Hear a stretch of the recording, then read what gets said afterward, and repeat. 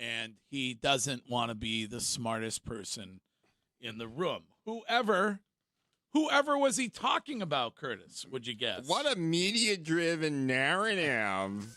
I think the media-driven narrative was that they couldn't play together. No, that Jason Tatum was in fact silent because he was the one behind the scenes pushing for the trade to be consummated. But it was also that they couldn't play together.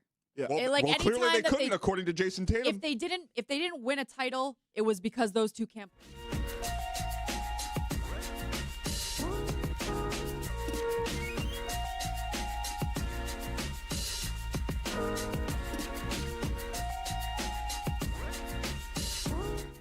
About Jaylen Brown. And can we go back to the Al Horford comments about how weird it was? I don't know the exact verbiage he used. He said the reason he left was not about money, essentially, to paraphrase. That it was dysfunctional behind the scenes.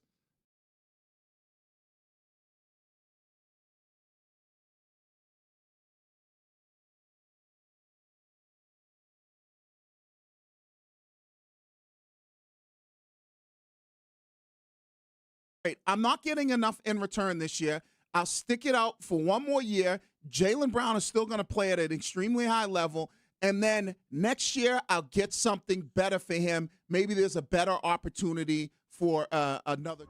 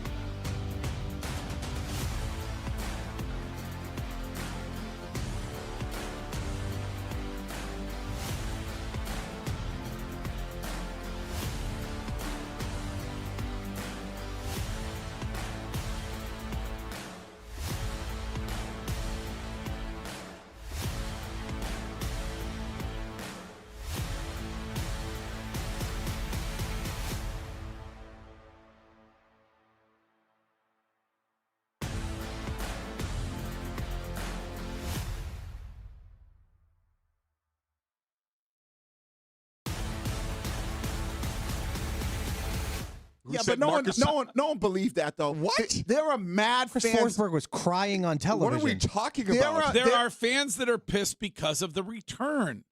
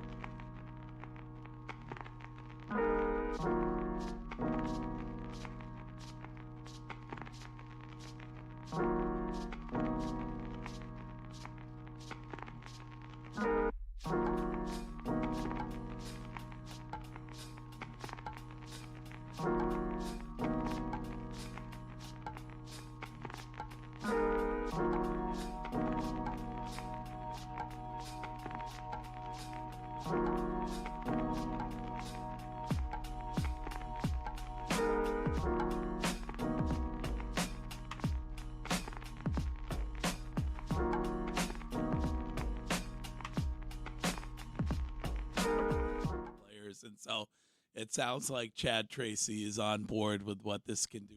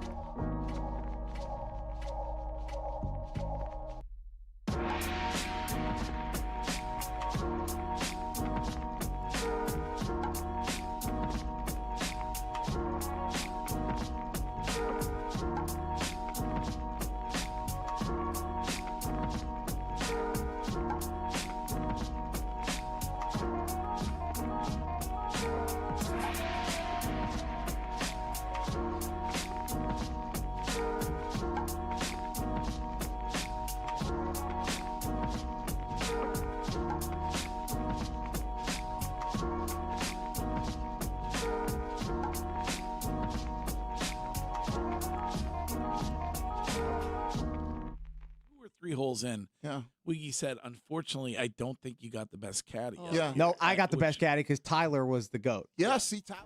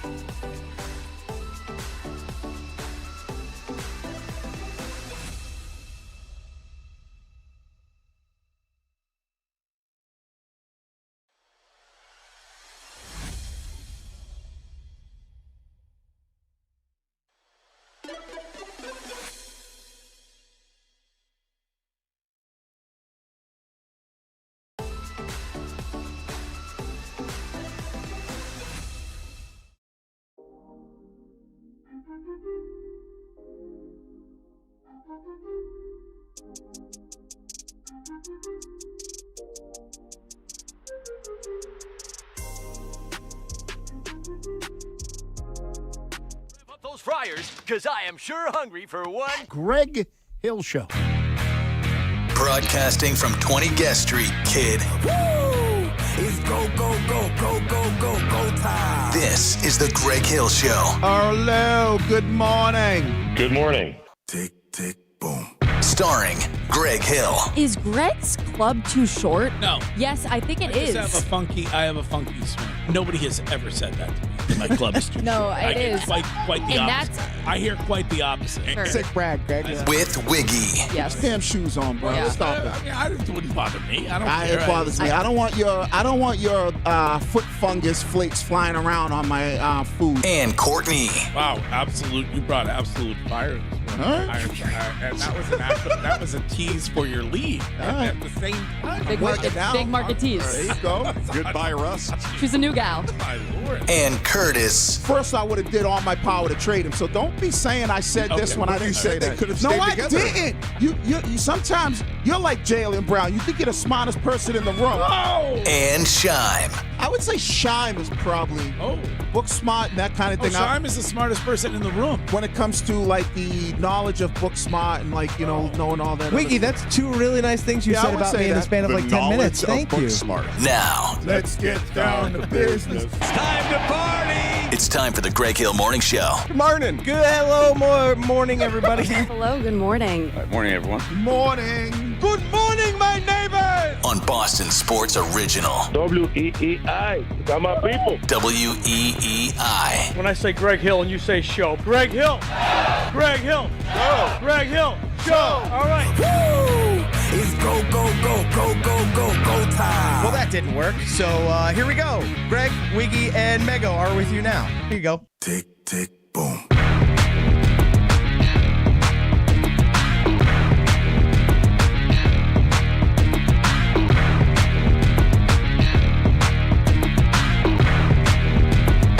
What's going on, everybody? Good morning. What it do? How you doing, Wiggy?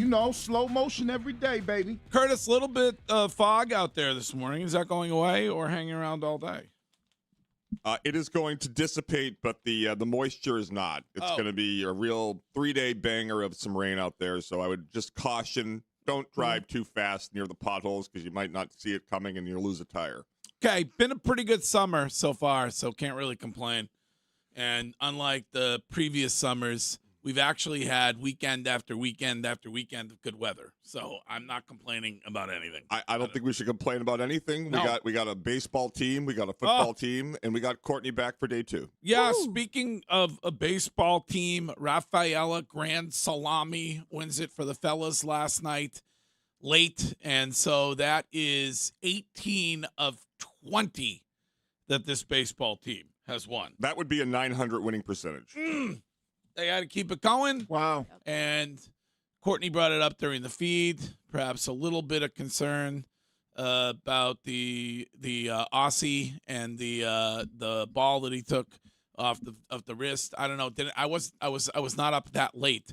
Did he scream "crikey" when it happened, or He did. Yeah. Did he happen to say "tie me kangaroo down" at any point when he was hit last night? Well, Courtney does have an affinity for the accent. as I we do. learned. I True, do. I was yes. just thinking the same exact thing, Curtis. Yeah. By the way, Courtney, what's up with the lighting this morning? I can barely see you on Twitch. I know. Mitch is trying to fix it. He knows that the lighting's weird. You were with the captain last night, Greg. Yes, I was celebrating the birthday of DMs, which is actually today. So right off the bat, hello, good morning. Sound asleep when I left, so she and Bullet sound asleep. But it'll be a full. You didn't do the preemptive dog walk on her birthday? That would have been a really nice gift, Greg. No, I had trainer Dan yesterday, Curtis, and steps in the afternoon. I'm saving my steps until this afternoon. Got it. I can't go back to back to back when it comes to workouts. She shares her birthday with Glorilla. Besides your really? children, Yeah. she is the best thing to ever happen to you. Oh, All right. wow. Yep. Oh, I thought that was Wiggy. I Close thought- second. Okay. Close second. All right. Besides your Well, children. All right. I would agree with you, and happy birthday, Linz. It'll be a There you go. full week of celebrations. Well deserved. Yes. Enjoy it. Yes. Are you gonna die? Red Sox, according to Alex Spear, dangling Trevor Story and Marcelo Meyer out there. All right. As perhaps a little bit bait when it comes to the next move that they might make. I can't. What do you think you could get for either of those guys? I mean, I would assume that maybe if you combo the two of them, I mean, Trevor Story's going to be back, and it's not a. I mean, it's a what is it? A groin thing that he's got or sports hernia? Yeah. So I mean, he's gonna recover from that. I mean, I guess if I was looking at it, I would say perhaps he peaked last season here, and the numbers are not going to be the same going forward for him. Right. And then who knows? Marcelo Meyer maybe is a change of scenery guy. Yeah, I think that somebody might be willing to invest in. I don't know. I think I think you're right about Meyer. It's more of a change of scenery. It just didn't work out there. And he's so young. The relationship that he kind of had with Alex Cora got off to a little bit of a rocky start, and so maybe it's just like. But Chad Tracy was his manager in Worcester. Yeah, I know, but I think by that time he was already broken. But he would just be going to a different manager in a different place. Yeah, that's a change of scenery, Pot. Okay. Yeah, I mean, I think if you trade Meyer now, it's more of a separate him from Roman Anthony type of thing. Yeah, I would agree with that. Like and it's not like I was whispered about this or not, but I think the intention is to get him out of here. Right. Like I think they. Do they think he's a bad influence on Anthony? I wouldn't know, but I mean, if I had to guess, I mean that's what I'm.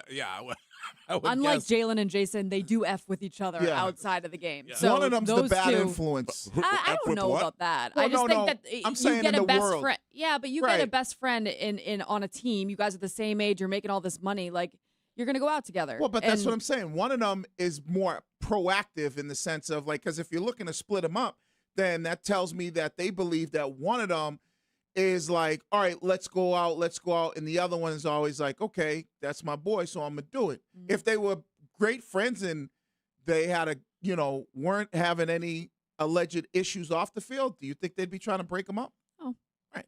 So they believe. I just don't know if one's the bad guy. Well, but they believe one is a bad influence. You right? I That's think the that- purpose of breaking them up. I don't know if they feel. Maybe they feel like they have to break the two of them up. Okay. And they feel like Roman Anthony is the player with more potential. Yes. Or Right. I think that might be what it Well, is. I'm asking the question: why do they believe they have to break them up? That would be pure speculation. Right, and my speculation is that they believe one of them is a little bit more of an influence on the other. Perhaps, yes. Were there any bad influences on you when you were playing anywhere in the NFL? No, because were you a bad influence on anybody else? No, because my boys weren't in the NFL. Whose idea was it to have the cruise to go on the cruise? It wasn't my idea. It wasn't your. No, it wasn't my idea. Okay. I don't know whose idea it was. Who brought the cooler? Like who packed the cooler and who brought the cooler? That was so long ago. What about the Uncrustables? Even if I could remember, I probably wouldn't say nothing. But that was so long ago, I don't remember. Just like a regular cruise ship. But that's what happens when you get a bunch of athletes on a boat together. Yeah, what would you expect? Right. Beautiful day on the water. From what I hear, the people that were working there were so happy. Oh. Really? Oh, they were happy with their tips and they were happy with everything. Like the captains? You're talking about like the crew or like the crew, like below deck. Yeah, like the crew. They were No so other happy. workers. Yeah, like they were so happy. But then something changed, and All right, this is Paul from Quincy. Shime, I think you're gonna have to bring Paul up because, of course, the mouse is not working. Why would it be working to start the show in the new studio first thing this morning? Hello, Paul. Hey, good morning, everyone. How you doing? What's up, Paul? I just wanted to give you a quick call, Greg, and congratulate you on your lady's birthday. Go ahead, Paul. I'm ready. I was ready for this when I walked in. Go ahead.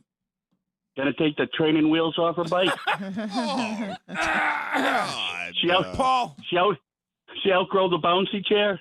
Paul, she is advancing well into her 30s, so we can knock that off. I don't think that would be something she'd want to wake up to. Oh yeah. Well, see, then I'm forced to defend myself, and then I say something that's going to get me in trouble with Lindsay. Right. I would just say, don't hate love, Paul. Yeah, Paul, you should be so lucky. somehow we found love in a hopeless place. All right. The two of us. No, do not rejoin with it. No, Oh, Sean, come on, don't that get song's any a ideas. banger. Don't- So good. How do you feel? Here's a text message. How do you feel about Steph Curry to the Boston Celtics? Love it. Of course you do. Love it. Ain't happening, though. Yeah. Ain't no way Golden State's moving on from Steph Curry. But Yeah. I would love it in a heartbeat. But Brad, sometimes it doesn't seem like Brad's smart enough to make that move. Well, would you have preferred the deal that it sounds like he was talking about with them for Jaylen Brown, where it was four first rounders, Mm-hmm. and then Golden State said no on it, which I think tells you a little bit about the interest that some teams had in Jaylen Brown. But would you have preferred that over what they ended up getting? No. Okay. No, if you don't get Giannis, you don't care about draft cap. Nope. It was Giannis or bust. That's with you. it. Giannis, so you know what? We run it back for one more year, and then we try to ship you off at the end of next season. I heard back from the one of the Celtics media czars, Christian Magliola, yesterday. I've been asking for Brad Stevens to join the show before the season. He said he's working on it. So All right. that would Really? be so we'll see. Okay. So many questions for him. Yeah. Resbot will be on the show Thursday, which I am very excited about. So, Red Sox front office report with Craig Breslow as he continues to wheel and deal. Good morning. In season, have you seen a bigger 180 on a single guy in your time watching the Red Sox, Patriots, No. Bruins, or Celtics? He was working at Walmart a month ago. And now he might be the MLB executive of the year.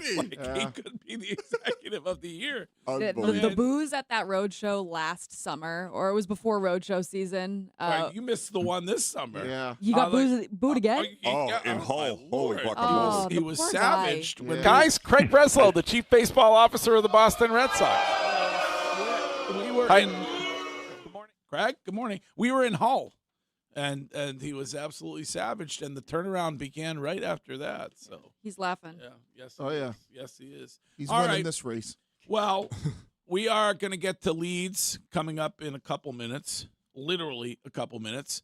Then they set it at 7:15. News with Courtney at 8 this morning. That includes the dumbest of the day and why you should never trust the company trust retreat. You know those retreats where they say you can say anything and do anything? You never trust the company trust retreat. The trust tree is never fully trustworthy. Right. And then Hill Notes at 9:30, so you can leave one of those now on the Odyssey app, and we will play the best ones back during the 9 o'clock hour. Leads in 2 minutes no longer on today's Greg Hill Show at WEEI.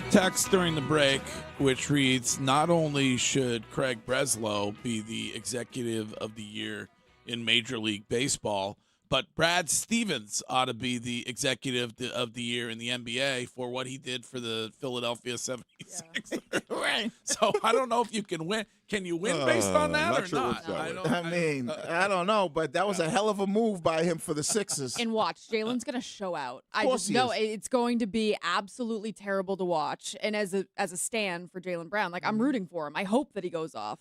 I don't care that it's Philly. Like they screwed him. They completely screwed him. They screwed him by Yes. by giving him $60 million a year and a max contract. You have to take the money out of it, though. You have to, because it's just why? the way in which he was treated while in Boston. He was screwed.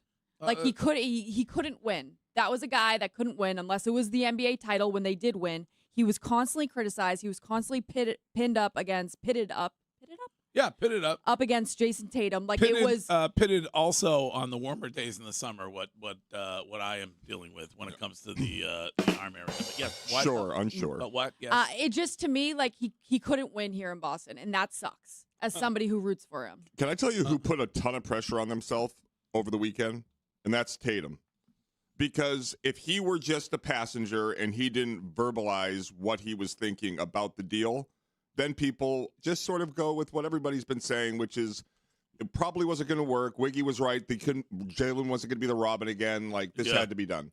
When you get out there and you're telling people and ripping him without saying his name, saying it was tough to work with the guy that was the smartest guy in the room. Know it all. Then you are saying that at the very least you were good with this deal. I don't know whether you forced it or not yet, but you certainly were fine with the deal being done. So now you can't say, oh, we're 40-40, but we missed Jaylen Brown. Yeah, we had this discussion a week and a half ago, but we probably need to have it again in light of new evidence, which you are bringing up.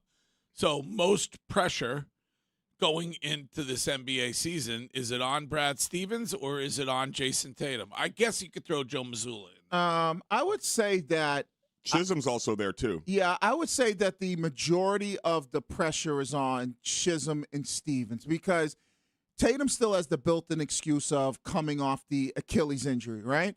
And now he'll obviously, if they, it's going to be more about, my opinion, the playoffs. So say they get bounced in the first round, it'll be, you know what, Stevens, if you would have kept Jalen and you would have kept them two together and that kind of stuff. But I think he'll really be judged after next season when he's fully healthy. But I think it's really more Brad and Chisholm because it's going to be, you did this because of what, money? That's what everybody is going to say. I think now people might say that he did it because the two of them were at a point of no return relationship-wise. So I think that when Jason Tatum spoke up over the weekend and said what he said, right? I think that there are probably fans who look at it and go, all right, team really had no choice. You had to move Jaylen Brown. You could say their relationship is the Achilles for the front office as Tatum's Achilles is for his on-floor performance. That the ownership can fall back on. They were never going to coexist again. We had to make this deal. The rest of the NBA knew we had to make this deal, which is why we couldn't get the right package in return. And they should blame themselves because, to Courtney's point, they're the ones who pitted them up against each other. They're the ones who every single time was. And I know that they. How did they pit him? I don't want to get into an argument. No. I think it's just the way that I think behind the scenes and in front of the scenes, from what we know as fans, it came across as they viewed Jason Tatum as the better player, and he is. But that becomes an issue when you do that for a guy who's who has a sensitive ego. I also think that it does fall a lot on Brad Stevens, who I really like, but the way in which he talked about Jaylen Brown to media, to the public constantly, and especially when it came to trade rumors, I don't necessarily, now looking back on it, think that the same conversations were happening behind the scenes. Back then, I was like, oh, it seems like, Brad Stevens says, I talk to Jaylen Brown all the time. I tell him exactly what's going on. He and I are on the same page. The way in which Jaylen Brown has spoken since being traded, it seems like they were not on the same page, or that Jaylen feels like maybe he was lied to a lot of the time. Well, they weren't on the same page because he wanted to be the guy. He believed that he was the alpha. He believed he's the best two-way player in the world. He believed that they should choose him over Jason Tatum. Right. Like, he believed all those things, so it was never going to work out, in my opinion. But can't you make the argument that Jaylen Brown had a leg to stand on? Of course. Look at last season. Yes, and then he dribbled off it. Oh. But go ahead. What? Shime's busy doing something. No rim shot. So that's him from the foul line. But Jaylen Brown had a great regular season, and in Game 7 he was there. Tatum wasn't, and we don't know what this team is for an entire year with just Tatum and no Brown. We saw what it was with Jaylen Brown and no Tatum, and it was very good. Yeah, I mean, he was in the MVP vote race all season long. So the problem is when you, to kind of Courtney's point, you always made it seem like they were equal in the sense because you always said, "Oh, Jaylen." The two J's. Yes, you always made it seem like they were equal, but you were trying to trade them, and then you'd come out and say publicly, "He's our guy." You know, it's about these two. We want to build around these two. And I'm with you, Courtney. I believe behind the scenes they weren't keeping it real with Jaylen. Okay, well, it will be interesting to see, certainly. Shime, let's get going with some leads. This is the Greg Hill Show. Time now for the lead.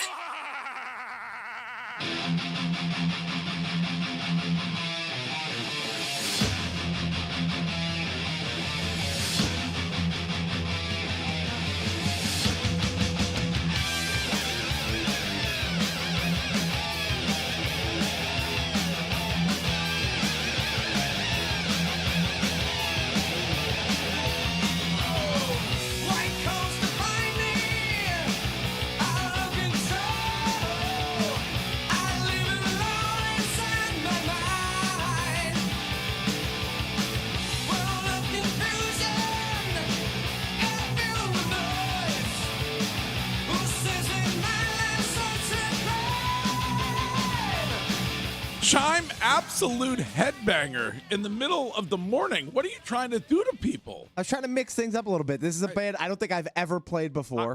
I don't know the artist. Like, you have stumped me this morning. It sounds like is it Dio by any chance? Not Dio. No. Okay. From what I read, they're one of the four pillars of early metal. 4 pillars of early metal. Yep. Pantera. Obviously, that includes Megadeth and Metallica, and this Yes. was considered one of the other ones, according to what I read. What letter does the band name start with? A. A, is that Anthrax? It is Anthrax. Okay. Don't know the song, but very interesting. It was their most popular song on Spotify. Huh. So. Okay. All right. Leads today brought to you by Subaru. Subaru summer is finally here. You can get details at SubaruofNewEngland.com. Good morning, Shime. Good morning, Greg. One of the interesting things I've been watching, we talked about it briefly on Friday, is the offensive line at training camp. And one of the things that is immediately noticeable, and is kind of what I expected, is that Morgan Moses is on basically a certain plan, if you will, that they don't want to overwork him. They don't want to get him too tired, which is kind of what I expected. But then right away, you see Caleb Lomu getting tackle 1 reps, not yesterday, but 2 days ago. Moses was back yesterday. He'll probably be in there today, I guess, and then have the day off Wednesday is kind of my assumption there. They have him on a very strict maintenance plan so that they don't overwork him because, he's much older than basically everybody else on the team, which makes sense. It was kind of a similar thing last year. I kind of expected it this year, but I'm interested to see Caleb Lomu get more reps. I didn't like the pick. I still don't like the pick, especially now what's happened with Gabe Akis being on NFI, and I don't even know, is he going to be medical redshirted this year? I'm not really sure what the situation is with him, so I still don't really like the pick, but at least they've already made it. There's nothing we can do about it now. So seeing Caleb Lomu get out there, get some first-team reps in an instance where a guy like Morgan Moses goes down with an injury, he would be able to slide in and fill in with depth. Okay. Wiggy, you feel the same way as Shime does? I feel like this is going to be not a redshirt year for Lomu, but I think he's going to be the jumbo tight end, the extra tackle when they need to, because I think it's ultimately going to be Campbell and Moses. So he's on a year where he's just going to be a versatility guy that kind of moves around, and he's your blocking type of tight end. For me, my focus is on the edge because I think every other position, and I heard Jones and Keith talking about this yesterday. They were talking about linebackers. I feel comfortable with the linebackers. I feel comfortable with the secondary, the O-line, the tight end situation. You know, I'm fine with it.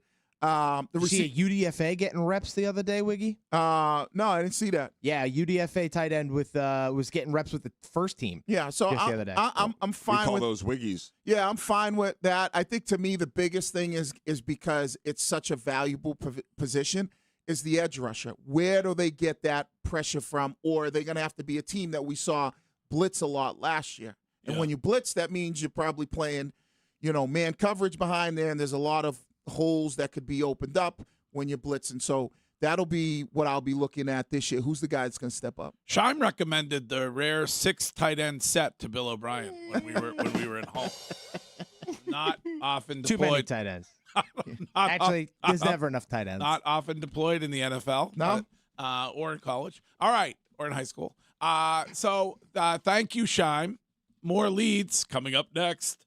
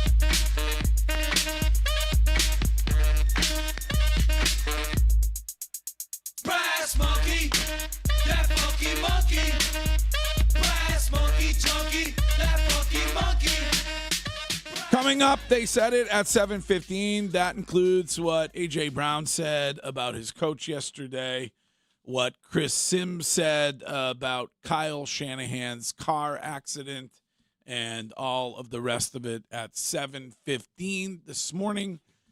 With the fog out there, can we open the Window World of Boston weather window for Curtis, please? All right, Curtis, a little bit of a pain in the you-know-what on the highways and byways this morning, maybe because of the fog, but that's going away later. That's right. Just a quick observation. You ever notice if we have hurricanes, it means that our world is ending, but if we don't have hurricanes, we just don't talk about it? I have noticed that, yes. Very interesting. Yeah, it just a quick aside. I believe it is hurricane season. Yep, they're predicting a far below average one, but you won't read that on the front page of the Globe. Okay. Because if it's global warming that causes them, then it has to be the global warming that caused below average. But, what do I know? I'm just an idiot. Yeah. 80 degrees is the high this afternoon. Some sun giving way to clouds and humidity will be present today, tomorrow, and Thursday. There'll be a passing shower this afternoon. Tonight, a couple of more showers. And then tomorrow, we're looking at about 1 inch to 2 inches of rain in the vicinity.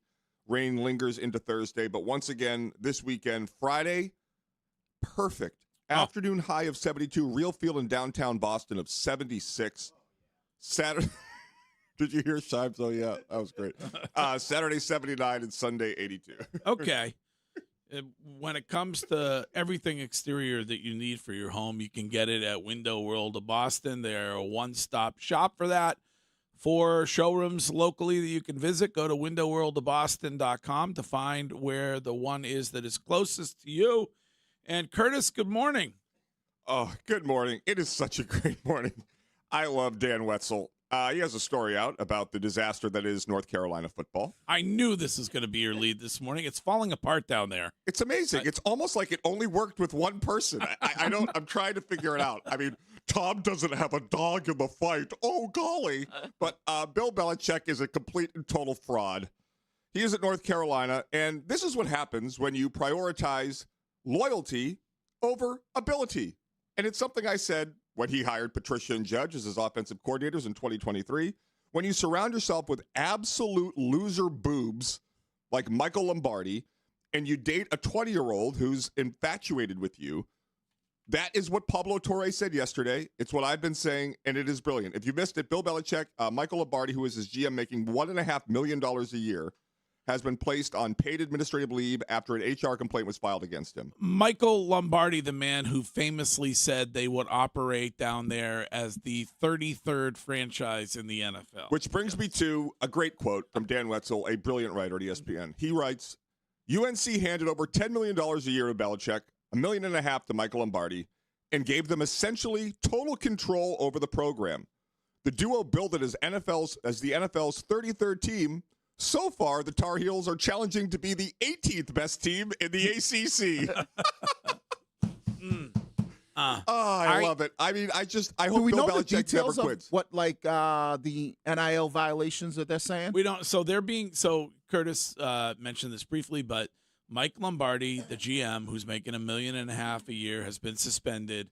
They're doing an investigation based on an interaction with and it's an HR investigation based on an interaction with a front office employee. Okay. So former employee, That's just a crock of crap. We can guess what's going on there. And then they are being investigated by the NCAA when it comes to some sort of violation. NIL payments or there's also there's a corollary that could be related to gambling. It's a very wide net that agency has. So we don't know. It's weird. Has this tarnished the legacy of Bill Belichick? Outside of this region, it's been tarnished for a long time. As far as, I think he's always going to be viewed as the greatest coach in NFL history. I think he's going to be looked at as he just wasn't able to adjust to the college game. So similar to how Nick Saban's looked at. Meaning that the opposite. Nick Saban was not able to adjust to the pros. Right, but Bill just can't coach in college. Right. Nick Saban is viewed as the greatest college coach ever, but when he was in the pros, he wasn't able to adjust. I don't know if it's a college thing, though. Like, if Bill Belichick went to another NFL team right now, I don't necessarily know if he'd be able to win over that team. Exactly. No, Courtney, is what I just said it was. You're saying right now. This is, again, like how I feel about Jaylen Brown, there was a period of time where I was like this about Bill Belichick, like a Bill Belichick apologist. I just think that it was time for him to step away from the game and move on from coaching. And I think his ego got in the way. But he hasn't just been bad without Tom. He has been a dumpster fire disaster. Look at Cleveland. Look at the Patriots before Tom. Look at the Patriots when he left. Look at North Carolina. When you prioritized undying loyalty over the ability of the people around you, you end up like this. That's just a fact. Like, I don't know why people refuse to see the obvious that is right in front of them. He is the most brilliant defensive mind in the history of the NFL, bar none. Well, he had 2 bad years without Tom. Let's keep it real. Like, he had 2 bad years without Tom. I mean, he didn't win a Super Bowl. He had 2 bad years without Tom. 2000 wasn't a bad year? No. He went to the playoffs with Mac. Why am I drawing a blank? Mac Jones? Mac Jones. Yeah, he went to the playoffs with Mac Jones, and then he had 2 bad years after that, which, I think was the majority of was his doing and how he went about hiring Joe Judge and Matt Patricia. Not talking to the quarterback. Yeah, like that's all on him. I'm realizing or like starting to see like you're not built for college football. What about you 2020 with Cam Newton? 2020 was like COVID throwaway year. I don't count but that. Cam's our starting quarterback. I think I've said that. You think he could go back to the NFL and still coach? No, I didn't say that. Okay, so we're on the same page there. I don't know. I think like now he's looked at as like, maybe Bill, it's probably the best thing to you is for you to hang it up. What sucks is after the Dynasty came out, people were so on Bill Belichick's side and so against Kraft. That would have been a perfect time for him to say, you know what?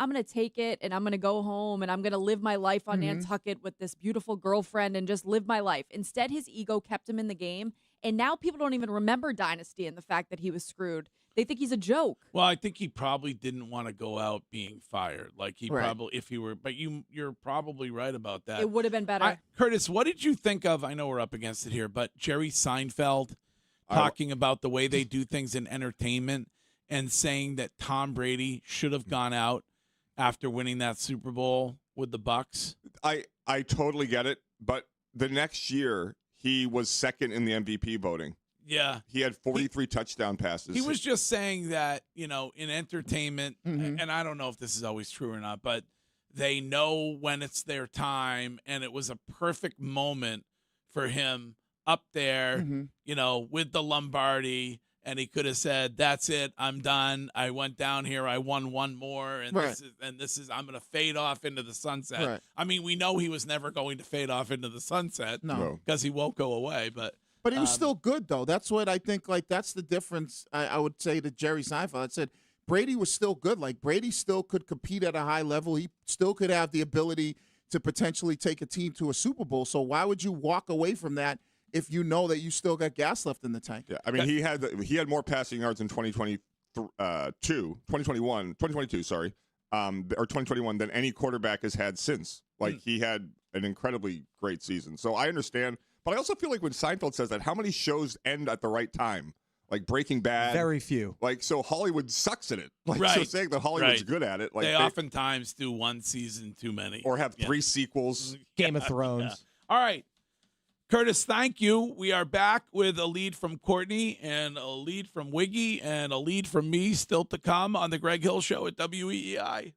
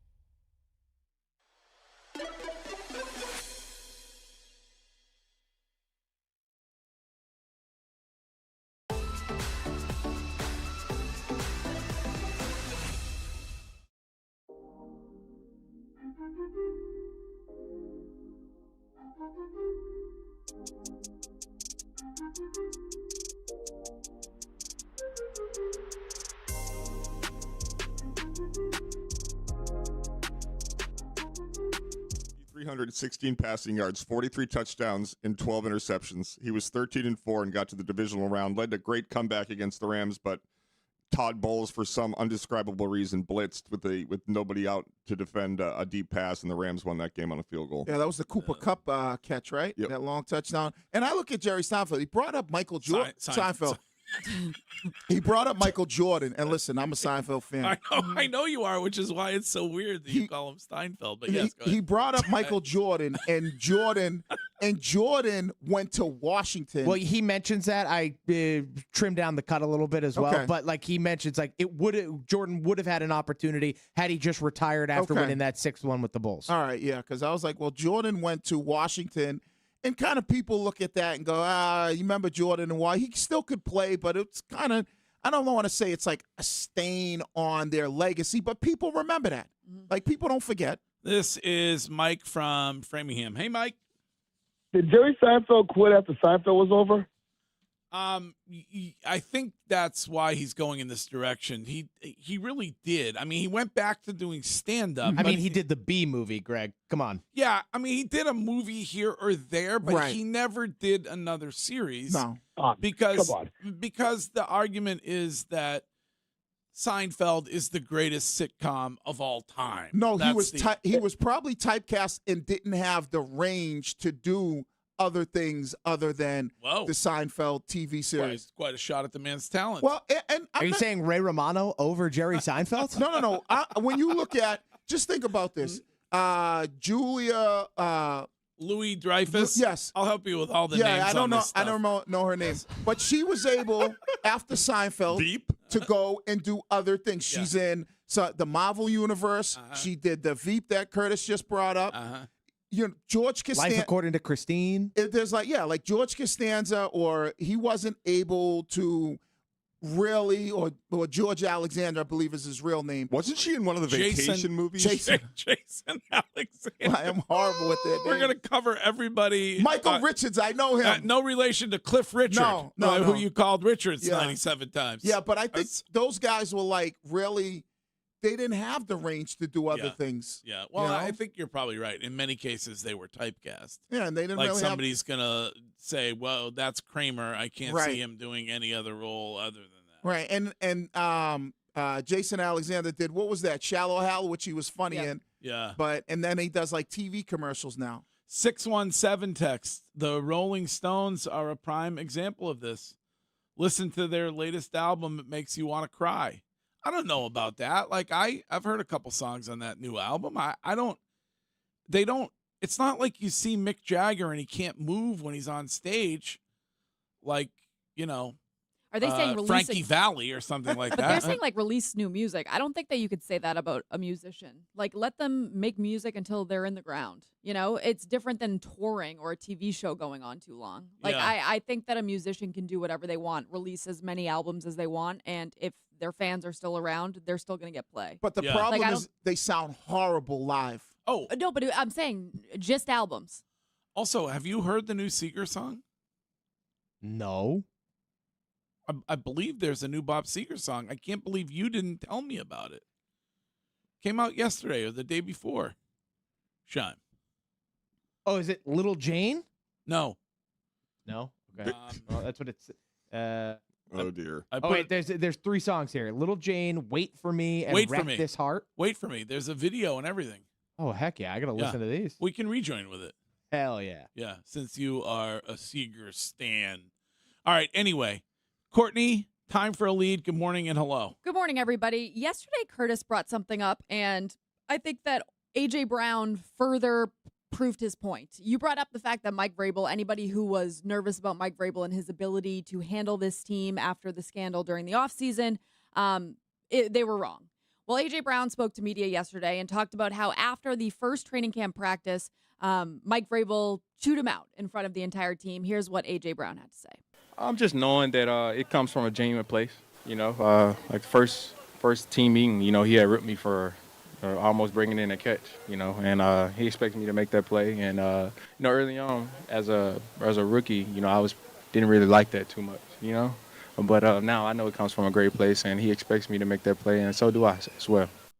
Now, if I'm sure everybody remembers, but AJ Brown and Mike Vrabel have a relationship, and they didn't necessarily get along in the beginning. So that's a form of respect that I think is only going to help other guys that may not have that relationship with Mike Vrabel yet. They're going to look at AJ Brown, look at a guy who's well known in the league, and say, okay, he understands Mike Vrabel. He knows if he's calling me out, it's for the better of the team. It's a Bill Belichick move because Bill Belichick used to do this. He used to call out the star players in front of the team. But I don't think it would land with a Bill Belichick right now like it does a Mike Vrabel. Okay, awesome. Thank you very much, Courtney. We will also hear from A.J. Brown with more on Mike Vrabel during They Said It. And I know, Wiggy, you say you can't read much into training camp, but does it look like Kyle Williams is going to be odd man out when it comes to receivers? That's what it seemed like yesterday. See, I've seen this before, not only as a player, but we've seen this here as fans, where a guy looks amazing in the preseason and training camp. He's getting all the adulation about how great he's having a camp, and then that guy gets released, and then the other guy you think like is gonna get released doesn't. So it's so hard to really like kind of put my finger on it. That's why I don't really take what I take stock in is like where certain guys are, who they're in the huddle with, are they getting reps at a specific position? Like those are the things that I look at. But, obviously I'm not down there every day, so I just have to take bits and pieces. And you know how people are down there. Like let Kyle Williams make one catch on the second team or the third team. They'll be talking about it for 2 days. Oh, what a great highlight it is. But if you're not with Drake May and you're not consistently with him in the huddle with their first group, then I look at it like, all right, there's a chance you might not make this team. Yeah. All right. Thank you, Courtney, and we will be back in 2 minutes, no longer, exactly 2 minutes, with the rest of today's leads.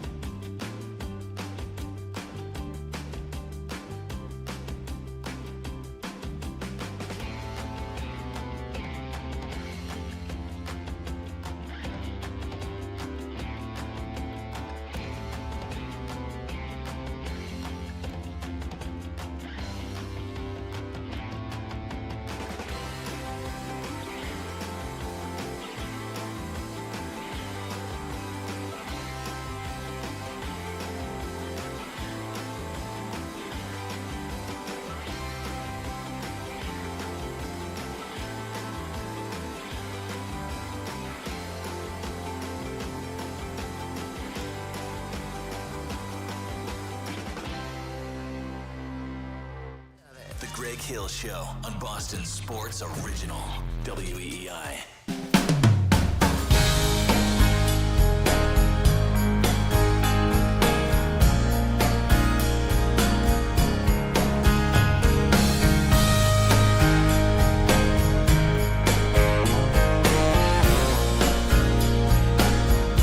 I will answer the will. I will leave with the time.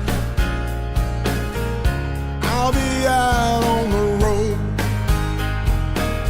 every chance I can ride.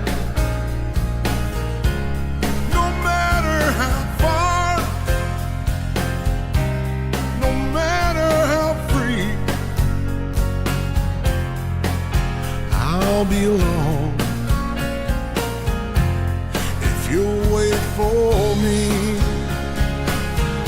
There'll be times when I'll ride. Now, that's a guy who hung it up at the right time when it comes to touring. For my taste, too soon. Like, I feel like he should still be touring. His last tour, Shime, was probably pre-COVID because I saw him at the Garden or the whatever it's what TD Bank, whatever it's called now. And he was still really, really good. He could still do a tour now, but he won't. One of the great regrets of my life is that I was never able to see Bob Seger live. Yes. Yeah. Wow. Yeah. Yeah. There's YouTube. Yeah. Yep, you're right. Trust me, I'll go relive it. Not the same. Not He looks good for 81, though. Yeah. And he can still sing. Like, it's not a vocals issue by any means. It's probably more so just an age thing. What's his Whoop score, Greg? What do you think? I would have no idea. I'm 65. guessing. I mean, I haven't checked mine yet this morning, but probably improved after an intensive workout with Trainer Dan yesterday. Ooh, half hour? We went probably close to 40 minutes and then, 20 minutes of stretch at the end, Curtis. There you go. I mean, the stretch is so important as Really we is. age, honestly.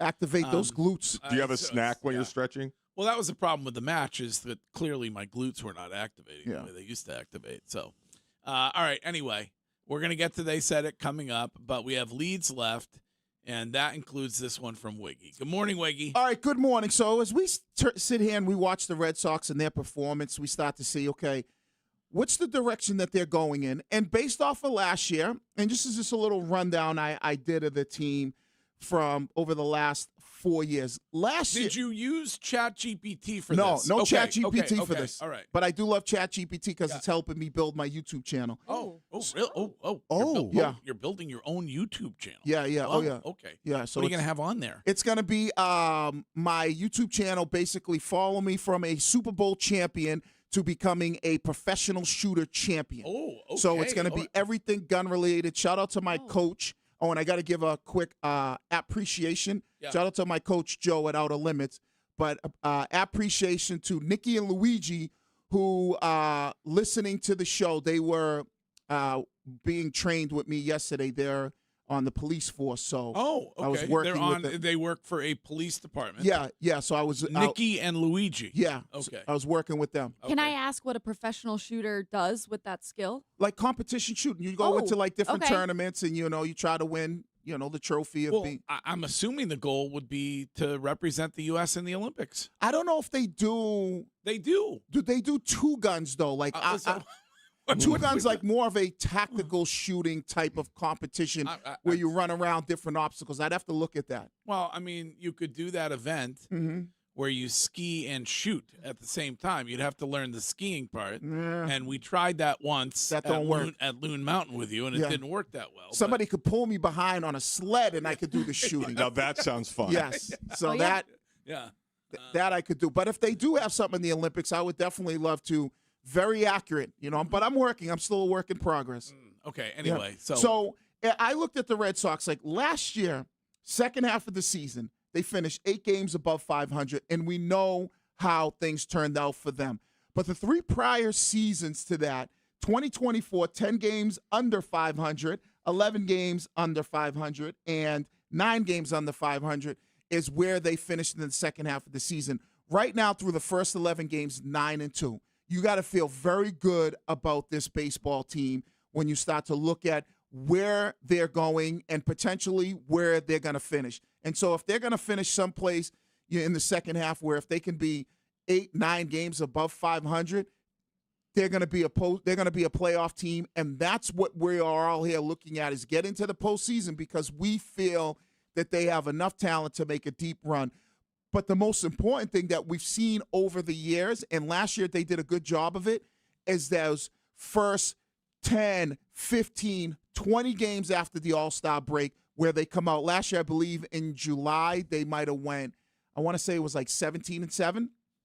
And so if you kind of look at where they are this year and the way that they're performing the second half of the season, which has been their Achilles heel for the past several years, they're in a great position to make a lot of Red Sox fans extremely happy, especially knowing how the beginning of the season started. Well, after last night's win, they have won 18 of the last 20. Yeah. So hard to argue with the fact that this team is on a bit of a run. So. And they're a good team now. I don't think it's like – I remember we were – where the hell were we? Was it Connecticut when we were talking about people just are still not sold on this team? Yes. And I don't if you're looking at what they've been doing, they are now a good baseball team. They've won the series against Tampa. They've won the series against Baltimore. They've won. It looks like they're gonna. There was the Oakland series that they're in now. Yeah. So if you look at how they've been able to perform after the All-Star break, and prior to that, this is a good baseball team. Well, and it sounds like Breslow is not done cooking. No, so he's still in the kitchen. Yeah. Mm-hmm. So I mean, nothing they've done, Wiggs, has been something that you think is not something they can replicate. Right. Right. But there's been a lot of people, Curtis, that are like, I'm still not sold. It's like, it's like, what's not selling you? Right. Good morning. Yeah. Well, I mean, I think the question becomes, and Curtis, I hate giving him credit, but he's been talking about the need to get another arm.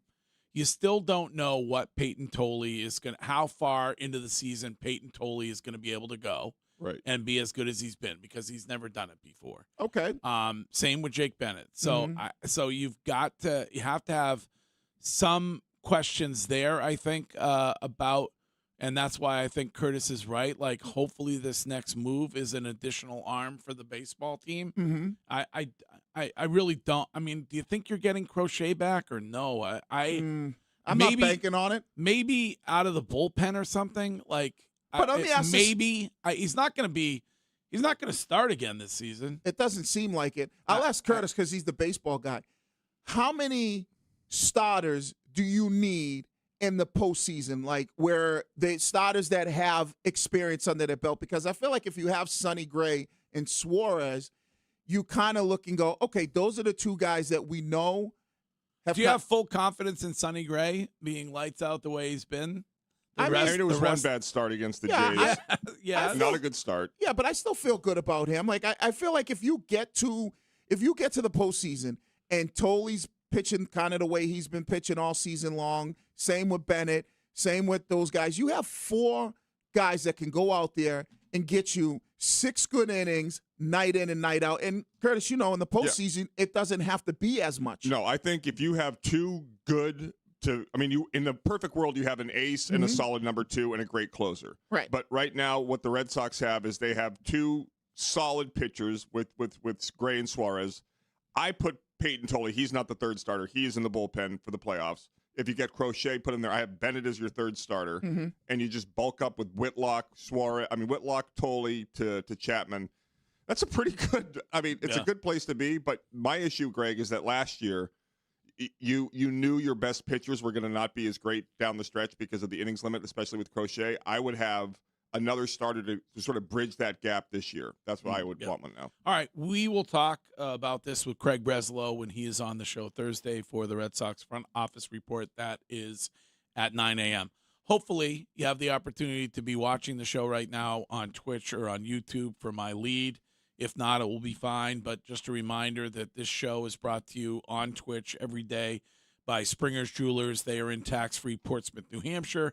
And Friday and Saturday, it is their summer faux pay showcase. And that is beautiful handcrafted Italian gold from faux pay at Springer's. So federal authorities are looking for a dude in California who decided to taunt and then kick a sea lion. So if you happen to be watching this on Twitch or on YouTube, then you can see what a jackass he is, because first and foremost, I'm assuming that he's doing this for the likes, which is what everybody does everything for now. Secondly, would you ever go near a sea lion or any other wild, angry animal, be they from the ocean or from the woods? No. This guy's the worst. Like what? I wish that this sea lion took him down into the ocean and drowned him. That is terrible. Isn't it? Kicking him in the face. Yeah, like what? And so there's also somebody sitting there filming it for him. God, can we stop showing that? Who ought to be in jail.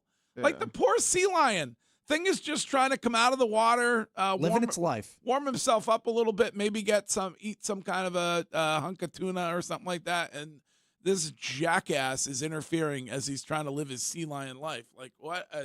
So they're trying to track the guy down, right? And they'll get him. Yeah, social media and the internet, whether it's Facebook, you get undefeated. They are undefeated. You get a good shot of their face, they gonna get them. But what's crazy is though, because that's California, right? Remember when we went to Frisco for the Super Bowl? Yes. I went down to that pier over there. Yeah. They are everywhere. Yeah. Everywhere, them sea lions. You hear them all night long, like making those calls and stuff like that. That makes it easier for beach sex. Nobody knows whether it's you or the sea lion. Yeah, I mean, you would be like, and they are everywhere. I was like, man, I had never seen so many sea lions. I believe they're protected too. Huh? They're protected as well. Somebody actually harpooned Wiggy while they were having beach sex. No, I am a bigger gentleman, so. Let me just say this. Having been now a card-carrying member of the Mystic Aquarium in Connecticut, those sea lions are the sweetest things in the entire world. So cool. They have this whole thing where they go, you're a sea dog, you do this pose. It's so awesome. It was electric. That person, if you're going to kick a sea lion in the face, you will be of no service to society. Like jail time, right? Definitely. Or throw him in like classless. Throw him into the sea lion tank and see how long he survives in there with all the angry sea lions. I know you get off that cuckoo juice, and then next thing you know, you're trying to get them likes. All right. Well, those are our leads. We will be back in exactly 2 minutes with They Said It, and we'll hear from A.J. Brown and Chris Sims and Seidon Rafaela after the Grand Slam last night. All that coming up next.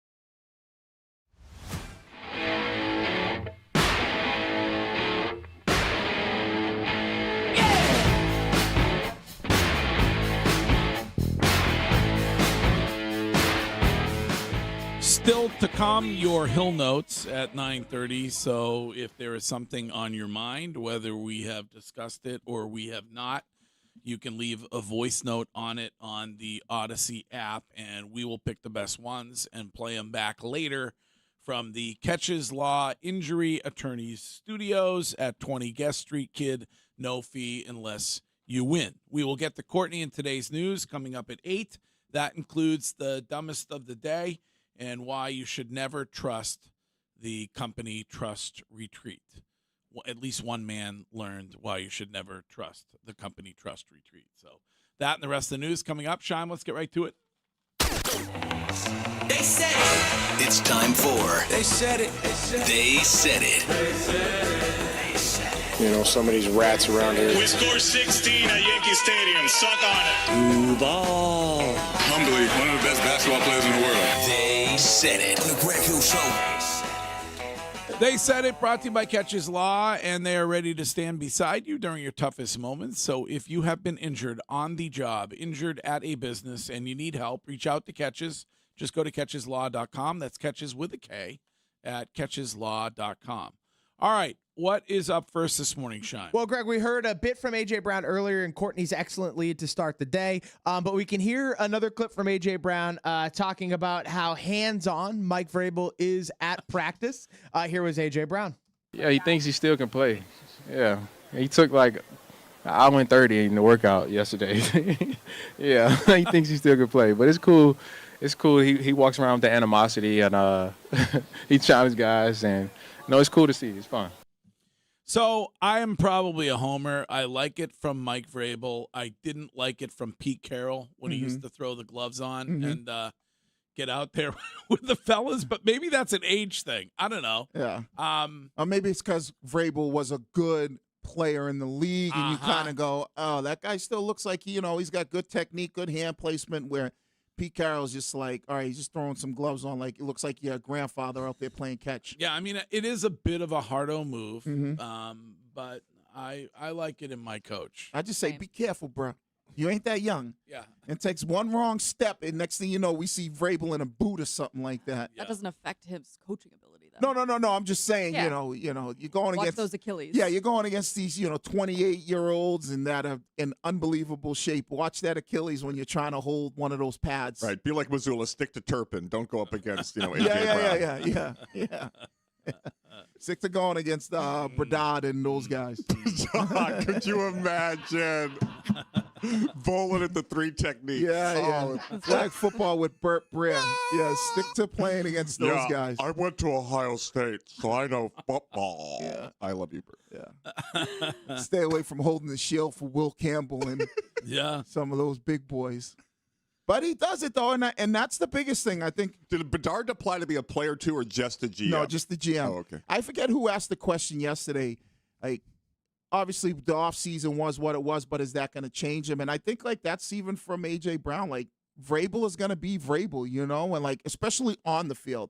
Coaching, his personality, that's not going to change who he is. And I think a lot of players at the end of the day respect that. I mean, Curtis was down there Saturday, so you know better than me, but it seemed like he was the number one person that everybody wanted to get an autograph from down there on Saturday. Did you see any of that footage? For Vrabel? Yes. Yeah, over definitely. there signing away like a madman. So I don't think any of that, whatever happened, I don't think it affected the way the fans look at him. What, Chime?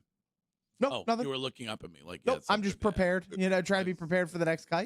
That's all. It was shocking. I said we saw Stacey James when we were up there, and I just said it's shocking how quiet it is. And he's like, "Don't jinx," But it is the team's there. You had Kraft make those comments before the first practice. Gonzalez was on the field after.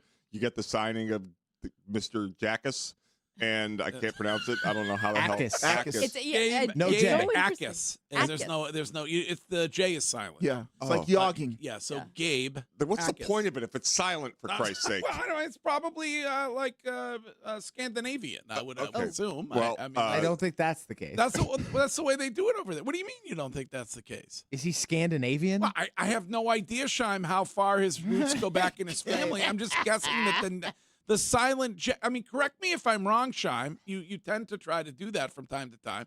I believe the silent J is a Scandinavian thing. Not all the time. Like, was it Jaime Jaquez? Right? Like that's it's not a full on J, but like there's some Southern American countries, I believe, that also kind of not quite silent, but more of a ha sound. Well, in Spanish, it's very often silent. Yeah. But I am, for whatever reason, I can't figure that. So Gabakis. It just depends on I guess it depends on where you're from and the way in which you say things. Like a lot of people around here, Scheim, refer to you as a yerk off. And so they don't. You're not getting a rim shot for that one. They don't pronounce the J in that case. I didn't know where you were going. So that. Good point by Rob on a golf course. Fjord, Scandinavian. Correct. The J is silent. Correct. All right. Fjord. Maybe he does got some Scandinavian in him. Yes. We should do a road show at IKEA.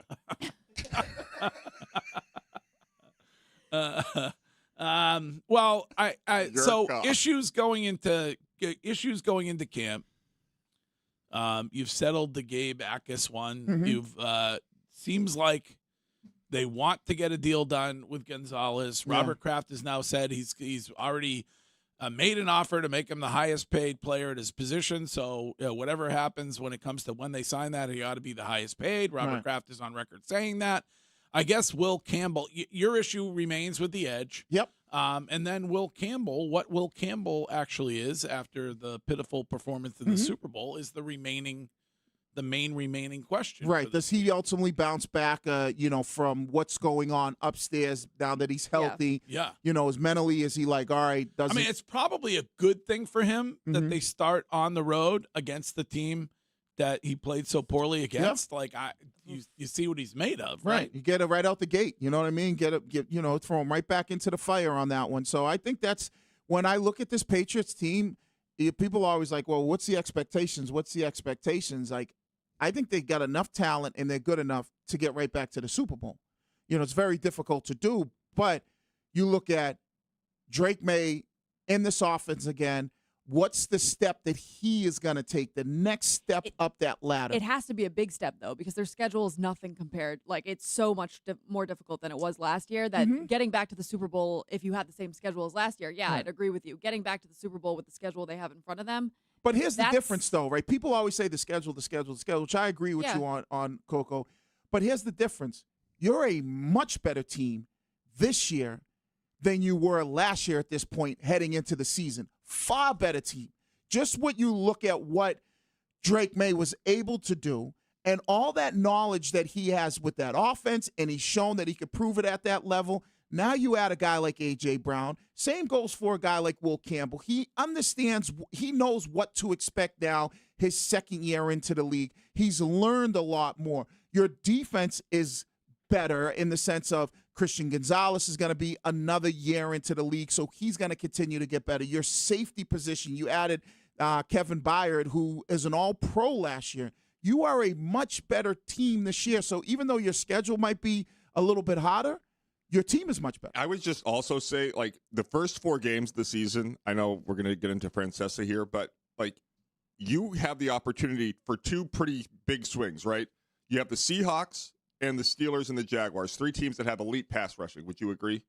T.J. Watt with the Steelers. Yeah, T.J. Watt's not the same no more. Yeah, But Steelers pass rush is not that Yeah, good. I would, not as good? Yeah, and I would Okay. say with Jacksonville, what's it still? Travion Walker. And, Trayvon Walker and Josh Hines-Allen. Yeah, they're solid. And the Seahawks, they lost one of their edge rushers. So, yeah, you're getting solid pass rush teams. So there is the potential that Will Campbell has a bumpy start if those teams play to their potential, if the Seahawks play they did in the Super Bowl. Or the Patriots go 3-1 by beating 3 out of the 4 of the Seahawks, the Steelers, the Jaguars, and at the Bills. You have 3 of your first 4 games are on the road.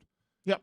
If you go 3-1 or even 2-2, it's a fine start. Then you have the Raiders and the Jets consecutively at home. Yeah, and then you get the Dolphins 2 weeks later. Like to me, like that is a pretty. Those first 6 weeks of the season, you should have at least 4 wins. We got to take a quick break. Rest of They Said It coming next. Hey, it's Joe with a scoop.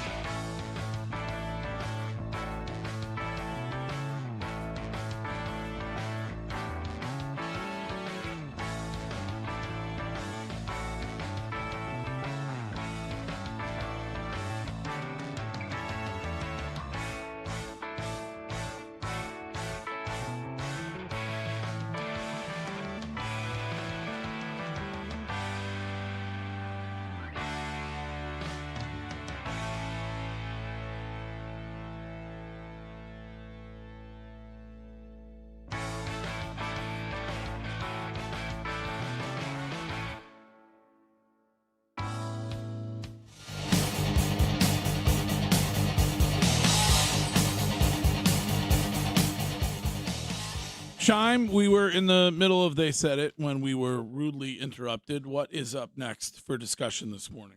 Well, Greg, we got news of the Kyle Shanahan car accident. Yes. Was that late Friday or over the weekend? It may have, I think it was Saturday, maybe, because they were alerting them before camp started that he was not going to be there. Then he ended up showing up, and we talked about it briefly yesterday. Correct, yeah. And so the accident happened a couple weeks ago, but we didn't find out about it until recently. And so Chris Sims, who is good pals with Kyle Shanahan, they have matching tattoos. Went on his podcast and talked about Kyle Shanahan's accident. We can hear from Chris Sims.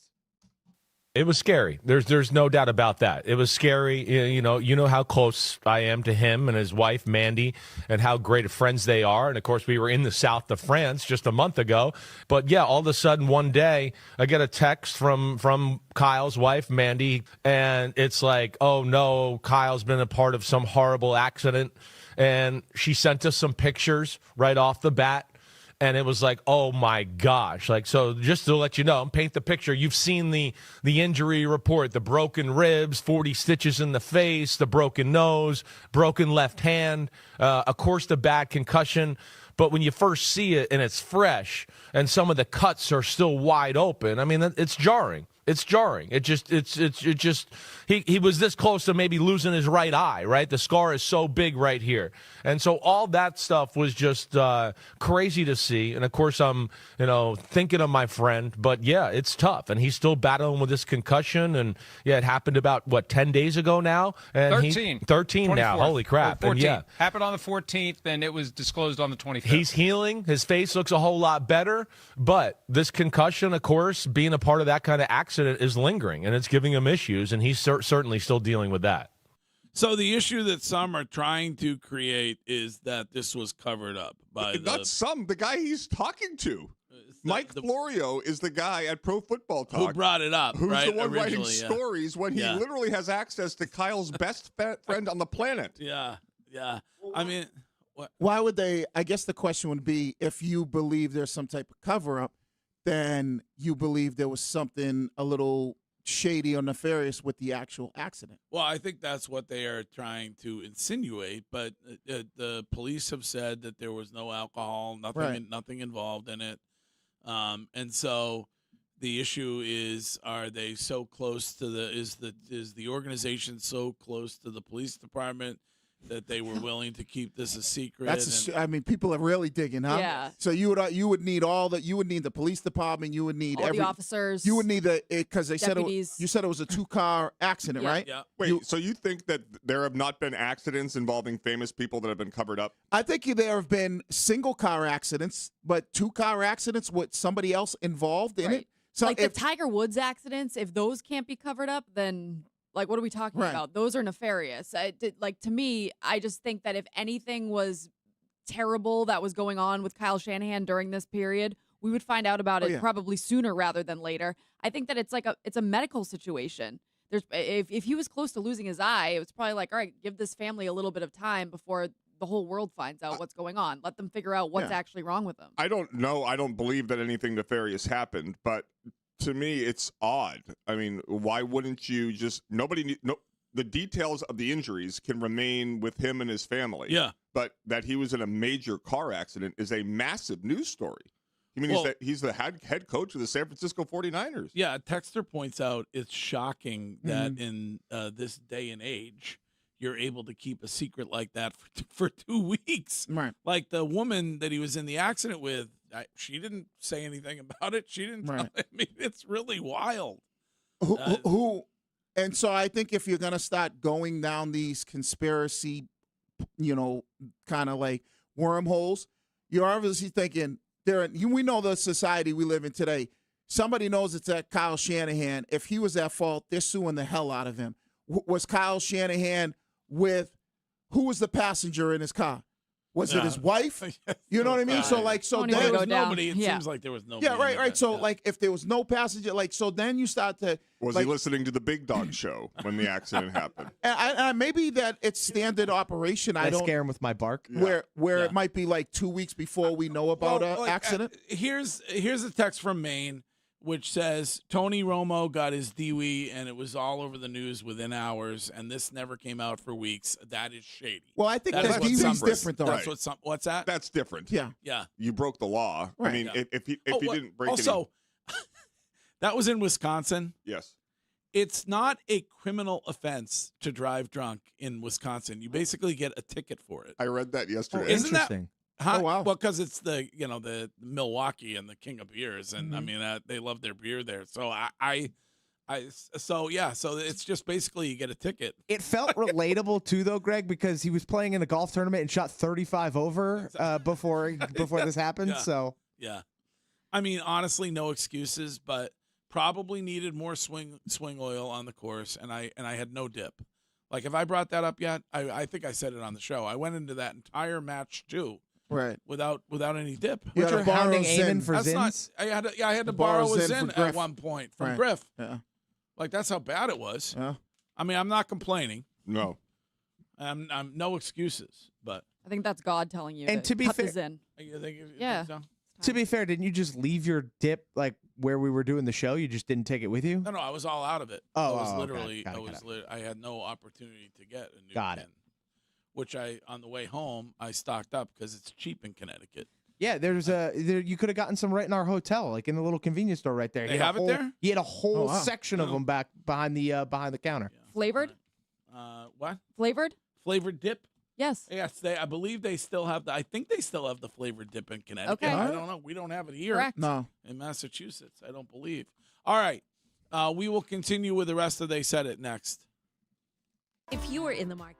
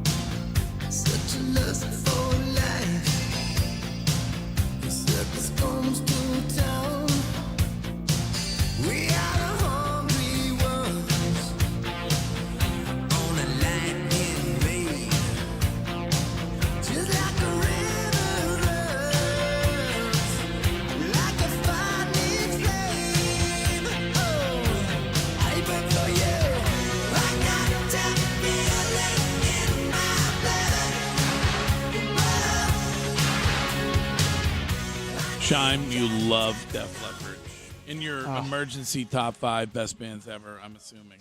Yeah, I mean, they're up there. Shout out to my wife for really kind of getting me into them. They're fantastic. And should have worked that into the vows. I probably should have, in retrospect. While this may fall on deaf ears because it's 35 minutes long, we love Def Leppard. We did after our first kiss come out to photograph there, so that kind of hit nice. It was great. It was lovely. And it was one of the great moments of my life to meet Rick Allen, the one-armed drummer of Def Leppard, here on this show. So thank you to you, Greg. You're welcome. Yeah, that was a cool moment. That was so cool. Trying to make another dream come true for you this week with Mumford. Oh my God. Maybe you'll meet the Mumford guys. So we won't get washed out about that with that, right? I hope not. Oh, I have no idea. Curtis, I need you to work your weather magic and clear some things up for us. What night would that be? It's Thursday. We're going to a little special event. But if we get washed out, we still have Trading Post Lounge for bar pizza because that's right in the same area. Maybe some Kino? Yeah, maybe a little Kino. Okay, I'm in. Yeah, not looking good Thursday. We were in the middle of They Said It. What is next this morning? That's correct, Greg. Your Boston Red Sox got a big win out west in taking on the Athletics last night. Thanks in large part to Cedar Rafaela, who had a grand slam, which was all 4 of the Sox runs in the game. We can hear from Cedar after the game talking about the grand slam. Feels good. I always want to be in those moments and happy to help my team. I thought it was an out. Then I hit it like I wanted to, but it had enough to go out. We have fun playing in front of the crowds that don't want us to win, and we win ball games. Okay, well, they are certainly on an extended run here, and you're getting production from guys that you need to get production from. And so I am with Curtis as we get closer and closer to the deadline. Please add an arm. That is my wish for this Boston Red Sox team. So. If they don't, will you be disappointed, or will you be like, all right, they added the bat that we needed, and I feel good where we're going? I won't be disappointed. Okay. Like I if they're able to, I don't care what they have to part with. Like if they're able to go and get an arm that can help, then I will be delighted. Right. But I won't be disappointed if they're unable to. Okay. What if they get another bat? Because it seems like they are very involved in the shortstop market. Like, they have inquired about Jeremy Pena. They've inquired about Zach Neto. Like, I believe they've even inquired about Francisco Lindor. Yeah. Like, they're doing their due diligence on shortstops right now. If they go and get another bat and not an arm at all, and they're just beefing up the lineup, is that okay by you as well? Yes. I mean, I'm assuming that's why Alex Spear is reporting that they are dangling Trevor Story and Marcelo Meyer out there because that's the position that they want to target, I guess, when it comes to another bat. Do I owe an apology to Breslow for last year, where the Red Sox were willing to trade Peyton Tolley and Franklin Arias to the Twins for Joe Ryan last summer, and the Twins said no? Yeah. Like, what else? In hindsight, I guess you're happy you didn't make that deal. Yes. Because of the fact that you have Tolley now on cost, under control for all these years, and he's just beginning. But do you think he didn't make it because of what he had to part with, or because John Henry didn't want to pay the future when it came to Joe Ryan? That's a good question. That's a much better way to approach it. Yeah, you're right. I'm guessing that's what happened there. But Joe Ryan had team control, so I think that. But not nearly as much team control as Peyton Tolley. Sure, yeah, definitely. Like, when does Joe Ryan become? But how much is he gonna pay? Joe Ryan gonna get paid, because then they pay Ranger Suarez that, what is it, $27 million a year? Yeah. So $150 million or whatever. Yeah. So you ended up paying a pitcher, right? His name isn't Joe Ryan. You ended up spending that, and I don't know what Joe Ryan is markets. He's under control. So you'd have Joe Ryan from the last trade deadline through the 2027 season before he's a free agent. Right, but I guess what type of contract would he be looking at? His arbitration would probably be somewhere around $20 million. Yeah, so the Ranger Suarez contract. Yeah, so I mean, you spent the money there. But when he's a free agent, his per year would probably be between 30 and 40. All right, well then, maybe that might be a little bit different. Where you go, you know what, we're paying Suarez. I believe it's like 27. I have to double. Well, and it worked out, because if you had gotten Joe Ryan, who's to say that you're still trying to make a trade for Sonny Gray, right? And who's had an exceptional season for you this year, right? All right, what's next, Shime? Well, Greg, let's jump back to the Patriots here for a moment. Mike Vrabel talked to the media, and one of the storylines kind of around camp, Kayshon Boutte was making his presence known as camp opened up, but there's also still some kind of swirling trade rumors around Kayshon Boutte. Mike Vrabel addressed those trade rumors. No, and I got a lot of respect for Kayshon, and we went through this last offseason. He had a great offseason. He had a good training camp, and that played out during the season. He was a large part of our success, and his communication through this offseason with Todd and myself, and he's a pro. He understands what his job is, and he's gotten off to a good start. So I've got a lot of respect for him for the way that he's handled all these different situations and the conversations outside of here and the noise that doesn't affect his performance on the field. He loves talking about Todd, that wide receiver coach. Todd Downing. It's my boy. Wiggy's guy. He brings him up no matter what. Hey, man, he's a hell of a dude. I loved Todd when I was in Minnesota with him. He's done a good job. And now they got DeAndre Hopkins out there helping him out. Well, that's pretty. We haven't talked about that yet, but D-Hop is down there helping out. Yeah. Is that on a volunteer basis, or are you paid for that? Yeah, I mean, like the price point of paid for that. Right. Yeah, I don't know. I mean, if you're paid, he's doing some temp work right now, and then he's trying to get the full-time gig. He's trying to definitely get on a full-time gig, but I think he's probably doing it for the donut right now, just to build his resume. So basically, you were paid more to coach Brockton than he is being paid to help out with the New England Patriots. Probably $100K. Yeah. Well, no, I didn't make $100K. 15,000. Yeah, that's what they said, but unfortunately, that's not what I got. That was a smear campaign. You, though. Yeah. They promised you 6 figures. Yeah, for that's that what they job. promised me, but Right. then the tightwads were like, And a company car. oh, no, forget I say anything bad about the teachers.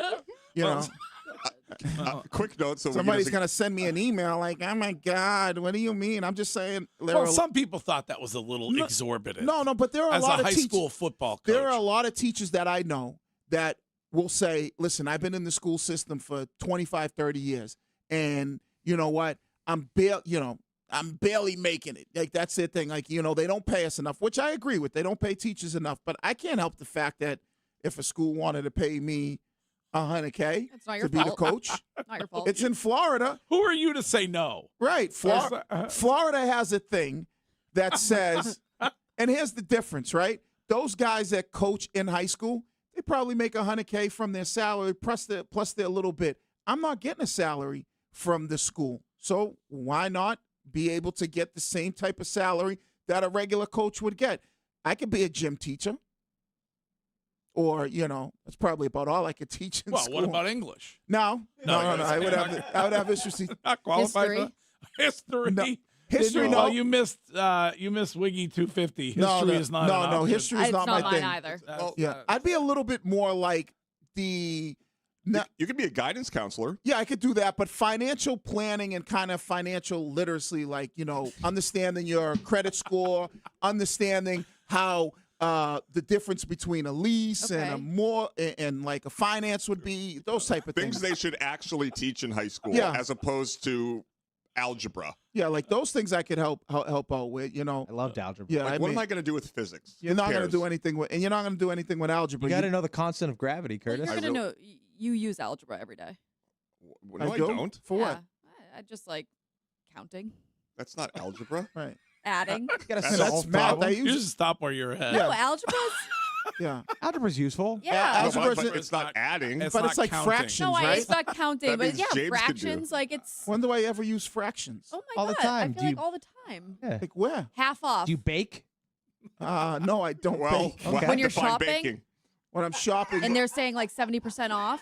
All right, I don't. That's not fractions, though. It's percentages. Yeah. Right. Yeah, that's Well, percentages. what- That's not. Work You with me use here. What about fractions to get grams? I mean, technically, a percentage of a fraction can be Correct. equivalent. All right. Thank you. Can I bring us back to football? Yeah. Yes, 12 please. 12:15 today. I have not spoken with Jones or Keefe, but I am certain they will have it. Christian Gonzalez meets the media at Patriots camp day 4. All right. So Okay. Jones and Keefe are there live, overlooking the practice fields today from 10 to 2. And I'm certain they will carry Christian Gonzalez's presser at 12:15. And he's been practicing, right? Like he's been full on practice. Yes, so and that's a good sign. He was out there also glad handing with Robert Kraft All right. and Mrs. Kraft. But it also makes gives credence to so- what Kraft said over the weekend, where he's like, "Yeah, we did offer him the largest contract. Yeah. He'd be paid the highest score in the league. Otherwise, he wouldn't be out there." Right. That's a good sign. That tells me that maybe they could just be waiting for the Witherspoon deal to get done. So then, just in case, he could bump up above that if he needs to. So if Seattle goes, you know what, hey, we're going to give you like say the Crafts offered him, $105 million guaranteed, and then Seattle for some reason goes, you know what, we're going to give you Devin, we're going to give you 107. Then he bumps back to New England and goes, all right, I need 108. So I can see that. That is at what time, Curtis? 12:15. 12:15. We are back in exactly 2 minutes with today's news with Courtney.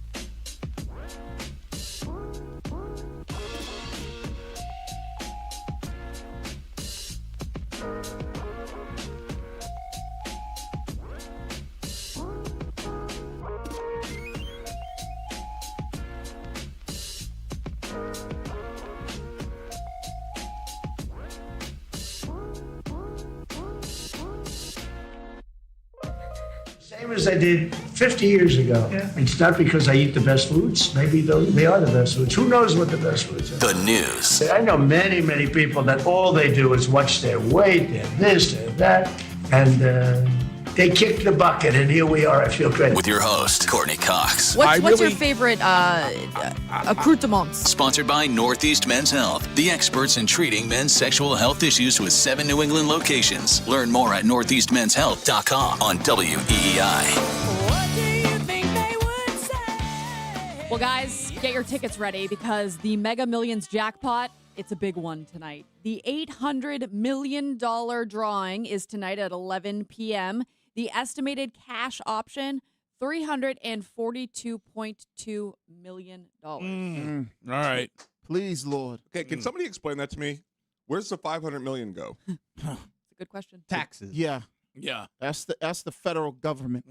How are we okay with that? We have Curtis. Unfortunately, when it comes to the taxes in the IRS, you have no choice. It is bend over and take what they give you. Got any numbers, Shime? Anything coming to you right now?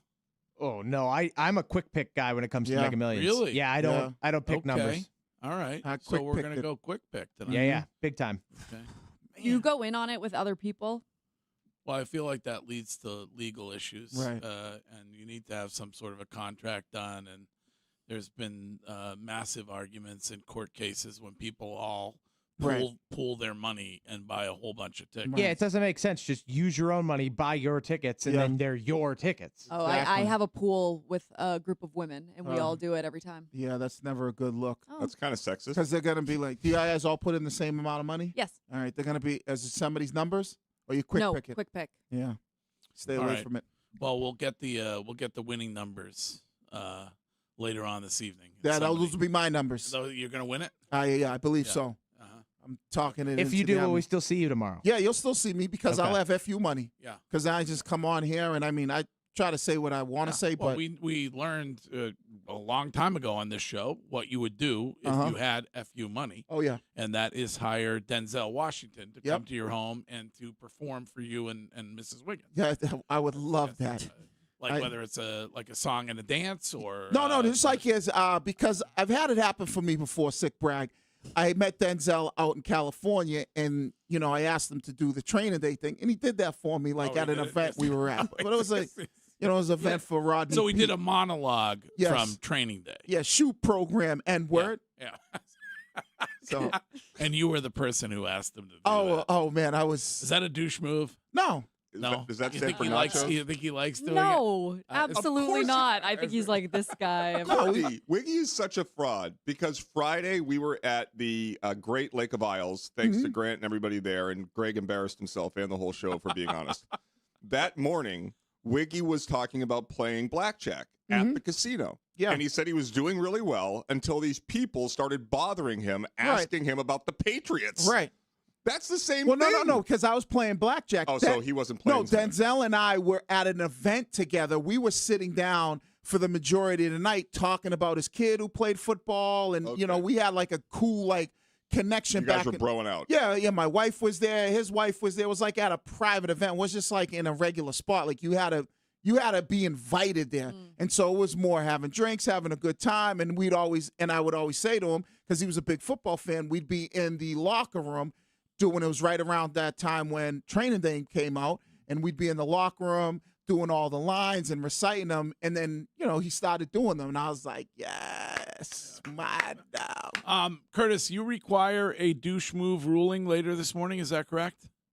Yes, I do. Please. Okay. All right, we'll do that. It relates to a marketplace. Okay, we'll do that at 8:30. Okay. All right, go ahead.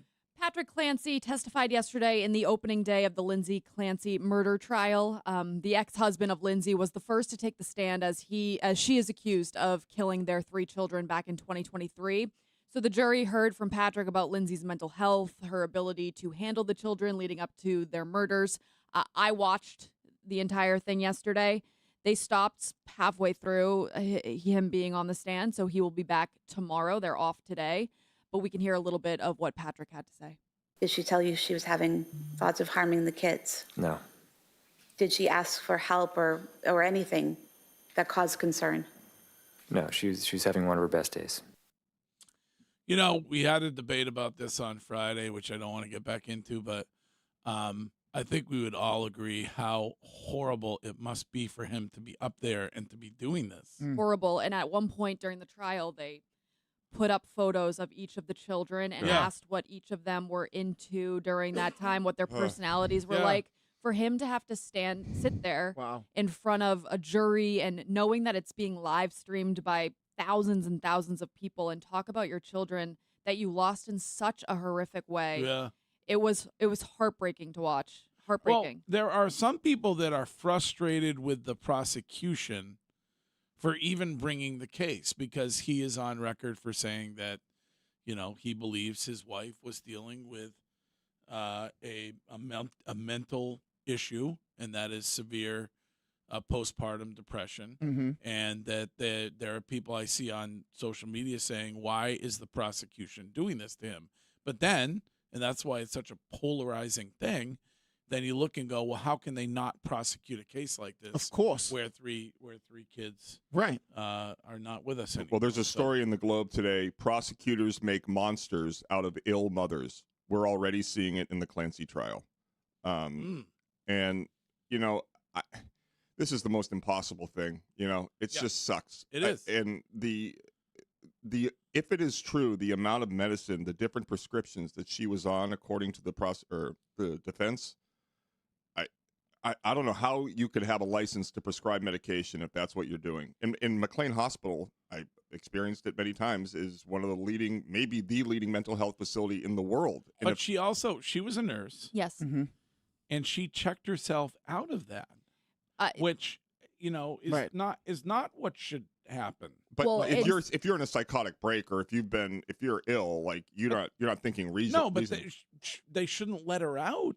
That's what I was going to say during the trial yesterday. They talked about how when she was in one of the facilities, I believe the one in Providence, they had her call Patrick to come pick her up because that wasn't a place for her. Like they couldn't basically help her.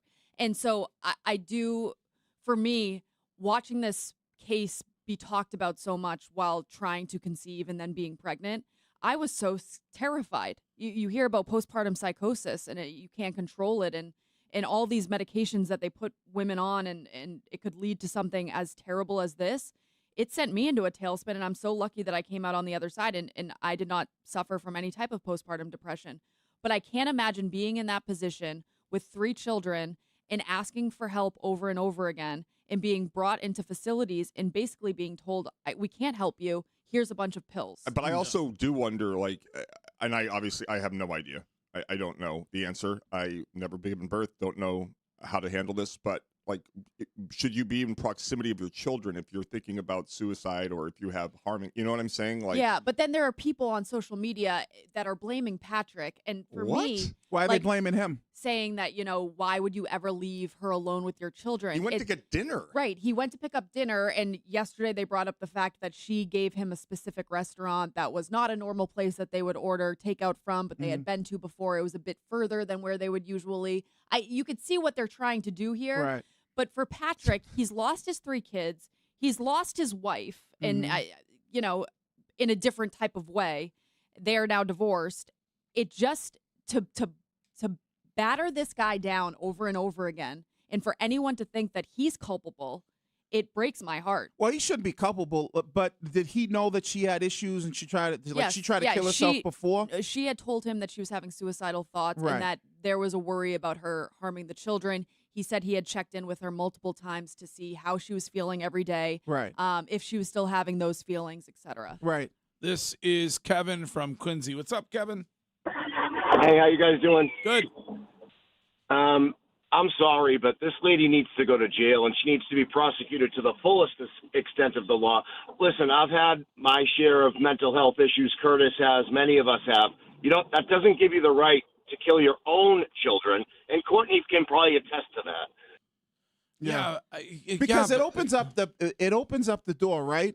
Because what if some psycho goes out there and kills people, and then goes, "Oh, I've had mental health issues." Well, there is an insanity defense. There has right, been, there has been but forever. but nobody will be like, "Oh, you shouldn't prosecute him because that person is a schizo or whatever," because he did something horrendous to innocent people that weren't his kids. I just think none of us can put ourselves in that position, because from what I have read and looked up and listened to other women who have talked about a postpartum psychosis, it seems like the scariest thing anyone could ever go through. So I can't imagine it. I can't imagine what mental prison she was dealing with. But Courtney, to be on the other side of this conversation, which is impossible to have without offending someone, right, is that those kids deserve it. Our job as parents, our job as functioning members of society, is to protect those that cannot protect themselves. And if the law cannot protect 3 beautiful, kid, like innocent kids that didn't ask to be here. Didn't ask to be She here. chose to have those kids. No, I know, but don't you think that falls kind of on our healthcare system? I don't know. That's on her. That's on her. For me, it's a bit culpable of the healthcare system to put somebody on all of this medication and then let her go home to these children. But then here's where it goes. Like, if I'm people say that you're mansplaining and you don't even. Have I don't care what people say. I don't care what people say. I have 3 kids. You don't have a right to talk about it because I- you can't get pregnant. No, I can't get pregnant, but I have 3 kids, right? And you're not going to sell me. I don't care what it is. You're not going to sell me on. You don't know that if you kill your kids, that's wrong. I don't care what you're dealing with. If you harm yourself, that's wrong as well. The insanity clause, though, is that she was hearing voices that, and listen, I've never dealt with something like this. So in my mind as well, I can't even imagine it. But I know one woman who used to work with Lindsay Clancy, and she said that she was this loving mom who only talked amazingly about her children. She worked in healthcare. Like, if this could happen to someone like that, I feel like throwing stones is such a bad thing to do because it could happen to anyone. No, I'm not throwing stones. It but kind of seems like when you get. I'm giving my opinion as a father who has 3 kids that if my wife was dealing with something and telling me she's having suicidal thoughts and she's thinking about killing herself, that I would try my best to get her as much help as I could possibly And it get. seems like Patrick did. And I'm not saying he didn't, but I would never, this is just me personally, leave her with them when I was not around, just because I know and I've seen like what people could do when they're dealing with mental health issues, not only to themselves, but people that they love. And if somebody did this to 3 kids and I'm on the jury, I don't. You know how you would. You know if you were on the jury. Yeah. Where you would stand on it. I don't. But what would we all say though, Greg, if she had killed herself that night after killing her 3 kids? Just speaking for myself, I would have said, why in God's name could she not have just killed herself first? Right. And left those 3 kids to live? Right. Like, it's in any case, you will always be able to find. If you're willing and able to kill a child, there is no way you're not insane. Yeah. By definition, it's insane. It's a very, very, very fascinating case because of how passionate both sides are. Right. I get pissed with the sympathy factor. No, I know you do. Because this happens every day. Let me just make this point. This happens every day. And communities all across America, especially lower income communities, where mothers do something to their children every single day. We've seen them leave kids in trash cans. We've seen them do the harmless. And you know what? There's no sympathy for those parents or those mothers, right? There's none. It's put that person under the jail. But just because somebody lives in a nicer community, comes from a different type of environment where, you know, they look like the perfect family, the white picket fence family, now it's, we have to feel bad for her. I think that because there is some confusion from some people. I've seen it not just in the Twitch chat, but on social media as well. If you are feeling this way after 1 child, why would you have 2 more? I don't believe she felt this way after 1. And that's the scary thing about postpartum. You could have a beautiful postpartum with 1 and 2, 3, and all of a sudden you have this break at a certain point. So it's such a scary case to talk about because of this. Yeah. But I think it's important too. All right. Yeah, it is important. Mm-hmm. It is absolutely important. Curtis is not having another child because he fainted during birth. That's what. Ooh, and the government also said stop. And I mean, based on what Santo told me, you're not going to have another one because of the sitz bath situation that you have to be going through. Yeah, I'm still dealing. Doctor's appointment today. What in the world is that? What's a sitz bath? Oh my Lord! I mean, you probably don't want to talk about this, but I mean, it's you have like trouble. You can't be You're having trouble sitting down right now. Yeah, I should buy a donut. Oh, damn. It is. I would take a donut. Yeah. If you're getting A sitz bath is very similar to a bidet. That's why in one of my main points from my 4 months off, Wiggy was right about bidets. Yeah. You were right. Do you have one? I have a sitz bath. Oh, okay, so that I use multiple times a day. Okay. All right. Now all of Boston will not be having a kid after. No, I'm telling you, not enough people talk about it. Santo said to tread lightly, so I'm trying.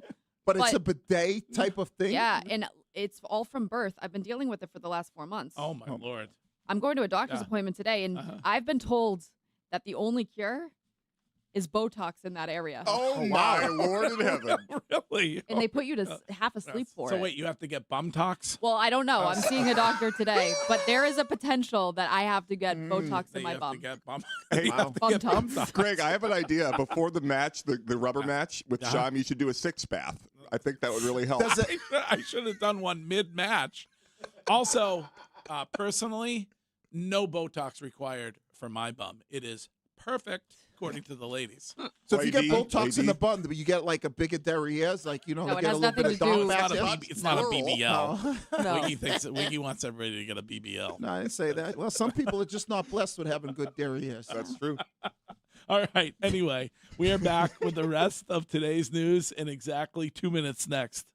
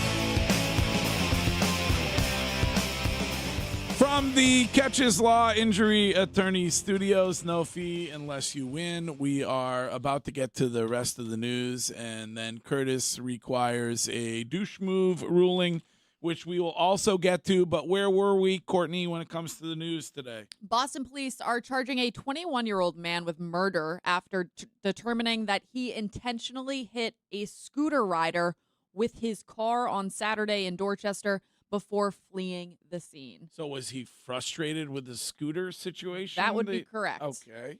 We can hear from one witness who saw the entire thing on WCVB. He was hit in front of a building that's about a half a block away from the intersection. So they said that the body was dragged.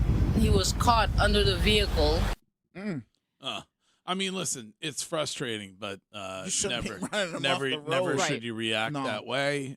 File some sort of a complaint with Yeah. the city of Boston or whatever. And but the scooter people are reckless. Oh, they are. They are. They're don't. definitely They reckless. do not follow any of the rules of the road. Mm-mm.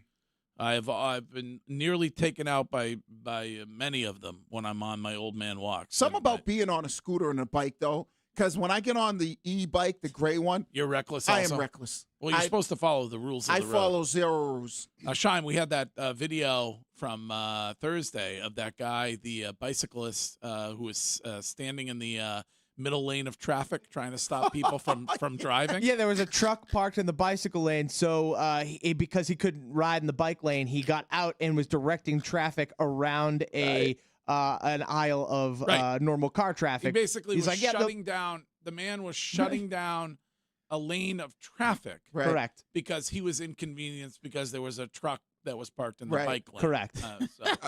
I really do mean this. I need to do a show, the entire show, in the Ken Laird Weather Center in a bike lane. Yeah. We am did it one time with Jackson, did we not? No, he Yes, kinda, he walked the bike lane.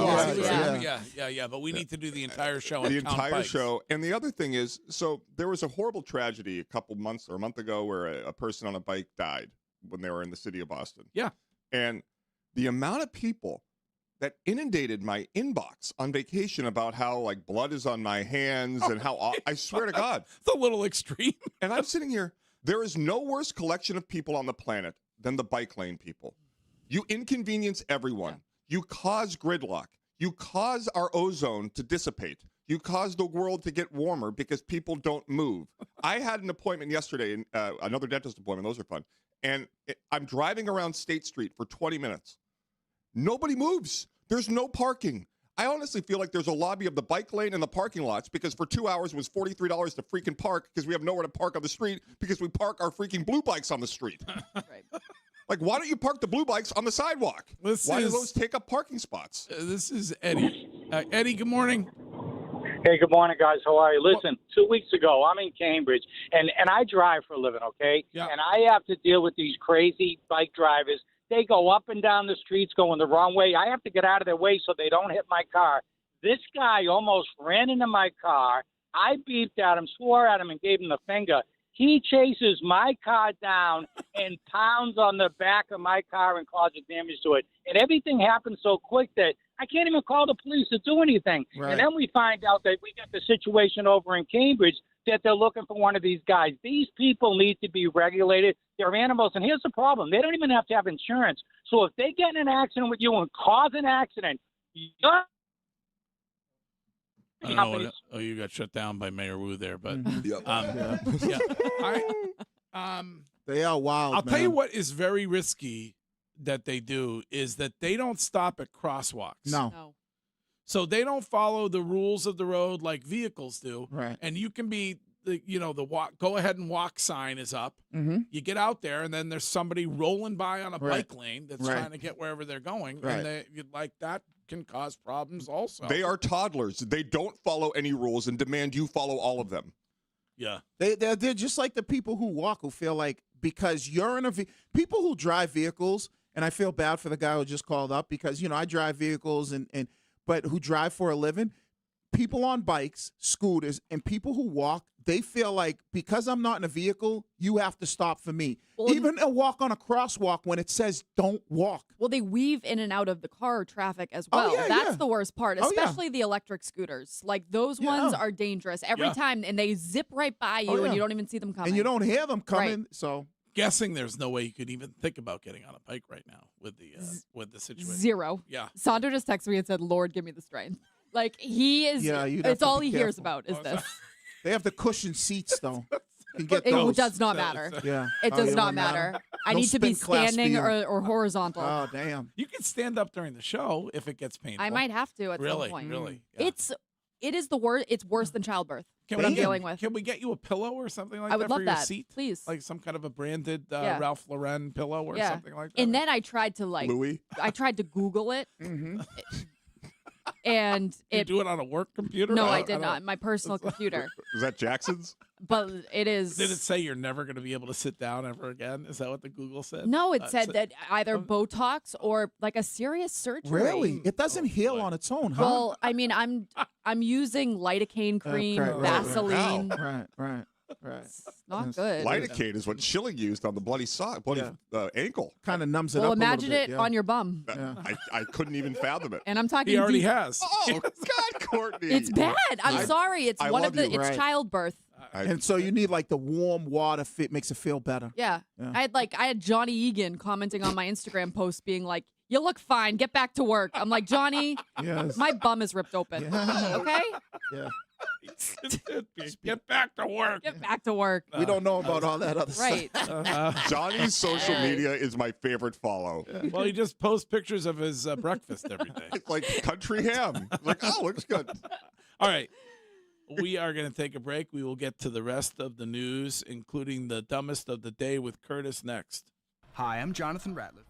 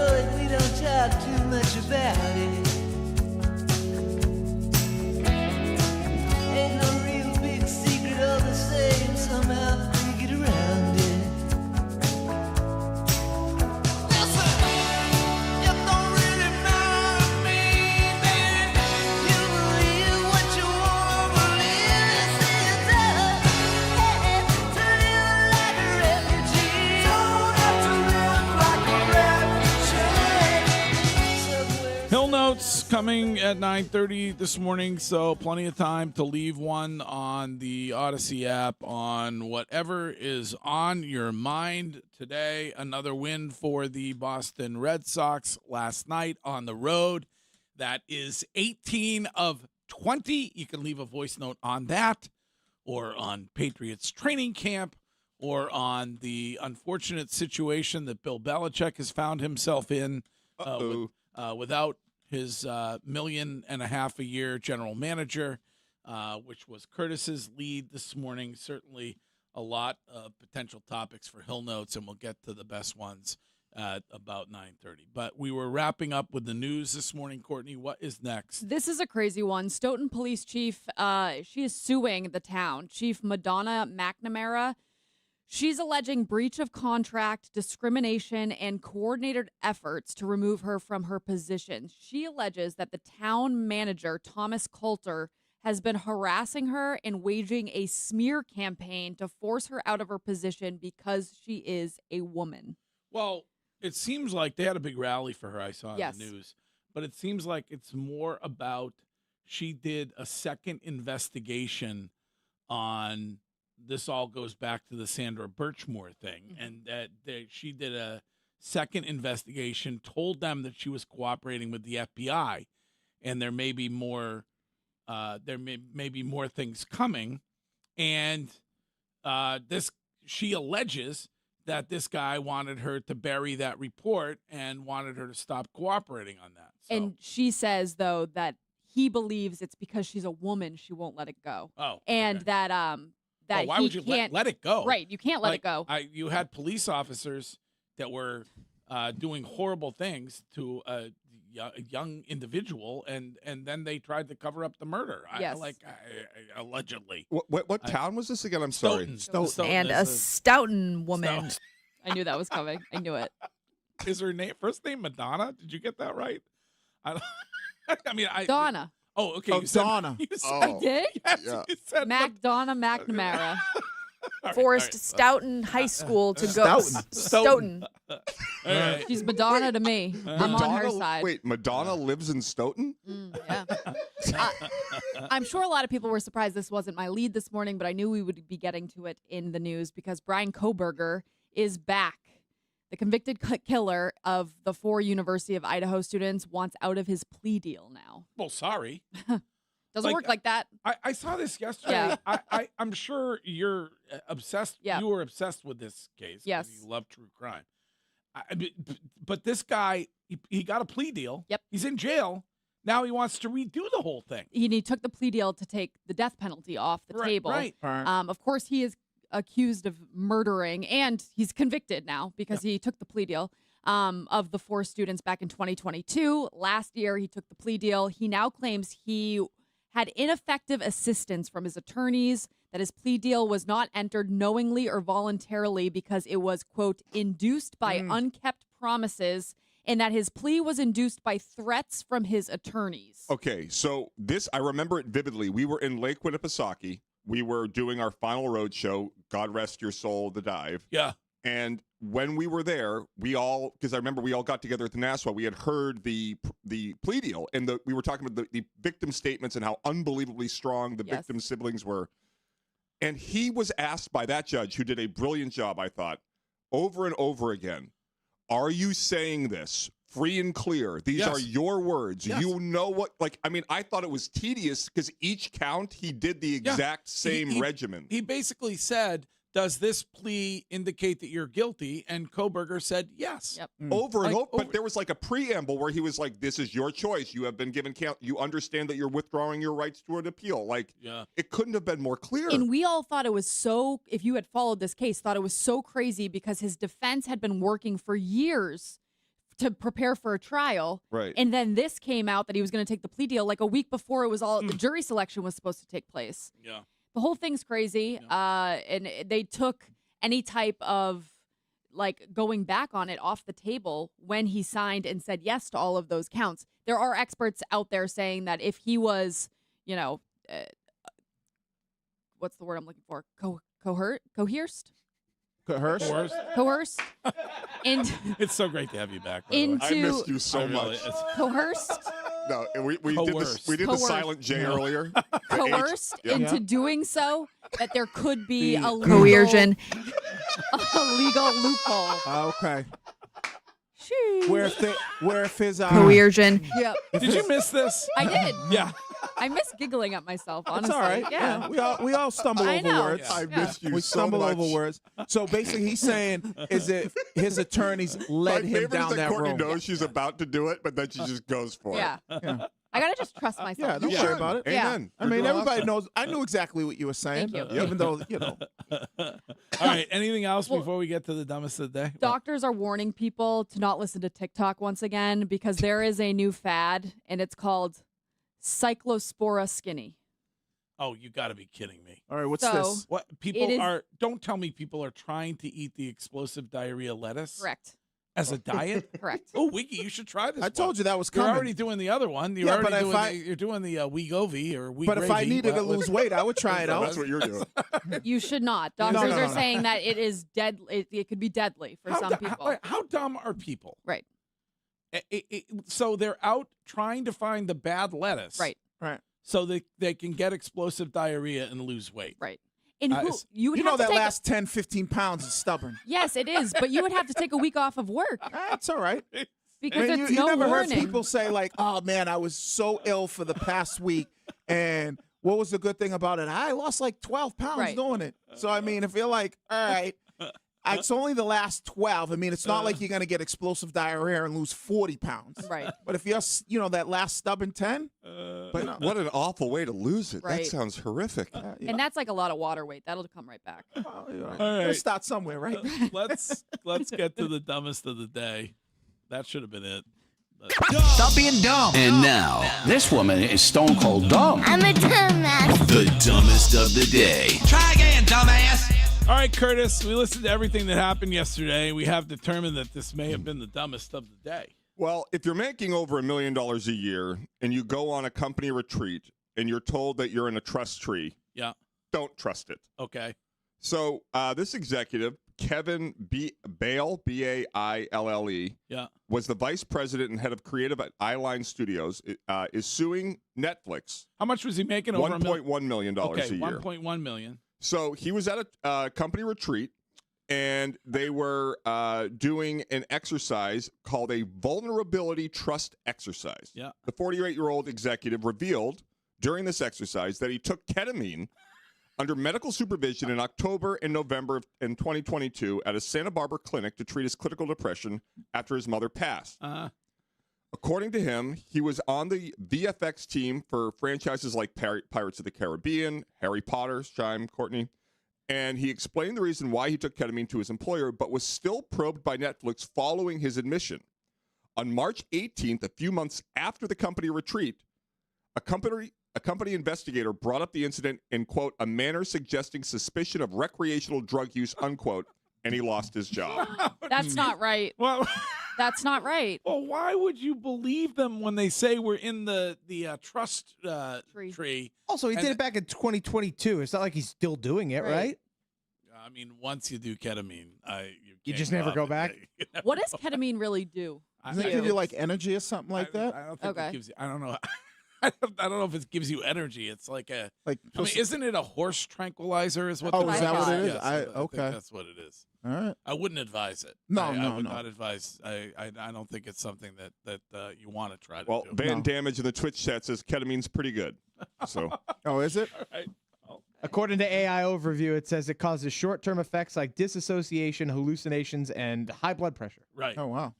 So don't tell people you're doing it at work during the trust retreat. Yes, no Okay. trust. All right, Courtney, thank you. Thank you. Curtis, thank you. And Curtis requires a douche move ruling, which we will get when we come back.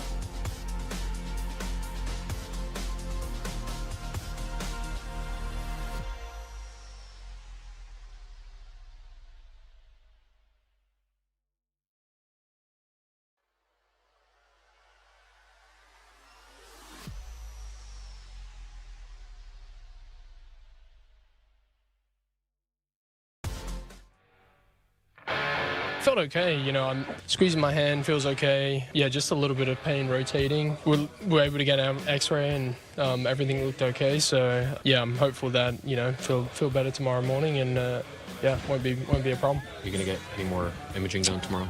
I don't think so. It feels pretty good. Hopefully wake up and feel a lot better.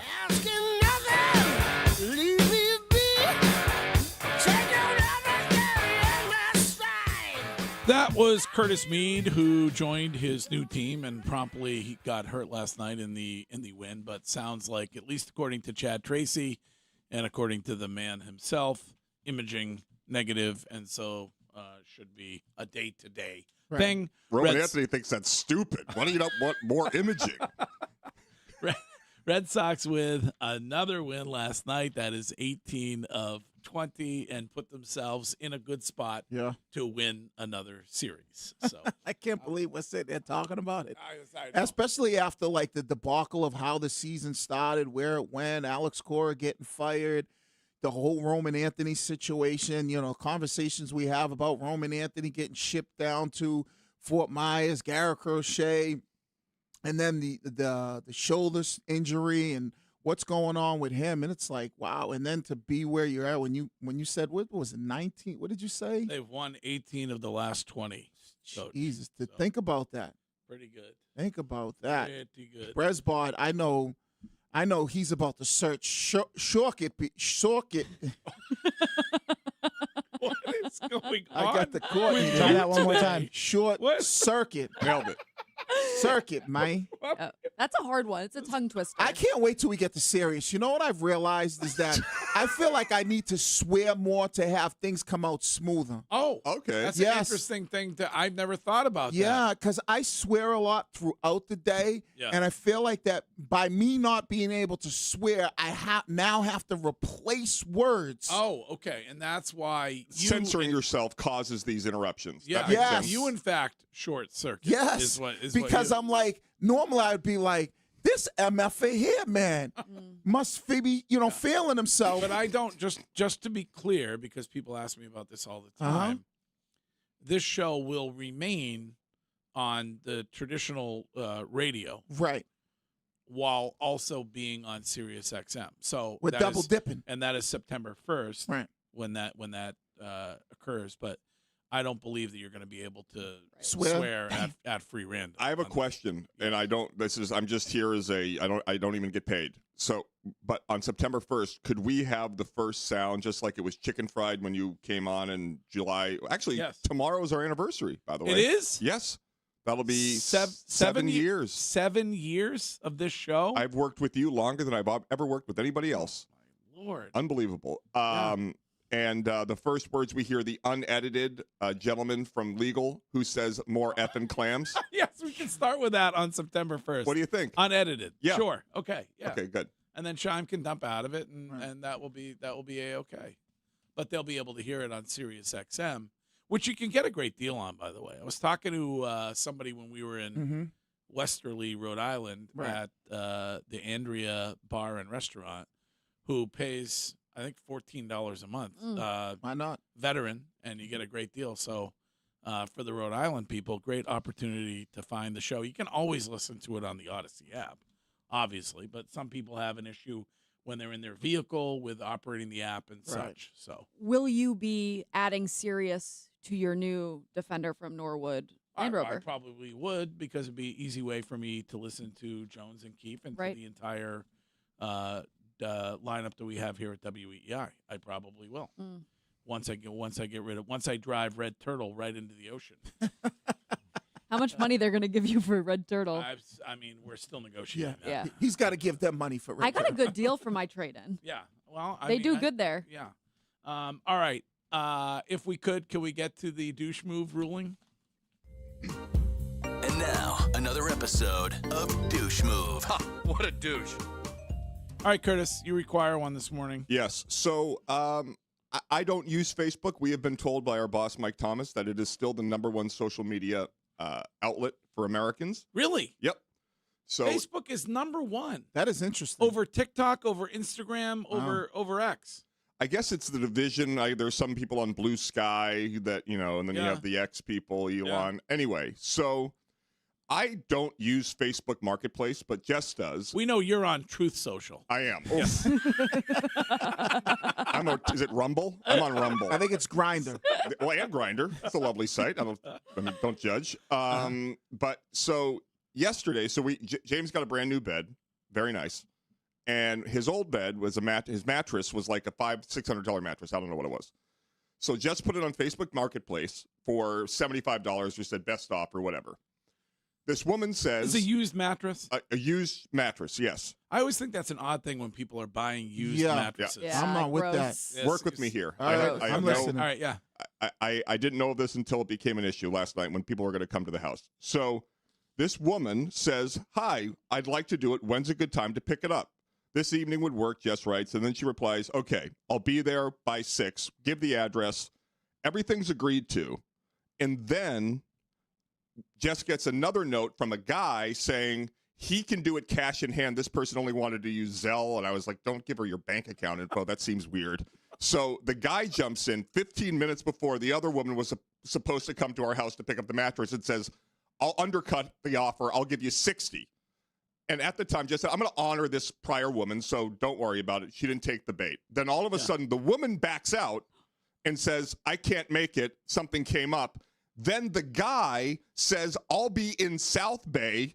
I'll be coming by Southie. Let me know if I can swing by, and I'll pick it up for $60. Do you have a tank that you can drive over to South Bay to protect yourself? Or no, he was going to come from South Bay to the house. Okay, all right, okay. And the whole time, then she clicks, they're friends on Facebook. These two are con artists that work together trying to undercut people on Facebook Marketplace. Okay, I kind of like the hustle, though. Yeah. It's like a blood sport. Because they went from $75 to $60 is what they got on it. Because he had cash. Right. Yeah. They saved $15. Yeah. And the thing that's crazy is it's all of that to save $15 on a used mattress. Like, it must be a sport for these people. Yeah. Well, I mean... No, I mean, they're trying to save the $15. And then they'll probably clean it and flip it. Yeah. But I would assume that there's a reasonable amount of people who are not using the actual things they buy. They're doing it as a business. Yeah, right? Yep. Yes. They're buying, like Shime said, they're buying and flipping it. It's also interesting to me, because I never... clearly, technology, not my friend. I never could figure out how to do that stuff. But when you do it like Lindsay has done it, and these people talk you into, like, they'll cut a deal with you, and then they'll say, I'll come and pick it up. Then they'll talk you into trying to drive it to them and meeting them. And it costs you, like, you sell something for $75.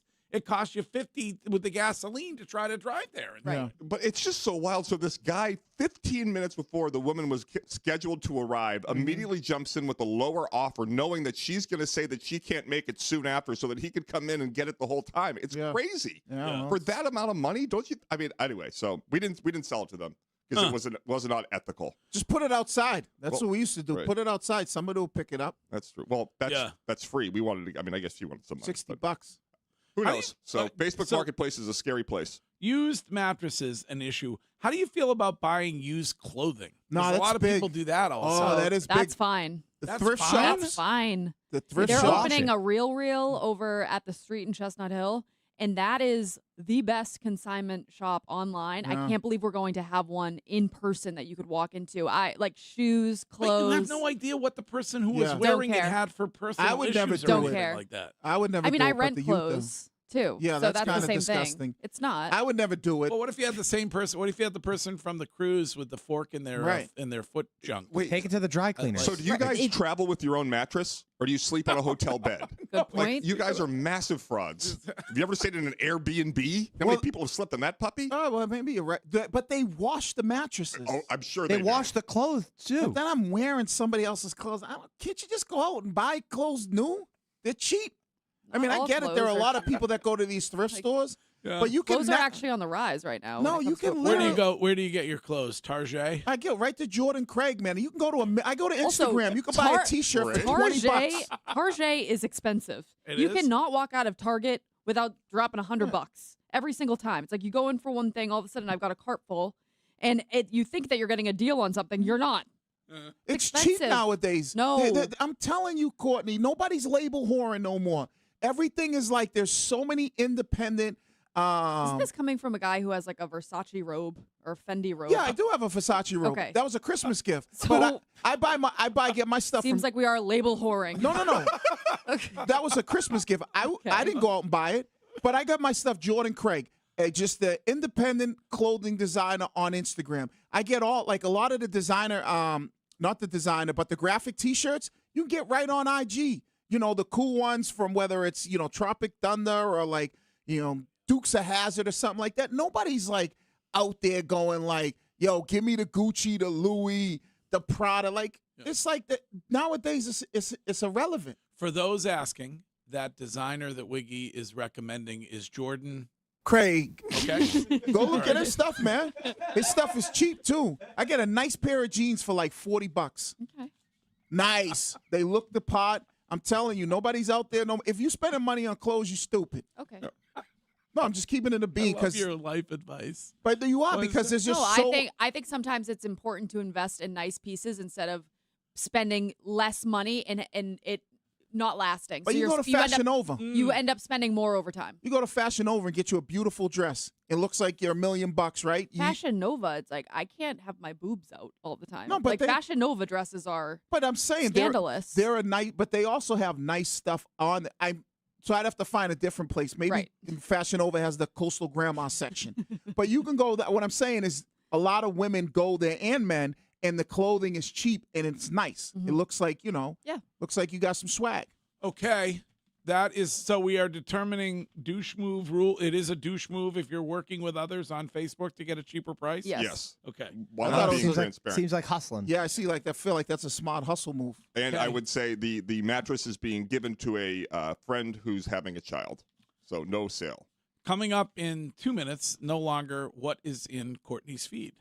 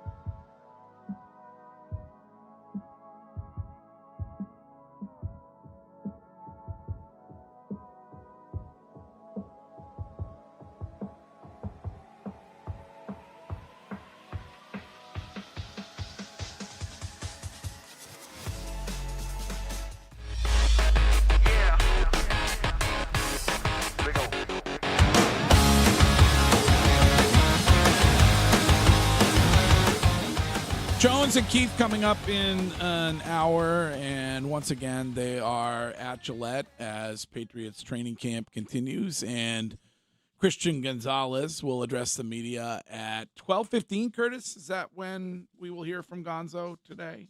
Yes, it is 12:15. Okay, all right. I'm assuming that he does not object to Robert Kraft sharing that they have offered him a deal, which would make him the highest paid player at his position, and we'll hear more about that, I'm assuming. That will be interesting, though, because I heard Ted talking about this yesterday. Ted? And I feel Craig. By the way, somebody went to Jordan Craig and looked up jeans. They're $200 a pop. No, they got some expensive stuff on. But What are we talking about then? You get jeans for $60. Craig. They got a lot of stuff that's expensive. 60? Yeah. $60 is expensive for jeans as well. No, $60. Oh, I pay like $20 for mine. Yeah, $60 is You cheap. could get cheaper on J. Crew. Yeah, but I don't wear J. Crew, man. I know. I mean, seriously. And $60 is not that bad for jeans. Like you said, some of the jeans are $125, $150. $20 jeans? Am I going up damn Levi? Anyway, yeah. So it'll be interesting because Ted Johnson was saying this, and I agree. It is kind of a bad look when you're the player and the owner comes out and says, "We made him an offer that would have made him the highest paid guy at his position, the highest paid player in team history." Because then fans look at it and go, "Damn, what you waiting on then?" Yes, what you? I agree. Take the deal. Now, maybe he's helping his agent out, because his agent represents more than one player. Mm-hmm. And so maybe the expectation is that, by signing early, you're going to affect what the Seahawks are willing to pay. I don't know. But, I mean, to me, it's like if the owner says we offered to make you the highest paid player at the position in the league, then you should take the deal and be delighted about it. Besides Gonzo, how do other players in that locker room probably feel? If they hear that Kraft is out there saying that about him, do they feel a certain type of way about Kraft doing that, or do they feel a certain type of way about Gonzo making it about him? No, I think they feel they're more with the player than they are with the owner. So they were like, why would you say that? Because then the next player who might be up for that contract, is that something now he's going to deal with? Because when you look at it, right, it's all about what side in the minds of, players at this point, who's painted as the bad guy, right? Who's the guy that, they don't want to pay him the money. The players like, fans are like, pay this guy. He's worth it. Why don't you give him the money, right? So all the negative press is going towards the owner. But then once the owner says, hey, we're willing to make him the highest paid player, then that goodwill switches to like, damn, why isn't Gonzo not taking it? Why doesn't somebody begin the Q&A today with what was the guaranteed money that was offered? That's the only thing I care about. That's it. And then he can answer that and be direct, or you know what I'm saying? Like what? Nothing else matters. Right. Because Robert Kraft can say it's the most expensive deal in history, but it can just be funny money. It's all about how many millions of dollars did you guarantee it, and when did you guarantee it for? Right, and like Trent McDuffie got 4 years, 124. Let's say they gave him 4 years and $130 million. Yeah, is it worth more than Trent McDuffie's deal? But how much in guaranteed money did you only offer him? $90 million or $95, less than what Trent McDuffie got. The guarantee on that deal was $100 million. $100 even on Trent McDuffie. Yep. Okay. Yeah, he had $100 million in total guarantees. That's all players care about. What is my total guarantee? And if you're saying, all right, well, we gave you 130 over 4 years, McDuffie only got 124, but he looks and goes, wait a second, McDuffie got $100 million guaranteed. You're only willing to give me $90 million guaranteed. In the media, honestly, is equally as culpable as the owners in talking about it, because the only thing the media should report as it pertains to NFL contracts is what's actually guaranteed. That's it. Like Josh Allen. Josh Allen got, I want to say 6 years, $334 million.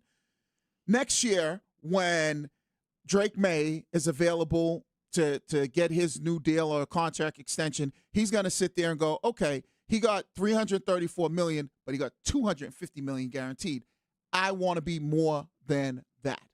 Now the Patriots are going to have to make a decision. Yeah, I will say, it sounds a little bit unusual for Robert Kraft to go out and be very specific when it comes to a deal like that. Of course. I mean, I can see Jerry Jones doing it. It's not the type of thing that Robert Kraft does a lot. Or You know why he do it? What? Because he gets that favor back to him. Well, he wants to put the player in a position where he now has to take the deal, and everybody's asking. I also think for so long, so many people called Kraft cheap. He wants to put that focus back on, no, I've got the money. I can spend the money, and I will spend the money. Well, if you really want to do that, then we offered him more in guarantees than any other player at his position. Then now okay, so they offered him more than Trent McDuffie, right? Because we're all waiting for what the actual contract looks like. See, that's the problem. Fans don't understand that don't you sometimes. Can't you guess that his agent, so Robert Kraft, they offer him this deal. Mm-hmm. His agent is turning around and taking that deal to Seattle, right, and saying you got to pay Witherspoon more. So, but it's a never-ending circle. But I think there is still even with agents, right? There is still an understanding of reality of who the player is, right? So when you look at the player and you go, all right, Witherspoon, you're a top 5 corner. You're not worth more than Christian Gonzalez, right? There are emergency top 5 corners from your perspective right now. Right now, I'd have Gonzo 1. Number 1. Patrick Surtain 2 out in Denver. Number 2. What is it? Derek Stingley Jr. in Houston. Texans. Yep. Number 3. Damn. I still like Sauce Gardner. I know. Number 4. And number 5. Who would be my number 5 top? I'd probably put Trent McDuffie up there from number 5. You have to use the number 3rd from Courtney, like Jones and Keefe do. That's my. That was the whole point, I guess.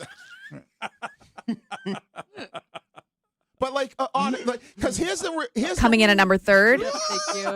Thank you. Can we get Courtney's numbers? Because I think that's what Gonzalez's guarantee request is actually this. And his 1.429, $626. Greg, here's the real question, right? Do we all believe? And Shime, you're the deep dive all 22 guys. Thank you. We all believe, and I think the league believes, that Gonzalez is better than Witherspoon, correct? Yes. Agreed. And so his agent probably knows that. And his agent is saying, hey, listen, I'm going to do my best, but ultimately, we are probably not going to get more than Christian, right? But we'll try to get you more than Trent McDuffie. This is the question that I asked to the room. Let's say, and they have the same agent, I believe, Josh Allen and Drake May. Let's say Drake May has a good year. Not maybe MVP voting year or that kind of thing. Do you believe his agent looks at him and goes, all right, you're worth more, or we're going to be able to get you more than Josh Allen? No, I think he does. Yeah. I think he because does. he's younger. Yeah. There's more of a future. Yeah. It's different. If he has a good season, not an MVP year, you think that his agent will look at him and say, we can get you as much or more than Josh Allen? Yes, because the reason being because Drake May is younger than Josh Allen, so he still has so much more to grow. Whereas when you're comparing two guys at the same age that are getting contracts at the same time, it's different. There has been enough time that's gone by from Josh Allen that contracts are just naturally going up with inflation, plus the likelihood that Drake May will produce in the future. All that results in a contract that's bigger than Josh Allen's. But see, I think you might be onto something a little bit, Court, because there's going to be a conversation within those walls where the Patriots might sit there and go, we think he's a talented player, but we don't know if he's at Josh Allen's level. Okay, but he was in the MVP discussion I know, last season. He was in the Super Bowl. And you added A.J. Brown. How is he not? How many that's why I said that's why I said it depends on if he has a good year and he's not back in that MVP race, right? That's where the conversation is going to cover your ears. I know Sean doesn't want to hear it, but cover your ears. That's going to be the conversation. You're talking about $280 million in guaranteed money. Yep. Somebody will pay it if he's a free agent. Yeah. No I doubt. don't think they would sign him to $300 million guaranteed. If he was a free agent available to all 32 teams, he would make north of $350 million in guaranteed money. You would have to think that they viewed him, and when I say they would look at him and go, okay, the rest of the league believes that he is what last year was. What does Kirk Cousins get every year? But not with Josh Allen. No, but he was getting $50 million, $40 million a year. That deal with the Falcons. The perfect example. It was 35. Yeah, 35. And he stunk. No, the perfect Jacoby example. Brissett's Listen, getting 15. The perfect example is Trevor Lawrence, right? Trevor Lawrence was younger than Josh Allen, younger than some of these guys. But Trevor Lawrence hadn't gone to an AFC title game, a Super Bowl, or been close to an MVP. You only hear one part of the opinion I'm making.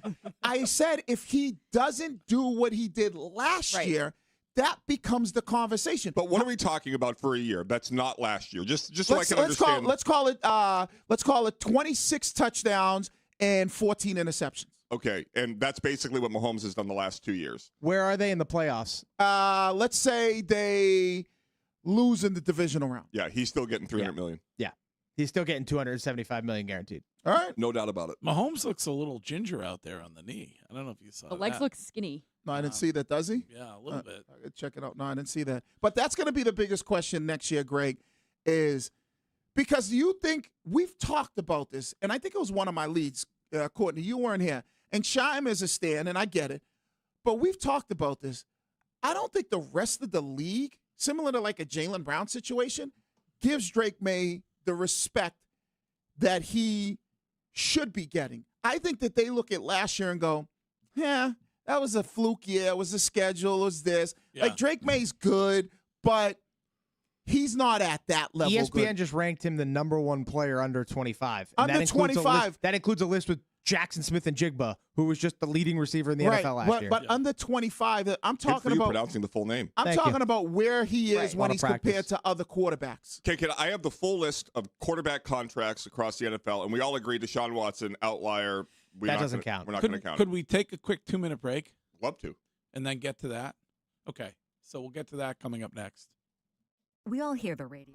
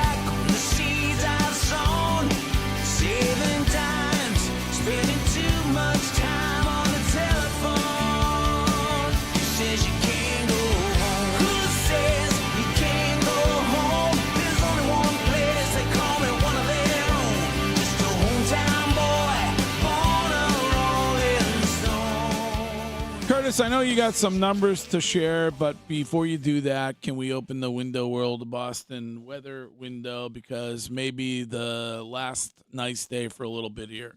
All right, what do you see out there, Curtis? What do you feel out there, Curtis? I've stuck my head out, and let me tell you, today's the last semi-nice day of the week. 75 degrees right now, partly cloudy skies. The high this afternoon is going to be 83. Pesky shower maybe around, but otherwise just cloudy skies this afternoon. Tomorrow, we're looking at, a soaker out there. We're looking at about 1.5 inches of rain. It's going to start midday. It's going to go through Thursday. And then Friday, looking okay. Morning, a little bit of rain, but it should clear out. And then this weekend, going to be absolutely beautiful. We're looking at 80 degrees on Saturday, 82 on Sunday. Perfect weather to go out there and golf, hit the pool, whatever you need to do. Okay, you get a whole house full of new energy-efficient windows installed for $99 a month from Window World of Boston. Go to windowworldofboston.com. Before you get to this, Curtis, just a little feedback on the text machine where a seam head is upset that we are talking about Christian Gonzalez and the contract and not spending enough time on baseball. We spent an awful lot of time this morning early on the Red Sox and on Alex Spear's report that they are dangling Trevor Story and Marcelo Meyer out there. And but anyway, do you want to continue forward or do you want to talk ball here? I love the Red Sox. We're going to have a nice playoff push. We're going to have a trade deadline coming up in less than a week. We've been talking Sox all the time. I think right now the Patriots have started camp. I think I'm pretty interested to hear what Christian Gonzalez has to say on Jones and Keefe at midday today. Okay. And I want to resolve this conversation because Sean gets worked up about the quarterback. All right, fantastic. Then go ahead. So as you were. Drake May will be 24 when we are talking about this next year. Okay? He has been to a Super Bowl, something Josh Allen has not. Joe Burrow has been to one. Trevor Lawrence has not. Lamar Jackson has not. Justin Herbert certainly hasn't. Dak Prescott, Jared Goff. All these guys have made bazillions of dollars. Talking about guaranteed money. Mm-hmm. Josh Allen, $250 million. He is 30. Joe Burrow got $219 million totally guaranteed. He's 30. Trevor Lawrence got $200 million. I just referenced Kirk Cousins with the Falcons at this decrepit state. He got $100 million guaranteed. If Drake May does not get injured, completes the season, and has the numbers Wiggy said, 26 touchdowns, 14 interceptions, and they go to the playoffs, he will be making $300 million in guaranteed money a year from now. Every year, the phony cap goes up between 10 and 20%, which means you get a haircut each year after you sign it because it's discounted against that cap. The notion that he would accept anything less at 24, 25 years old, entering his prime, if I were advising him, I would do 5 years, $300 million guaranteed, and then do it again when you turn 30. But I would say to you this then why didn't we see when it was young players at that, whether it was a Justin Herbert, right? You brought up Justin Herbert. Because he's never done what Drake May's done. Yeah, but Drake May, why. He did it one time last year, right? So the difference between... In his first season with an actual coordinator. Right. But hear me out. The difference between them, those other guys that you talked about, these guys have been, arguably the best quarterbacks in the league over a number, 3, 4, 5 years, whether it's Dak Prescott, whether it's Justin Herbert. I don't care what you think about them. They've been considered like the best quarterbacks in the league. Joe Burrow. Drake May. Justin Herbert has never been considered the best quarterback in the league. Who? No, I said, but one of those guys. Among them. That's my point. Among these guys. Where this year, I would say, like going into this year, that's where Drake May needs to be. But we said the same thing about Jaden Daniels last year, and injuries and things happen and those kind of things. And, look at, I believe Caleb Williams gets more respect than Drake May. Right? And so let's say Caleb Williams goes out there and has a really good year. I think that these teams look and they go, you're good when we think you're going to be good. But Josh Allen has been doing this for 5-6 years. But that contract's now also a couple years old. I know that, Shime. I know, but there are guys, we've seen it all the time, Shime, in the world where you do well and you don't get paid more than the other guy because people think the other guy is better than you. So you don't necessarily always get paid more. But it's not always about what you've done, especially with Drake May, because he's so young. It's not necessarily only about what he's done. It's a projection to what he's going to do, right? And I think that's the difference. The contract Josh Allen got is towards right in the prime of his career, towards like shifting towards the end of his prime, whereas Drake May hasn't even entered his NFL prime yet. Do you think the Cleveland Browns felt the same way because in his prime, when they gave Deshaun Watson that money, they were probably like, oh, this guy's projecting, look what he's going to do. No, that was dumb because of everything that he was dealing with. So you can't always go, oh, we're projecting you to But that's why it's not fully guaranteed. That's the difference. Well, but when you're talking about giving a guy north of $250 million from an organization, I don't know. That's why it's going to be interesting to see what the Gonzalez deal is. Well, it's going to be very interesting to hear him. And Curtis is, I agree with Curtis. I need to know the difference when it comes. I need to know the details on the guaranteed money part of it. Right. Because there's Robert Kraft said we offered him the high to be the highest paid player at his position. So if that money is if guaranteed money is included when it comes to that analysis, then the question is, why haven't you signed it? Like, sign it. Right. And that's where it has holding out for another $2 million on a $125 million contract. Like, right. And that's why I think, well, maybe the guaranteed money isn't where he wants it to be. So that becomes a possible question that I would think. And that's why I look at it next year. If Drake May has a year like he did this year, there's no doubt in my mind that he gets, more than Josh Allen. But if there's a drop-off. You think the Patriots are going to go to him and go, okay, we're going to give you $270 million? Josh Allen has been considered an MVP candidate for the past 3 or 4 years. No, if there's a drop-off, he's going to be buying his jeans from Jordan Craig. Yeah. And he's going to have to stick with the ones that cost like $50, $60. He's going to have to stay away from the $125 jeans. Jones and Keefe are there once again today at Gillette. We will be right back with Hill Notes next.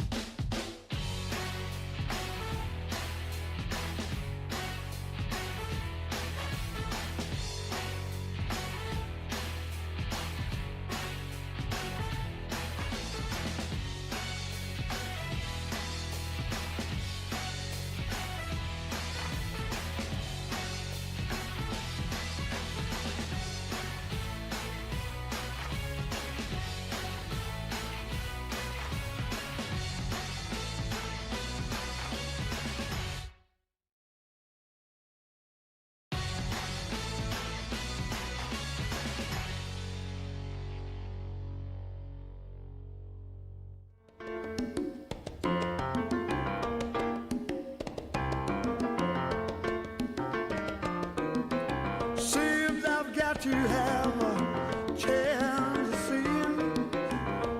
Every night I have the strangest dream, imprisoned by the way I could have been left you on my own arm. So it seems I've got to leave before I start to scream. For someone locked the door and took the key. Feeling alright. I'm not feeling too good myself. Red Sox feeling better than all right, and that is a win for them last night, thanks to Cedon Rafaela and the Grand Salami, and that is 18 out of 20. And you can talk about that all day long here on Boston Sports Original, WEEI.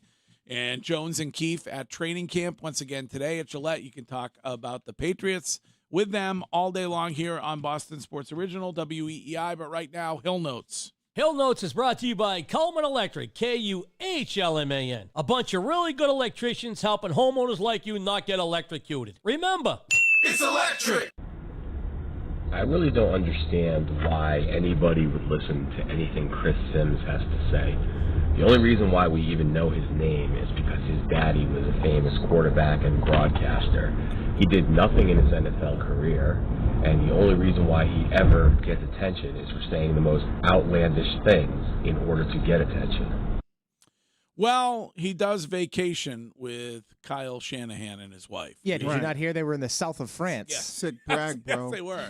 That is brag of the week potential. Right. But is that the single most ill-qualified person in their job in America? I mean, he did play quarterback in the NFL, to be fair. He was in the NFL. Curtis, don't get me wrong. I think Chris Sims is a moron. The things he says are insane, but he did play quarterback in the NFL. But he stutters, he stammers, he's unable to defend any opinion he has. He's tedious. I don't know. Bedard's less qualified than him. Right. Well, he applied. I mean, Stephen A. Smith makes what, a ridiculous amount of money. But that's different. Like, they view Sims as an expert. Stephen A. is just a pontificator. Well, and I think that's maybe where the problem is. If you roll him out there to be an expert rather than be just like an entertainer, somebody who's giving their opinions, then that's the way. That's why Pat McAfee is so good at what he does. Is they don't roll him out there to be an expert. They roll him out there to be entertaining and give your opinion. But, you are both an entertainer and an expert on this show. You played professional sports. There are some things that I'll say like, okay, but there are some things that like they'll say that are just downright stupid. Like to be like Tom Brady's 9th on your list, like, come on. That's to get clicks. Yeah, but I mean we had this conversation when you weren't here, Courtney. I mean, to be fair, Scheim didn't have Montana in his top 10. Like to get clicks is one thing. Guy's so old. But when you're somebody who played in the league and you're supposed to be somebody that people look at and you go, oh, this guy knows a little bit more than I do about the sport. It's not about clicks. It becomes more about no one can trust your opinion because you're like, who's going to believe this guy when, he says that Brady's the 9th best quarterback of all time. He has him top 3 wrestler all time, WWE wrestler all time. Just so dumb. Hey, Greg. By chance, were you nice enough to invite James and Brooksy to Lindsay's surprise party at the aquarium today? Happy birthday to my beloved Linz. All right. Full week of celebrations. We had a little dinner last night, which was excellent. By the way, a listener and a Jason Veritek fan bought the entire dinner last night. Wow. Oh, okay. Round of applause for that person. Expensive spot?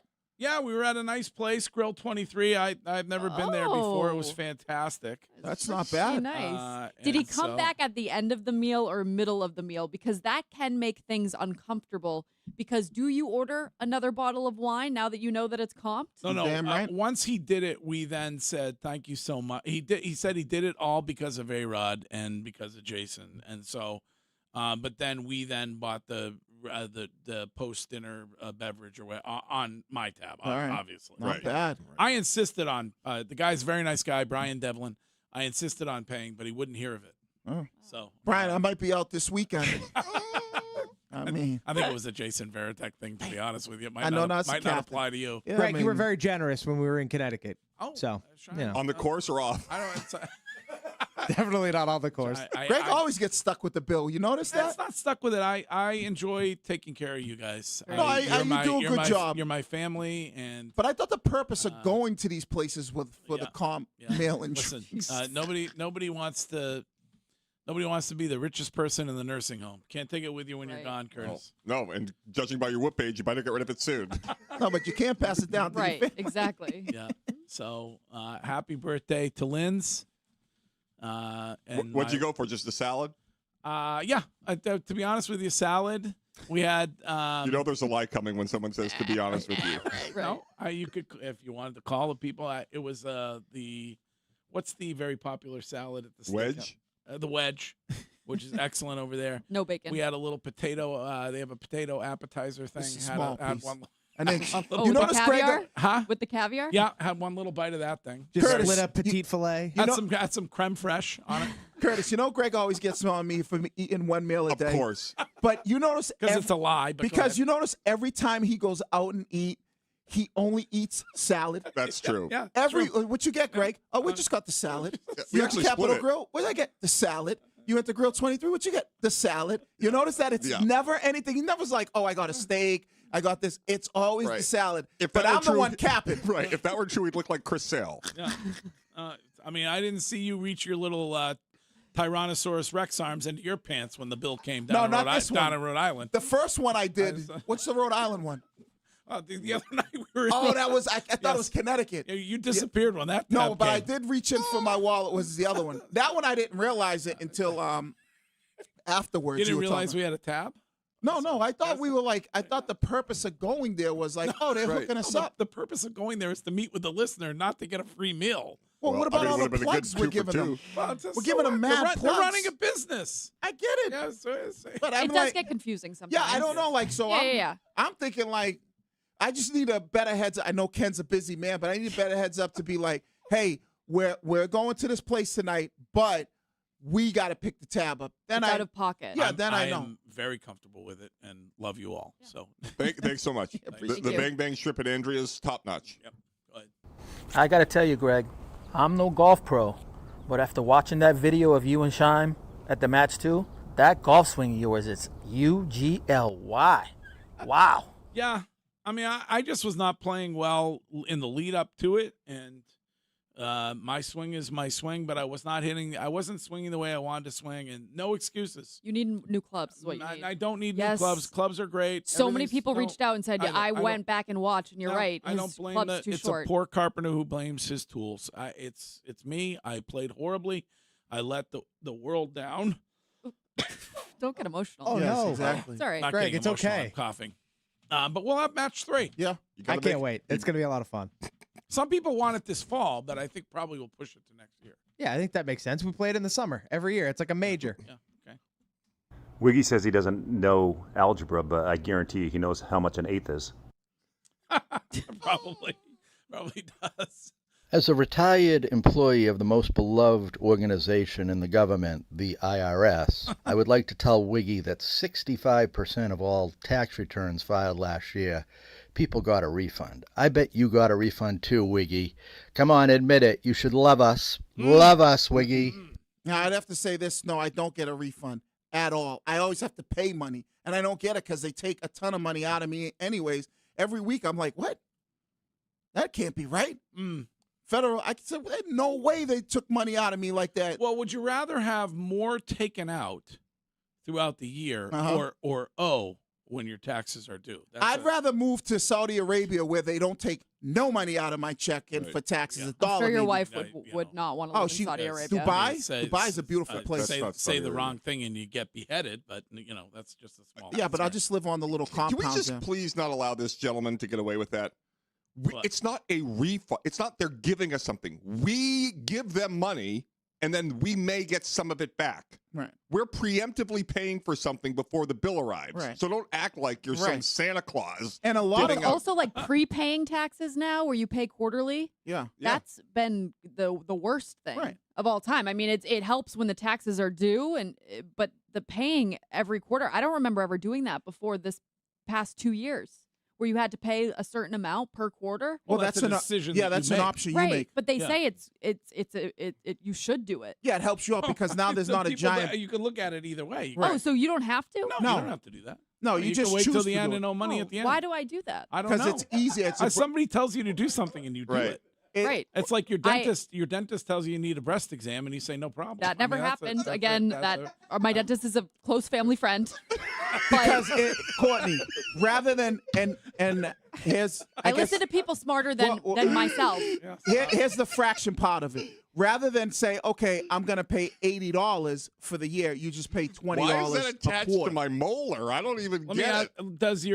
does your accountant also do your bum talks? No. That might be the problem. No. But you get it though, right?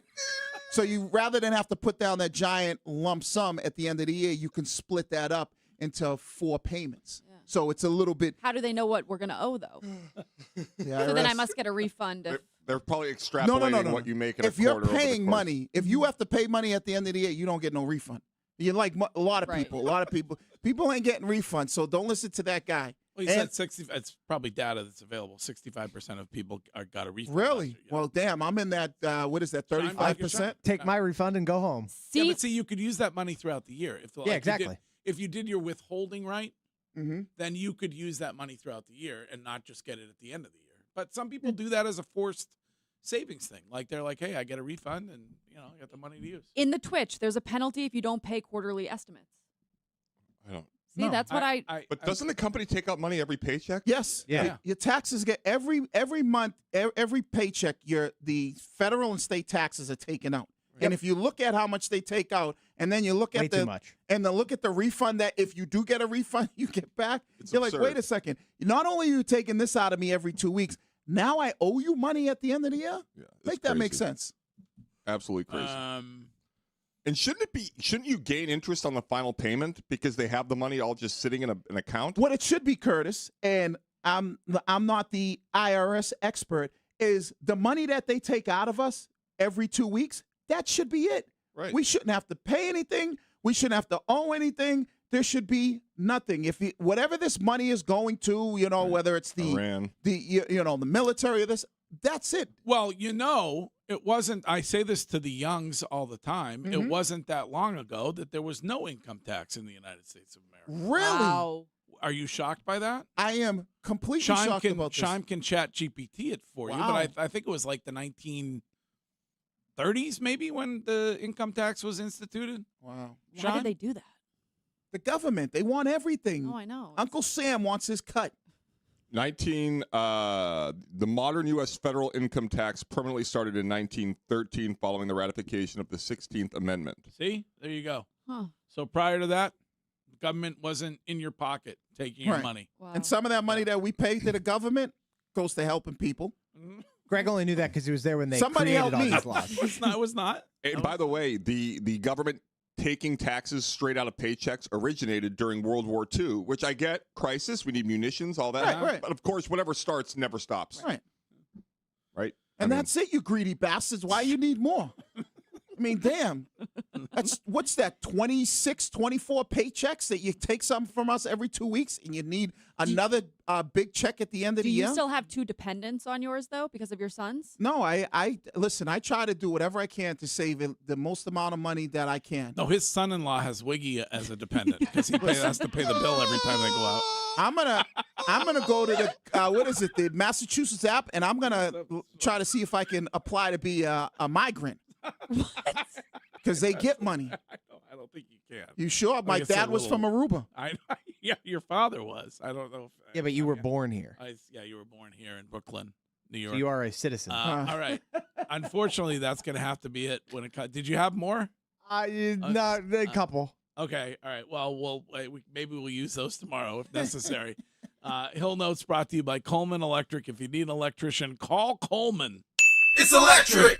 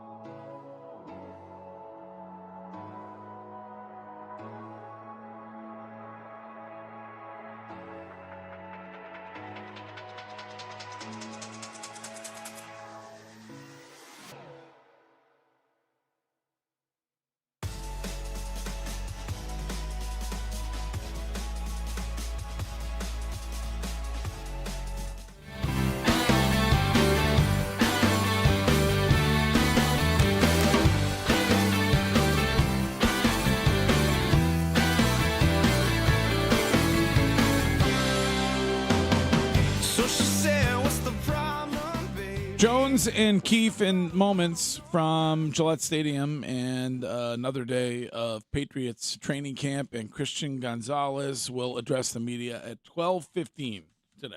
So that will be of interest. Yes, Curtis? I have a question, just throwing it out there, because it's how I would think if I were Drake May.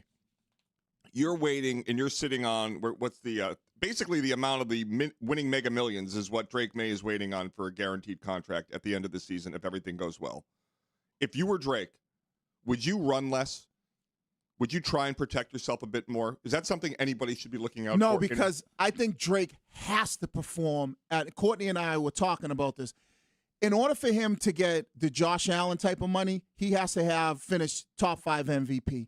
If he doesn't have that type of year and he has a solid year, I think he's going to get anywhere between 200 and 250 million. But he's not getting the Josh Allen money unless he has another MVP type season. I had brought up the Lamar Jackson, his last deal. It ends next year, but he's like 280, 185 guaranteed when it comes to Lamar Jackson. I think that's the deal that you're going to be looking at for Drake May, who has a better season than he did. No way. There's no way he's getting less than Trevor Lawrence and Joe Burrow. There's zero. The absolute floor has to be 220 million guaranteed. Yeah. Has to be. That's where I think 200. What did you say? 220 million guaranteed. Yeah. Take it easy. He's already married. Yeah, so am I. It's fine. I still love the man. Nice. You did say playing catch was a better moment than getting married. But also, there was scuttlebutt, and to Curtis's point, there was even scuttlebutt before training camp started that, like, because Drake May is second year in Josh McDaniels' offense, that the running might even become less, and he'll really pick and choose his spots. Almost similar to what Patrick Mahomes used to do, Wiggy, where during the regular season, he doesn't run like at all unless he absolutely has to. Right. But then come playoff time, that's when he'll actually start running because those are the games that really, really matter. If he finishes top 5 MVP, he gets more than Josh Allen. I believe that. I agree with Sean. Mike Vrabel said either Saturday or Sunday that Drake May needs to operate more efficiently. Right. And you said that. Yeah. But running that's a big part of it. It's been a big part of his game. Right, but he's not like, I think it's running when everything else kind of breaks down. It's not like he's not like a Josh Allen or Lamar Jackson or Jalen Hurts to a certain extent. He's like the Patrick Mahomes type of runner. If it breaks down, he has the ability to get out there and run, but they're not having designed plays for him to run the football unless he's down on the goal line. It's going to be about him having another great season where he throws 28-plus touchdowns, under 10 interceptions, and if he has that type of year, then I could see him getting that 6 years, $340 million deal. All right. Well, thank you, Coach. Thank you, Curtis. Thank you, Chime. Courtney, good luck. Thank you. We'll get you a purple pillow for tomorrow morning show. And we are back at 6. Jones and Keefe from training camp next. Now the time has come for leaving. Fair, now we shall.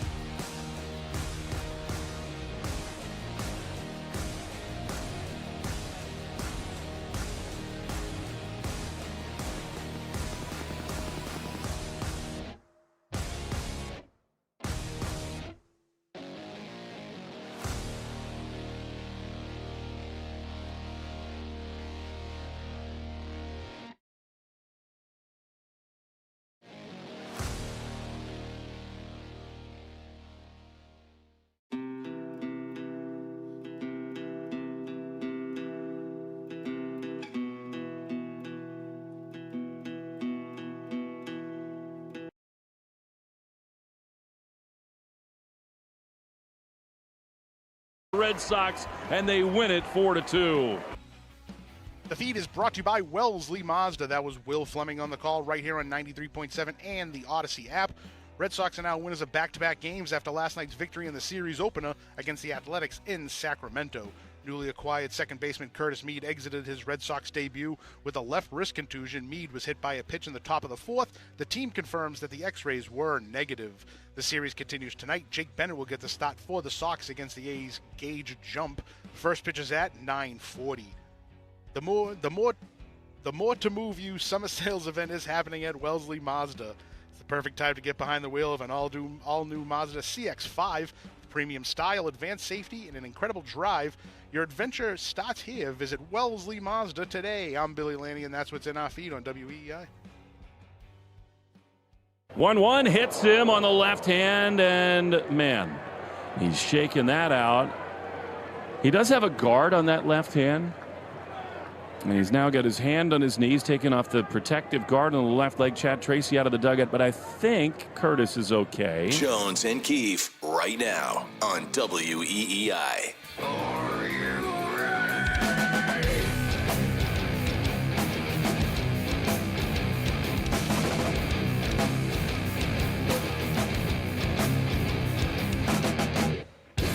Are you ready for an injury scare, Keith? Oh, no, I'm not, Jones. Not to make it about me again, but... Again? Yeah, you know when I was in Little League, I took a fastball right to the knuckle. I was trying to swing on an inside pitch, knocked me out of 10-year-old All-Stars. I wasn't sure what you were about to say. Broke my knuckle. Greg, bro. My right ring finger knuckle. It still doesn't stick out the same as the other knuckles Oh, do. yeah, it's really in there, It's in there. Yeah. I got broke 10 years old on an inside heater. Dang. Yeah. Had to wear a cast back in the day when they didn't allow waterproof casts. So you couldn't go in the pool. You couldn't swim. You just had to sit at home and watch movies.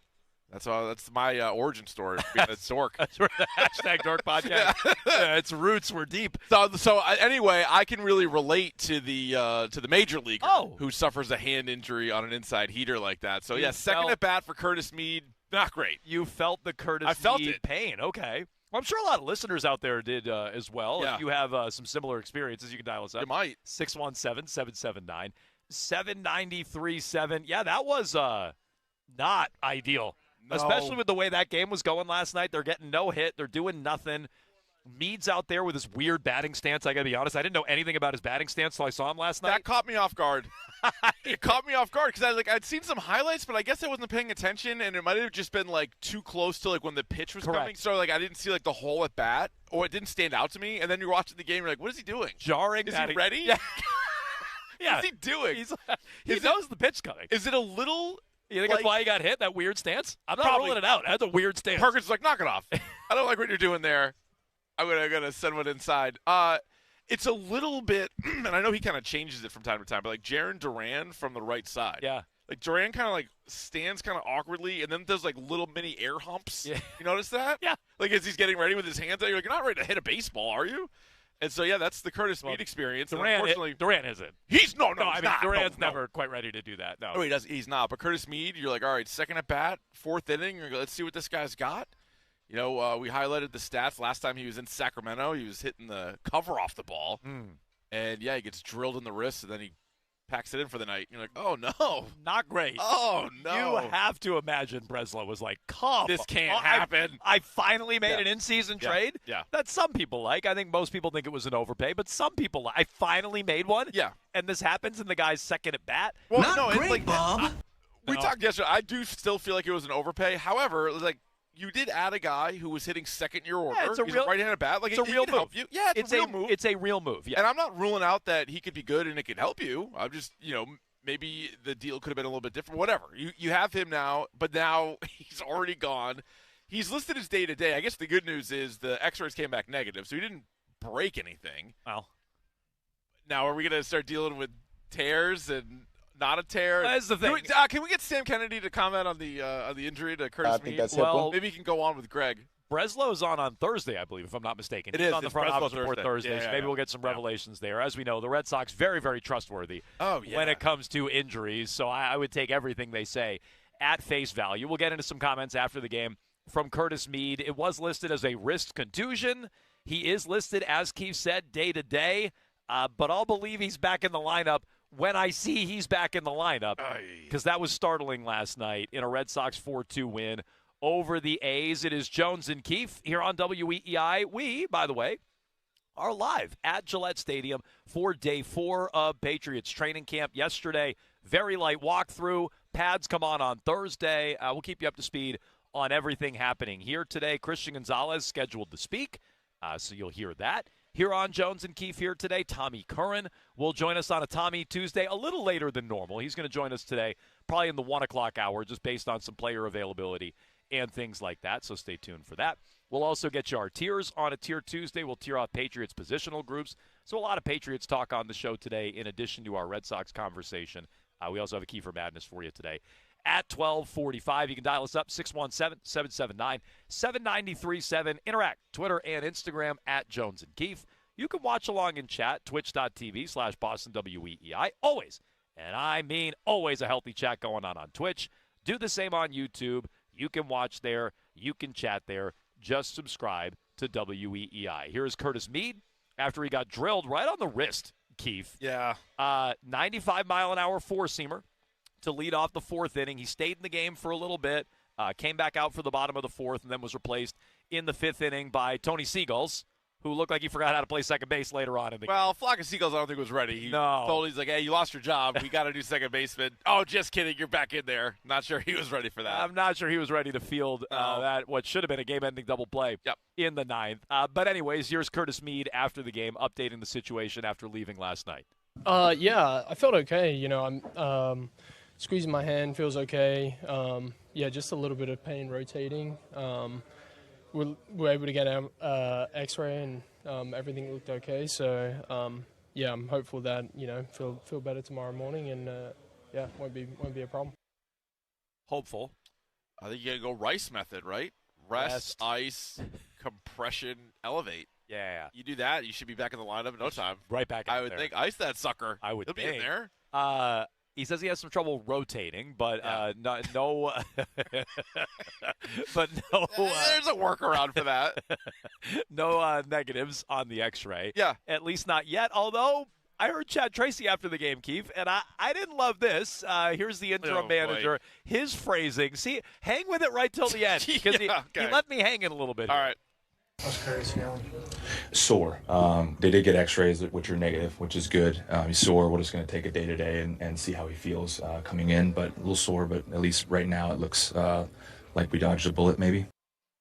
Oh, you dodged a bullet? Maybe. I like to know when I dodge a bullet. Yeah, you want to for sure dodge that bullet. Double check. Make sure you didn't get grazy or anything like that. I dodged that. Maybe. Ooh, actually, you know what? Nope.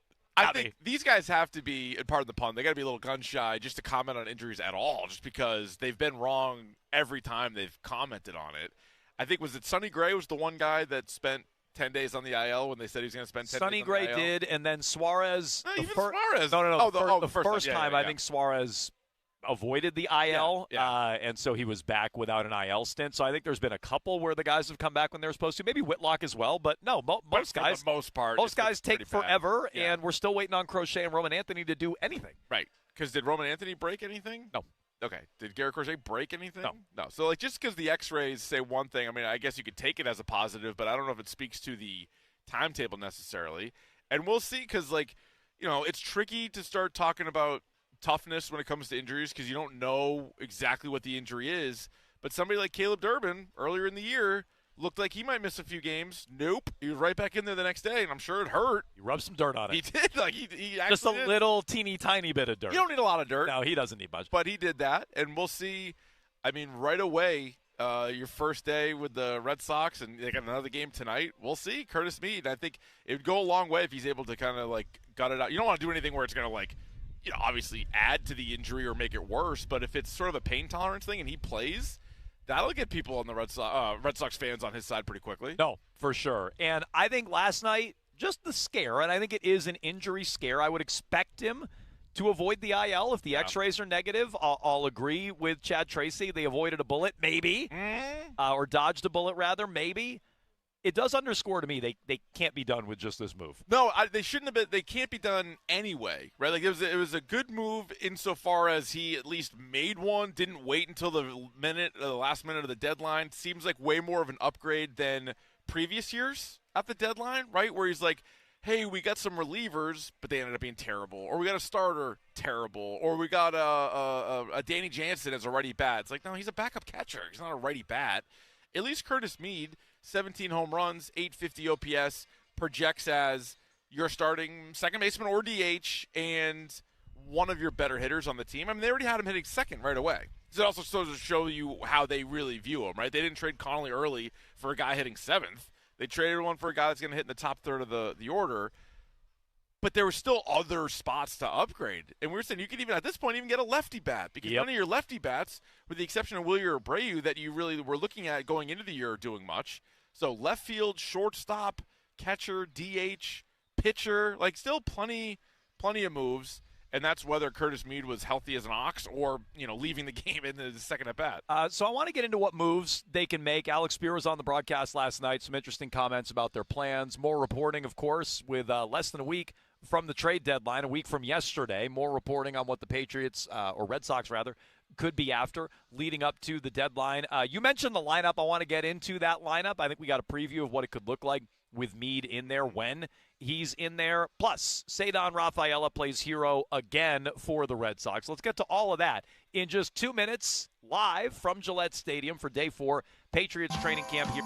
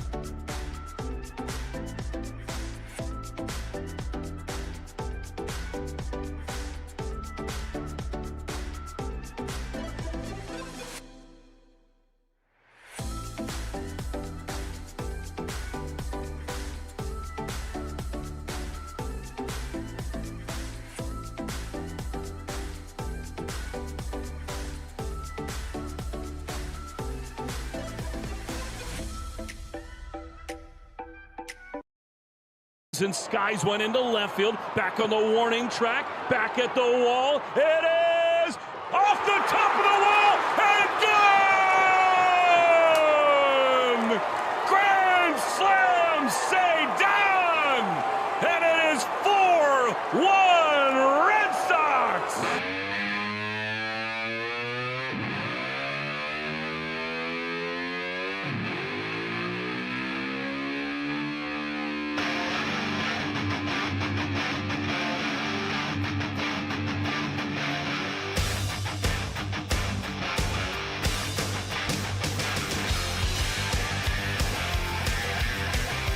One last night out in Sacramento. That was Will Fleming on the call last night here on WEEI. I thought Rafaela popped up. Ceddanne thought he popped out. Spiked his bat, was pissed. That ballpark, I mean, please.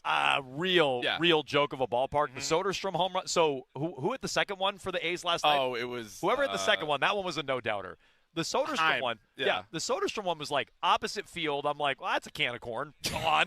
Oh, it's a homer. Rafaela thought he popped out. Right. grand slam that changed the game that could have been reeled in. I think if the outfielder got a good read on it, Thomas, if he read it while coming off the bat, he's standing at the wall. He's not getting in there at the last second. Yeah. Maybe the wall doesn't jar it loose. Regardless, Red Sox were getting no hit throughout much of that game. Wong gets a leadoff double, back-to-back walks, and then you get the big swing from Rafaela. So we said this about the Red Sox the other day. They win 2 out of 3 against Toronto. They got to keep winning series. It's a good start last night, although I wouldn't say they played their best. No, I mean, it wasn't, but that's the thing. You're playing an A's team that's not good. You got to go in there and you got to take advantage of it. And that's one thing, even when the losing streak ended, that was still a series win against Baltimore. And then you follow that up with a series win against Toronto. And if you keep doing that, I mean, you're in great shape. You're 5 games over 500 right now.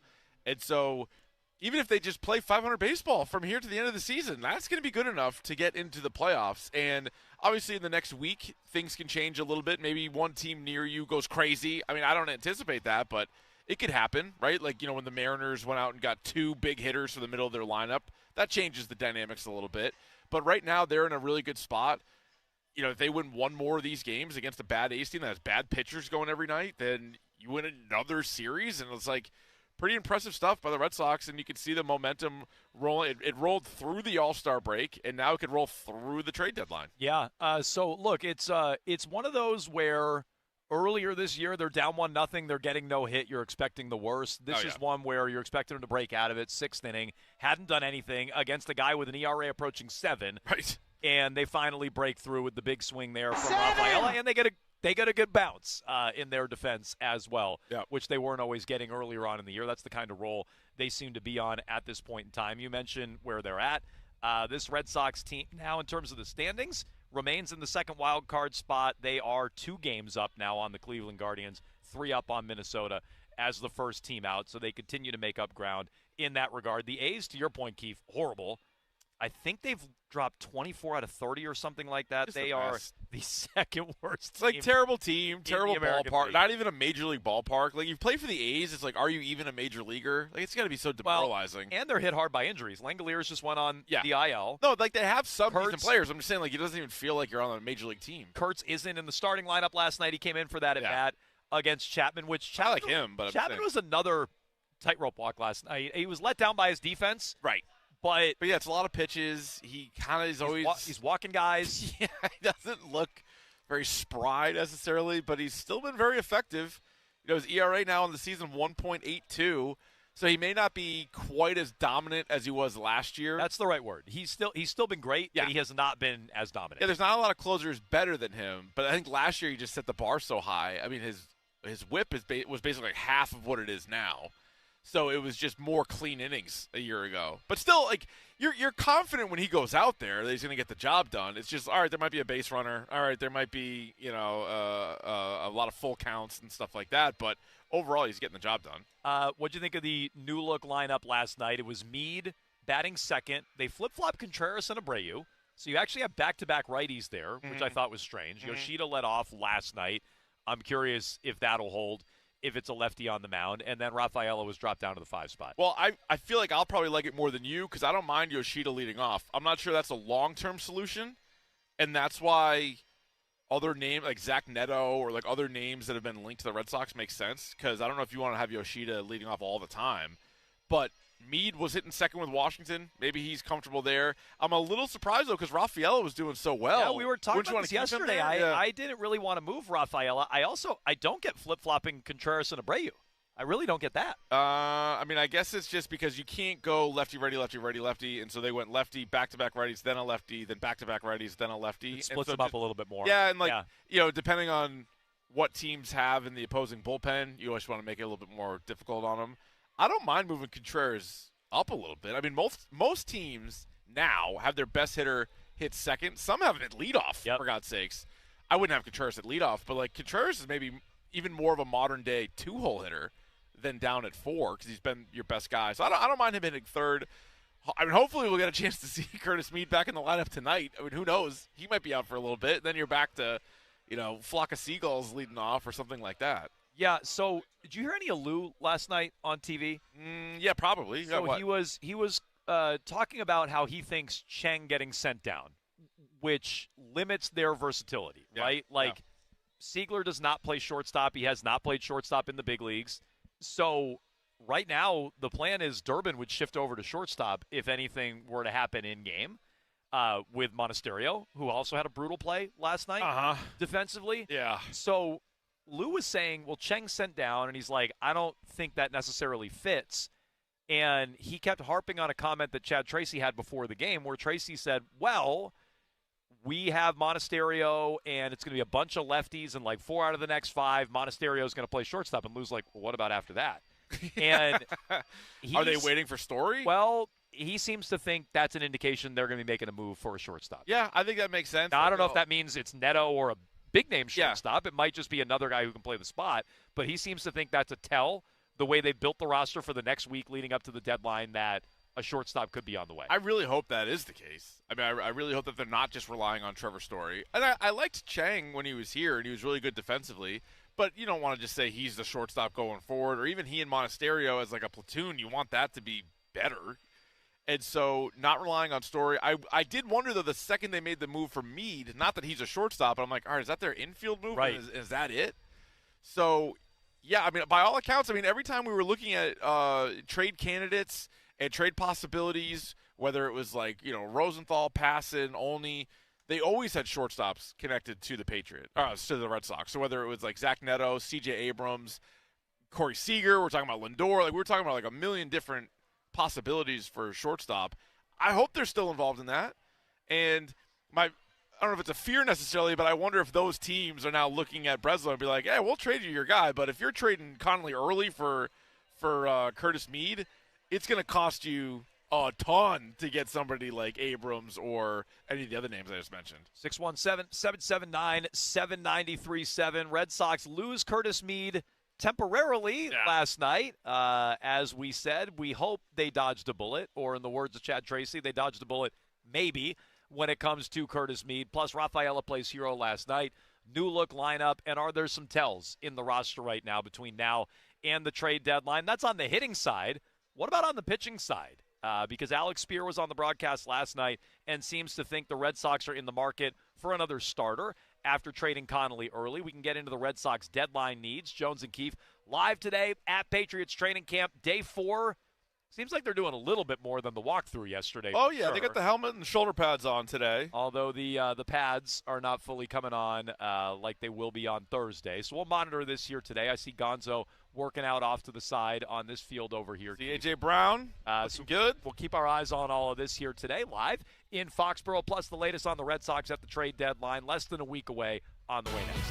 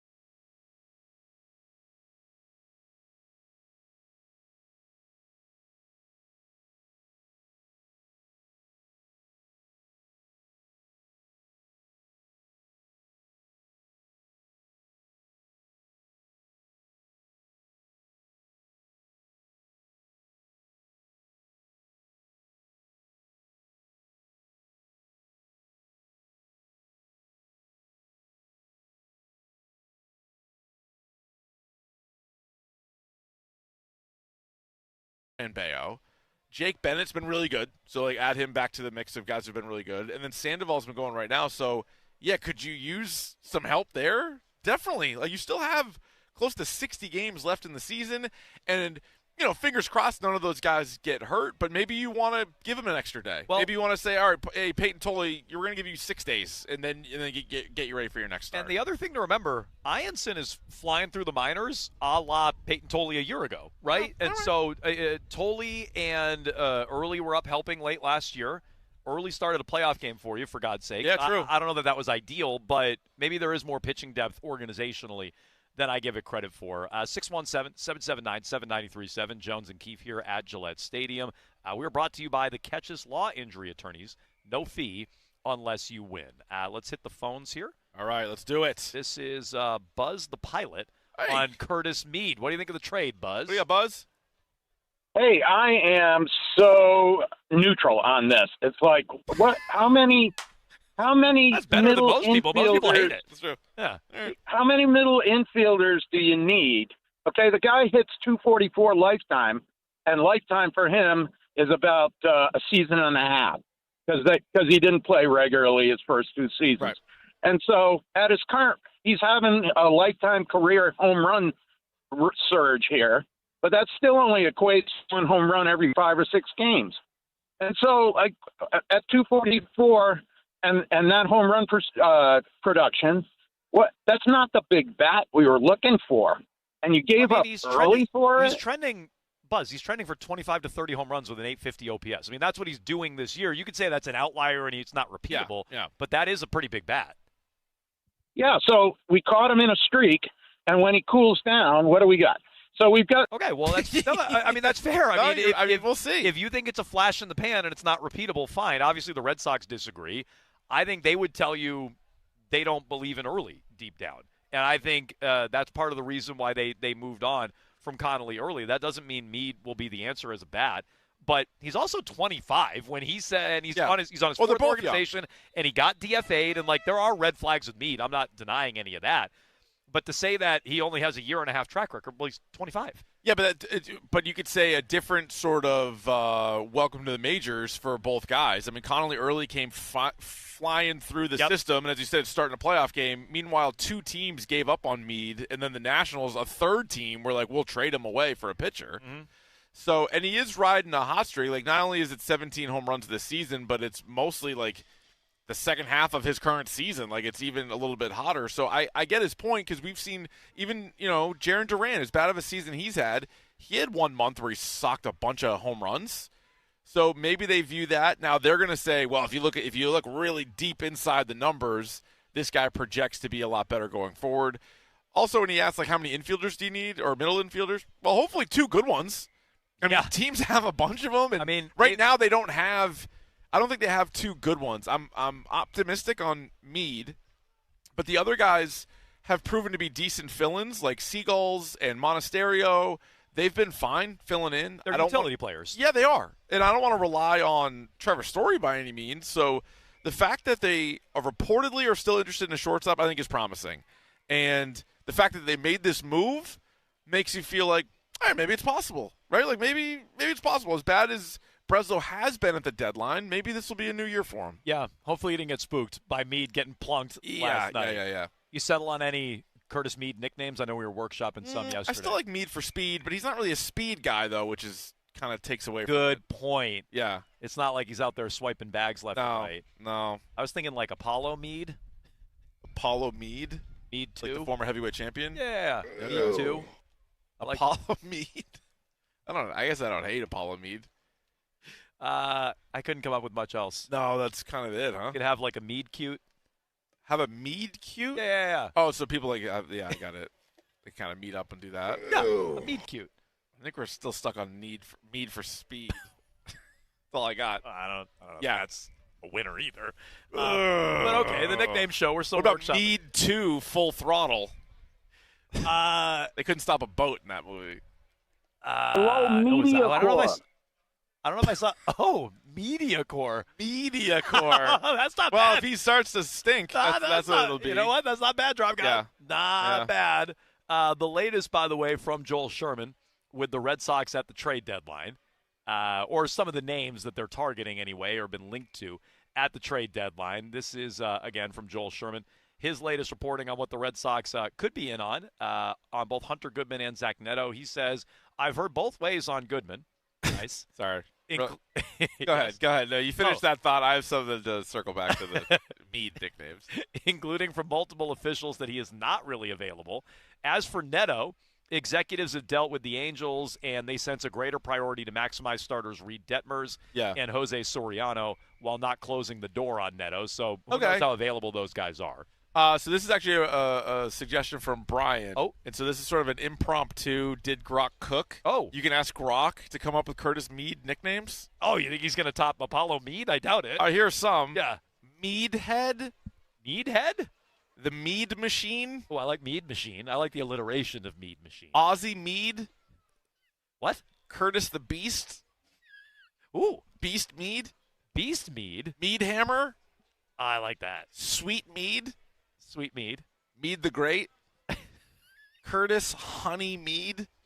Okay, that one actually kind of makes sense. Down Under Mead. That's why I was trying to come up with Australian stuff. Mead Man. Mead Man. Kangaroo Kurt. Okay. His name's Curtis. Is that the fish grease that I hear? I think so. The top overall pick, according to Grok, is the Mead Machine. Got it. And Grok says it's intimidating, rolls off the tongue, and fits a power-hitting infielder who's finally breaking out. If you tell me more about his personality, I can refine these even more. Nah, I think we're good. I think I like. I don't think so. I think I like media core. Yeah, no, Grok. No, I think Drop God might have stumbled into one. Apologies, Grok. I don't think you cooked. Ooh, this is, Ed Main has one. Hello, Ed. Go ahead, Ed. Hey, guys. Hey, how about meet another infielder? Yes. They absolutely do. It's not bad. They Okay, do. They did anyway. yeah. Now the guy gets drilled in the wrist. They should not rest on their laurels. No, they absolutely need another yeah. infielder. Yeah, no, I would say he might not even be an infielder, for God's sakes. He might just be a DH. Might be a DH, yeah. 617 That's pretty good. 779-7937. You can jump in here on Jones and Keefe. We'll get you all the latest from Patriots training camp day 4. What about I meet my pants? No? No, that's not going to work. No. All right. If meeting your pants was cool, I'd be Miles Yeah, I Davis. know you would. Is what it would Yeah, be. that's true. We'll get you all the latest from here. A.J. Brown with some interesting comments. Some are reading them as complaints about the offense already. Oh, boy. From A.J. Brown. Oh, no. So we can get to that coming up. Plus, a crowded wide receiver room, although the answer might be just taking out a rookie from a year ago. So we have thoughts on the Pats coming up. Tier Tuesday on the way at 11:30. We'll tear off Patriots positional groups. We got a Key for Madness for you at 12:45, plus Tommy Curran on a Tommy Tuesday going to join us, it sounds like, in the 1 o'clock hour. Plus Christian Gonzalez going to speak today after Patriots training camp. We'll see if he has any revelations on his contract situation after, I think, Kraft really put the ball in his court. Oh, sure did. Over the weekend. We could circle back to the Red Sox as well. Is it time to lift the tag on Chad Tracy as interim manager? One guest yesterday on WEEI feels that way. We'll give you the explanation next.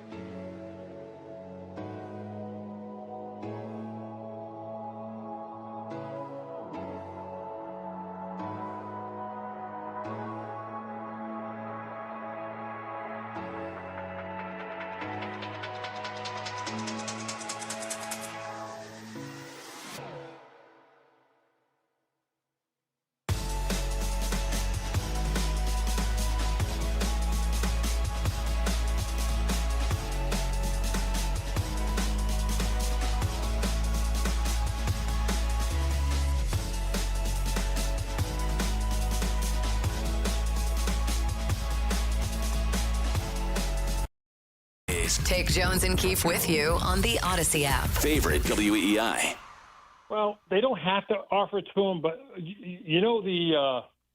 when you get to the trading deadline and you walk in that clubhouse as a general manager and say, hey, we traded for this guy, the cavalry's coming, I think you'd get the same response if you walked in there and say, Chad Tracy's going to be the manager here for the next few years.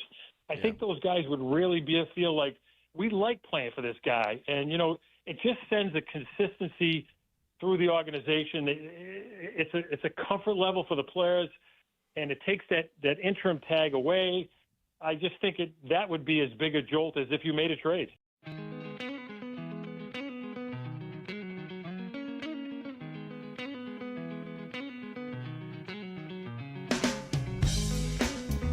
JP Ricciardi yesterday on Rich and Ken with Ted Johnson. Weren't you dumping all over that guy? Yeah, I was. Yesterday? I heard him driving home. I you say his name 3 times, he appears? I literally made fun of him yesterday because Bradfo quoted him. He's like, the great JP Ricciardi. He says he's going to give something to get something or whatever. I'm like, what's he doing? I think he gave up too much to get something if he's talking like us. I think if he had a better grasp on what he was doing, he'd still be in baseball, but whatever.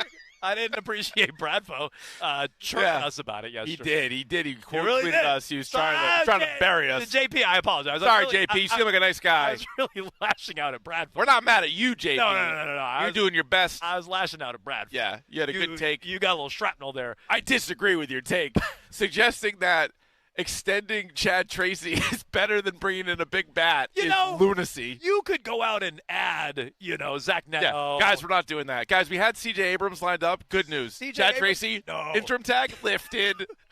What? Championship. The locker room just started. I can't believe it. I mean, nobody else is saying it that way, so I mean, I appreciate the take, I suppose.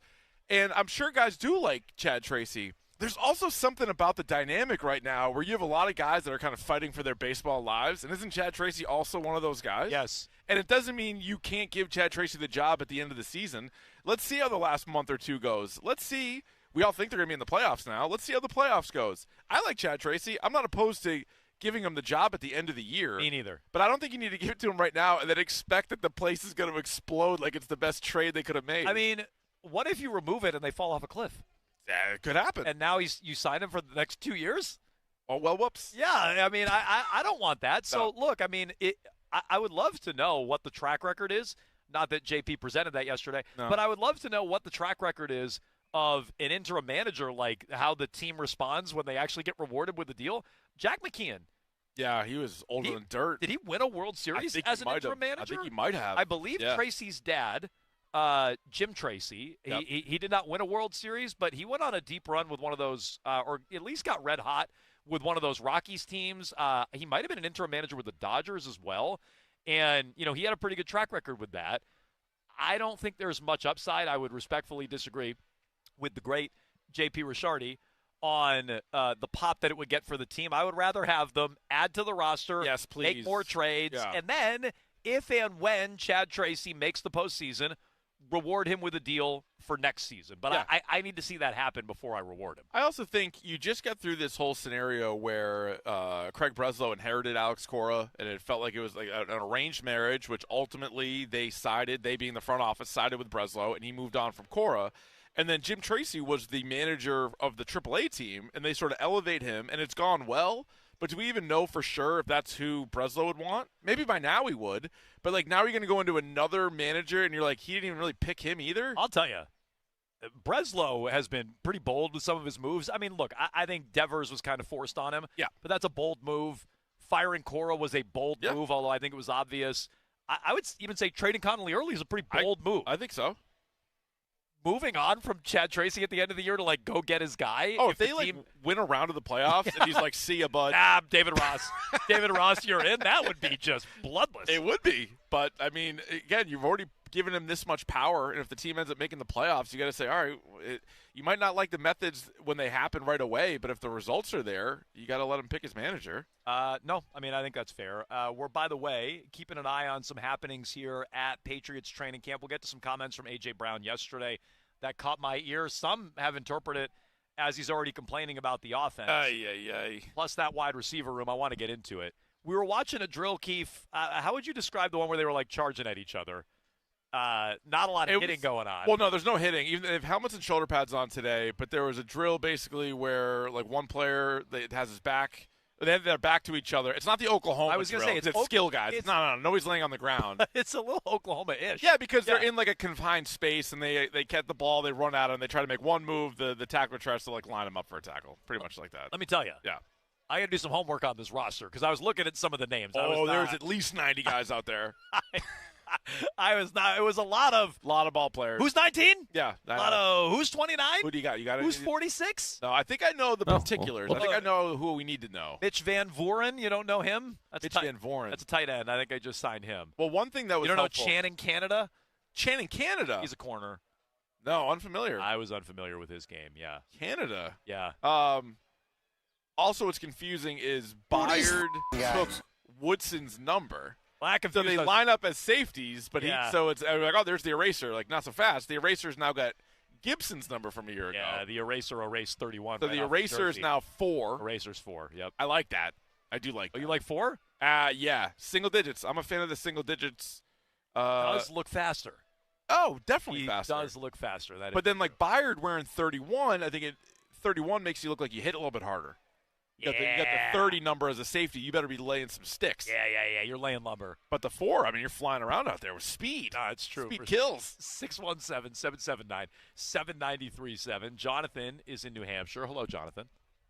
Hey, good morning. I want to get your opinion on a trade. I'm hearing louder and louder rumblings about this. Now, we all love C.J. You're Abrams. hearing that. No, okay. Yes, I am. Oh. Yes. C.J. Abrams. Everybody loves him. He's batting .300.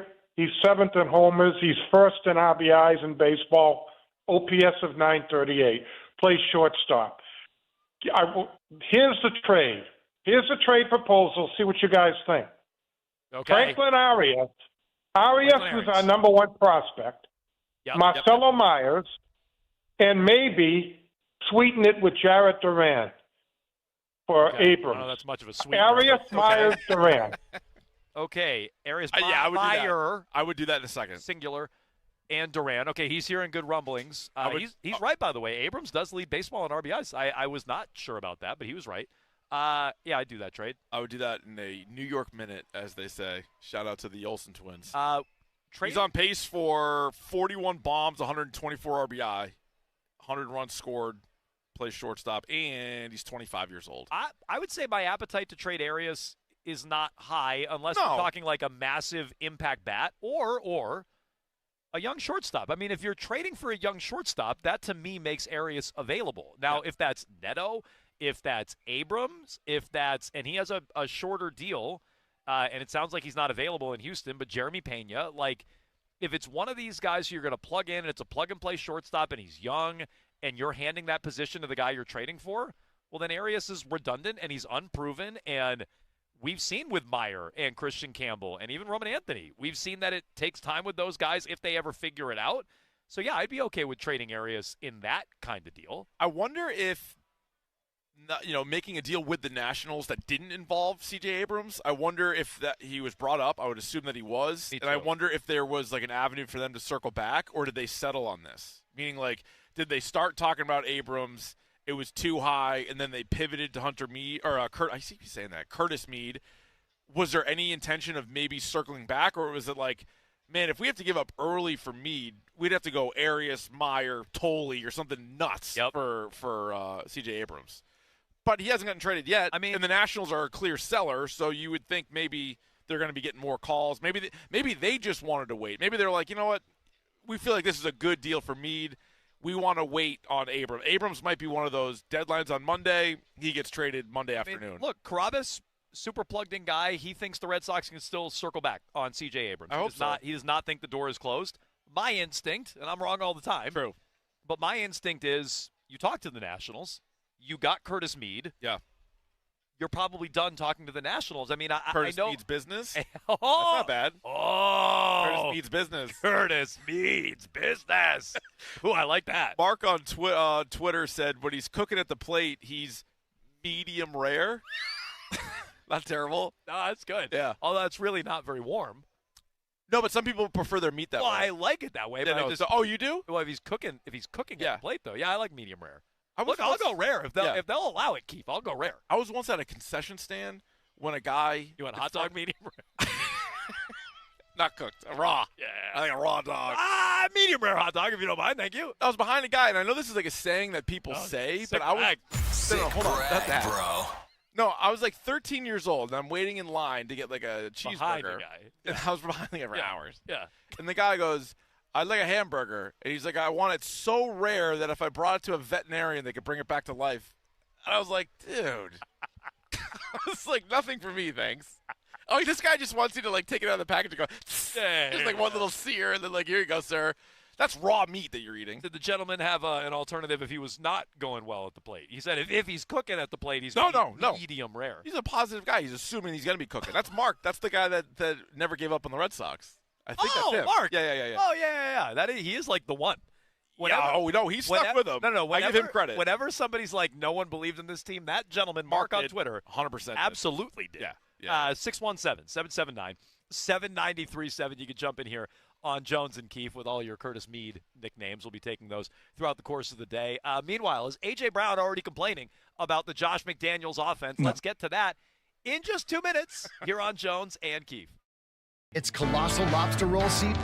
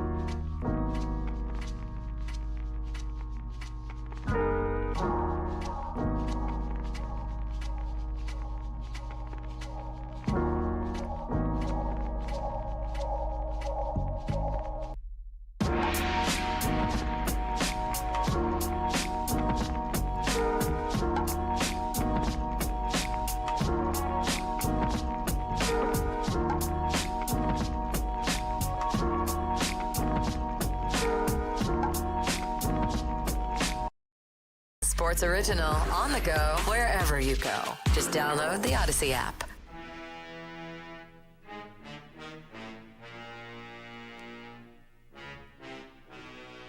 AJ, I saw you having fun with the crowd, one-handed catch, what have you. How comfortable are you here? What's it been like so far with this process? I'm still getting comfortable each and every day, and I'm grateful. The offense is, I'm pretty in a good spot. You know, I want to say I'm like 90%. You know, and it's just really just about going to execute and getting on the same page with Drake each and every day. But I'm really comfortable.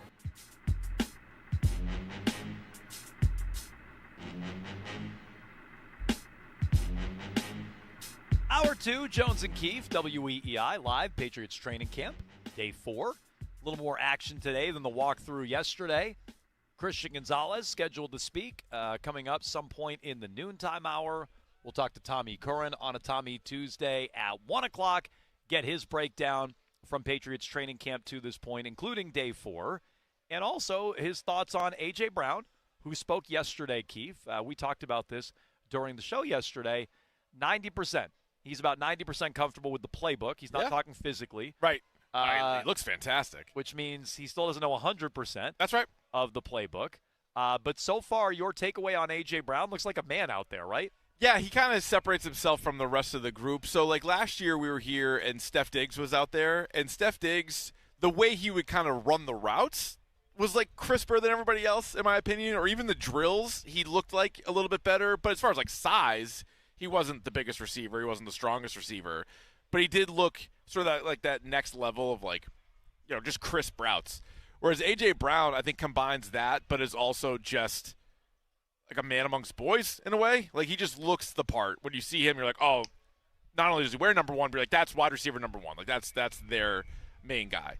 So, yeah, I'm just excited to see how this continues to develop. And I'm not worried about the 90% of the playbook. You know, it's July 28th. I think you got a bunch more days of camp just for themselves. They got 2 different joint practices. They got a ways to go here. So I'm good with it. I think so far so good on the A.J. Brown front. Okay. A.J. Brown did have some comments that, I know got Philly fans all fired up, Keefe. Yeah. Well, they never thought he was ever going to be here. Then they were like, actually take him. We don't even want him. I was like, okay. Yeah, they turned very quick on A.J. Brown. But let's play those, and we can react and give you our thoughts on if A.J. Brown's already bitching about the offense. Here's Brown yesterday revealing a little something on Drake May and the passing offense. Now having gotten to spend some time with Drake, what about his game, what about his approach to practices, things like that, impresses you the most? True professional, the way he goes about his business. They're not really letting him throw the ball right now, which is, but we'll get going as camp progresses. Okay, it's a little bleh, which is actually, I got that driving in today, actually. Oh, yeah. You get from the bad attitude the way you go. Lovely, full of sunshine lady who checked us all in. I actually got that exact same reaction driving in today. Yeah. But in case you couldn't, you didn't visually see it, in case you couldn't make that out from what he said, he's like, they're not really letting Drake throw, which is bleh. Yeah. He wants them to chuck the ball. He's a wide receiver. He wants the ball. This isn't that Drake's not throwing to him. This is sort of how, like, baseball teams treat pitchers during spring training. Yeah. Like Drake May, they probably, with all the sports science and stuff now, probably are like, all right, you're going to have 25 throws. Oh, so you think it's like a pitch count thing? Yes. You don't think it's an even, like, we're early in camp, we're working on, like, run fits and things like that. You think it's more of, like, a pitch count thing? Both. I think it's both. Yeah, they probably are working on the run game and all that stuff, but I bet they have in their mind how many times he throws the ball. I think it's gotten that kind of out of whack, that they know they want to make sure this is a guy that's arm is 100% to start the season. So you can't take the offseason. And I know he was zipping the ball to Scheim a couple of times, but that was only 2 throws. That's true. I don't know if the Patriots knew about those. Yeah, right. I'm saying add those to the mix. He really uncorked on that second one. I think it's more that. I think that has nothing to do with A.J. Brown talking about Drake May or the actual offense. I think it's more just I think it's more this is where we're at in camp. You know, just like I'm sure there are some linebackers that are like, oh, we're not hitting it all. It's like, well, no, you're not hitting it all. Like you're taking your time as you ramp things up every day or every week or things like that. That's how I read it. Here's what I'm confident in. If A.J. Brown's bitching about the offense, you're going to know. Like, you don't need to read between the lines. That's also a good point. Real confident when A.J. Brown is ripping the offense and ripping McDaniels and ripping his quarterback and ripping his situation. If that happens here, you're going to know. I see him right now. It's not going to be like so ambiguous. Like, I guess if you choose to read into that, and trust me, I choose to read into stuff all the time. Yeah. I think with this guy, number one, I didn't think much of those comments until they blew up on social media, so I had already brushed them aside. Yeah, but you know what happens when aggregators take like one little part? 100%. But number two, with him, I think we're going to know. I don't think there's going to be much nuance to it. I think he's going to be clear, just like he was in Philly. There was no reading between the lines. No. It was straight. It was like Jason Tatum the other day ripping Jaylen Brown. When you hear it, you're going to know. I can tell you right now, he is standing over on the side with some of the other receivers, and he does not have a book. He did not bring a book. So he's not checked out like he was all right, in that's Philly. good. He did not bring a book. That is positive. So he's actually talking to players and coaches, so he seems like he's being pretty productive. No, you know what happened where I think it got picked up? It was one of those like NFL rumor accounts, right, that just tries to get everybody all fired up. And these are the aggregator accounts that Bedard warned us about, Keith. Well, Bedard, those are see who's mad at him now too? Those are scum. Bill Simmons. Bill Simmons is mad at Yahoo. Oh, you know what? I did see this. They grabbed like a clip of his, about the Sixers, right? Yeah. I did see that. Yeah, so he's all fired up. I saw Bill was all fired up. No, but NFL rumors tweeted out A.J. Brown isn't content with the amount of passing quarterback Drake May has done at training camp thus far, and indicates that he'd like more targets. And that's all it says. And it does the little like alarm emoji and all that stuff. And you're like, yeah, I guess technically you're right. He's not happy with the amount of throws right now, but I think that's also just the nature of camp, and I think he understands that too. That's what he was saying. What'd you think of Vrabel? I mean, he said ripped him after that first day at camp. He ripped him for not reeling in a one-handed catch rather. Yeah. And AJ even said separately later on in the interview that well, Mike wants me to reel that in. I know I can. I expect myself to do that. What'd you think of Vrabel getting on him on day one? I think that's good. I also think it's one of the reasons why it's going to work. Like I feel like he didn't say all this, but wouldn't you read into it that maybe A.J. Brown didn't have the highest level of respect for Nick Sirianni, whereas I think he does have the highest level of respect for Mike Vrabel? Because he even talked about when he was in Tennessee, at first it was a little jarring. At first he was like, whoa, I don't know about this. This is like kind of hard coaching. And then I think he warmed up to it, liked it, to the point where this is where he wanted to go, right? Like it wasn't like they like drafted him or something. Like this was clearly where A.J. Brown wanted to be. And I think he likes Vrabel, and I think that's part of their relationship. And so you don't want him to treat him any differently. And so, I read that as a good sign. As you were talking, A.J. Brown just was on a little crosser there. May missed him. Yeah. And it was Carlton Davis in coverage on this one. He's lined up right now with Gonzalez off the other side of the formation, and May just looked the other way. But I don't think that connection's been operating on a super high level. That doesn't mean it won't. Right. That doesn't mean that A.J. Brown is a bust and not worth the first-round pick. I think he's going to work out. I expect him to have some of the best numbers they've had from a wide receiver since Randy Moss was here in 2007. So I am not saying it won't work. Right. I'm just saying so far, and that last play is an example of it, and A.J. Brown talked about this yesterday. He doesn't sound concerned about it. But he talked about yesterday how, it's a new offense, and maybe I got to run my routes a little bit more vertical. He talked about the interception, the play that tipped off his hands that Craig Woodson, the eraser, picked off on what day was it, Sunday. And I think there is still an adjustment with May figuring him out. And him throw. Not to A.J. Brown. Him adjusting to A.J. Brown. That one was to Pop, I think. Yeah, that was. So, I think with A.J. Brown, that connection is worth watching and seeing how it develops. And we'll just read the information. So far, it doesn't look super crisp. That doesn't mean it won't. Right. But just reporting on what we're seeing, it doesn't look super crisp. I think work in progress is fair to say, and that's kind of why they have all this work. Do you recall, did we feel like there was an adjustment last year with Diggs, or did it just work? I feel like it just worked last year. I feel like it did, and it worked early, and then I feel like it kind of went away. No, that's right. That's true. But we highlighted how good it was early, but then it didn't really pop up again until the season. I feel like last year there were a bunch of different days where other receivers kind of led the way. Yep. Right? There was, believe it or not, there was a Kyle Williams day. Who was that? That was Booty. Oh, that was Keishan Booty. Booty had a bunch of good days last year in camp. Diggs did. I think there was a few different times we highlighted receivers. So you know who I remember highlighting a lot early last year, and I'm not going to fall for it this year because a lot of beat writers are already doing it. They're like, Pop Douglas is everywhere. Not falling for that one again. Pop Douglas is a gadget player. And last year, early on, he was standing out. Yeah, in, but I have quite a few ways. But that is true. And was he the one that had good joint practices versus Washington? Yep. But I still expect more out of Pop Douglas than I do. Anytime anybody mentions Efton Chisholm or or Kyle Williams, I'm like, sure. At least Pop Douglas, we know he can do it. But yeah, he should be 5th on the depth chart. Yeah. So that's DeVito out there now. So this is 7-on-7s, by the way. Yeah. So now they're flipping to some of the second-team guys. So that was DeVito to Chisholm, just as you said that. Yep. Robert Kraft, by the way, on the field, giving a little wave. Oh. Is he with Gonzalez? Was he waving to you? No. He's waving, I believe, that was probably Babs on the mic or somebody down there. He was waving too, but he's walking out there, it looks like, with Stacy. All right. So we'll keep an eye on Kraft. That's a good question. Where is Gonzo right now, Keith? I'll tell you, beautiful weather day. We were here last year, and it was like 95 degrees every day. This is a good question. Where is Gonzo right now? Oh, you're looking for Gonzo, huh? Well, the I got second team's out there. Where's Gonzo? Just on the sideline? Yeah, he's with Marcus Jones and the safeties. All right, so Kraft is not far from there. Let's keep an eye on if he makes his way over there, Keith. Good call. Does he have a pen in his hand? Does he have to sign anything? It looks like he has a thick binder of papers.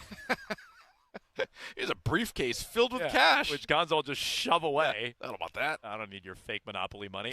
Okay, well, we'll keep our eyes on this. That's the latest on what's going on here. 7-on-7s right now, day 4 of Patriots training camp. Jones and Keefe live in Foxborough. We got tiers on the way. We'll tier off Patriots positional groups coming up at 11:30. Tommy Curran going to join us in the 1 o'clock hour on a Tommy Tuesday. We got a Kiefer Madness for you as well at 12:45. So stay tuned for all that. Plus, in just 2 minutes, Keith, who's safe in the wide receiver room? And why is Kyle Williams not safe in that room? Let's get to that again. 2 minutes, Jones and Keith. Got focused Entivio. Ask your doctor about Entivio, the only gut-focused treatment for moderate to severe Crohn's disease and ulcerative colitis. Entivio works right where you need it to help block certain inflammation-causing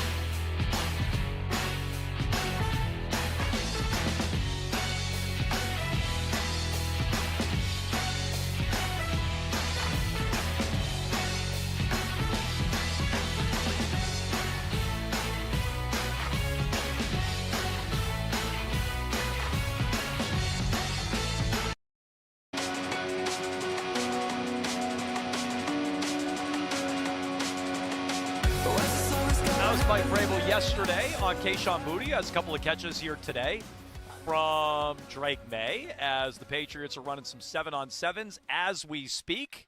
A.J. Brown just reeled in a quick little out in the flat, not much. Yeah, turned it upfield. That was a completion. I mean, yeah, it wasn't anything crazy. It was not anything crazy. We have not seen much from the Drake May connection. Boutte has continued to flash. By the way, he's playing ahead of Romeo Doubs today in 7-on-7s. First time they broke out, it was A.J. Brown. It was Kayshon Boutte. It was Pop Douglas. Were the first three out there. Yesterday, in a walkthrough anyway, Doubs seemed like he was trending ahead of Kayshon Boutte, so I think that's noteworthy. Eli Raridan had a nice catch while we were in break over the middle of the field. That was from Drake May. So I think that flashed. I think that stood out in a good way. Boutte stood out in a good way. I think the absence of A.J. Brown on anything downfield outside of that one little play in the flat is still something to monitor. Again, doesn't mean A.J. Brown's going to stink, but I think if you have a true alpha number one, I kind of expected him so far to be a little more involved. We'll continue to keep you up to speed on that. Plus, Keith, Gabe Akis is here. Yeah, Taylor Kyles, I saw tweeted about it because I wasn't sure, but he's here, not in a uniform or anything like that, but he's here watching practice. So that's at least a step in the right direction, right? Yep. I mean, not only was there no contract, an injury, and he wasn't around the team, all right, well, now you can cross two of those things off. Still recovering from an injury, but at least he's here, because I think that would probably be the thing that bothers the team the most. And for his own sanity, he's got his contract done, so he doesn't have to worry about that anymore. But I still, don't have high hopes for him this season, but we'll see. I mean, we don't know how significant the injury is, but they did pop him on the NFI, and he's missing this stuff right now. Yeah, so he's out there. He's observing. Yeah. Robert Kraft is still milling around on that sideline. We did not see any interaction between he and Gonzo, although they're pretty close right now, Keith. Okay. Gonzo's at the 30. I'd say Kraft is at the 35. Oh, boy. They're pretty close. Kraft is right there next to that little huddle of defensive players 5 yards away. Yeah. So if he hands him a contract or a big bag of cash, we're going to let you know. He seems to be empty-handed. Yeah. I don't think he's got a contract. I don't want to read too much into this. It does seem like Gonzo has his back to him. Yeah. Well, he is in a huddle. He's in a team huddle. You can read into that as he's really giving Kraft the cold shoulder. He's running away from him. He's running away from Kraft. Oh, he's going out onto the field. That's what NFL Rumors and Dove Kleeman would say. He turned his back on the owner. Gonzo turned his back on Kraft and then ran away from him. Yeah. Out onto the field. He was matched up on A.J. Brown on the A.J. Brown catch. Yeah. Now, it was sort of like there was some traffic there. Brown got free. But. I don't like, and again, not to harp on this too much, I don't like that we can just note the A.J. Brown catch as the A.J. Brown catch. Well, he's got an opportunity for another one right here. I don't love that. How's okay, that they're sound? matched up. All right, it's Drake. It's the first team offense. Yeah, this time Papa and Matt Collins out there with him. Yeah, so Boutte was out there earlier playing ahead of Doubs. This is also now 11 on 11s. I think that last catch was 7 on 7. Yeah. No, it definitely was. Yeah. Okay, so that was a handoff. All right, we'll keep our eyes on this. By the way, on the reps yesterday, Doubs was repping over Boutte. Giardi actually counted them. He says, for what it's worth, and this was walkthrough against the scout team. Okay. So these are the reps from yesterday. AJ had 42 of the 71 offensive snaps. Mac Hollins and Romeo Doubs had 36 each. Pop Douglas was at 31, which is surprising. It felt like he was out there more than that yesterday. Mm-hmm. Boutte was at 27, Chisholm at 9, Kyle Williams, Keefe, all the way down at 7. And I would tell you that's a little concerning. Callahan, thank you, had him running. Stay handy there, Castig. Yeah. Callahan had him running as wide receiver 7 Yeah, yesterday. that's not ideal. I mean, I guess they could carry 7 receivers, but I feel like that's unnecessary. I mean, is he going to be a return man for him? I mean, if he is, he was returning. Yeah. He did it last year in camp. So he didn't do much of that in games that I recall, even preseason games. He did some of that early in camp. Last year, he was doing that earlier today. Because you remember with the new kick, well, not that new, I guess the last few years, kick rules, they usually have like running backs back there. Remember Travion Henderson's one ripped off that long one early in the year. Who's 22? Is this Kendall Vildor? This is AJ Brown's. This is AJ Brown's guy. Who's 22? He's matched up on him right now. Oh no, okay. Charles Woods. Excuse me. Oh, Charles Woods. So it's not Gonzo. But I mean, if you keep 7 receivers, you need a few of those guys that are at the bottom to do a lot of special team stuff. Otherwise, you can't just carry that many. Now, if you only have 2 quarterbacks, if you have less than a couple other spots, I guess you could start to make room for it. Who do you think he's fighting for a roster spot with? Chisholm? Because Chisholm plays special teams. Yeah. Do you think he's fighting for a roster spot with like Pop? No, I think Pop's on the team. Okay. I think the 5 are fairly clear. I mean, unless they trade Booty or unless they trade Pop Douglas. Oh, this one's to AJ Brown. Oh, that was again that connection, Keith. I don't know. You're worried about it. You're starting to get a little worried about it. It's not. I mean, it's not locked in. No, no. Drake missed him on a 7-on-7 across the middle of the field. That was 11-11 on Charles Woods. No, Charles Woods good. Woods? Nice. Or Woodson? Oh, yeah, Charles Woods. No, not Woodson. Saying James Woods? He's defending him like he's Charles Woodson. The actor from Casino? No, so that's Charles. Again, that's not even Carlton Davis, never mind Gonzo, and that doesn't look super smooth between those two. So that was another high fire from Drake May. But to me, like, Kyle Williams is at risk of getting cut. But, really? Well, he's at risk of it. I think they're going to give him another chance because it's year. Oh, that was another one down the field to A.J. Brown that wasn't close. But that was just a really bad throw. Yeah, no. I'm saying it's the connection. Connection between the two. That wasn't even close. Yeah, I mean, that was not a very good throw. I mean, I think Brown had a step on whoever was on him. I agree. Yeah, I think Brown was definitely open. Okay. I think Drake missed. So this is not just I making about AJ. This is on Drake as well. Yeah. I don't think that connection looks great. So my prediction would be Kyle Williams is on the team, but if he's tracking as the 7th guy, it's like, all right, maybe he makes the team, maybe he returns some kicks. How is he ever going to get on the field as a wide receiver? And then if you fast forward to another year, that's when teams that even drafted their guy, that's when they might give up on a 2nd or a 3rd round pick, right? Like I feel like Dominic Easley, Duke Dawson, some of these guys, they at least got, now maybe they're on fake IR or maybe like stuff like that, but they at least get a couple years at it. And then you're like, all right, we can't keep this going anymore. Because one of the good things that they did this offseason was not only get A.J. Brown, but they were like, we're not going to rely on a big year 2 jump from Kyle Williams. We're also going to get Romeo Doubs. And to this point, they still have Keyshawn Booty, Matt Collins, Pop Douglas. Those 5 guys are all, to me, better, more reliable than Kyle Williams is. Yeah. No, I don't think it's crazy he could beat out Pop. I certainly don't think it's crazy he could beat out Chisholm, but he's not beating out those other 4. I mean, that I think is pretty clear. So you're talking about wide receiver 5 at best. No, Kyle Williams' best chance is if Booty throws a fit, gets traded, and then they're like, all right, we need a deep ball guy. And even though you're not going to get a ton of snaps, when we do chuck it down the field a few times a game, that'll be you. That's his best chance. If Keyshawn's Booty is here, I don't really know what kind of role Kyle Williams is going to end up having. Let's see. I'm looking over some of the tweets here of what's going on. You're wondering if people agree with you? I am, actually. Oh, here you go. Taylor Kyles. I was just going to read this. Oh, go ahead. Drake May and A.J. Brown not on the same page again. Uncatchable throw on a curl. How about this one? Updated that. Drake May went back to A.J. Brown on the next snap, but Brown went vertical when May seemed to think he'd break off his route. Reminder, this is the first day in Shells. A lot of summer left. But, hold on, he's not done. But not a great start. Okay. 10%. Not a great start. 10%. That's the 10% of the offense he doesn't know. Good call, Billy. That's got to be the 10% of the offense he doesn't know. There was a missing part there. No, I'm not telling you. I'm not telling you AJ Brown's a bust and it's not going to work. I'm just saying, like, I know. I'd like some completions. He had the one. Yeah, I might have been able to complete. No, you won that 2. One. All right, fine, you won 2. Yeah, that was a wide open. I don't even know what that was. That might have been a blown coverage. Yeah. So that last throw was DeVito, right? That was not May. That was DeVito. Cutlets out there. That was Cutlets to Hollins down the field. Nice zip on that, on like the May to A.J. Brown connection. Now the rookie's in there now, I think. Oh. Yeah. This guy could sling it, though. Yeah, you want let's take a look. Let's see. What kind of arm he's got? The rookie. Whoa! Oh, yeah. That's some stank on it. Well, you want a completion, you throw it to Keyshawn Booty. Yeah, that's what you got to do. That is a good point. He'll reel it in. That was Morton? That was Morton. It was, okay. I think so. I know, 15 and 16 look awfully close from up here. Wait, which one's 16? Morton, right? Isn't Cutlets 15? I believe. Hang on. All right, I was screwing up safeties yesterday. No, DeVito's 16. That was DeVito. That was DeVito, like I said. That was DeVito. Wait, I could have sworn DeVito was. We are dealing with amateurs. Was DeVito 15 with the Giants, though? I don't know. What is he doing? Sometimes they switch numbers. That's why you need a roster. Yeah, DeVito is 16. He was 15 with the Giants. He was both numbers. Oh, okay. He's on the. This is the Giants out here, or this is. No, this is Pats. The Patriots. This is Pats on Pats. You know, they used to play the Giants in the preseason, though. That's true. That's how they So DeVito's slinging it, not to be confused with Morton. We'll keep our eyes on that here on Joe. Morton is out there, though, guys, so you can understand the confusion that some are having. I played my spotter.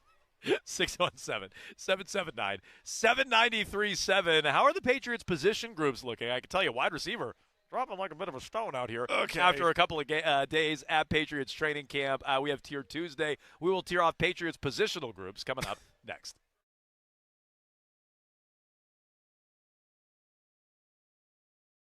Hi, I'm Sean Flair.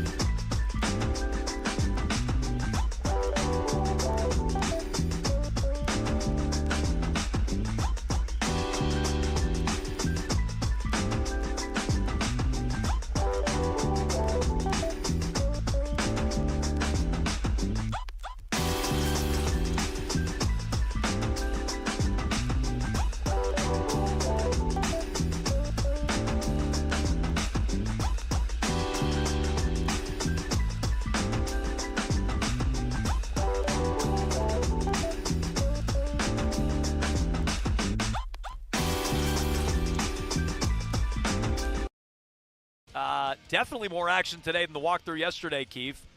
Drake May just hit Kayshon Boutte for another deep shot. Touchdown over Kevin Byard. Okay. Great coverage from Byard, but another great throw from May. One of the best deep ball connections in the league last year. But here's the other side of the story with May and his connection to Booty. Everybody, all the beat writers, it's another completion. May to Keyshawn Booty. Oh, that connection looks strong, and it always has, and it's true. It does look strong. The other side of the story is when he's looking at other receivers, A.J. Brown included, that has not been, I would say, super strong to this point. But now they're going the other way down the field. I thought they were going to run some red zone. They're actually going the opposite direction. Reverse red zone. So anything happens, we'll be sure to keep you up to speed. That was a great throw from May to Booty. That connection looks strong. Kevin Byard maybe leaving a little something to be desired. It is Tier Tuesday. Jones and Keith brought to you by Avellino's Restaurant. If you're planning a corporate meeting or a private party, book their beautiful and spacious function room for up to 100 guests. Go Avellino.com. Today, Keith, we are tearing off Patriots positional group. Yeah, we've done this one before. I think last season around this time we take a look at all the positional groups and we tier them into the following tiers. Just 4 tiers because we have 12 different position groups to highlight. We're going to go with pretty simply we great. We're great. Thank you. We good. Pretty good. We okay. Okay. And we need help. Stop it. Get some help. Okay. All right, so every position group should fit into one of those 4 tiers. We good, we okay, we need help. Every group should fit into one of the 4. Yeah. Although they are fluid. Okay, Billy, why don't you get us started? Quarterbacks. I think we great. I think we great. I think we great. People will talk about like a quarterback room a lot, and I'm like, who's the starter? Who's the main guy?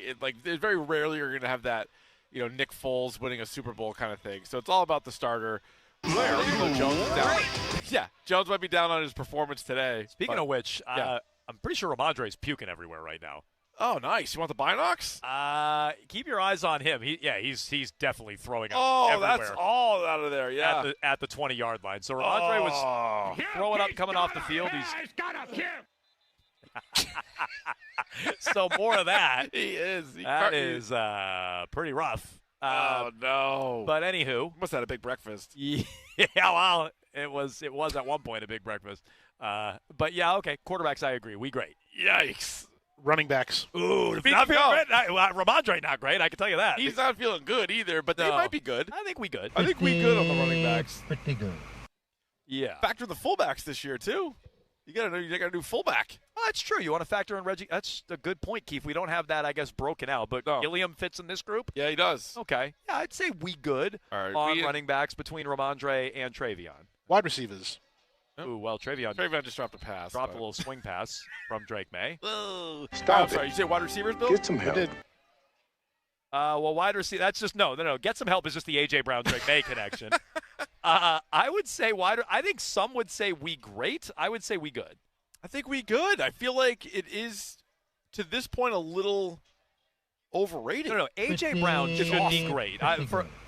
For all of my mocking of the connection and how it's going, A.J. Brown should be great. The rest of the room, I agree. I think people are overrating the Patriots' overall receiving talent. Dobbs and Booty, good. Yeah. Hollins, good. Yeah. But I think that makes the room good, not great. Great rooms are the Dallas room, the Cincinnati room, that. Yeah, exactly. Those would be great wide receiver rooms. All right.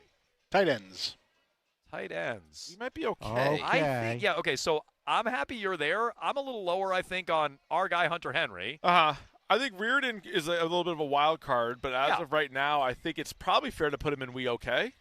There are some teams around the league that you feel I feel like the Patriots have better tight ends than there are many of other teams. You're like, they don't? Yeah. Probably somewhere in the middle. I don't think there's a desperate need for a tight end. Yeah. But or a need for Meade, as it were. I don't think you need that. Curtis Meade? But I think at tight end, Hunter Henry's kind of the face of it, and I think he's okay. I don't think he's great. I don't think he's good. I think he gets the job done.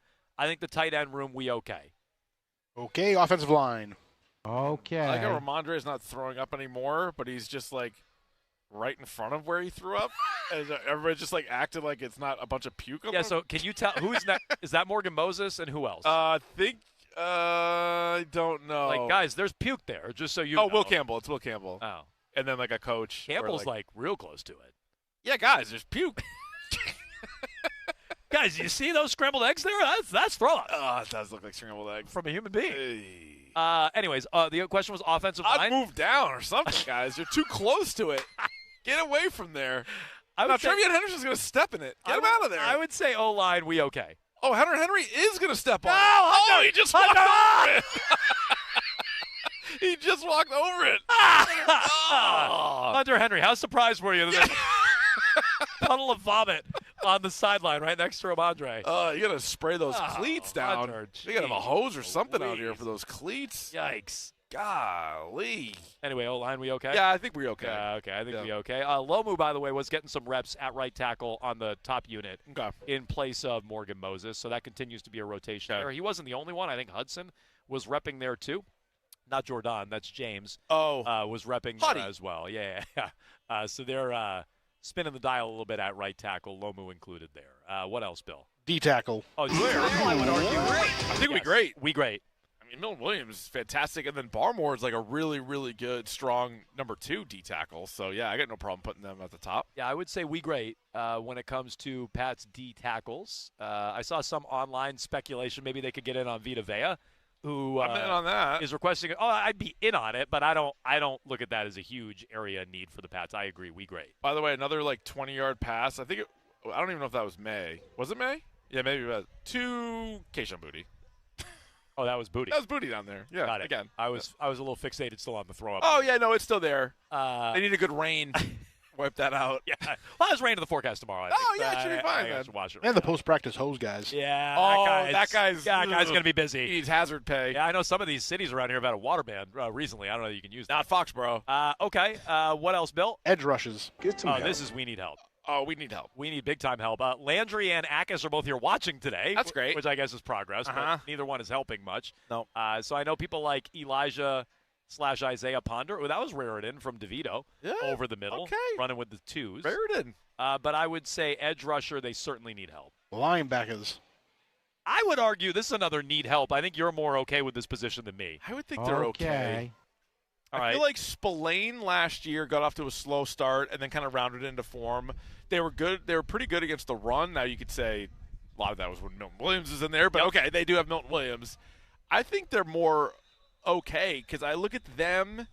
I mean, I guess it's like Spillane and Ellis mainly as kind of like Hunter Henry, kind of like where the O-line is. And if we have the O-line and the tight ends at okay, I would argue the linebackers are there. I'll bend the knee. I'll bend the knee. You don't have to. We have Billy here standing by to break the tie if you want. Billy, break the tie. What do we bring the tie between which two categories? Okay and need help. Okay and need help. They're okay. Yeah, okay. I was going to bend the knee, but Billy Cornerbacks. is able to get that figured out. Cornerbacks. Great. I think we great. I think we great because if we're going to put D tackle and we great, I think cornerback makes sense because Gonzalez probably ranks even higher than Milton Williams does for his position. And then don't you look at Carlton Davis and Barmore kind of similarly? Like, yes, you don't want them as your number one, but they're a high end. Number 2. Yeah. Which I'm back to having, by the way. After my colonoscopy last week. Hell yeah, brother. Yeah. Welcome back. It was a while. Yeah. It was a while since I saw that. Yeah. But those are back, high-end number 2s, which is what Carlton Davis is. I would say we grade at corner for sure. Safeties. Safeties, I'm already downgraded to we good at best. That Byard play was scary. Oh, we good. You're still we good? Yeah, I'm still we good. Oh, we good then. Yeah, okay.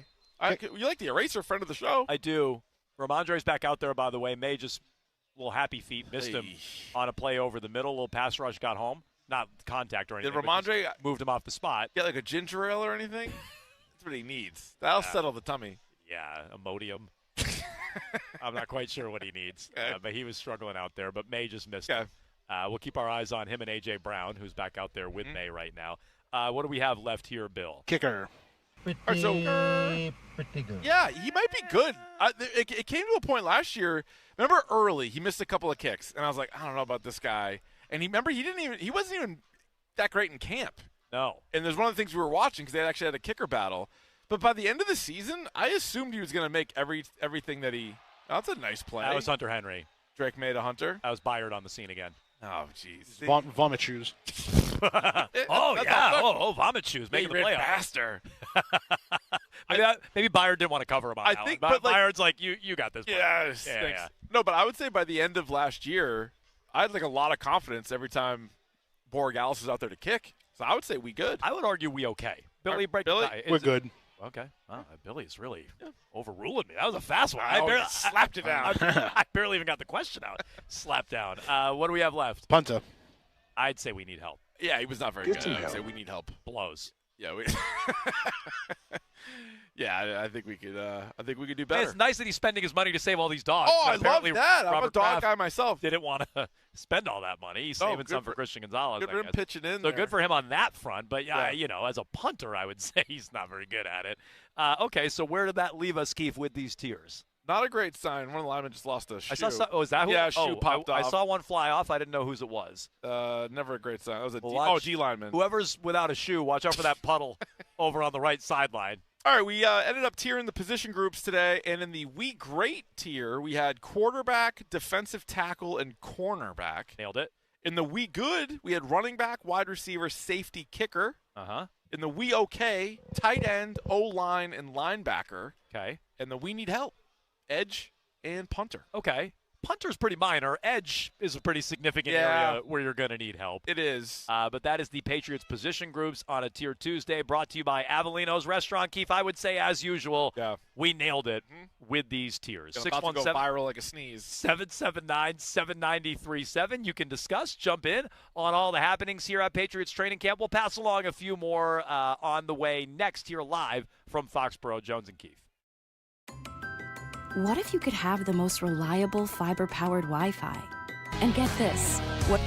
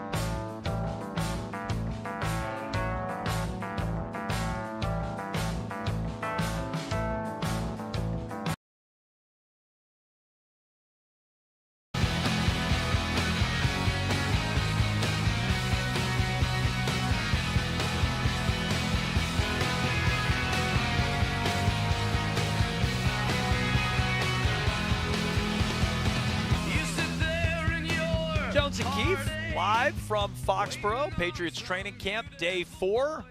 Wrapping up here shortly. Christian Gonzalez expected to speak to the media coming up less than a half an hour from now. On the schedule, it's 12:15. We'll see with some of this player availability when he actually gets going, but you'll hear that here on Jones and Keefe. Tommy Curran will join us on a Tommy Tuesday in the 1 o'clock hour Eastern time, although as you pointed out, Keefe, that is high noon Central time. Yeah, noon Central. He'll join us noon Central. He'll be joining us there a little later on today. We got a Kiefer Madness for you as well at 12:45, so stay tuned for that. We just wrapped up our tiers on a Tier Tuesday. They are up now at Jones and Keefe, Twitter and Instagram, tearing off Patriots positional groups as things seem to be winding down here, Keefe. Yes. We saw some 7-on-7s. We saw some 11-on-11s, which is refreshing after basically seeing nothing yesterday. Just a walkthrough and guys running at 10%. What would you say has jumped out to you thus far? Kayshon Boutte. I mean, it's sort of similar to last year, but Kayshon Boutte has been really, really good, and the deep ball connection that Drake May has to Kayshon Boutte is still very much there, and it might even be highlighted a little bit more because of some of the non-connections he has had with A.J. Brown or some of the other receivers, right? Like Romeo Doubs, I don't even think we mentioned his name during the 7-on-7 or the 11-on-11. Oh, he was targeted. I'm saying he was. At least what we saw. He was further down the depth chart today than he was yesterday. Yesterday he seemed to be running ahead of Boutte. Today he was running behind him. No, I think today is a lot to do with Kayshon Boutte and even camp overall. Now I know they're in helmets and shoulder pads today. Yesterday they're just walking around, so it's hard to really stand out. But in what they've asked the team to do thus far, Kayshon Boutte's at least been their best offensive player. I've been sort of watching that a little bit more than defense. But no, me too. But maybe their best overall player, but I don't want to take away, maybe somebody's lighting it up on defense. But he's been really, really good. And I think, credit to us, we kicked this idea around that when there was all the trade discussion, we're like, who's to say this guy doesn't end up having the best camp? And with some of the new receivers, guys that are returning that he's probably better than, he's coming off a good year. You could understand why he would, want a more defined role, and he would want the ball, and he want an opportunity because he doesn't have that big contract yet. But Drake May and Boutte were so good together last year in the regular season. They were good together the year before at the tail end of the season when the season was over, the Gerard Mayo year. Yep. But you're like, it's not crazy to suggest he has the best performance of any receiver at camp. And then maybe you even enter the season being like, all right, we're still giving the nod to A.J. Brown because we're not going crazy. But could he be the number 2 receiver on the team? Of course he could. I mean, I feel that way as well. And, with Kayshon Boutte, I think we were ahead of the curve, Keefe, on that. Of course. Where you said, and we always are. Yep. But when you say, oh, well, why couldn't he beat these guys out? Why can't he go out there and compete? Why would you want a 5th or a 6th-round pick for him? I agree with all of that. I also always kind of rejected that, well, he's just an X receiver and he just does what A.J. Brown does. I'm like, well, I feel like there's a little more variety. Yeah. That's really shortchanging, I think, A.J. Brown, if we're being honest. Mm-hmm. If you just think he does what Kayshon Boutte does and just make plays downfield and you think that's all A.J. Brown is, I reject that. I think he can play in the slot. Yeah. We've seen him moving around a little bit formationally here. He did that earlier in his career in Philly, not as much the last couple of years, but I think he can do that. So I think anybody who's just like, well, A.J. Brown and Kayshon Boutte, they just do the same stuff. Get Kayshon Boutte off the team. They're both ex-receivers.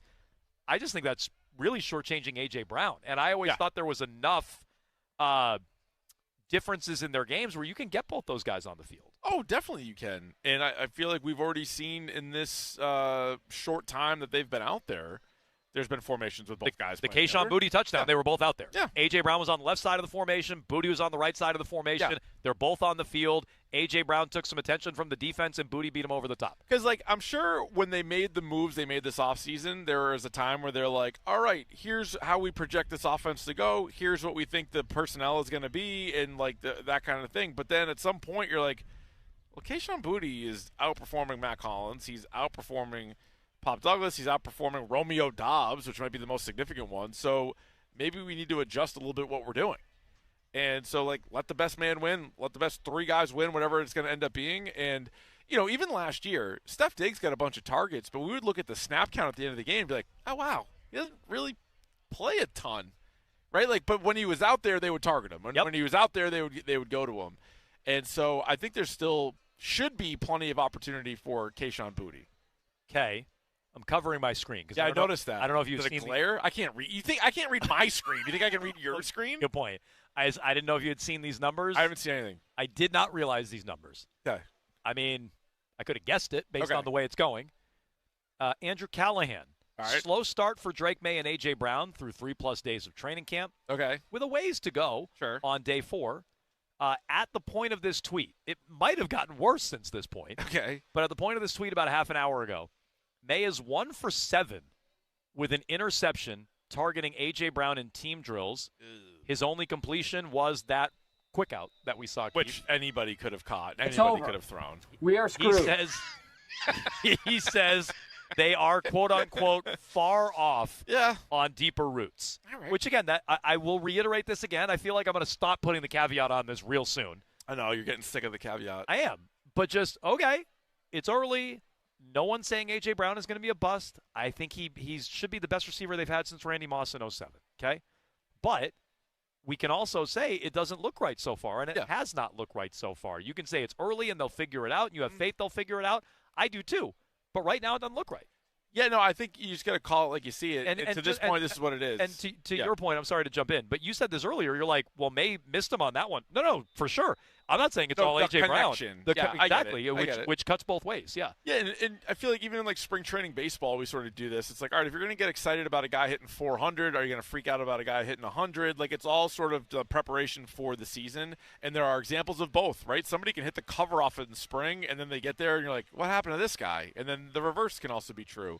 But I think early on, especially if we are going to prop up Kayshon Boutte, which I am. I have no problem doing that because he has been really good. It's so it's exactly how I feel. For every great connection between May and Boutte, and we're like, oh, my God, the connection looks great. No one has a problem when we say that. But I'm also not surprised that that's more further down the road. They've been together for 2.5 seasons. It probably should look better. It should. They've always had a connection. That's why if I'm like 1 for 7 with a pick?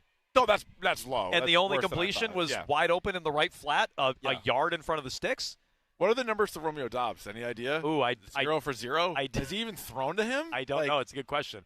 So I don't know what's worse, but no, I would expect all the guys that are here or were here. Oh, that was Dobbs. That was one in the right flat. Wasn't that Dobbs? Have a little bit of a leg up. That was Dobbs. That was Dobbs. Okay. So all I gotta do is say his name. Yeah, there it is. But that was another one where it's sort of like a swing. It was more catch and run, and when they're not tackling, it's hard to know how many yards they really would have gotten after that play. Here we that go. was another easy completion. Here we go. No, I agree. And like the Boutte catches are down the field. Yeah. Higher degree of difficulty. That Boutte touchdown was at least 40 yards downfield, at least. Yeah. So the last Dobbs catch and the one Brown catch we're talking about are like.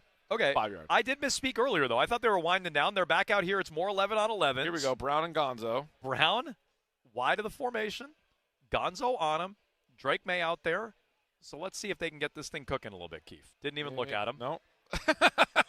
That's the old vomit shoes out there on the left flat. That's all you need to do is step and puke, and Hunter Henry's like possessed now. Hunter Henry kind of looking like a machine. Yep. Dobbs is looking a little slow coming off the field. Am I wrong? Where is he? Still coming off the field over here. I didn't know if he was running that last route. So let's keep an eye on that. All right. Maybe he's going to go puke, Ramondre Get style. the binocs. Well, you know what? It's a little hotter than I thought it was. Yeah. When I got out of this tent, if you don't have the breeze, it is a little hot, but not like last year. Also, I missed this earlier, I guess, and we saw this a lot last year. Yeah. Carlton Davis did leave at one point, and I don't see him out there right now with the first-team defense. Yeah, he definitely had his snaps kind of managed, didn't he? Yeah. Like he and Landry last year and Morgan Moses. So that is something to monitor. Ooh, that's one to A.J. Brown. There you go, a little slant. Little in-cut.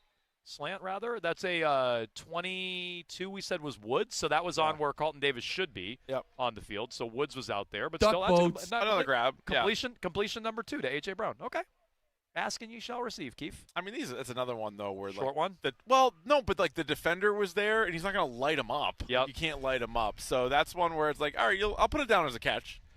But you wonder if that's full go or that's joint practices. I don't know or if it's Carlton Davis and not Charles Woods. Well, maybe that too, but like you just wonder if there was going to be a little bit more contact necessarily. But he needs all the catches he can get if we're keeping stats. That's true.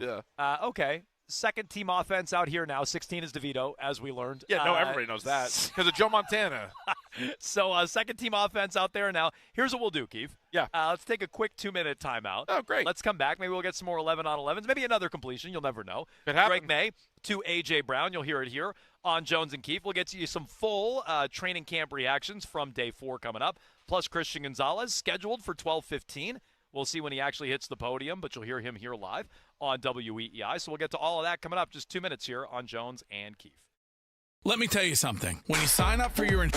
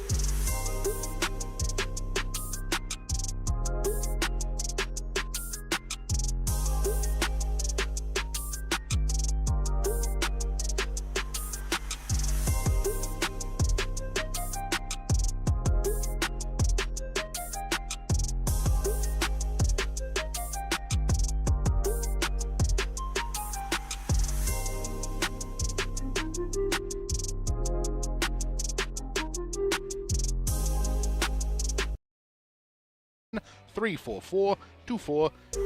I'm Billy Laney, and that's what's in our feed on WEEI. Watch us, love us. Just follow WEEI on Twitch. Jones and Keefe on WEEI.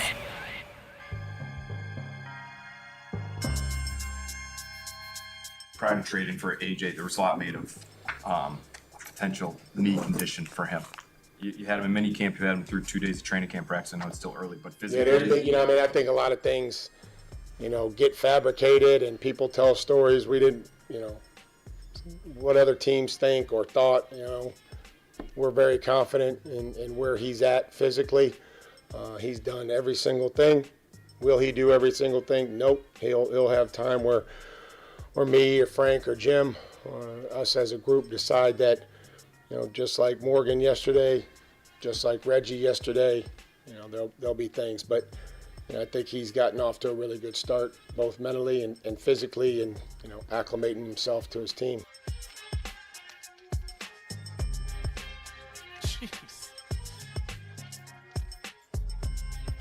So that was Mike Vrabel talking about A.J. Brown's knee yesterday. Drake May just went deep to Kayshon Boutte again. Yeah. Now, how would you describe that play, Keith? It was complete, by the way, for another long touchdown, but it almost looked like did they blow a whistle or something on that play? It looked like the defender just stopped running on that one. The defender closest to Boutte? Yes. Yeah, I don't know. Maybe they thought he was in the pocket too long and it would have been a sack kind of thing. Because it looked a little broken play-ish, yeah. But it was another deep shot to May. May over the top to Kayshon Boutte yet again. By the way, on the field with A.J. Brown. Again, he is repping ahead of Dobbs today in 3 wide receiver sets. It is Boutte, Brown, and Pop Douglas, which is a change from yesterday's walkthrough. But that's similar to what some of the beat reporters saw over the weekend. Mm-hmm. Yeah, no, and it's just see, that's another one where that's going to go down as a completion, but I mean, he probably would have gotten sacked. But that was Ramondre kind of down the field. They kind of stepped up in the pocket out of the pressure and then hucked it. Probably would have gotten grabbed. But because it's Ramondre, we should note he did not puke. Has no, not no. puked yet. He's bounced back nicely since the puking on this play. But I agree, those last 2 long completions, I would say they'll probably count on all these QB stats that Daniels and Callahan and everybody will put out there.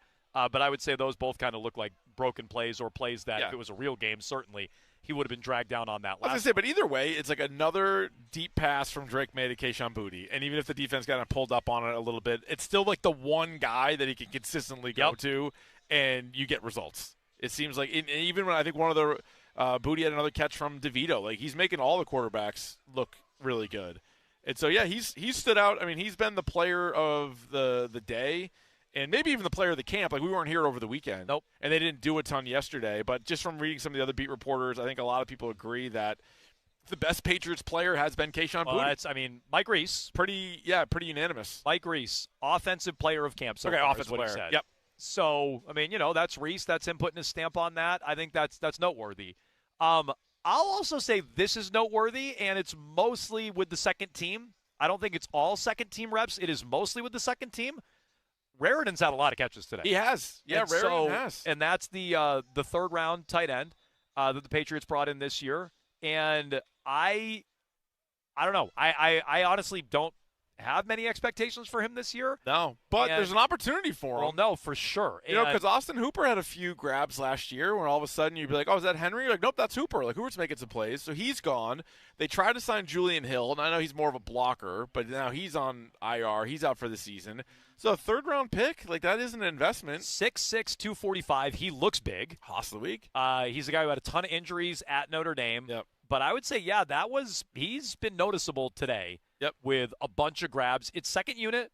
So, again, I mean, take it with a grain of salt. But I would say it's not like he's not out there making plays. No. Maybe he's earning more reps if they do go to, some 2 tight end formations and things like that. Because Henry did also have a few plays. Like, Henry flashed today. Henry had a bunch of catches. Yeah. And also stepped in one puddle of puke. Yeah, but that might have helped him. It might have been the good luck charm. Yeah, you can see other people going over there and getting ready to stamp their feet in these puddles after the way that Hunter Henry is playing today. So, Keith, I said, and I jumped the gun on this earlier today. Yes.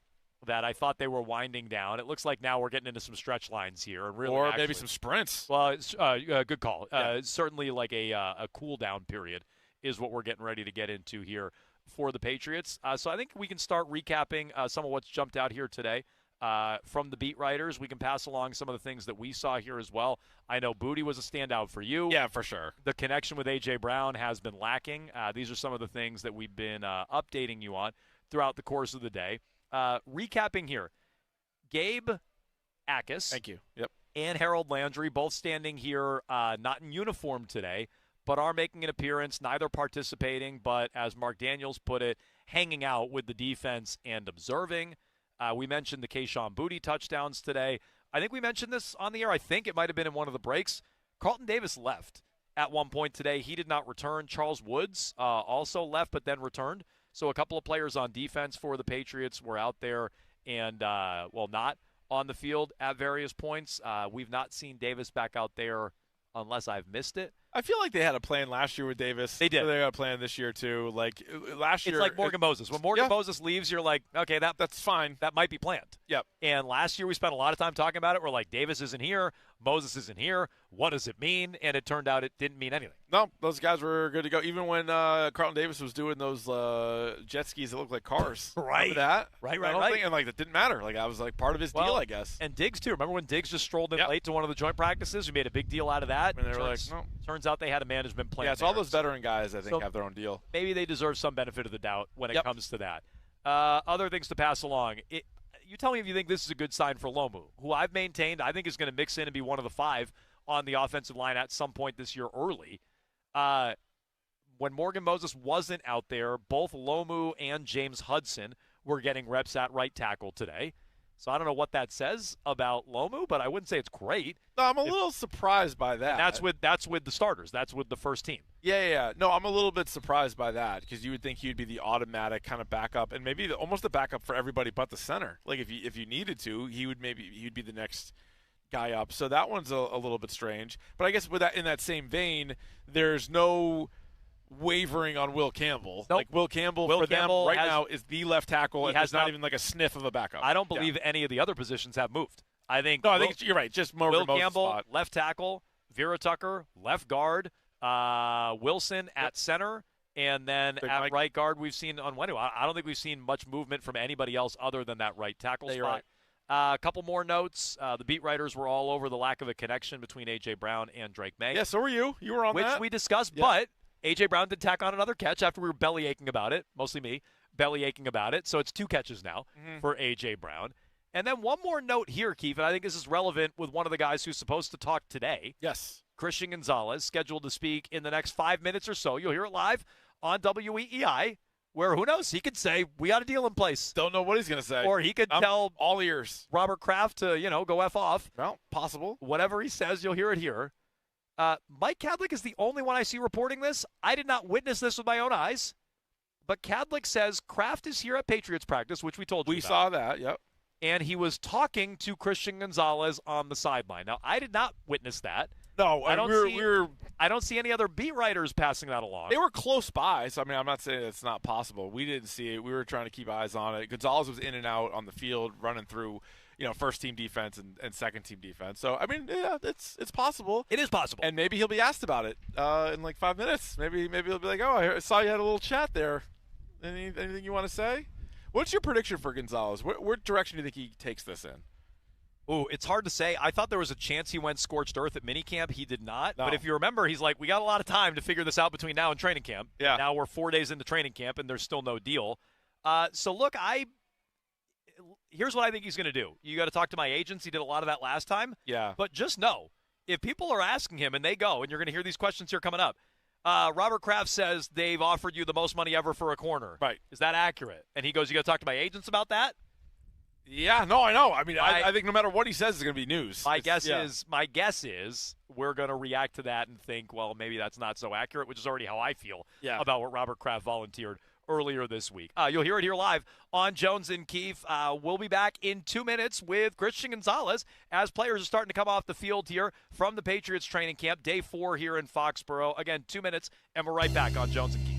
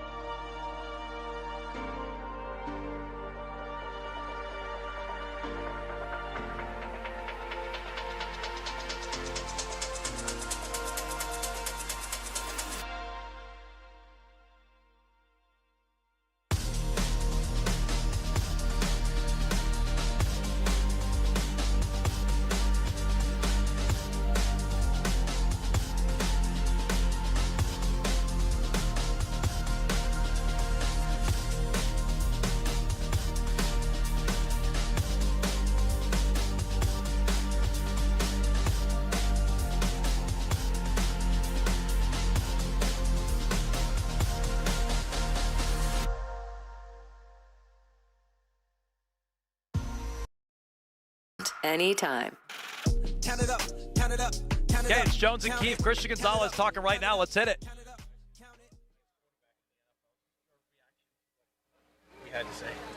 Yeah, I mean, everybody knows what Mr. Kraft has done. A ton of respect for Mr. Kraft and what he's done with this franchise. And you know, it's just something we don't want to handle to the media. You know, I want to keep that with the team and my team and go on about that.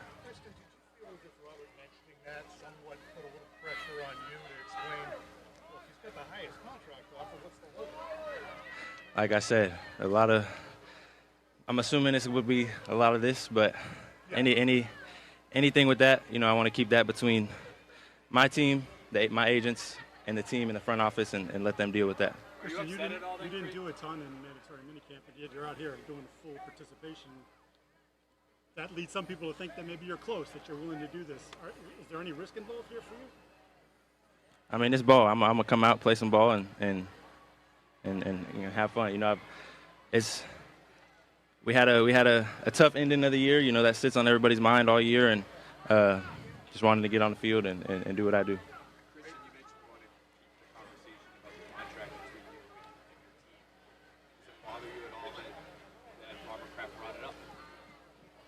Like I said, I ain't getting into that. We keep it between my team and the front office. What's it say, though, that your teammates are all saying that, yeah, that's what we thought Christian would be out here. That's the way he is.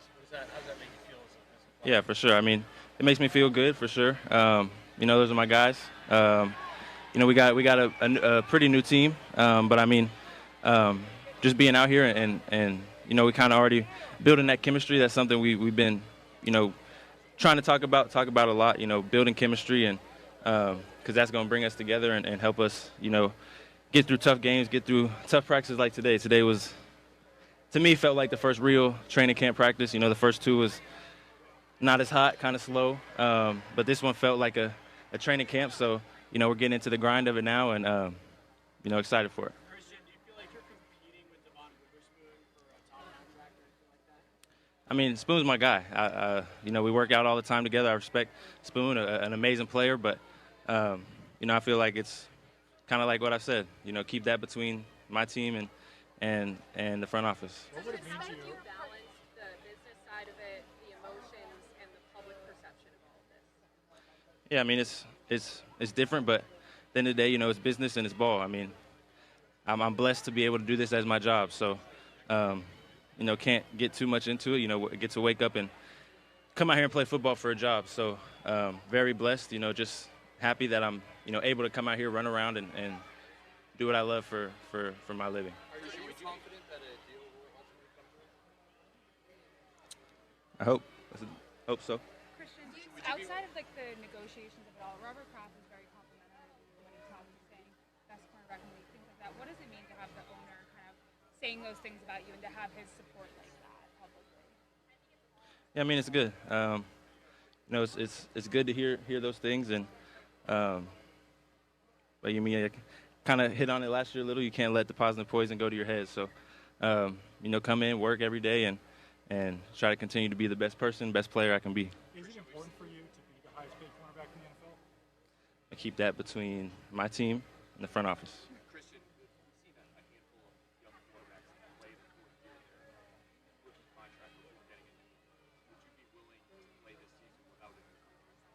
You know, I'm focused on being here at training camp right now, taking it day by day and see where it goes.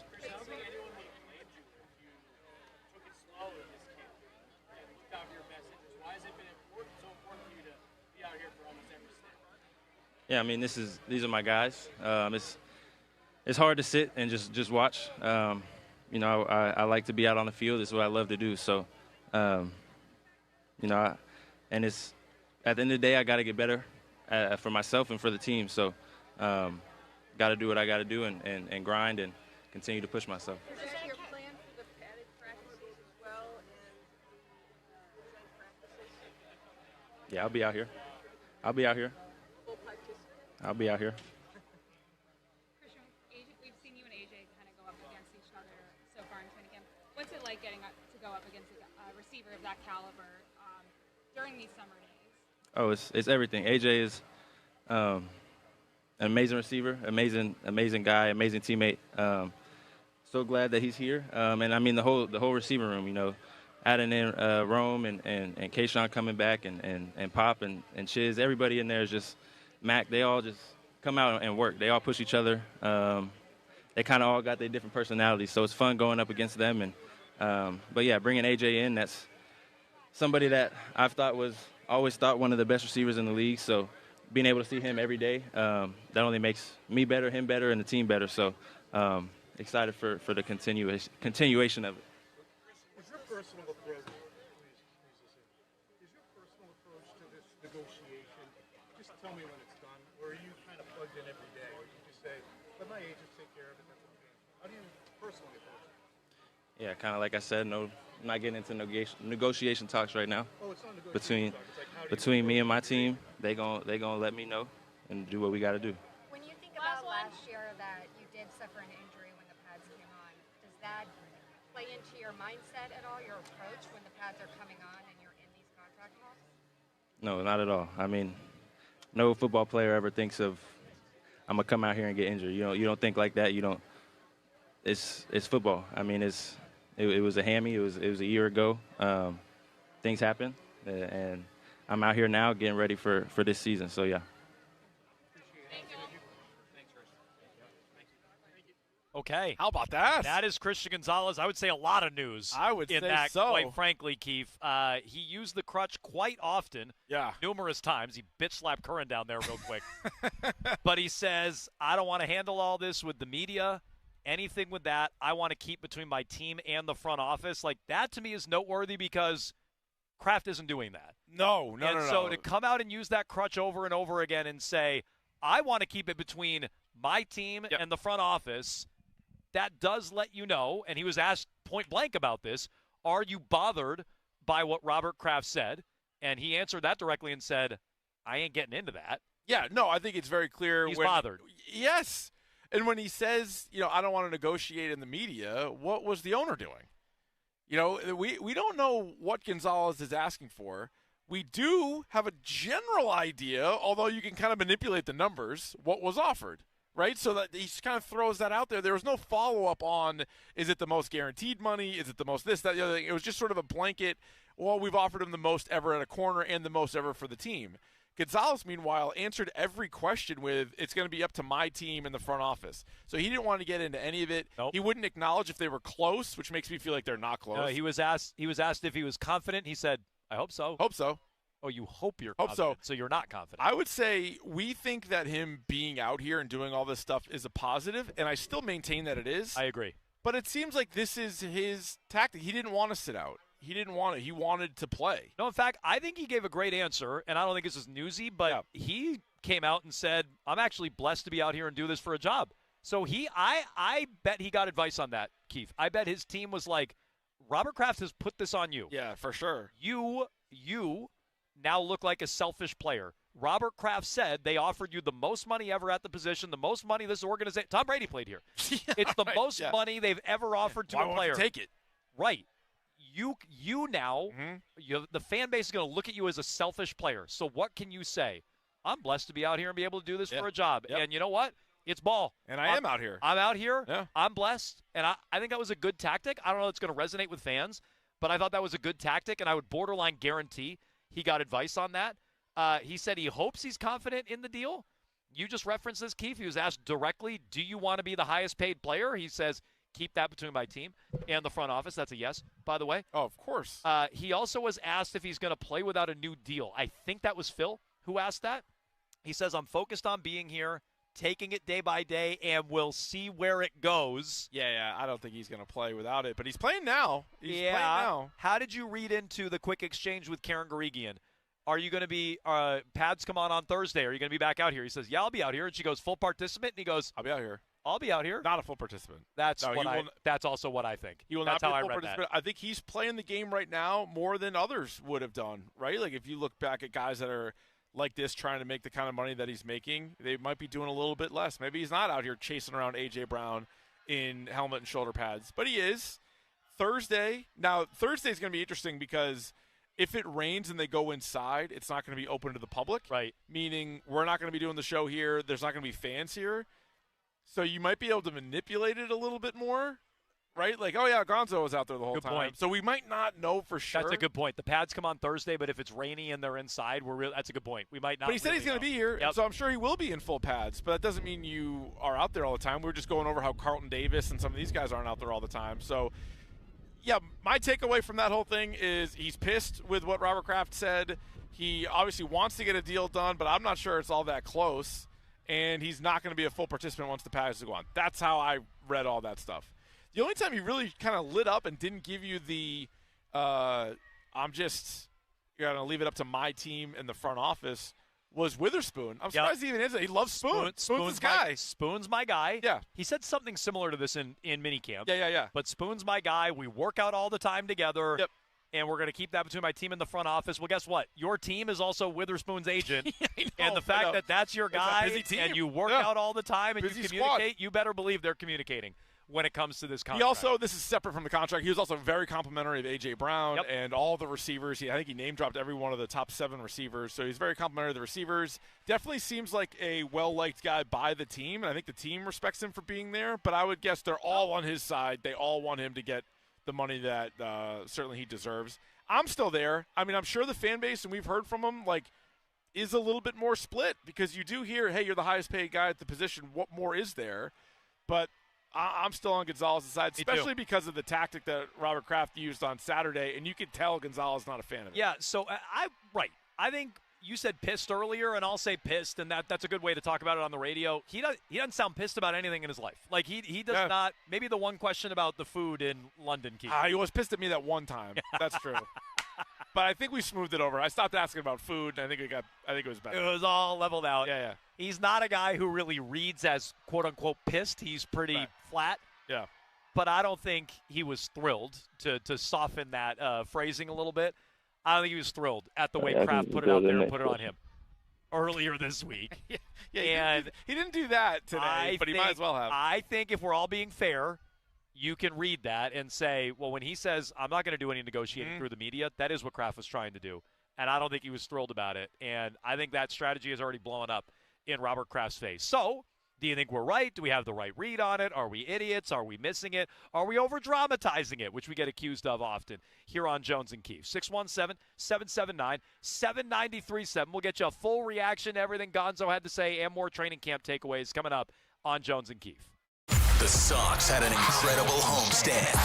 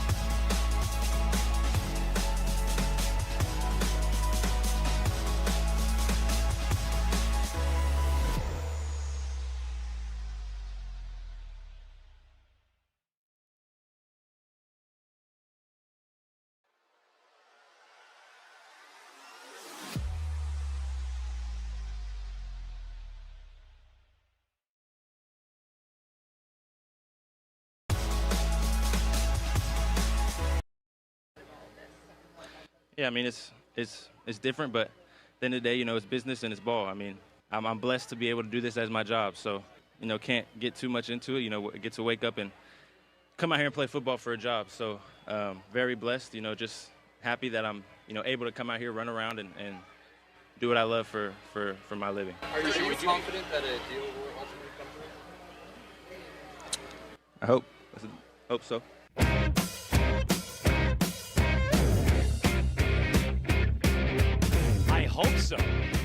Christian Gonzalez just moments ago, Keith, live at Foxborough, or in Foxborough rather, just behind Gillette Stadium here on the practice fields. It is Jones and Keith, day 4 of Patriots training camp here. Yesterday, a walkthrough. Today, a little more intense. Some 7-on-7s, 11-on-11s. Full pads come on Thursday, although Keith makes a good point. If there's weather in the cards and they end up having it in the field house, maybe we won't fully know. Right. Gonzo and his participation level, which we can get into coming up. But that was an interesting exchange there. You know, we don't want to negotiate through the media. Robert Kraft already is. Yep. Is that a shot at Robert Kraft? Certainly feels that way. At minimum, he's not thrilled at the direction in which Robert Kraft took it over the weekend. Hey, we've made him the highest paid corner in NFL history. He's the highest paid player in franchise history if he takes the deal that we put in front of him. And Gonzo says we don't want to negotiate through the media. He says, when asked about if he's confident, he says, I hope so, Keith, which to me, I know if I'm confident. I don't hope that I'm confident. I know if you are. Yeah, you either are or you aren't, I guess. And so he's saying he hopes so, putting a little bit of a, I guess, slightly positive spin on maybe how he really feels. But, yeah, I think one thing you can say is that Gonzalez's side has for sure kept it out of the media. Yep. We don't really know much. Same way, I guess, with Witherspoon, not following that one as closely. But just as far as, like, those two are concerned, you're not hearing every day, like, what the Pats' offer is or how far away or this, that. Like, it's been pretty mysterious up until Saturday when Robert Kraft came out and said what he did. And in fairness, Gonzalez did not say it's not the highest paid or whatever. No. Didn't call him a liar. Like, no, it definitely didn't go crazy. And there's been no leaks. There's been no pushback on anybody, questioning what Robert Kraft put out there earlier in the week. So, look, it's very possible. And if you want to read into Gonzo's attendance as a positive, if you want to just look at it and say, well, he's waiting for Witherspoon. The Patriots can put this deal in front of him, but he's not going to take it, and that's why. And Kraft is telling the truth, and they're really offering the most money, which I'm skeptical of. Yeah. But if you want to believe it, believe it. I just don't think Gonzo was thrilled, and I think that came through today. But, look, people could think we're over-dramatizing or playing it up or what have you. I didn't think of this, Keith, but Drop God back in Brighton mentioned this. So Gonzo was asked, are you confident? And he said, I hope so, in a new deal getting done. He reminded me, this is how Kraft answered the question, or a similar question anyway, earlier this week. Let's hear Robert Kraft. Are you optimistic? Last question, guys. Last question. Are you optimistic to get a deal done? Well, we're here to talk about the Potterlets. I'm glad that 50 dogs are going to be, who were homeless, are going to have a nice home after this. So Gonzo hopes that he's confident that a deal gets done, and Robert Kraft, when asked if he's optimistic, talked about dogs. So so anybody who thinks they're close, if you want to read between the lines on those two answers, optimistic, Kraft didn't answer it. Are you confident? Gonzo says, I hope so.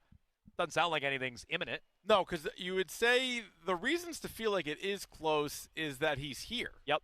But he also is like, I want to be here. I like to play football, and I don't want to sit and watch my teammates play, and I want to be out there. And to this point, now you see players leave the field all the time around the NFL, even when it's non-contact. But still, like you're not doing a ton of stuff. Today they ramped it up a little bit more. But he's here for all of it. That's why you would think it's close. Based on Robert Kraft's comments and then based on Christian Gonzalez's Q&A here today, it doesn't feel particularly close. No, and he is a hard guy to read, Keith. We learned this firsthand man-to-man-to-man a couple of years ago. I'd say we can read him better than most.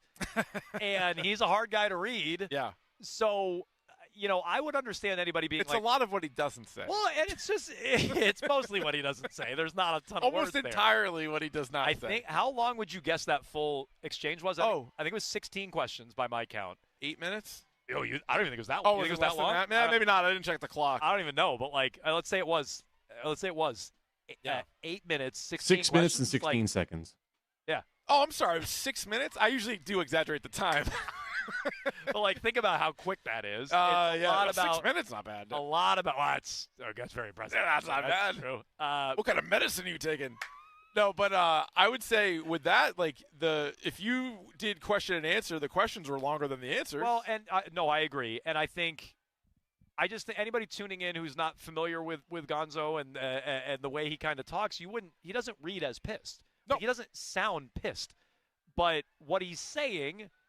It to me is important because Robert Kraft did negotiate through the media and attempted to negotiate through the media and really put this on Christian Gonzalez. And Gonzalez took the high road there and says, I'm not going to do it. Yeah, we're not doing that. And your side's not. Right. Yeah. At least not yet. Because then when he keeps saying it's going to be between my team and the front office, well, the very tippity top of the front office has already kind of broken that agreement. I don't know if that was an agreement or not, but sort of that, what I guess he was hoping what the arrangement was going to be. Yeah. That's already changed. So Gonzalez was able to keep it buttoned up, and Kraft couldn't. In 4 minutes, two questions about Christian Gonzalez. No, you're not. No. And a bunch about dogs. Good corner, though. Real good corner. Kraft couldn't even keep it under his hat, and Gonzo could. So I do think they're not on the same page when it comes to that. But look, we should probably know that answer based on there's no contract yet. Chris is in Westwood. Hello, Chris.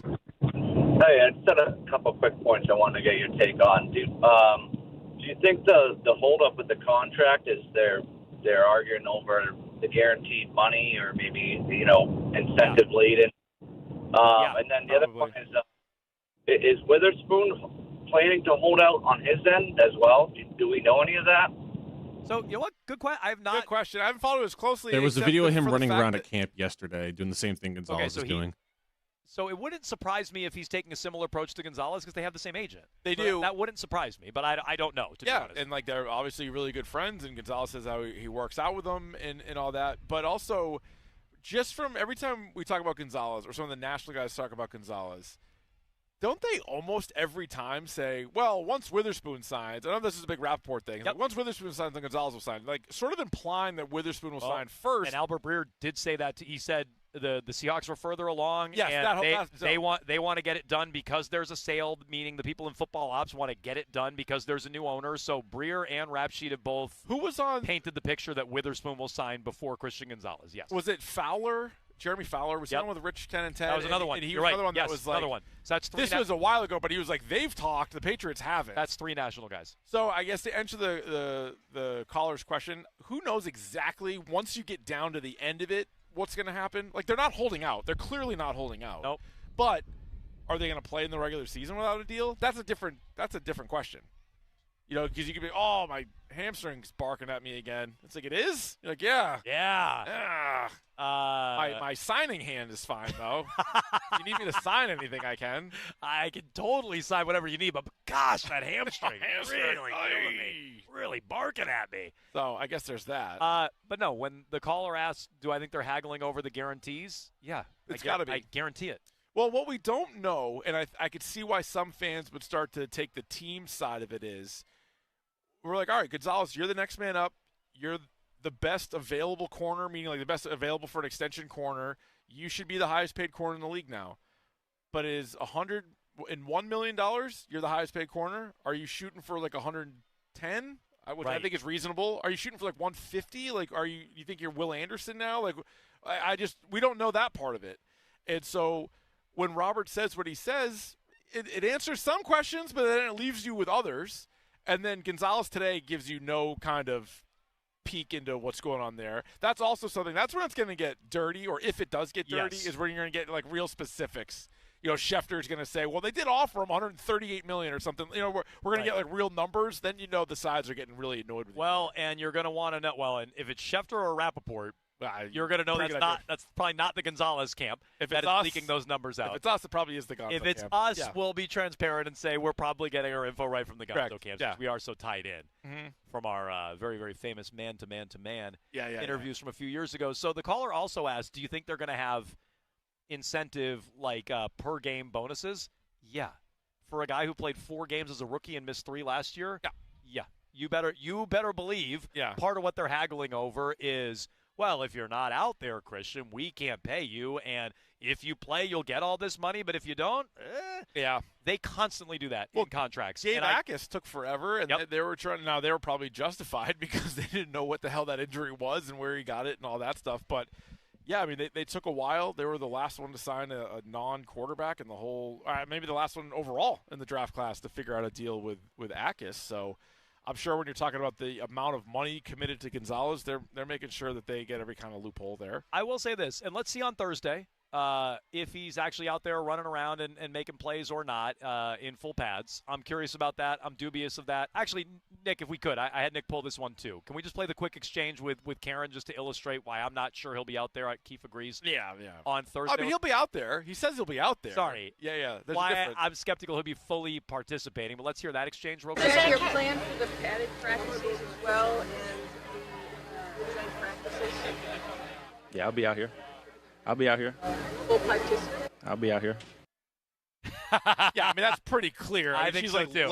Throwing the ball soft toss for him. No, that was good job by Karen. But you remember, you'll be out there. Oh, you're gonna do the same stuff on Thursday? Yeah, I'll be out here. Oh, as a full participant, I'll be out here. Well, same thing Mike Vrabel said on the Friday of the eve of training camp. He was asked if Gonzalez was going to be a full participant, and he said he'll be out there.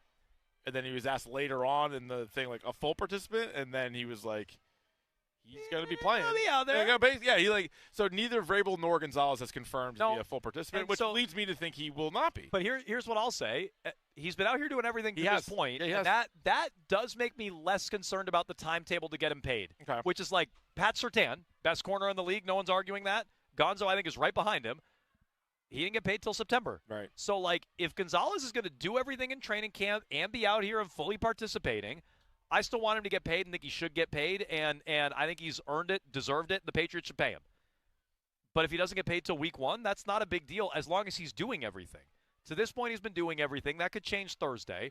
But to this point, I'm less concerned about the timeline than I expected. And I will at least give the Patriots and Gonzalez that. 617-779-7937. You can jump in here on Jones and Keefe. All your training camp takeaways, your thoughts on Christian Gonzalez. Tommy Curran will join us on a Tom E. Tuesday in the 1 o'clock hour. That's known as High Noon Central Time. High Noon Central, yeah, for our Central Time Zone listeners. So Curran was there, boots on the ground. What did he think? What did he read between the lines with Christian Gonzalez? And what does he think of the Drake May connection with A.J. Brown or lack thereof? We'll get to all of that in the 1 o'clock hour. But on the way next, Keefe, Tuesday, 12:45 means it's time for the Madness.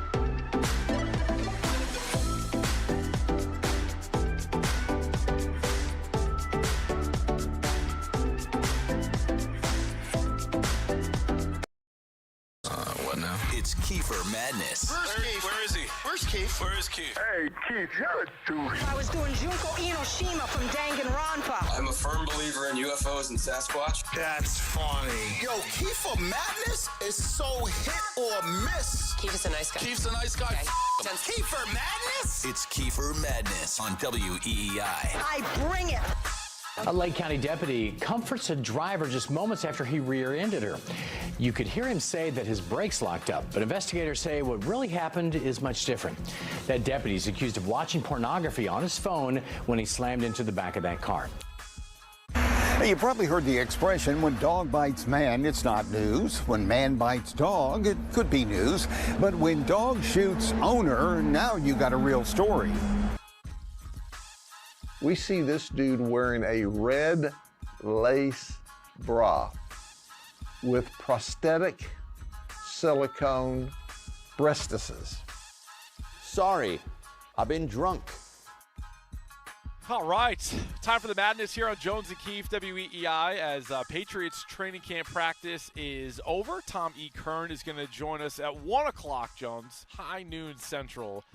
Talk about what he saw today on the field, but probably a lot more of what Christian Gonzalez had to say in his Q&A with the media. Yeah, he was in there. Gonzo. You got a question in there. Gonzo slapped him down a little bit. They didn't like that. He didn't like that line of questioning. Gonzo's like, I'm going to keep it with my team. He's like, that's not what this is about. Yeah. Curran did try to, no, that's not what I mean. And Gonzo's like, no, I'm already locked in on this. He ignored it. So we'll get Curran's thoughts on that coming up. So he'll join us here shortly. But, Joe, this is a story that takes place in the great state of Minnesota. Oh. Minnesota, Paul Bunyan territory. Sure. Mall of America. Yeah. They got the Twins. Mighty Ducks. T-Wolves. Mighty Ducks. Oh, they're based out of Minnesota, yeah. Pretty sure they're in Anaheim. I'm sorry, the children might not the I was saying more the Wild. You're thinking of the Wild. Let's find out what else is out there in Minnesota. Today we are celebrating the official finishing of the world's largest nutcracker. There you go. World's largest nutcracker. Oh, is that what you said? Get you going? Yeah. Oh, okay. So, like, you know, Nutcracker, right? You're familiar with big time. the ballet? Yes. But yeah, I don't know. I mean, I guess they are functional, right? Like you can you want put a walnut in there, crack some nuts, they'll do it. They'll do it for you. And if you want to see the world's largest nutcracker, you got to go to Minnesota. Okay. Betty Mann had a large collection of nutcrackers in her house, and people were taking bus tours to her house to visit her nutcracker collection. I don't know what's weirder, being like, I need to see these nutcrackers, and I need to go on a bus to someone's house that has the nutcrackers, or being the person that just has a house full of nutcrackers. It's that. No, I disagree. No, I can relate more to that. I'm a bit of a hoarder myself. Yeah. Like, I could see all of a sudden being like, I'm just surrounded by Funko Pops. I know, but and being like, hey, you guys want to come see these Funko Pops? But who would want to see them? Some people are just so bored that they're going to do anything, go see anything. Just see nutcrackers, just like a room full of nutcrackers. They're like, what are we doing on Saturday? You want to go see some nutcrackers? I guess. I mean, what else are we doing? That's the best we got, I guess. I don't know. I'd rather just stay home. I can't sit in this house with you anymore. So, yeah, I mean, the look of you. We've had every conversation possible. There's nothing more I can say. I guess. Sure. That's true. Let's go see the nutcrackers at this lunatic's house. So it's mostly couples on the brink of divorce that travel around and go visit these nutcracker houses? I understand that a lot more than I do somebody having a million nutcrackers. Where people drive far and wide to go see it. Yeah. You put an ad in the paper, they'll come see you. Maybe charge a fee. It's a nice little racket. Okay. And at the time, she was president of the Historical Society in Rock County. So she donated her collection of nutcrackers to the Historical Society. So in 2016, I went to my board and I said, I have this crazy collection. I would donate it and maybe it'll draw people into our museum. And I donated 2,500. Okay. Wow. 2,500 nutcrackers? 2,500 nutcrackers. Not all of these are the world's largest nutcrackers. So right. she has that as well, but this is just a sheer amount of them. Okay. Is there anything you would even have 2,000 of? No. You might. Yeah. You probably Chest do. hairs. Because I'm a man. But, no, I don't think so. No, trust me, I like collecting junk. Don't get me wrong. I have a room full of junk. You don't have 2,500 of anything? I don't think so. No. Even like at my peak with like DVDs back in the day. Yeah, you're not cracking. What about comic books? Like actual comic books? Oh, No, not that many. Not 2,500? That's too much. He did think about it. I thought about it. I thought about it. That was a good question. You Oh, almost maybe had like, him. maybe like baseball cards, I guess. But that's still a lot. Yeah, and was that as a grown adult or as a child? No, as a kid. Yeah, right. As a kid, Like maybe as a kid. I mean, did I have never that many? lost my childhood wonderment. Like, I still have that. Sure. But I am the size of it. I don't know that I ever had 2,500 baseball cards. I don't think No, so. probably not. That seems like a lot. Yeah. As of today, we have in our collection 7,554. What? Well, I'm. She counted every one of them. They're having sex with each other or multiplying? What's No, going on with these the nutcrackers? do. Oh, yeah. Oh, yeah. You turn the lights off, turns into like Toy Story. They're all running around, sleeping with each other. There's some interesting looking nutcrackers. That did happen. Teddy Roosevelt and Sacagawea, they did kind of have a thing going on in So the film. Yeah, they did. Yeah. So I kind of screwed that up. So she donated 2,500. She still has 7,500. So I mean, wait a minute. That's what I think she said. No. Yes. I think she said We have 7,544. She knew like the exact number. But of I thought nutcrackers. she meant what she donated, then others have contributed more maybe nutcrackers. This is her gotcha, private stash? gotcha. This is her private stash of nutcrackers? Yeah, I got some I'm not telling It's you like, this is about. the good Yeah, stuff. yeah. I'm not donating these. This is the good stuff. It's like, it's funny because that was also my nickname in high school. The Nutcracker. All right, keep going. And I donated 2,500. As of today, we have in our collection 7,554. Well, I hope that it will go on. People seem to be interested to see the biggest guy, and we hope that it continues Let me stop on. it right there. Something Our Haas of the Week, if you will. I would like to see the biggest guy as well. Something my ex-wife used to say a lot. I hope it continues to go on, and I want to see the biggest guy. 2 direct quotes from her. That's pretty impressive. Like a Dunkin' Egg episode. A little bit. Yeah. Oh, yeah. Yeah. Oh, Sir Arlen Pennytree. Boy. Dollar Tree. Maybe he's in Minnesota now. Okay. All right. Yeah, that's pretty good stuff. People seem to be interested to see the biggest guy, and we hope that it continues on to be a drawing to get people to come to see our little town. We're here for the. Oh, yeah, now you're going to meet some on-the-street people. But it's for Okay. tourism. Like, they get to go. Big Nutcrackers, little town. That'd be my. That's how. Oh, good. That's not bad, right? Oh, that would be a Come good see T-shirt. Yeah. Put that on a T-shirt, exactly. I saw the big guy. Yeah. Yeah. That's good. Okay. Let's hear from the So guy. you get to meet some of these poor, pathetic people. Okay, good. We're here for the Nutcracker unveiling of Vern. Nutcrackers is something Francine's been collecting for about 30 years, and I just felt it was important for her to come down, meet other like-minded enthusiasts, and had a pleasure of meeting Betty earlier today. You either love them or you don't, and I just, for whatever reason, absolutely love them. Oh, there you go. Okay. That's a good ringing endorsement. So she's suggesting Nutcracker's very polarizing. You either love them or you Not really everybody don't. gets or them. you I get really them. don't. I do like that one guy. I'm assuming he's kind of putting that on his wife. He's like, I'm happy she could find some other like-minded individual because she really has a lot of trouble making friends. And I'm happy she could get out there and meet some people who tend to like the same thing she does. Yeah, this ain't it for me. Which drives me crazy. I am happy for her. Yeah, that is true. Good. Is that all of it, Nick, or is there more? Nope, that's it. That's it. All right, Okay. very good. Job well done. So if you're in the area. Where was this again? It was Minnesota. Minnesota. Where precisely, though? I think a little town, so big not one of the Twin Cities. It's a big state. It is a huge state. Yeah. Big state fair there, I think. You And bring these you know what? Nutcrackers to the state fair. And they're going to be listening to Tommy Kern at high noon their time. Oh, that's Central Time? Yeah. Nice. Yeah.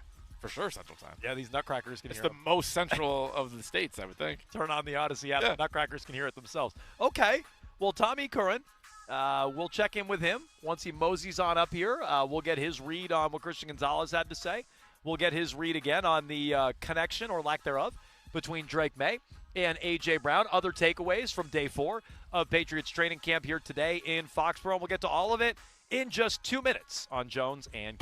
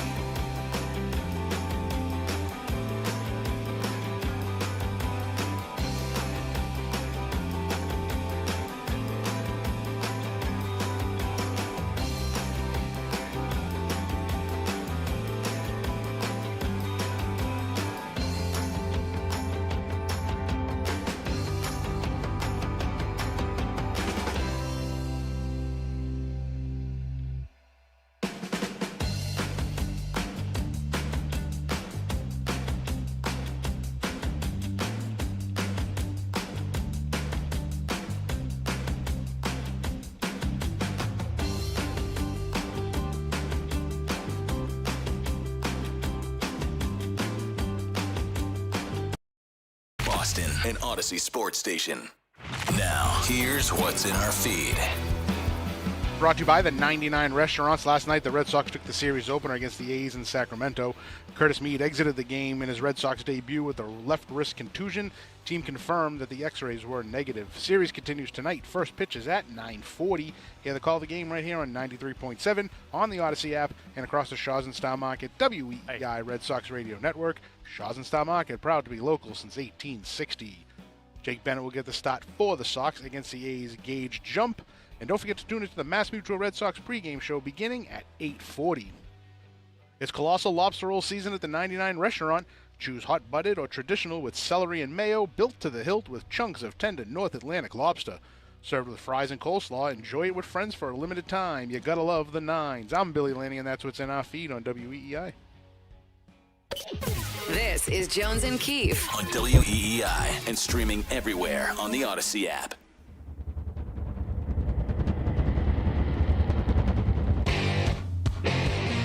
Yeah, I mean, everybody knows what Mr. Kraft has done. A ton of respect for Mr. Kraft and what he's done with this franchise, and it's just something we don't want to handle to the media. I keep that with the team and my team, and go on about that.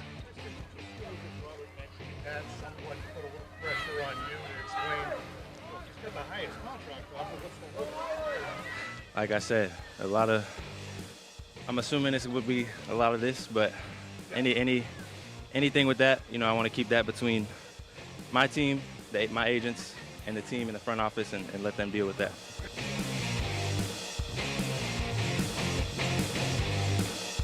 I did like that from Christian Gonzalez. I assumed it'd be a lot of this. Yeah, you assumed correctly. Yeah. You were right. I guess I didn't read it this way the first time we played it. I assumed there'd be a lot of this. I'm like, well, no crap, Christian. Yeah.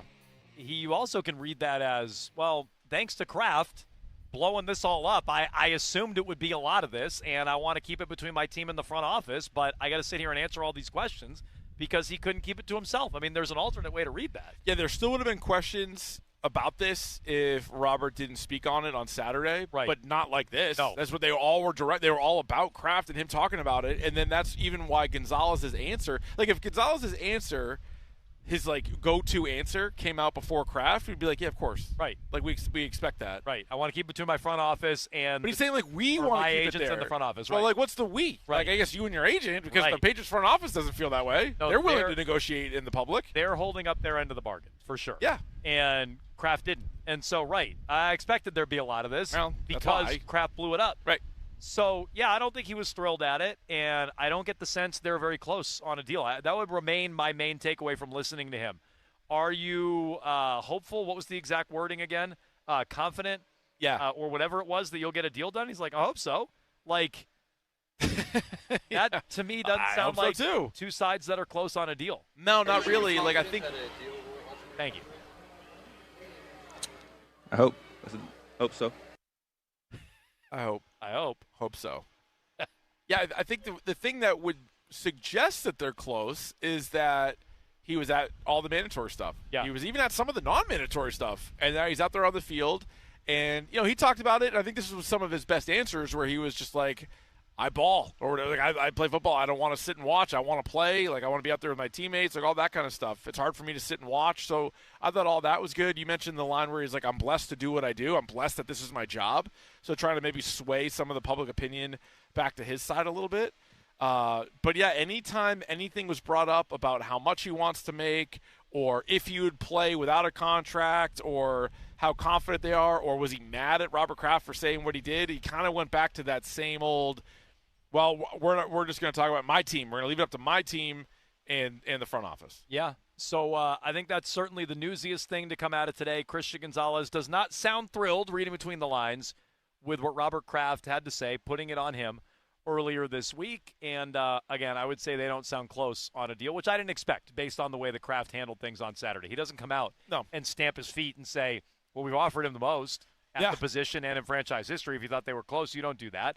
That's a sign that you're far apart, and that's a sign that Christian Gonzalez isn't taking the bait. He's not biting at what you're putting in front of him. Well, just take what we know publicly. Saturday, Robert Kraft said we offered him the most money from the team and the most money ever for a corner. That was Saturday. So I doubt they offered it Saturday morning. Nope. So it was probably a few days prior to that. Here we are on a Tuesday. He's still practicing, but they don't have a deal.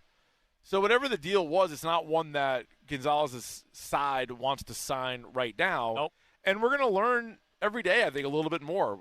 They put the pads on Thursday. Now, it could get rained out to the public, so that might sort of push it a little bit for, like, if he's actually a full participant. But we're not far away from, what is it, 2 weeks, first preseason game. Now, I don't think he'd play in that anyway. No, but the joint practices. Yeah, exactly. Joint practice against the Colts, and then you have a double joint practice against the Eagles at the end of August. And so, yeah, is he going to be out there for any of that? And obviously then you start talking about week 1 of the regular season and everything like that. Yeah, I mean, we're going to know soon enough. It may not be Thursday. You make a good point about the complication potentially with the rain, or if they're in the field house. Maybe we won't have a good idea if he's going to be a full participant. We'll certainly try to deduce our best. If we're here, you know who will be here covering all of this. And I sure covers do. it very, very well. Tommy Curran on a Tommy Tuesday here on Jones and Keefe. It's at high noon central, as we've been liking to say here, Curran. You were just down there for Christian Gonzalez. Your reaction to the Q&A? My reaction was that he made a point in his very first answer to delicately fire, in quotes, back at the Robert Kraft saying that he had the highest contract offer in Patriots history and the highest cornerback offer in the league, saying that, I didn't think we were going to do this in the media. So that to me was the one salvo that stands out. Otherwise, I would think that the notion that he will be a full participant, you were just discussing that. He said that they would participate. He would participate when the joint practices came. He said that he hoped a contract would be out there. I just talked about this with Phil Perry for a while for the pod, and I just think it's a lot closer. Why would he be out here practicing if there wasn't an appreciation of the act of goodwill that the Patriots have extended an offer to him that is that lucrative? And we don't know exactly how over-the-top lucrative it is. But remember, he's still just finished his third year. They're at the table early.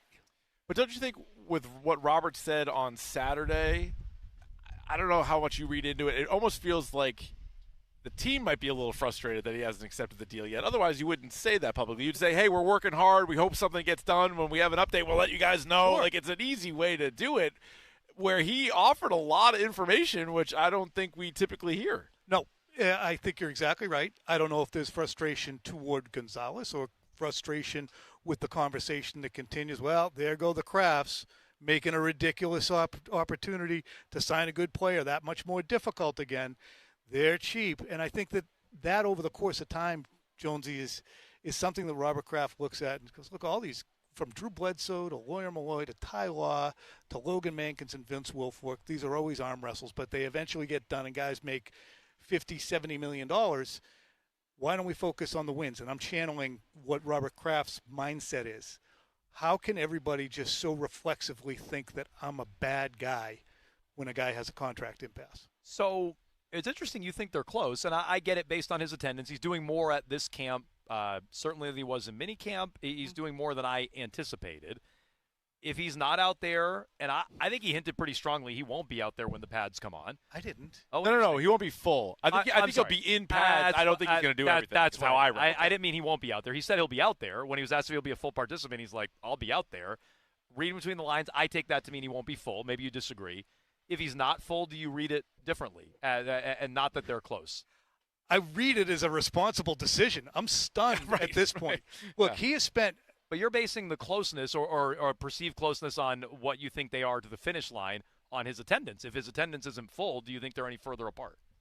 No, I don't, because right now he's above and beyond where he should be, even if I'm the agent and even if I'm actually looking at it from a more objective standpoint that I think and saying, look, the Patriots are kind of doing him a solid here. I don't think we've had a lot of conversation about the fact that Trent McDuffie, who Gonzalez is about to outpace in contract, had to play his fourth year, had to play his third year before he got the deal and he also had to go to L.A. to get that deal. So they're kind of doing him a solid. So I think he's doing them a solid, but it's interesting because the amount of times that he spends saying, I'm just deferring to my agents. Let the agents, the team take care of it. Are the agents advising him and Devin Witherspoon to run around out here? Because it remains to me. They must be, right? If they're in lockstep They're that both way. doing it, yeah.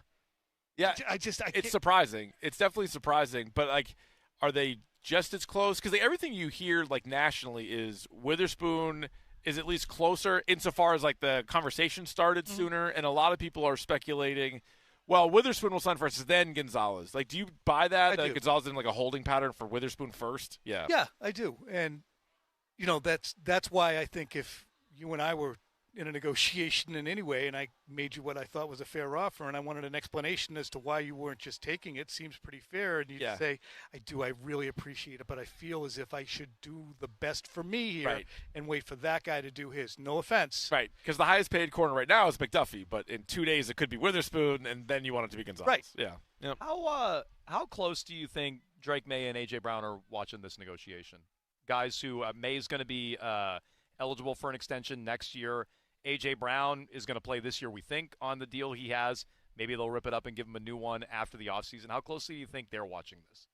I think they would be watching it less from a dollars and cents perspective and more from a when's he going to be out there. We're a much better team with him. I think these guys are fairly tunnel visioned. Not all of them. I mean, Kirk Cousins has done a tremendous job being capable of being a businessman and a football player, and that's why he's one of the most well-paid and compensated players in NFL history because he did it that way. But I really think that May, he's a planet unto himself. I mean, Gonzalez is still in the galaxy. May, to me, is going to be his own little planet when he gets done. What about the Patriots, though? Are they thinking about Drake May at all while they're dealing with Gonzalez, being like, all right, we can only go so far because we know it's going to be an insane contract to keep Drake May? Are they balancing on one that at hand all? they can, but on the other hand they can look at the CBA and Yeah, go, if yeah, we yeah. get out of this at $35 million, this thing's going to be obsolete in 3 years anyway. Right, that's what I think. Because that's the way the money keeps going and going and going, and that's why the NFL wants to get people back to the table, meaning the networks, to just continue to raise the money. So that's the interesting thing about these contracts is we're talking about the reality is whatever Gonzalez signs now is not going to be as lucrative as it would be in 2 years. Tom, can you hang out for a couple of minutes? We got a quick 2-minute break. You can hang out because yeah, I want to get to some of the stuff that happened on the field. Okay. In addition to just Christian Gonzalez as well, the A.J. Brown Drake May connection or lack thereof, as we've been highlighting here today on Jones and Keefe. Let's get to that in just 2 minutes with Tom.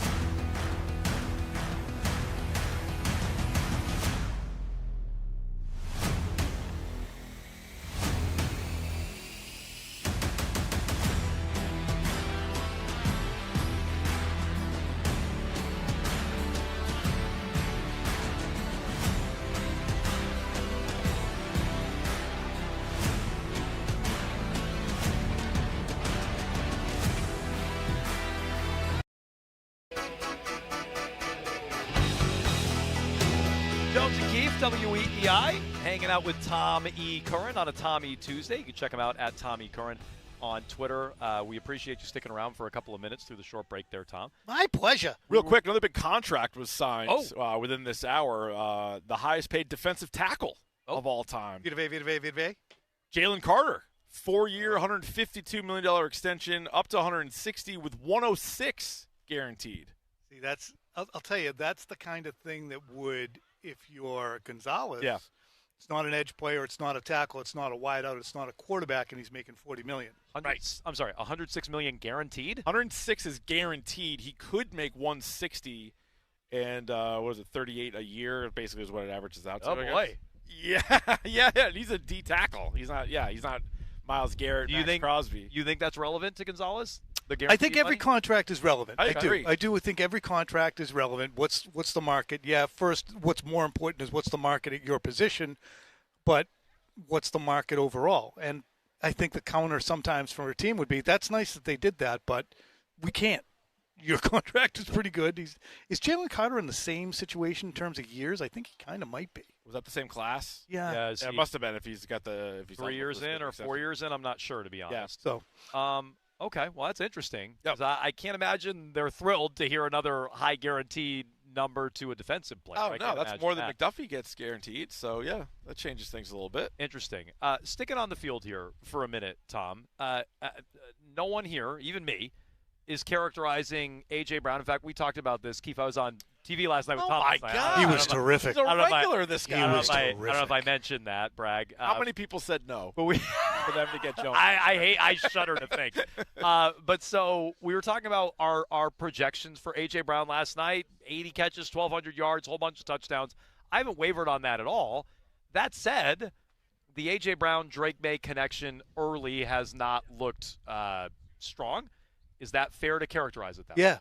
Yeah, it is developing. I would say it that way because I think he's able to hit him on he hit him on a little jerk route about 5 yards away from the line of scrimmage. I think he hit him on what looked like a pick, which that's kind of stealing. That really was a freebie. That's it. But it's the outward breaking or throws or the inward breaking from the perimeter, both from the perimeter. From the sideline coming in, that they're just not right on the depth, it seems. And that, I think, will come with time because if you watch Kayshon Bouttie's not a better wide receiver than A.J. Brown. No, but he's dialed in with But you have that time. Great. You have the time that they spend together. And, I think they'll probably be, has Drake May ever thrown to a better wideout? What do you have, Josh Downs at UNC? No, this is Stephon Diggs. Best receiver he's ever thrown to. No, I love Diggs, but even this version of Diggs, even career is pretty similar. I would go A.J. Brown over Diggs. Yeah, but so he probably moves a little differently than he's accustomed to. Maybe. I don't know. But it certainly hasn't been there yet. To me, it's more of not there yet, as instead of, ooh. Well, flip side, I guess the positive would be Kayshon Boutte, where we're talking 2 months ago about, maybe they'll trade him for a 5th-round pick. He's upset with his role, too. He is consistently the best receiver, best offensive player they have. Like, where could this go? You were high on him a year ago. I remember sitting here last year at this time, and you were high on Kayshon Boutte, and he was also having good training camp practices. How realistic is it where maybe he's the number 2 receiver on this team, despite the big contract for Romeo Doubs, despite having Mac Hollins, Pop Douglas, all these other guys? Could it be Kayshon Boutte? Sure. Yeah. It's just hard to see him jumping from 40 targets and 33 catches. Again, I love that stat because it's so insane. Yeah. 40 catches, 40 targets, 33 catches last year. If you're a player who's going to be a 2, you should see the ball 70, 80 times. You're going to look at 140 for your lead guy. You're going to look at however many for your tight ends and backs. But if you're the number 2 wide receiver, you should see the ball upwards of 100 times maybe. So is he going to see it that often to make him the number 2? I think his skill set could back up in the slot, could certainly back up as a number 2 wide receiver, not the X, the Y or whatever, Z, whatever. Mm-hmm. But he could also play the X because what you saw today in him beating Kevin Byard was he didn't blaze past him. He got past him, and then because he's such a smart friggin' player on how to use his body, he just walled him off like Rich Keefe used to do. He just stacked him. That's right. That's what you got to do. If Byard wanted to run 100 miles an hour, he couldn't do it. There was nothing he could do because he was getting boxed out from the ball. So today, and this is a difference from the walkthrough yesterday, we weren't here Saturday or Sunday, but judging by some of the reporting, your colleague Phil Perry and others, Booty is repping ahead of Dobbs. Yesterday it seemed Dobbs was repping ahead of Booty. Today it was A.J. Brown and Booty out there as two of the top wide receivers. Should we read into Dobbs being down the depth chart to any degree or no? No. Not at all. I'm going to look. I would say hold your fire until the joint practices and who they're putting out there against another team when they say these are our ones. The 2 days of it, and even the first day, the first group of guys who get out there a lot, maybe we'll look at it and say, "Oh, Booty barely got out there. I guess we were wrong." And then the next day he'll be out there nonstop. I think I would hold my fire until then in terms of making any conclusions. What about Kyle Williams' kind of uphill battle here? Same, and I was talking to Reese, and he's like, "Well, of course he was on the other field because he's an X. He plays the same position as A.J. Brown. Would you rather have him standing with his arms folded watching the ones practice, or would you rather have him be the backup playing with Tommy DeVito, who actually continues to throw a nice football? Oh, yeah, we noticed a few of them.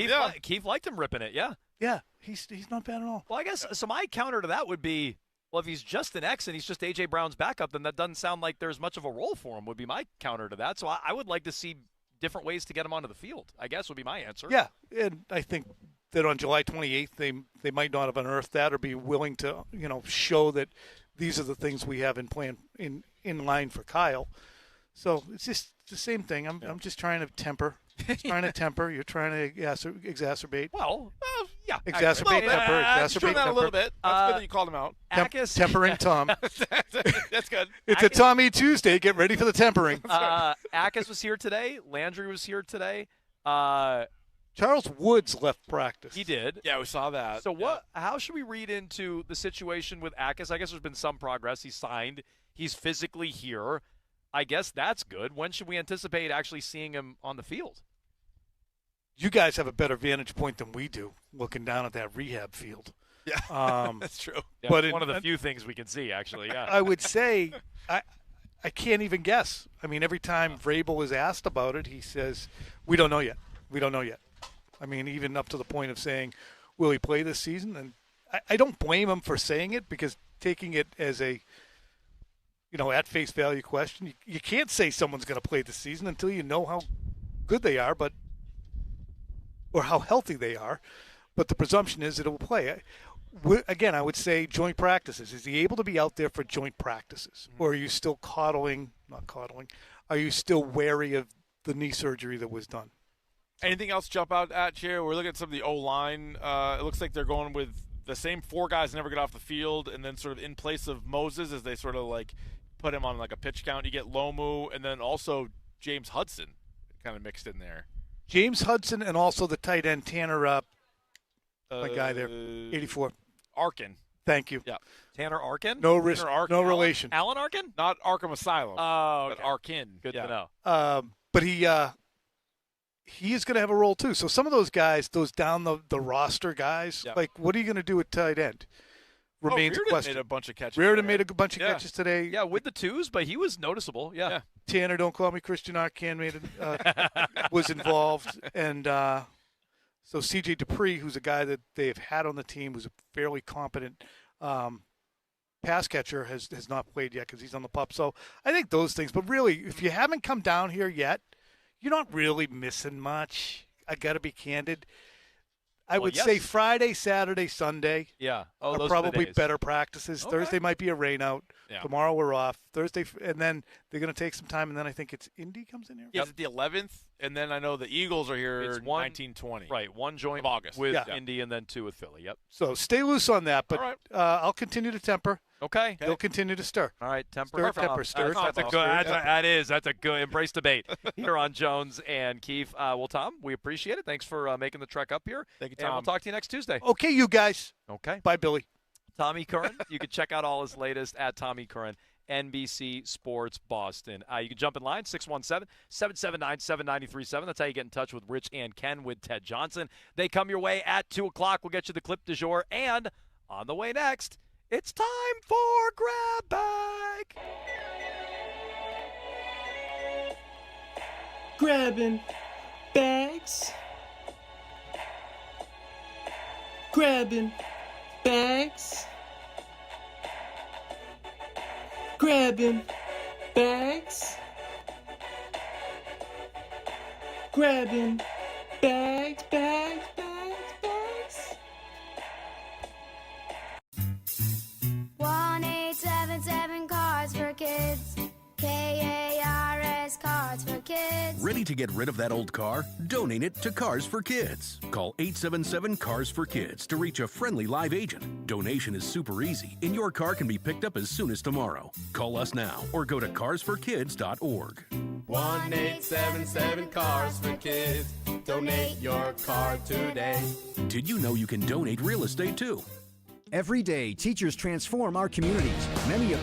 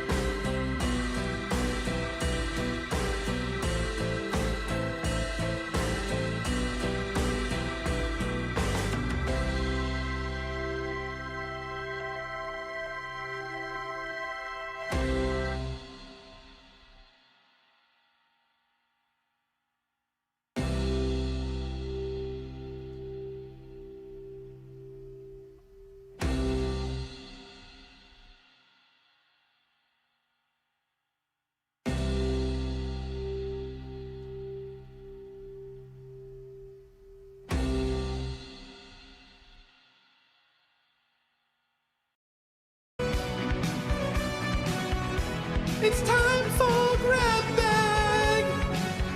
Certainly is. Time for Grab Back here on Jones and Keefe, WEEI, as we are overlooking the Patriots practice field and another training camp practice in the books. We just talked about it with Tom E. Curran for a little bit, including Christian Gonzalez, who spoke after practice, wants to keep it in-house, wants to keep it with his team and the Patriots, so does not want to negotiate publicly. No, like Robert Kraft. Correct. famously loudly did. Yeah, he does not want to do that. Just a couple of He's short like, we're not days doing ago. that. No, we're not going to. We're not doing that, at least on our side. Grab Bag is brought to you by Awaken 180 Weight Loss. The Boston Red Sox in action again tonight from Sutter Health Park in Sacramento, California, the capital city. It'll be Sox and A's, 9:40 first pitch, 8:40 pregame, right here on WEEI. Jake Bennett gets the start. He's 6-3 with a 2.58 ERA. Pretty good. He'll be opposed by Gage Jump.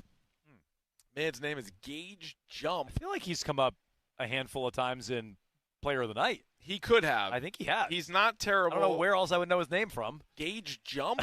You're not a big baseball fan? Sounds familiar. He's struggling to get through it in the feed. Yeah, it's a tough name. Like, this is his real name, right? I think so. And so he's a lefty. He is 3-6 with a 4.42 ERA. But if you look at the A's starters, the 4.42 might as well be like a 1.6. It's like Scooble out there. Yeah, guy's a stud. Oh, you have a little Scooble news for us, don't you? Yeah, apparently the Rays are being linked to a bunch of names. I famously not believed in the Rays whatsoever. I know. But they've been linked to Neto.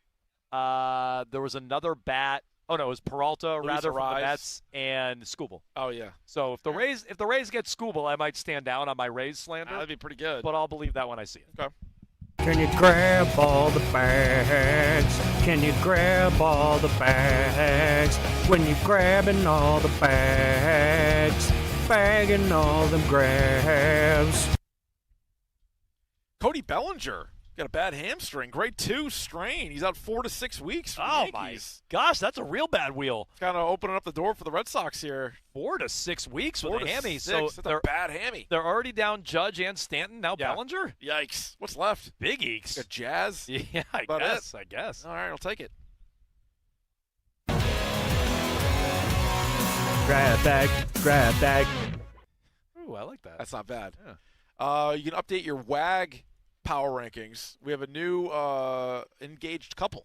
Oh, wag bag. Yeah, Justin Herbert and Madison Beer engaged. Are engaged. Good for them. Great for them. Great for him. It's mostly I don't know good for about him. her. Yeah, He could probably do better, but she could maybe find the quarterback who's won a playoff game. Probably. A bunch of them. But good for Herbert. Yeah, good for him. Or A Bear. I'm not sure how you pronounce it, but good for him.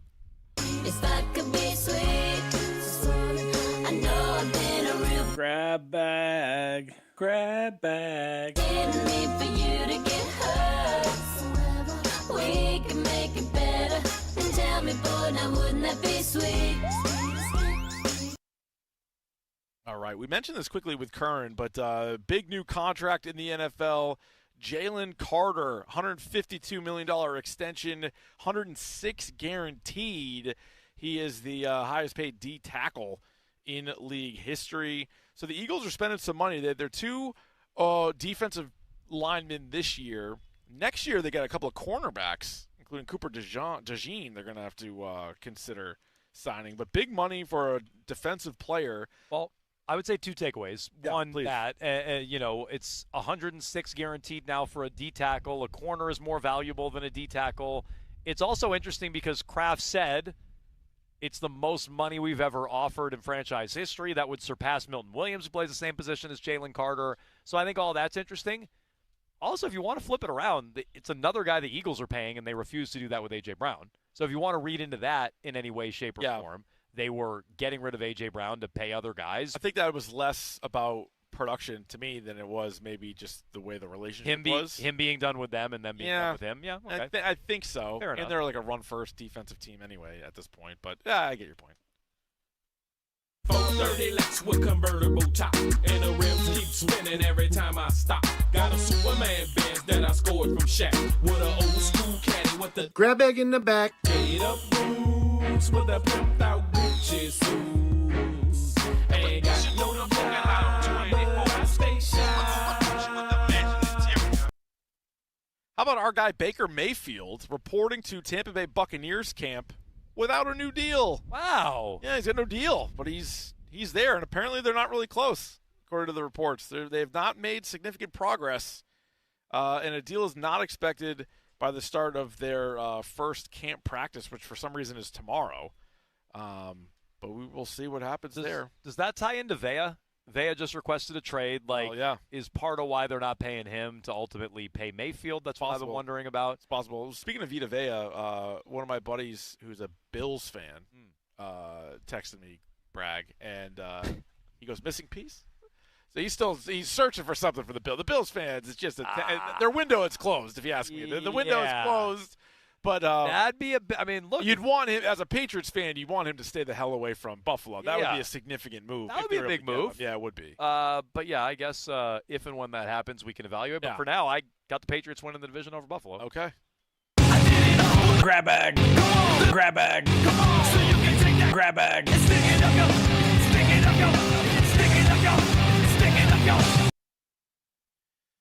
All right. How about Jamal Adams joining the Minnesota Vikings? Not doing anything for you? No. Jamal Adams? No. He's on the Vikings. Yeah, it doesn't do it. All right. When it's 10 in the morning and my job is mad boring, I don't think I can get through the day. Open the Odyssey app, and just like that, next thing I know, it's 1:30, and it's time to grab the grab bag. Speaking of the Minnesota Vikings, they have announced that this year they will induct Adrian Peterson into their Ring of Honor. Adrian Peterson. You know me, I'm a small Ring of Honor guy. Yeah. But I would have Adrian Peterson. You don't have to agree with his parenting, but he was a very good running back. Yeah. And should be in the Ring of Honor. Separate the art from the artist. Sometimes you have to. Yeah, I think. Guy came back from an ACL injury in like 6 months and ran for like 2,000 yards. I would say in the Vikings history, yeah, he's a Ring of Honor guy. I would say so, yeah. Hey, I came up with a great name for our car. Oh, yeah? Get this. You're Arcot Ramathorn. Grab. And I'm Rod Farva. Bag. Grab bag. Grab bag. Yeah, I got it. Okay, there you go. I got it. Not too bad. Dork Podcast available right now for you.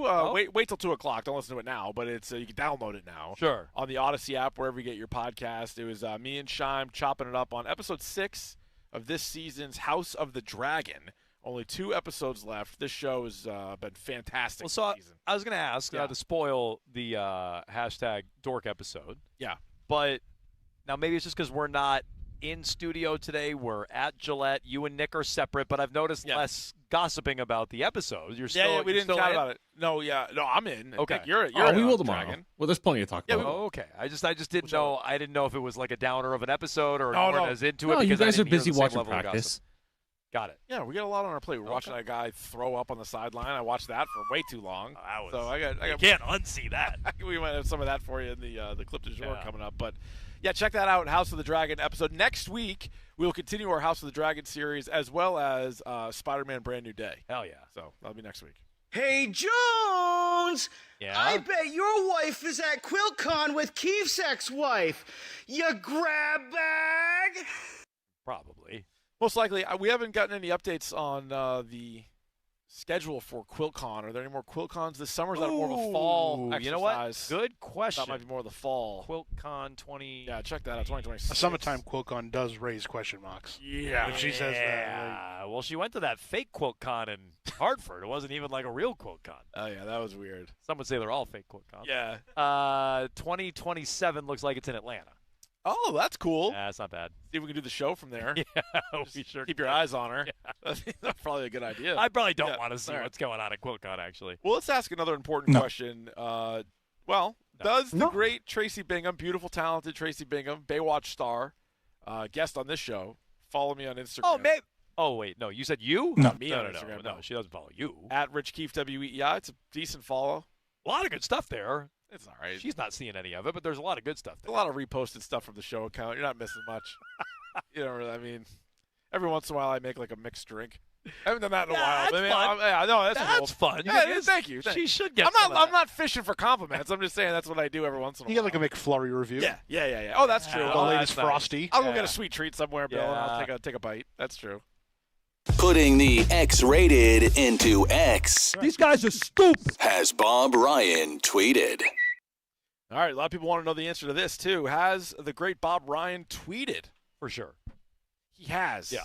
A little light, though. I believe only one response. Oh. and it was to Barry Schusterman. Careful. Not that Barry. Okay. I don't think he's found that Barry Oh, yet. man. When he does. No. When he does, though, that's just going to be. Did we mention this on the air or not? But I think it was Wayno texted us or tweeted us that Mr. October, Reggie Jackson. Oh, well, you have not mentioned this on No, okay. No. Responds to everything and a lot of everything. Like curvy women, I'll say. Yeah, well, that's not what he described them as. Some women kind of ask if they're curvy, yes or no, and he likes to curvy. let them know that they're curvy. That's Mr. October. So we may have a good pivot, or we could also read some Reggie Jackson. Why do you think we need a pivot? But we don't. Maybe just Bob cools off. Maybe he goes on vacation. Cools off? I'm tweeting. The Tracy Bingham question could be punted. Bill, I don't want to give up on that Just just saying. yet.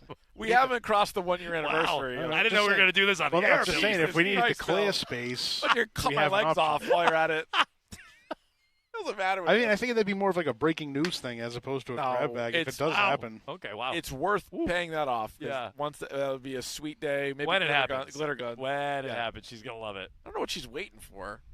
Maybe another review of like a Right. screen. I'm curious how many times a day she looks at it and debates doing it. She's like, I could, but no. Right. She's like, I only follow like 10,000 accounts. Right. Maybe she just likes the bit. I already follow Greg. Maybe she doesn't want the bit to end. Oh, that's fair. Maybe, the bit, we wouldn't bring her up every single day. That's true. Good Q rating. Well, Barry Schusterman asked the question, NBA, stars who were drafted in the second round. Oh, okay. Manu Ginobili Great one. was the 57th pick in the 1999 draft. Mm-hmm. Can you name another past or present NBA star who was drafted in the second round? I mean, Jokic. Definitely not an engagement farmer here. No. Jalen Brunson. My guy, Michael Redd. Oh, great one. Carlos Boozer. Famously a lefty. Ooh, Carlos Boozer. Early second round. Yeah, Gilbert Second Arenas. round. Second rounder nonetheless. I believe Gilbert Arenas. Agent Zero was second rounder. Yeah, he said he wanted to score 100 points against the Celtics because they passed on him 3 times. That was the year they drafted Joe Forte, Kedrick Brown, and Joe Johnson, I believe. Yeah. And Gilbert Arenas watched. Let me tell you, young Adam Jones was very stoked about that draft. Yeah, well, there's no reason not to be. I like the high end of Kedrick Brown. Sure. Forte could really score at UNC. Not so much in the league. Do you remember the name of the Kedrick Brown school? No. I believe it was Okaloosa Walton Community College. I would have not gotten that even with a multiple choice. No. Okay. What'd Bob say? Tiny Archibald. Tiny Archibald. Yeah. Second round pick. That's on brand. Yep. Good one. Hey, Jones, you want to hear my grab bag? It doesn't matter if you want to hear my grab bag. Jabroni. Damn. Oh, I always forget that too. Yeah. All right, let's find out who the best baseball player was from Monday, July 27th, 2026. Was it old friend Alex Bregman? Foghorn Breghorn. 4 for 5 home run, 2 RBI, 3 runs. Oh, he's heating up. Jock Peterson, 2 for 4, 2 dongs, 4 RBI, 2 runs scored. Francisco Lindor, 3 for 5, 2 dongs, 6 RBI. Oh! Yeah, that's not bad. What about Walbert Urena? 6 innings, 1 earned, 5 Ks. Yeah. Or Tyler Malley. Okay. I've only had a colonoscopy. I've not had my Urena checked yet. 6 But innings. at some point. No runs, 3 Ks. I was thinking going young Jock, but I think you got to go Lindor. Maybe future Red Sox. Lindor, Francisco Lindor. I think you got to. Maybe his last hit for the Mets. Yeah, it could be. Yeah. It's time for Jones and Keefe's Random. Brandon Phillips. Eduardo Nunez. Curtis Leskanik. Baseball Player of the Day. All right, once again with us on the road, we got the Drop God back in studio with today's random player. All right, so we have a former catcher and first baseman, had a 12-year career. Oh, good one. Good one. 12-year career, broke into the majors in 2010 with Milwaukee. Mike Napoli. Nope. Oh.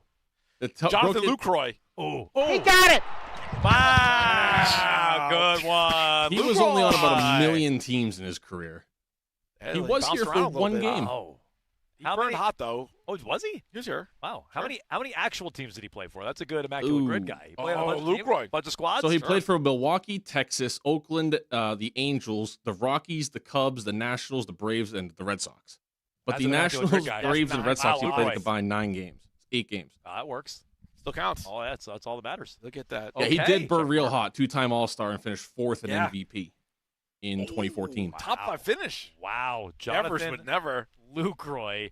your random ball player of the day each and every day in the grab bag here on Jones and Keith. Can we, I know we just did random ball player, but can we take a call here in the bag? Take a call in the bag. Mike's in the truck. Hello. Fellas, what's going on? How we doing? Doing pretty great. Jonesy, it's, I didn't catch you yesterday, man. I want to check out, make sure everything's all good, buddy. You did it. You're a man now, buddy. Yeah, you got the pooper cleaned up. That is what some would say. Thank you for checking in, Mike. I appreciate you being concerned. Yeah. Not concerned enough to tune in on Monday. Right. Well, but being concerned about my my health. Keith asked me early on in the show. Yeah, they did right off the rip. And I am doing quite well. It sounds like better than Courtney, quite frankly. If you heard any of her, sounds like a horror story. Issues going on. Definitely have some issues. Yeah. But I appreciate Mike you asking. I am back, and I would say better than ever. You think so? I think so. He makes it sound like you got a colonic. He was like, "Oh, you got it all cleaned up." I'm like, "I don't know about that." They just gotta check it out. They take that camera out. I'm sure it cleans up, cleans something. Well, drinking I the left my stuff camera cleans in. out. Oh, the stuff. Yeah. That. Oh yeah, you get demolished. Yeah. yeah. That's actually a good point, Nick. Yeah, it's true. It takes no prisoners, is what it does. Okay, well, that is your the grab bag. Yeah, that Jones was the grab bag. And Keith, 617-779-7937. It's how you jump in line for Rich and Ken with Ted Johnson. We'll get to the clip du jour next. So, I need hamburgers.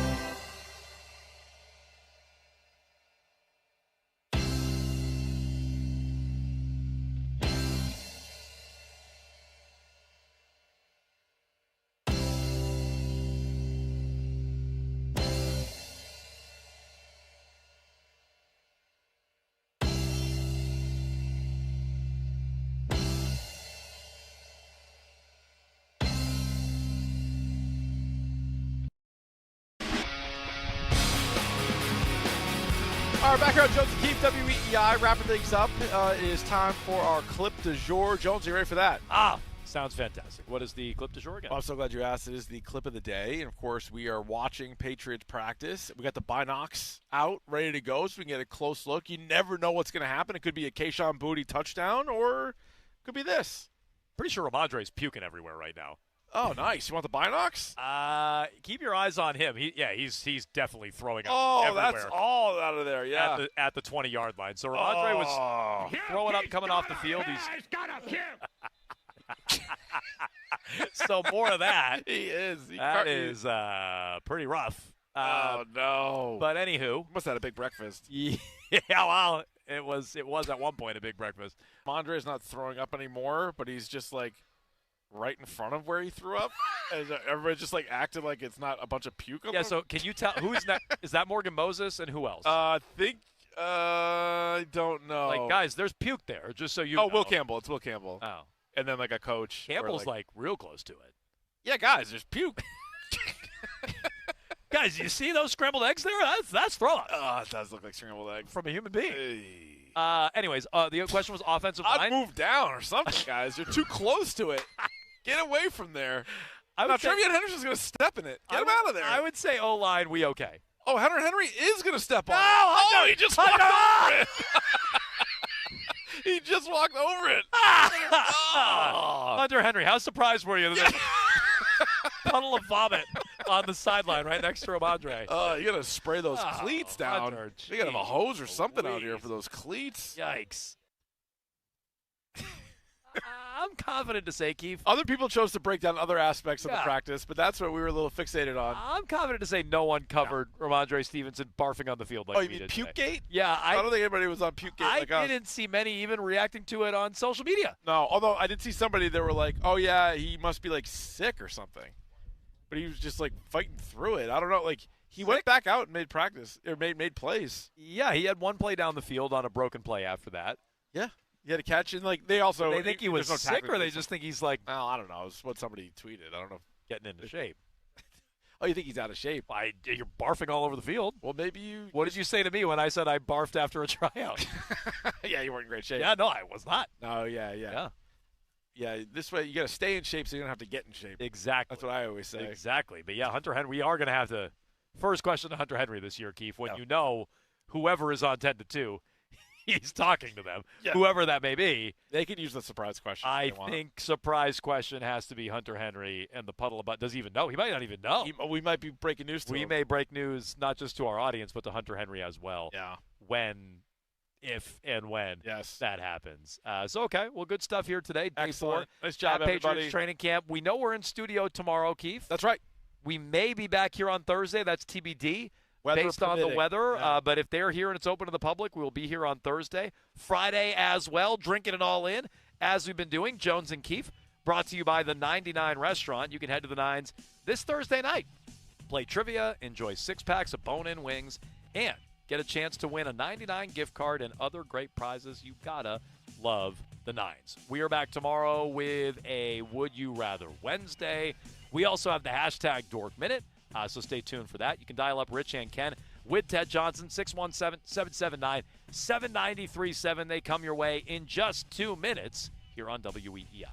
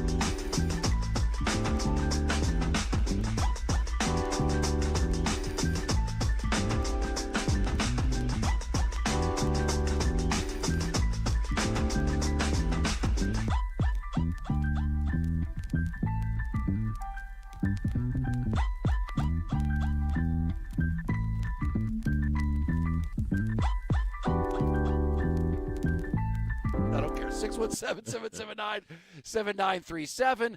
But let's talk about a little sports that happened. What just happened? Sports happened. Yes.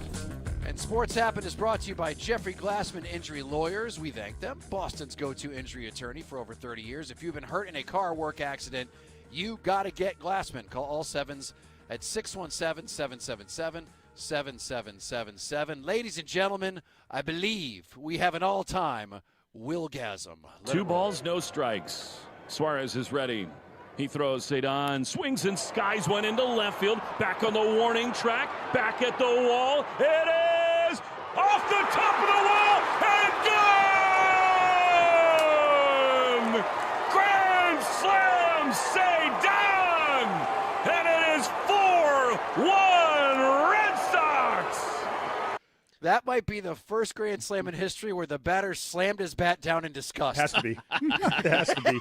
That was great, wasn't it? But credit to Fleming because that's, as a play-by-play guy, I could comment on this, Rich. That's not an easy home run to call because it was not obvious. If you're watching the batter, he doesn't think it's gone. Right. And that volcano crescendoed at the perfect time, right as it cleared the wall there. Great job by Will. Just by Will not quick calling it and saying, Right. I got you. Yeah, Wasn't a total downer. He left it open-ended. Yeah. Well, what's great, too, is you're right. I mean, Cedon afterwards admitted that he thought it was a pop-up, but no, ended up being the first Grand Slam of his career. But statistically, in any other ballpark other than the Sacramento AAA park that the A's are currently playing in, that would not have been a home run, according to a lot of reports. But, hey, you take him where you can get him. Good for him. Good for the team. 4-2 the final score. That is the 10th straight road win for just the 3rd time in the team's history. Tolley keeps earning it. He had 5 1/3 innings, 2 runs, both solo shots, 7 strikeouts. He's at 110 innings this year, which is past his career high. Now, I don't know whether or not that's something to be concerned about. He wants to keep pushing. He sure as hell didn't want to come out of the game last night. Just should it be something we're concerned about? I mean, look at what do we got with Garrett Crochet this year? We were just use Garrett Crochet as to answer that question. It might not impact him this year, but next year, it could impact his availability. And between Tolley and Bennett, your 2 lefties are both rookies who probably are on innings lists. So that absolutely is a big deal going into the trade deadline. I don't think we've even talked about that. Like, how much do you, if any, how much blame do you give the Red Sox for Garrett Crochet? And do you look at his overuse last season and think that might have led to where he is now? It's not a big story this year. Nobody's really mentioning it, but I mean, it was double what he'd done previously. He's never had that much work, and it's not even close that he got last year. And he was just cruising last year, right? I mean, he didn't have any issues at all. So there's nothing that would lead you to believe last year that maybe it was too much, but you saw how it started. I mean, from day one, he just didn't look good. And so it's hard not to look back at last year's usage and think it impacted his availability this year. Yeah.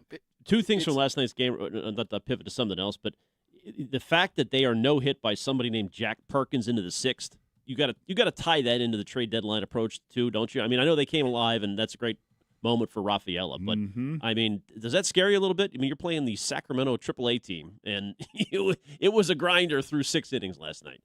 Yeah, it's one of the places that Breslow, according to all the reports, is looking. He's looking to try to either get either an end-of-the-rotation guy, a bullpen guy, and shortstop, I think, is the other one. Shortstop or catcher, being thrown around. So, I mean, that does concern me, and because we got a lot of season left, and the fact that Tolley has already hit his career high, that's a guy you're going to need. You're going to need him healthy going into the playoffs, which right now, according to Fangraphs, they have a 74% chance of getting into the playoffs, which, if you how want to amazing compare, is that? My God. They were below 20% there. They were below 10 over a month ago. Yeah. Oh, yeah. A month ago. Over right, 10. Okay. Mm-hmm.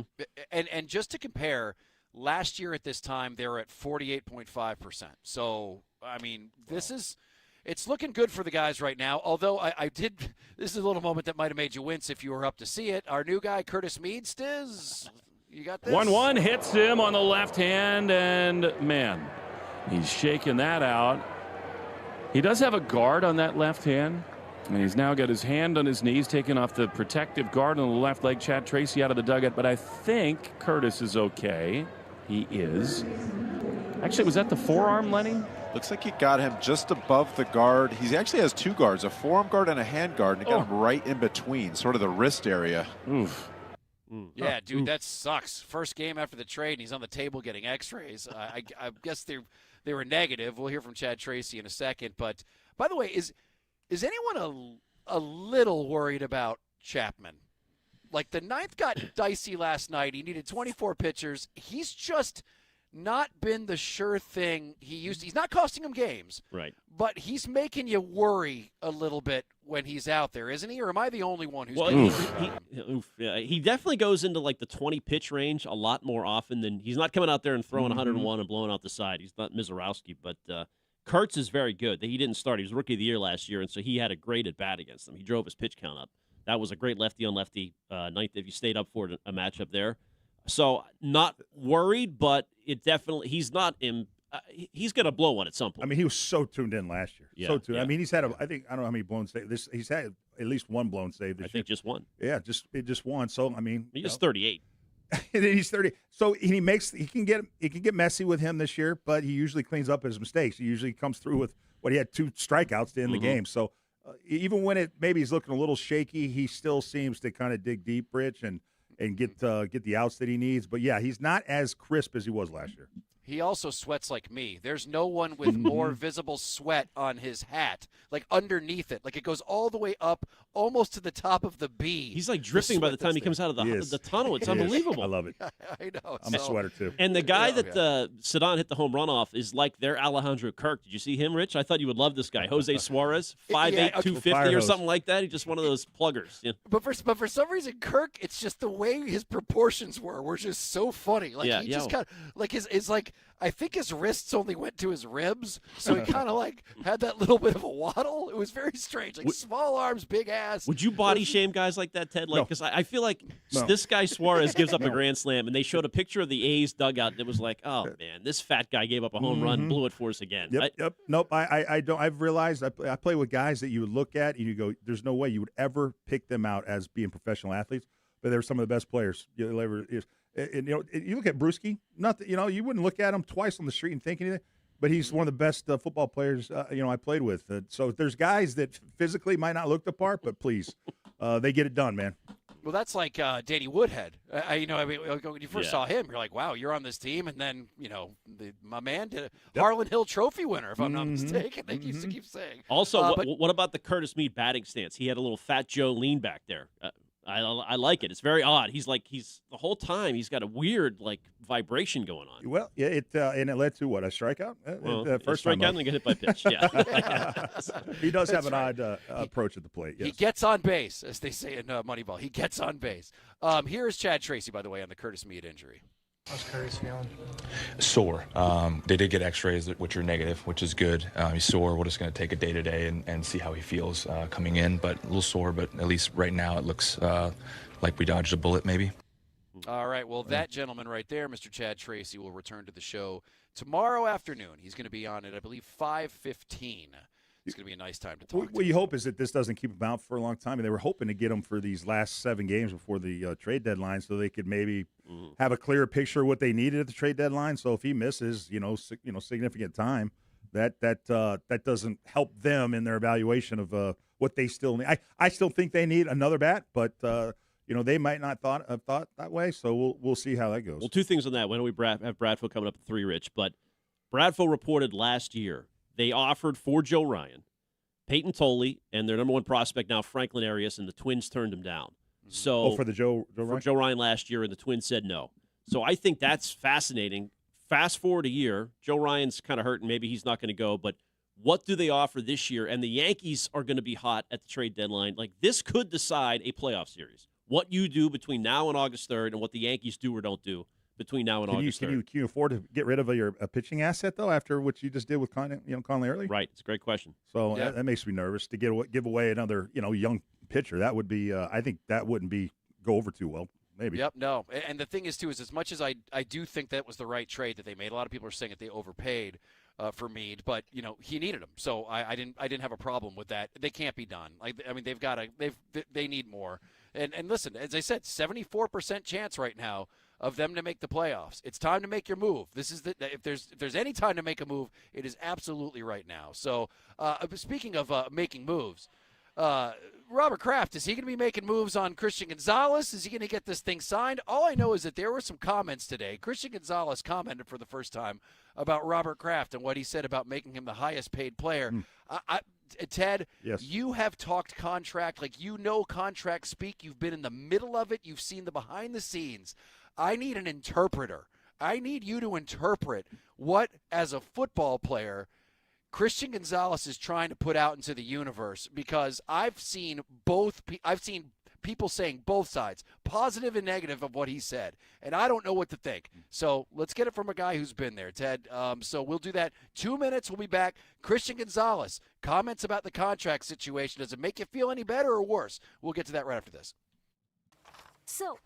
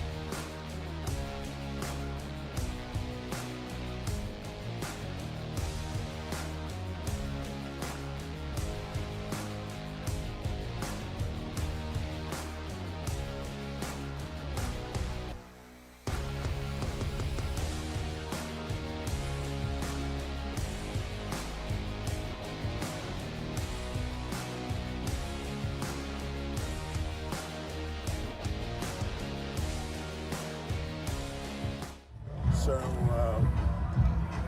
we're glad we drafted him and he's developed here, and we hope he'll be with us for a long time. Oh, yes. RKK out there at Patriots camp. It is Rich Certainly, Ken Laird, and three-time Super Bowl champion Ted Johnson on 93.7 WEEI. You can call us at 617-779-7937. We like your calls. That's the way we like to communicate with you. We don't really do much of the social media stuff, or at least I don't during the show. So that's how I like to talk to you. But it's funny because Robert Kraft made that statement the other day. According to the reports of the people who were out there, including our own Jones and Keefe, I guess Kraft was out there again and made his way over to the DB group and sought out Christian Gonzalez for a brief chat before everything. Gonzalez is still out there, and he continues to fully participate in camp while negotiating this new contract. And yesterday, we discussed that comment and how strange it was for Robert Kraft to come and talk about that. And I think that, we kind of had a bunch of different opinions on it. I know, Ken, I don't mean to paraphrase you or kind of get in your head, but I think you said it was a positive that he's out there, fully participating in practice. So that can only mean positive things for the contract. No sign of a hold out or a hold in. right? I mean, Yeah. at least to this point, there has not been. I did not like the fact that Robert Kraft threw that out there, that they had offered him the largest contract in Patriots history. And the reason being is because, first of all, that means nothing. I said it yesterday. You can make $1 billion contract for somebody, which obviously is the most money you've ever given, but it could have, $10 million guaranteed, and it's trash as far as what he's looking for. So that doesn't mean anything. It's all the way that it's structured. So you can say whatever you want, but those words don't mean anything. But what it does do is it tries to make Christian Gonzalez and his people look like the bad guy. It tries to put the pressure on Christian Gonzalez. So that's why it was very interesting. And a lot of people wanted to find out what Christian thought of all of that, seeing that they seem to be playing nice on the field. He's practicing. They're talking together. They're schmoozing around before practice starts. And Ted, I want to get your take on this because I legit want to know, when you hear a player say this, what does this mean in player speak as somebody who's in the middle of negotiating a contract? Let's take a listen to Christian Gonzalez being asked about what Robert Kraft said. Yeah, I mean, everybody knows what Mr. Kraft has done. A ton of respect for Mr. Kraft and what he's done with this franchise, and it's just something we don't want to handle to the media. I keep that with the team and my team and go on about that. Ooh. Ted, what is that? That's a little slap on the hand. If Robert, did you feel that? That had hurt, right? That was a little slap on the hand. I mean, I felt like he was almost scolding Robert there. We love Christian Gonzalez. Can't let the positive poison go to your head. Positive poison. Did you hear that phrase? Well, that was later. Different context, though, Ted. Don't. Hold on. Don't pivot. No, don't blow my spot up here. All right. So go ahead. What is Mr. Kraft? What do you feel about Christian there? We love Christian. Okay, Christian, what do you feel about? Can't let the positive poison go to your head. Don't fall for the banana in the tailpipe there, bub. It is unprecedented that Robert Kraft would give details like he's given to this contract. Let me tell you, Christian was probably lectured and told many times by his representatives, do not say anything about the contract. Don't bring it up. Don't talk about it.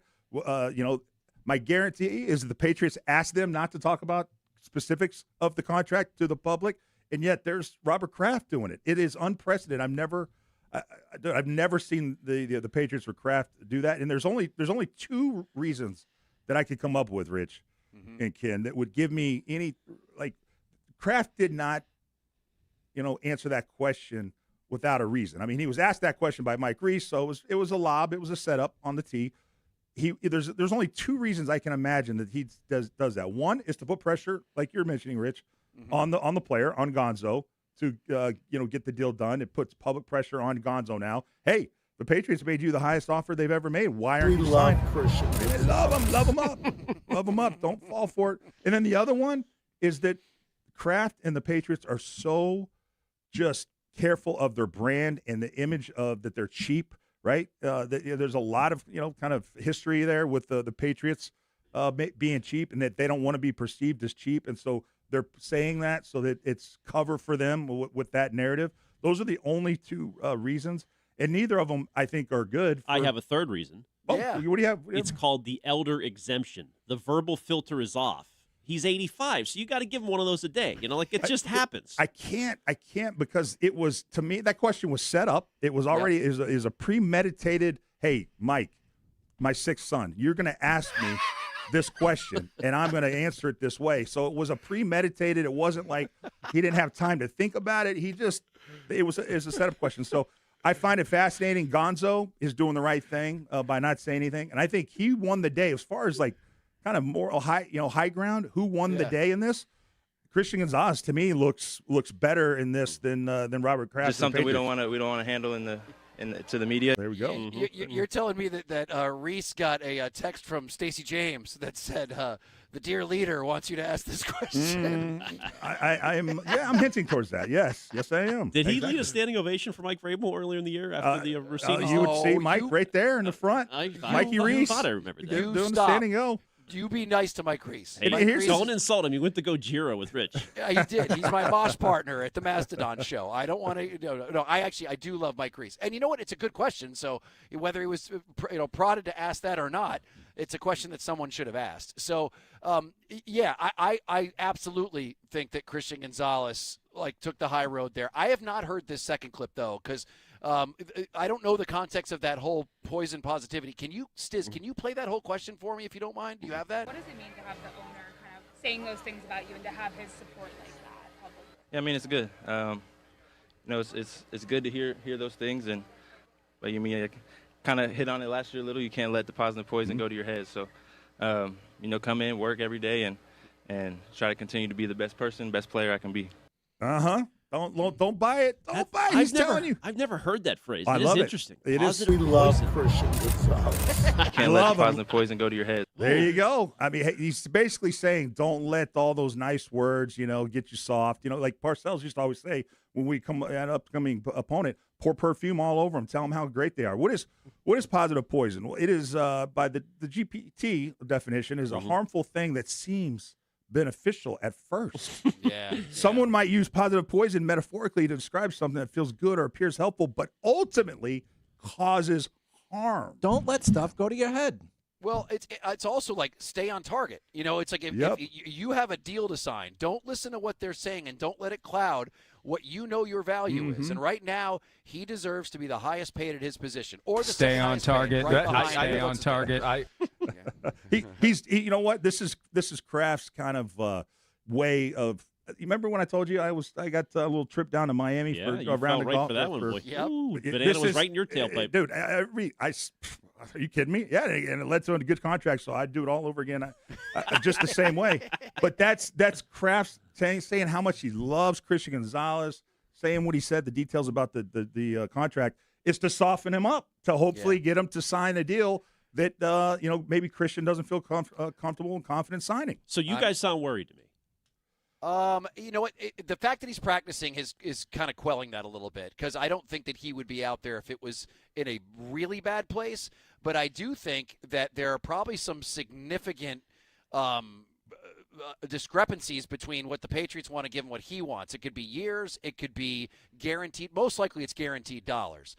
So, yeah, I think that I'm a little worried. Because here's the deal. If it is indeed the contract that Robert Kraft says that it is, he would have signed it by now. If it was that great of a contract, there's no reason he wouldn't have signed it. But he hasn't. Well, but his buddy Witherspoon has to go first. So they're waiting on that. Why? Doesn't have to, but it feels as if they have the same agent, and he's not as good of a player as Gonzo is. So by definition, the agent's going to get Witherspoon first, and then Patriots and Gonzalez second. I don't know if it's universally known that he's better than Gonzalez. I don't know if the thinking is Seattle's going to go first because they have a new ownership. They're trying to get people excited about the team, and so they need to have something positive. And that Seattle isn't as I don't know tight with their purse strings. Yeah, they got some suckers over there in Seattle. Yeah, that they're more willing to spend. At a position maybe the Patriots aren't. So I think that's the thinking why that. He'll go first. Well, but just what do your eyes tell you? You said it, Rich. He's out there practicing. Why would you have your guy go out there if it was in doubt at all? Why would he be participating to the level he is? That would be the dumbest agent in history if they don't have a deal in hand. It means you're close. It means you're close, and there's things that are important that you have to get worked out, and I believe it will get worked out. But this time sucks. I'm sure it sucks as a player, Ted. I'm sure like those final days when everyone's trying to get that little bit extra to get to where you need to be. I'm sure it gets personal. And then immediately afterwards, when the thing's finally signed, everyone's like, oh, we didn't mean all those things that we said and all those bad numbers we threw your way and the way we insulted, your career and maybe even your work ethic or your physicality, the way we leaked out stuff to the press. But right now, this sucks, and I think that Gonzalez could not be handling this any better. He, in a respectful way, he threw it right back at him. You asked me what is he saying in this? He's basically saying he's basically shutting down Kraft and basically calling him out for making details public. Don't abuse your elders. Come on, come on, easy. Yeah, this is unprecedented. He shouldn't. I mean, Kraft to give the detail he gave. I've never seen him do that. It puts way too much pressure on the player. That's kind of BS because they would never want the player to do anything close to what Kraft did. The easiest thing for a player is to put it on your agent. Just say, hey, it's my agent, it's my representatives, And if you can always hide behind that, man, even though the player in football has way more input on contracts than people think. Baseball players, I literally think baseball players don't even – they just let their agent handle everything. But football players actually have a hand in it. But the best thing Christian can do is just say, hey, it's my representatives, it's my agent, and that gives him cover, and so he's covered by saying that. You can't let the positive poison go to your head. Positive poison. You can't. I like that. I love that phrase. That is, as he said, he could not have handled that any better because he's basically saying, hey, let's not talk about this in the public anymore and let's get a deal done. So good on him. By the way, while we're talking Patriots, when we get back, there was an interesting quote from A.J. Brown about Drake May. Right now, A.J. Brown is not quite connecting with May the way that I think we all hoped he would at the very beginning. I mean, obviously, it's the beginning of camp. I think he's 1-7 with an interception when targeting him in team drills right now. I think that's right. Yikes. Yeah, so for today, I think. Yeah, not great, but I mean, obviously, that they've got a ways to go. It's just interesting to hear A.J. Brown's comments on Drake and what they plan on doing. And once again, this is another place where I want to hear, Ted, what you have to say. I'm not ignoring you, Ken. I'm not. It's just we got an NFL player. I'm used to it. Room, It's all fine. right? Yeah. All right. So I played Pop Warner, Oh, there you go. That's good enough. Two ways, All right. by the way. D-end and tight end. Oh, really? Oh, yeah. Oh, they platooned me, man. Shoot. Were you at one of those 7-on-7? Were you at a 7-on-7 school or something like that? No, man. We were 11-on-11, baby. Wow, both ways. Oh, so. yeah. Man. We only had 11 guys. You're a really good player, then. Thank you. All right. We'll be right back.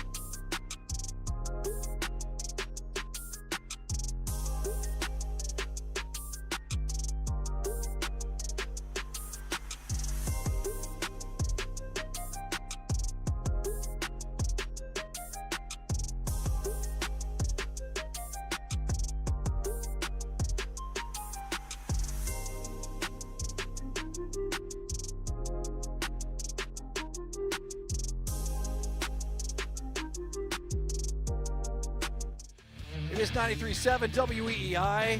Nice bet, Stiz. It is Rich, Shirtley, Ken Laird, and Ted Johnson. By the way, this is one of the all-time great songs you will ever see live in concert. 48-2 by Tool. Doesn't get better. We are on the Odyssey app as well. You can listen to us there. Let's go ahead and take a call. Let's go to Jason on line 2. You got some thoughts on Gonzalez. What's up there, Jason? How's it going, my man? Hey, not too bad. What's going on, boys? What's up? Good, bad. Hey, so, I mean, I'm not going to disrespect Gonzo by any means. He is a great football player, but I guess some of the problems I have is, you know, the lack of being able to complete seasons.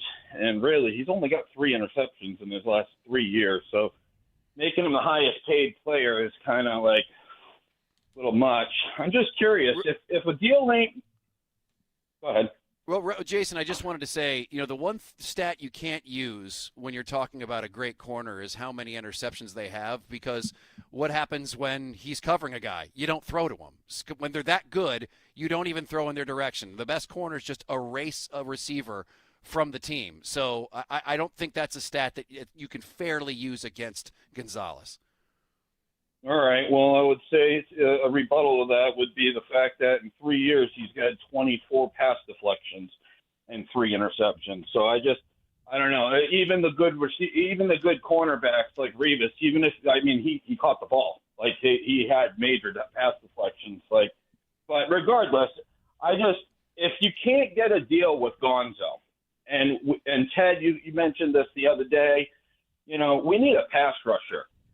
Would a deal like a Gonzo for a Crosby and Max Crosby over there in L.A. or now Nevada, and maybe a draft pick, is that something that you might be interested in? You know what? It's yeah. I mean, are you kidding me? Absolutely, I'd be interested in it. The only problem is, and I get what you're saying. I think the lack of interceptions is kind of to what Rich's point is. I mean, this teams don't even look at his guy because he's got him blanketed. But the point you made about just missing games, to me that's the most legit. Is, you know, he's missed some games due to injury. That would be the most I think kind of glaring fact I would bring up in negotiating with Gonzo is you know, absent from different games. But having said that, if you see even a glimpse of elite ability, which you have clearly, I mean, he's got elite skills.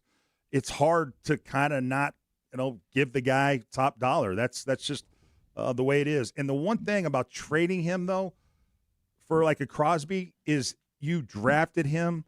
Yeah. You got him at a spot where it was he should have gone higher, but you got him later. 17th. So you didn't have to pay him maybe as much initially. And to trade a guy that you drafted in the first round sends a terrible message to everyone else on the line. Wow, you don't even keep your. Well, Bill drafted him. It's Bill's guy, and you think Bill fell off the cliff. So.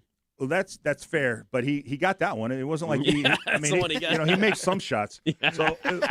So I just think it's kind of like who is the player? What does he represent? Well, he was a first rounder that you got I think, relatively great value off of first contract.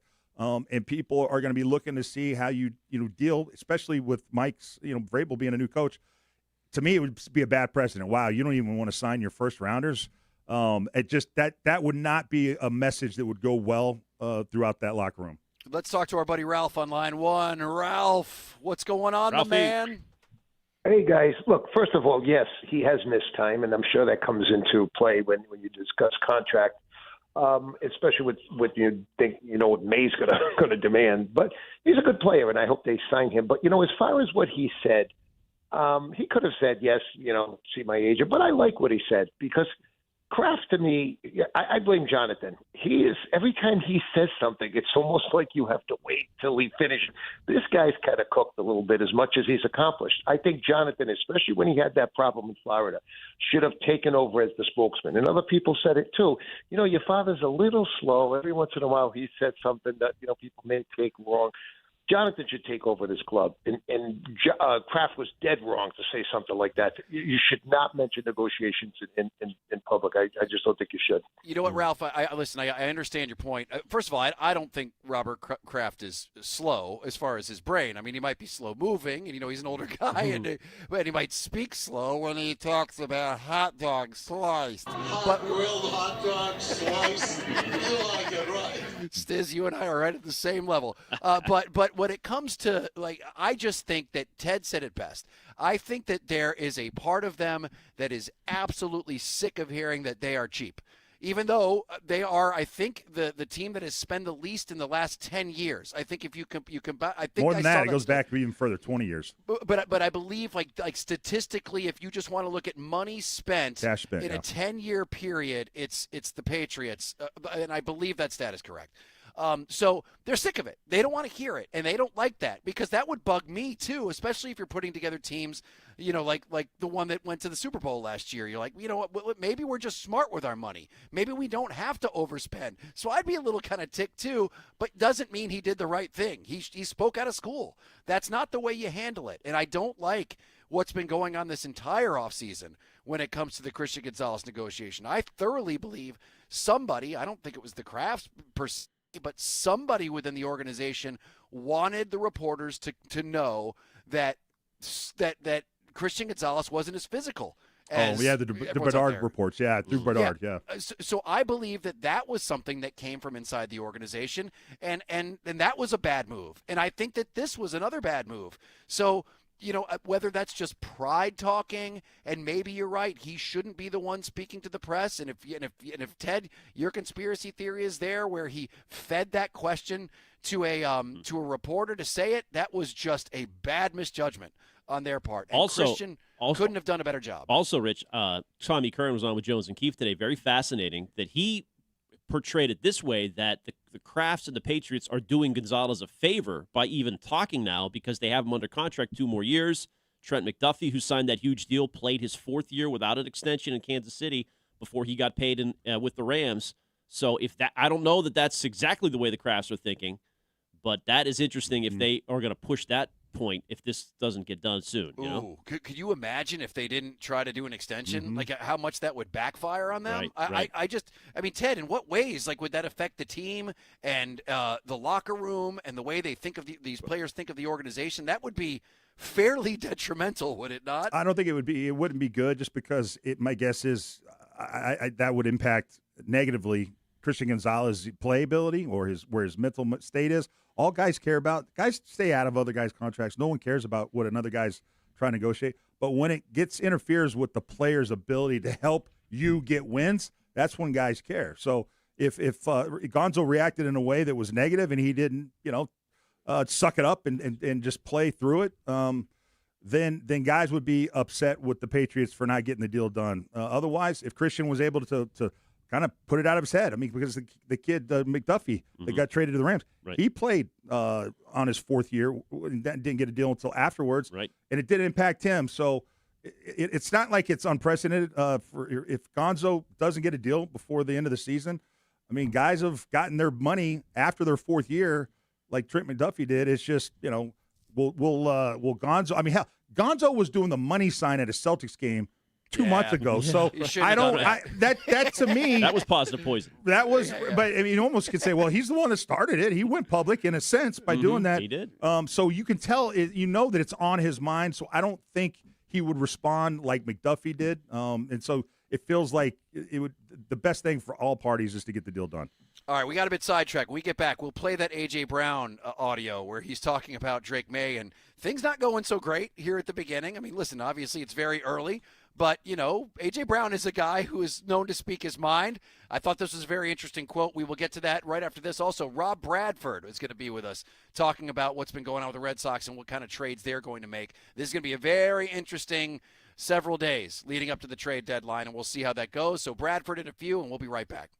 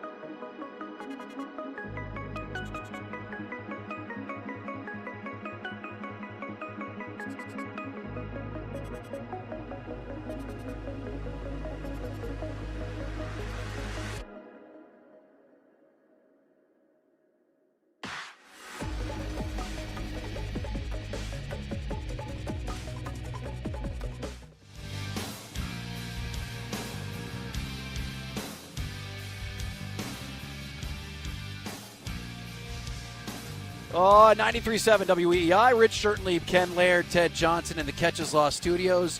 No fee unless you win. You can call us at 617-779-7937. And A.J. Brown, everyone's excited. Drake May should obviously have this is just a gift. If you're a guy like him and you are a young quarterback in this league and you've already found some success, this is the type of thing that makes you go next level. And it's tough to think about that when the guy already was in the running for MVP. I like the fact that the tide is turning a little bit in the press, and I don't know if you guys have noticed this, is that a couple of weeks ago it seemed to be the take du jour that everyone was like, Drake May's not even that great. Like, I think he was number 61 on the list of best football players in the league, and then I think Lane Johnson was 20 spots ahead of him. God, you hate Lane Johnson. You mentioned that once a day. It's unbelievable. Yeah, he sucks, and he's old, and he shouldn't have been 20 spaces in front of him. Sorry, I'm a little bitter since the old Eagles Super Bowl. But I will say that I do like that in the past week or so, the tide seems to be turning a little bit on Drake, and he's getting a little bit more respect. Dan Orlovsky, I think just today even was talking about how he thinks that Drake May could potentially be up for MVP once again. But for that to happen, you got to get it working between you and A.J. Brown. And we've talked about the value of Kayshon Boutte on this team and how great it would be if they could keep him around because they've already got 2 years of chemistry. And to be quite honest, Ted and Ken, I'm looking at some of the stats just from preseason, and Kayshon Boutte is the trapdoor. He's the guy that just when Drake's in trouble, I'm going to find Kayshon because I'm comfortable with him. I know where he is. I can read his mind. And it's good to have a guy like that, especially when you're trying to experiment with a new superstar like A.J. Brown. I don't see a lot of downside in keeping him around on this roster. And I know we've kind of talked about that. I mean, it depends on obviously what they can get for him. Probably not a lot in a trade. It just seems like he's hungry and he is doing everything he can to remain a member of this team. But when it comes to A.J. Brown, things haven't been going great. It's the beginning of the season. I think we said it was, 1 for 7 with an interception when targeting Brown in team drills. His only completion was like a wide open, quick out. Like, they're pretty far off on some of the deep routes, but, that's what Drake's going to end up getting. But A.J. Brown was asked about how things have been going with Drake, and I thought these comments were interesting. Let's let it roll, Stiz. Still getting comfortable each and every day. I'm grateful. The offense is I'm pretty in a good spot. I want to say I'm like 90%. And it's just really just about going to executing and getting on the same page with Drake each and every day. You have to do what your quarterback likes. I mean, as far as my game will be my game. But as far as what he likes and what he needs, that's the thing that I got to get on the same page with him and continue to work on those things, and we will, and we have. So I'm still getting comfortable. So Ted, what do you take away from A.J. Brown and his comments after a not the greatest first couple of days? Yeah, he doesn't seem too worried, and I get the stats don't look good, but I wouldn't get too worried either at this point. And I think it is a little bit strange because when you consider OTAs, the reports were that they were like, just, two peas in a pod. I mean, they were on the same page. It looked like, but it's different. They haven't put pads on. So, I mean, shoot, you really start the evaluation at least when real football starts and they put on the pads on Thursday. But it is a little bit concerning. I mean, I've heard that the two types of routes that they've had issues getting on the same page with were out routes and in routes. So that leaves just really one more route, deep route. So that's right. Thank you. So, but out routes and in routes are based off of timing. Like 3-5 steps drop, plant your foot, throw. And so it's about being on the same page with the receiver. You have to really be on the same page when it comes to those routes, and they haven't been hitting those. I don't know. I think Drake is a special player, and I think A.J. Brown is a special player. And these guys will figure it out. It's too early for me, Ken, to hit the panic button. The only reason you would hit the panic button is his past, right, Rich? Like, you would go back to the Philly situation with him and Hurts, and he's obviously had a history of not getting along with a quarterback or not being on the same page. So, in one hand, when he says, I got to find out what Drake likes and what he needs, that's great. That's like him prostrating himself before the star of the team. That's good. I like that. However, will that continue all year? Does he really believe that? Okay, here's the biggest difference between the quarterback that A.J. used to have, Jalen Hurts, and the quarterback he has now, Drake May. Jalen Hurts terrified of throwing the ball deep, and if he was perceived as covered, he wouldn't throw it to him. So he'd clutch it. He wouldn't throw to A.J. A.J.'s basically will tell you, I'm open on every play. And Drake's got that gunslinger mentality, Rich, where he'll throw to A.J. if he's in a crowd regardless, and he'll throw it deep even when he looks covered. A.J. is going to love that about Drake. I just think that the personalities, I think, are a good match where there was a hesitancy and just not of a conservative nature in which the way Jalen Hurts played that I think drove A.J. Brown crazy. That Drake May is the complete opposite of Jalen Hurts in that respect.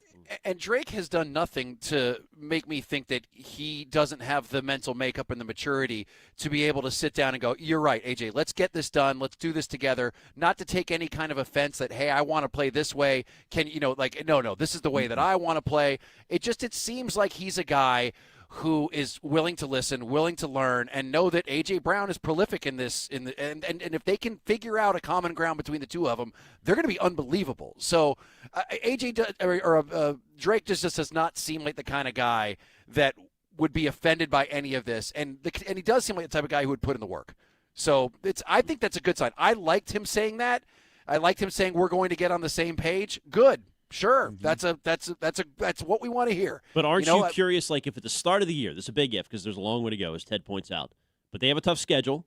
Let's say they're not winning games. They're starting 1-3, and most of the attempts are going to like Hunter Henry, and Booty even has taken more attempts than we think he's going to get, or Dobbs is becoming his favorite target, and AJ's not getting the ball. Does that worry you that could be a problem? I just don't see that happening. If it does start that way. Not after 4 games. Maybe after the bye week. That might get interesting. But after 4 games, I think even A.J. Brown would be like, man, we're just figuring things out. Still on his best behavior, like Diggs last year. Yeah. And I think because he's, allegedly at his favorite team ever, his favorite coach. But that's why he wants to perform well and come out of the gate hot. But he also doesn't want to upset the fans here. He's trying to get along. Whatever, go along to get along. And I don't think he's going to want to ruffle the feathers, at least, until there's a big, chunk of the season played. I can't imagine him being a distraction that soon, considering this is the team he's always wanted to play for. He's always wanted to play for this coach again, and I think he's really excited to play with this quarterback. So I think he'll have patience in that regard. But that would be fascinating if they can't hit, and get even close to being connected early in the season. They did come out the gate swinging, and Drake even said that, Teddy. Remember, he was like, it was that first deep pass to AJ Brown that AJ tries to catch with one hand, and Drake was like, "Oh, we're coming out swinging. Let's go." Yeah. I have to be honest. I did not expect at the beginning of camp all of the highlights I see of Drake May that pop up from the reporters from a mile away on my phone being of Keyshawn Booty. I know. It's a Stephen A. Smith's dream. It's Booty everywhere. It's Booty, rocket everywhere. You know what? I am so rooting for that guy. I want him to remain a Patriot so bad because he has gone into this the right way. He just wants this gig. He wants to remain a Patriot, and damn it, he's doing everything he can to remain one. All right, 617. Always ass Stephen A. You know about that ass. Drake agrees. He's a bottom feeder. All right, 617-779-7937. Rob Bradford. He is not a bottom feeder. He's a gentleman who goes straight to the top. Baseball isn't boring. He is going to break down what he is hearing about Craig Breslow's next move, covering this streaking, amazing Boston Red Sox team and what they've been able to do. 74% chance now to make the playoffs. My God, never thought we would say that a month ago. The great Rob Bradford joins us next. 2 minutes. We'll be right back. Here's the deal. The government is over...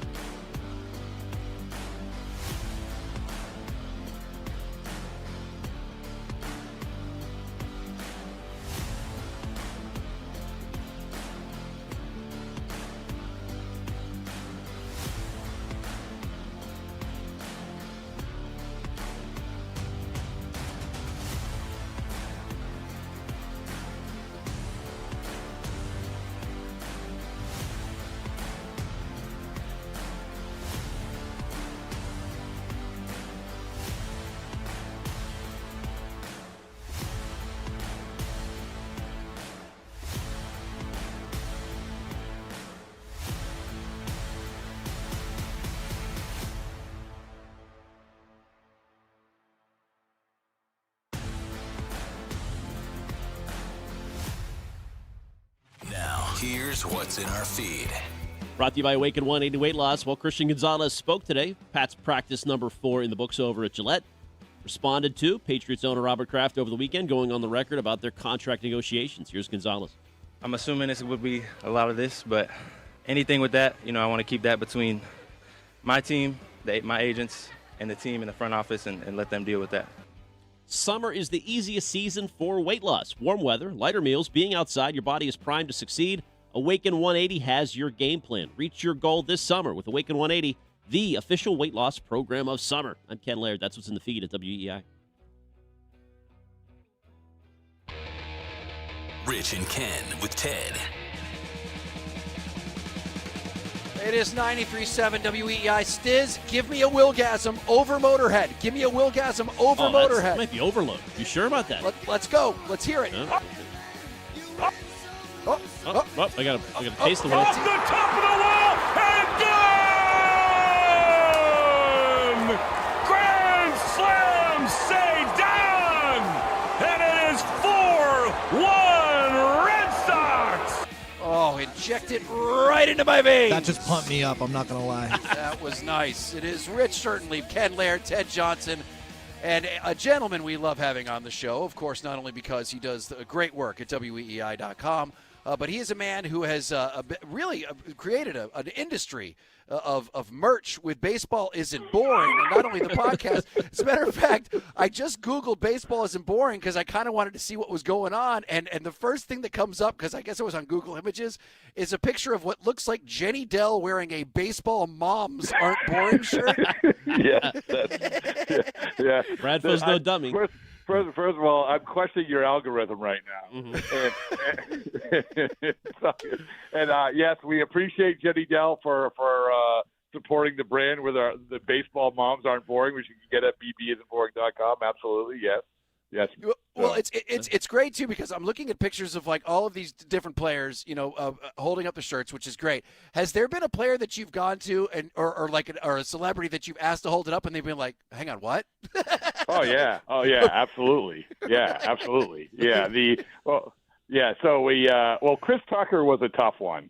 Chris Tucker took a little work, but ultimately he agreed to do it. Wait, hang on, like Rush Hour Chris Tucker?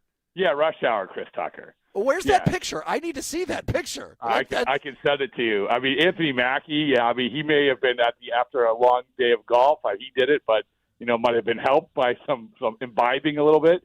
I think that Alex Cooper, the podcaster, she did it and she did an awesome pose with it, and then just threw it back at me. So she didn't keep it. So there's. Joey Votto, I think, is the only player that basically nah, I'm good. I don't need a T-shirt today. No, I'm good. Yeah. Because you can tell, the majority of the people are very happy. They're like, "This is awesome. Hell yeah, great shirt. I got it." But every once in a while, there's one where they're just kind of like, "Huh?" And you get the picture quick and then take it away. I got it. See you later. Yeah. I mean, Noah. I tell you what, Noah Khan was so nice, man. He's so nice. He knows nothing about baseball. But I think that he is now part of the family. Yeah. So listen. I mean, it's the 99% of the people enjoy it. Much like I always enjoy talking to you guys, and I always enjoy McFarland Energy. So all of this and great call, Rich. I mean, why we are having every rejoin be Ace of Spades by Motorhead, I have no idea.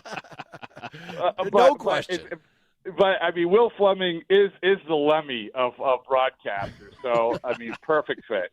That is true. And Cooper Boardman is the Ronnie James Dio. By the way, Rob Bradford, brought to you by McFarland Energy, the region's most dependable provider of home heating oil delivery, as well as expert HVAC services at McFarlandEnergy.com. All right.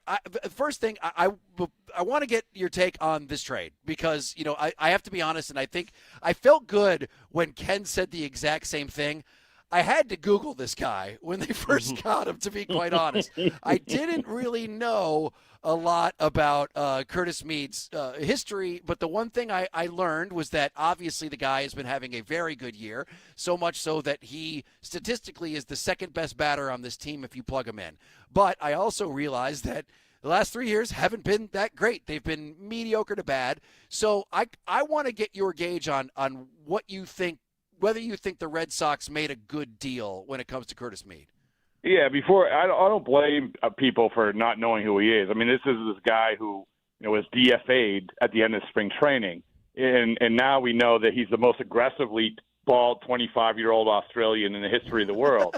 And also, by the way, it opens the door to all kinds of.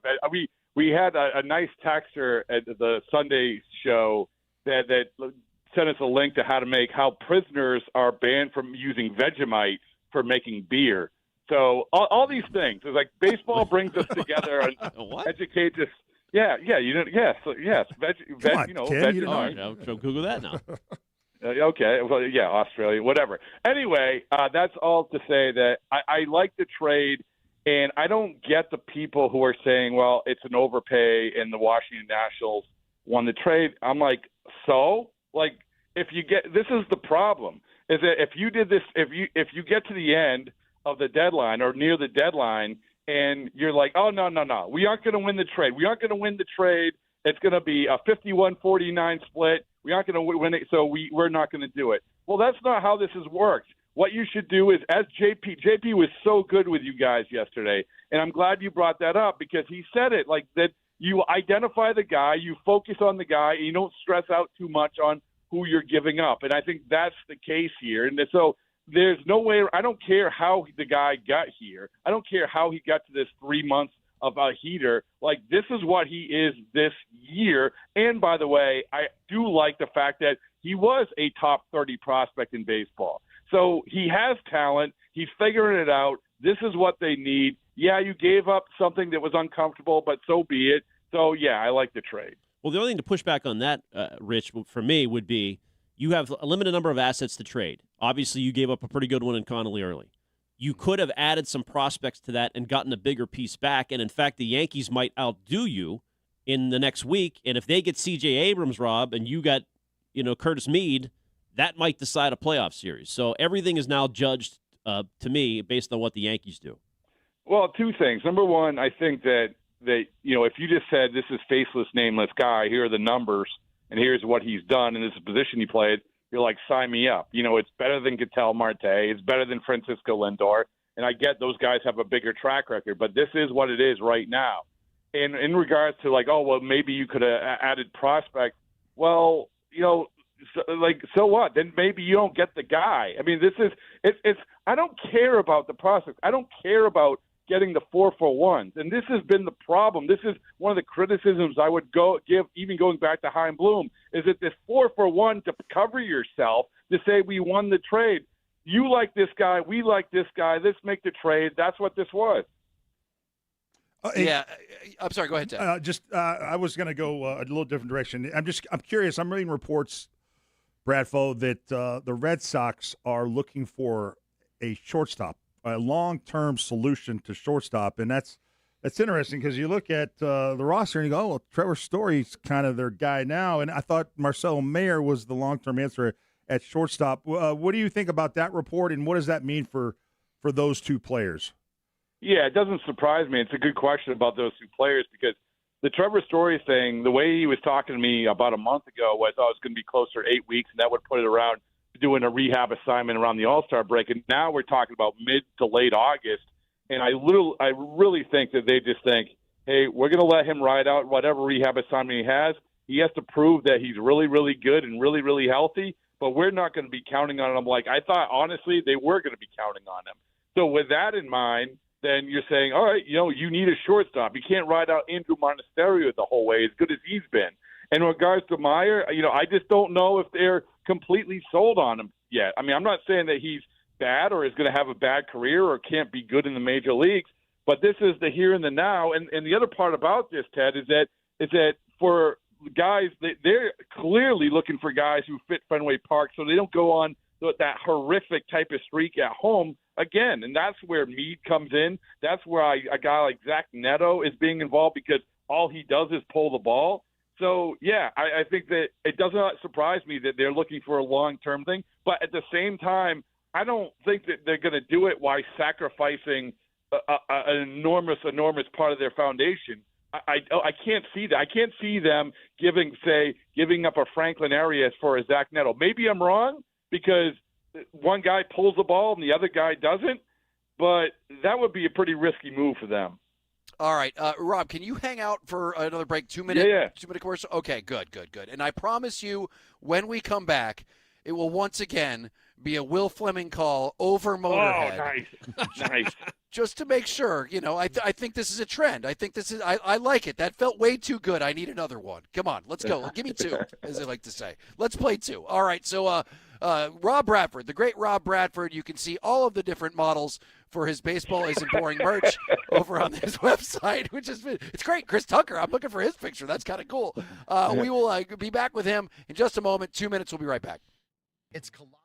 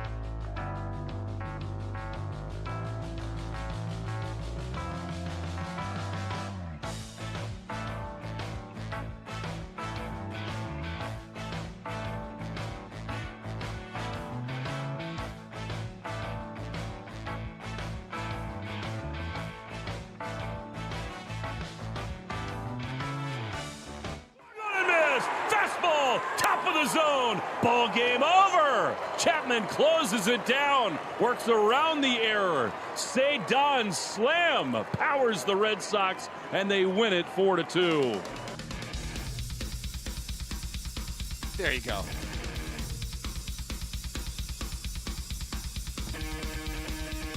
Oh, a little overkill. I love it. Oh. Yeah, but shouldn't it have been with Will's call on top of it? Don't you need it combined together like a Vegemite sandwich? Play me the Wilcano right now. Over it. Yeah, do it again. Pitch. It is swung on and missed. Fastball. Top of the zone. Ball game over. Chapman closes it down. Works around the error. Cedon slam powers the Red Sox, and they win it 4-2. You see it? Yeah. Slam. 361 feet. Stiz, that is why you were the best producer in the game, baby. Yeah. Ain't nothing better than a last second. I want a Willgasm on top of Motorhead, and boom, he even mixed the song up. It wasn't even Ace of Spades. He could have phoned it in, but no, he went overkill on us. That must have been Jackson's suggestion, though. No, that's all me. Really? Wow. All me. Nice job. All right, it is Rich Certainly, Ken Laird, Ted Johnson, Rob Bradford, and Lemmy from Motorhead on 93.7 WEEI. You can call us at 617-779-7937. And the great Rob Bradford, baseball isn't boring, and, of course, WEEI.com. We were talking about this earlier, Rob. Peyton Tolley, who's obviously been very good this season and is going to be very important come the postseason, he's at 110 innings this year, which is past his career high. And that got us talking about, because we first started talking about, are you worried about that? And Ted made a great point saying, well, you know, Garrett Crochet, there is a little bit of a track record of players seemingly playing past what they're most likely should be, or tossing more innings than they should. And can we first start with Garrett Crochet? Do you believe that his usage last year may have led to his non-usage this season? Well, first off, before I forget, because this is too good to forget, for every time, and this is workshopping. I'm not saying that you have to do this, but for every time you play a game-ending call from Will Fleming, it has to be now with the ace of spades, and you call it a Lemmy Flemmy, right? That's not bad. Not we bad. got a Lemmy Flemmy. Here's your Lemmy Flemmy, sponsored by McFarland. Trademark it and make the T-shirts and have Jenny Dell wear one. Well, we could do that. We have proof that we could do that. Anyway, so I think that the crochet thing, yeah, I think it did impact what happened this year, but at the same time, there was no way around it. I mean, it was what it was. You know, he was going to be a starter. He prepared as a starter. He had the plan as a starter. He went through all the way to the very last outing as an elite starter, and that's what it was. And, you know, I don't think they really did anything wrong in that. It's just the way of the world in terms of where this guy was in terms of his career. And, yeah, you get to this year, it was a workload thing. This at a spring training, if you compare last spring training, where his first spring training with the Red Sox, he's throwing 100 miles an hour in late February, and this year, you know, he's sitting at about 93 all the way through March. He knew that something wasn't right whether it's mechanics or whatever it was. And so now, yeah, you're paying the price a little bit. He understands that. They understand that. It's the cost of doing business in baseball now, but it doesn't make things any easier for the Red Sox because, as you point out, the morph it with the Tolley thing, like, you need help. Like, this, we cannot ignore this. You have two guys in Bennett and Tolley who are going to reach uncomfortable levels innings-wise, and you have a guy in Sonny Gray who last time he pitched 184 innings he was 24 years old, and you have Ranger Suarez who is bobbing and weaving his way through hamstring injuries. So, yeah, I mean, I think you do still need help in terms of getting through to the finish line. Well, the follow-up to that, I guess, is would they be in on Tariq Skubal or somebody big at the deadline, Rob? But as an addendum to that, can I apologize on the air to you? Because earlier today, Bradford and I were talking off the air, and I said, what did you think about that Alex Spear report that they offered last year, Peyton Tolley and Franklin Arias for Joe Ryan, and got shut down? And Bradford said, I had that report last August. Thanks for following my work. I literally said, are you trying to push my buttons? Oh, that's what I said. And he was hot. Oh, man, he gets sensitive about this. So great reporting by you last year. They were in on Joe Ryan, but didn't close the deal. Who are they in on this year, pitching-wise? Yeah, I can't imagine that they're going to pay the price for a Joe Ryan or certainly a Skubal. But there's other guys you can get who can help you get to the finish line. You know, this is going to totally date me, but going back to 1986, they got a very, very old Tom Seaver that helped you get to the finish line. And there's been other examples of this where you get a guy who helps you get you to the finish line and allows you maybe to take a start off here or there for a Bennett or a Tolley. So I don't, like for instance, a Shane Bieber or someone like that. So I don't think that you necessarily get in the Ryan Skubal market because I think they feel like they have enough pitching. This is why they trade away the pitching. But I do think that I would not be surprised at all if they get another starting pitcher.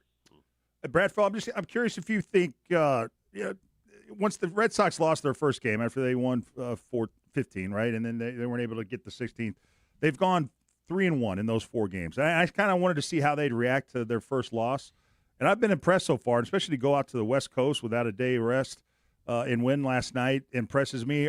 Did you think the same thing? Were you curious to see how they played out of that 15-game win streak? Yeah, absolutely. Because how many times have we seen it go the other way? You let your guard down, and it doesn't work out, and a lot of things that you thought would work out or had been working out doesn't because you let your guard down. But I think that it's funny because when they were going through that win streak and going through this whole streak ever going back to June 25th, we're all like, what happened? And I was talking to some guys, some in the coaching staff and some players and stuff, and, obviously they didn't add like a whole bunch. I love it, Ted, as you know, we love Ziegler's energy. And by the way, these other guys they brought in are energy guys as well. Jahmai Jones, Meade, all energy guys. But I think that everybody's saying it finally clicked. Everybody stopped drinking from a fire hose a little bit, and everybody started falling in a rhythm. This is how we do things. The coaches, the manager, the players, this is how things go. And it just became familiar, and they understood what they were trying to do. And And I think you can't discount that. It's not a sexy way of looking at it, but I do think that was a big, big part of it. And I think that's why they should be optimistic. But I also think that they do absolutely need some help just to keep the ball rolling. All right. So, Rob Bradford, there's been a lot of talk lately about Chad Tracy and how much his presence has affected the positivity on this team and the way they've been playing. And, there's also now, I believe this is Chad Tracy's job to lose. I think that this is, they've had discussions, and I don't know how you can get rid of this guy unless they absolutely go into the toilet. But, these players. Like, you're inside that locker room. If they announce Chad Tracy as the no longer interim manager, is everyone on board?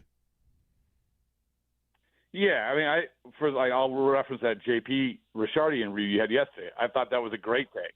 That him saying that you walk in there, be like a trade deadline acquisition if you announced it. Because I don't know of anybody who wouldn't be on board, to be perfectly honest with you, and that's who he is.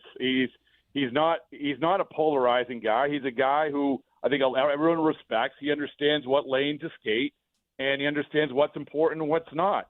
And I think at this point, it's reached the point where you kind of understand, okay, this guy can manage a major league team. This guy can manage in Boston. It's honestly the same thing we had when Cora signed his extension, which was almost exactly 2 years ago. We're like, okay, what else do you have to prove? Like, what what it is. This is what it is. So what's the problem? What's the holdup? And I think ultimately they saw that. But I think with Tracy, he's proven enough. This is no fluke, and it wasn't a fluke only because they have enough talent, but it wasn't a fluke because Chad Tracy had to bob and weave his way a lot through some different things during this stretch, including, by the way, get out of that aforementioned funk, why they were trying to figure out with a bunch of coaches who were just trying to figure out how to pick up their per diem. So that it's like that was a big part of it. Can you just give me, because this is just kind of the fun part of it, but can you give me an idea of how much things will change for Chad Tracy? Like how much is he making now as opposed to what he will be if he is a full-time manager? Well, he'll double his salary. Only double? No, I mean, I don't know, because managers' salaries are so weird. Managers should be paid a lot more, to be perfectly honest with you. It's kind of stupid where, you obviously now you have the Dave Roberts, the Aaron Boones, and the Craig Counsell's making whatever, around $8 million a year. And when Cora signed his deal, it was close to that. And you're like, well, what's $7-8 million? Isaiah Kiner-Falefa is making $6 million. So it's sort of weird how low paid, honestly, managers are. But I think for a guy like when Cora signed his first deal, it was crazy low because he had to prove himself. Yeah. I think Chad Tracy isn't going to be crazy, but isn't going to be crazy low or crazy high. But to answer your question, he's going to get a bump. Yes, I would say he's definitely going to get a bump. You should. Yeah, and by the way, and also the brand is never going to be hotter. He's going to get endorsement deals all over he's going to start working on that. Let's go. Right? Take advantage of it. That's right. Partial. Yeah, that's right. Hook him up with to Ted. You've got an endorsement agent, right? One of those guys. Yep. Yeah, have him call Ted's guy. All right. Well, Rob Bradford, WEEI.com. Baseball isn't boring. A man who's personal friends with Chris Tucker, we have learned. Thank you so much for coming on with us, and we will check in with you again next week. And I do want to, because I've been racking my brain. It's one thing to give out T-shirts and being denied. 3 people have turned down stickers. Okay, 3 people, a wide variety of people. So Bryce Harper, Miss America, and Ken Jennings. So there you go. Wow. Well, I mean, that's a dick, Ken a ditz, Jennings. And a nerd. Yeah. So I don't know if Miss America's a ditz. That's not fair. But I do know that Bryce Harper's a dick. I've never been a big fan of his. All right. Rob Bradford, great stuff. We will talk to you again very soon. Appreciate you coming on, my man. Thanks. All right. Always I'll good talk stuff. to you guys. See you. Bye. All right. 617-779-7937. There's some interesting stuff about the relationship between LeBron James and Jaylen Brown. I mean, this is going to be fun to watch because the more people sit back and take a look about what's going on out there, they're like, I don't know if this is going to work. Or at least I don't know if this is going to – how can you avoid it being combustible immediately? And there's a lot of people with inside information who think that Jaylen Brown is not going to be happy with a guy like LeBron James coming in. On top of that, we talked about Steph Curry and how Steph Curry does not seem to be happy with Golden State. You will not believe some of the professional odds and what the odds are that he might become a member of your Boston Celtics. Ken, you sent this to me, and I started laughing because I'm like, what do people know that I don't know? Right. I'm telling you, don't you believe in these prediction markets these days? Like, they're shockingly accurate. There's some, This one is, like, more than the Giannis thing, this one is fascinating because if you believe the betting markets, dude, this Steph Curry might be a Celtic by the beginning of the season. We'll see. I'll let you know those numbers, and we'll get to the LeBron stuff right after this.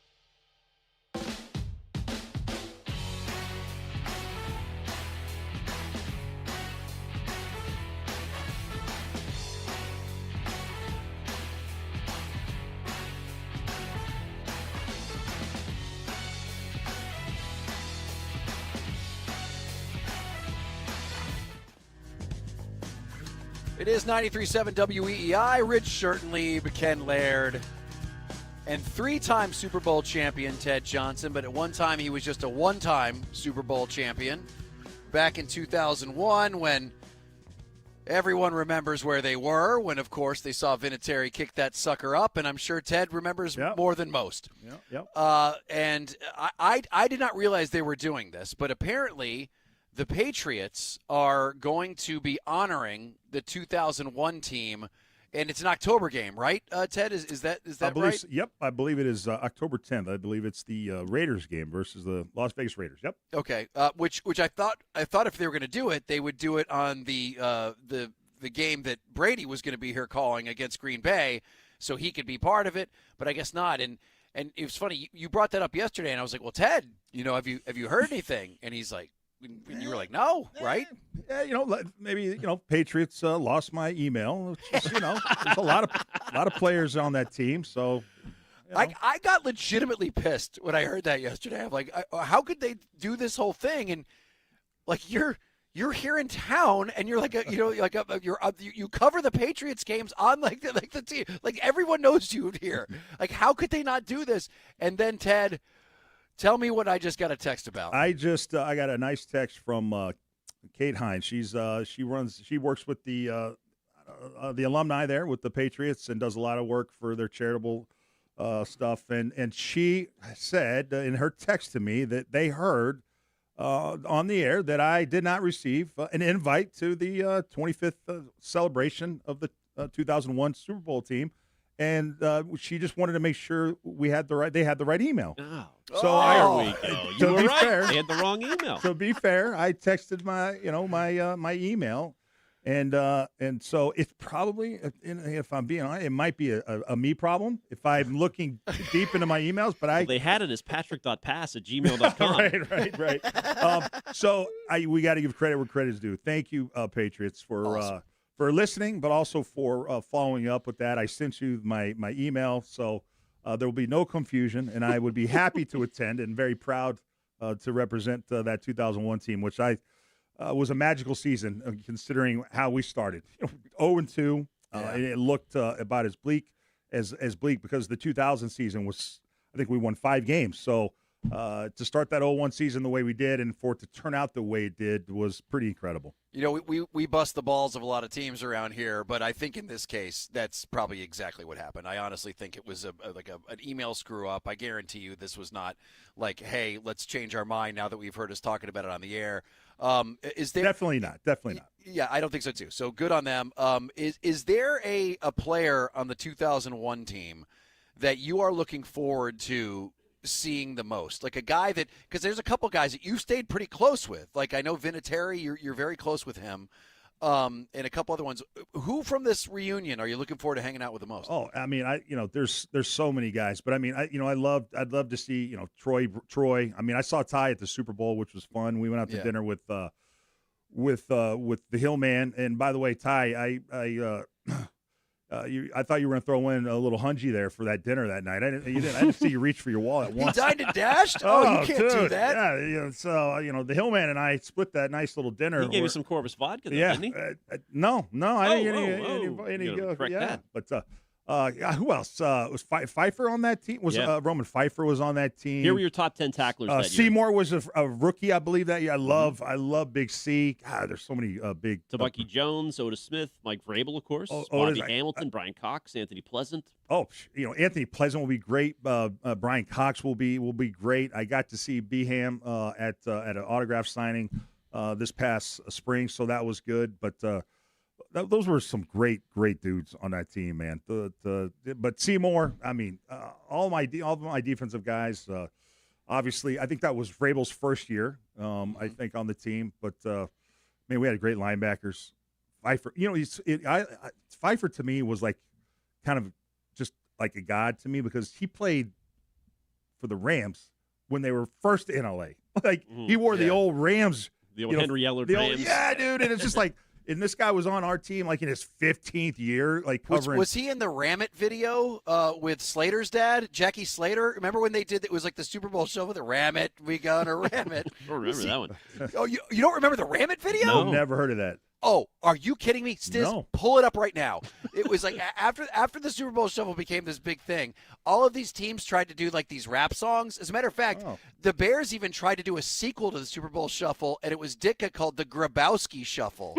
and it's Ditka like rapping, but the Rams one's the best because it's got all of the members, including Jackie Slater, like thrusting their crotches, and the song's "Ram It." We're gonna ram it. And yes, let it roll, man. This is good stuff. Here. Well, it's a lot of haying at the beginning. Oh, of course it's Stiz, and I hope it's clean. Of course it is.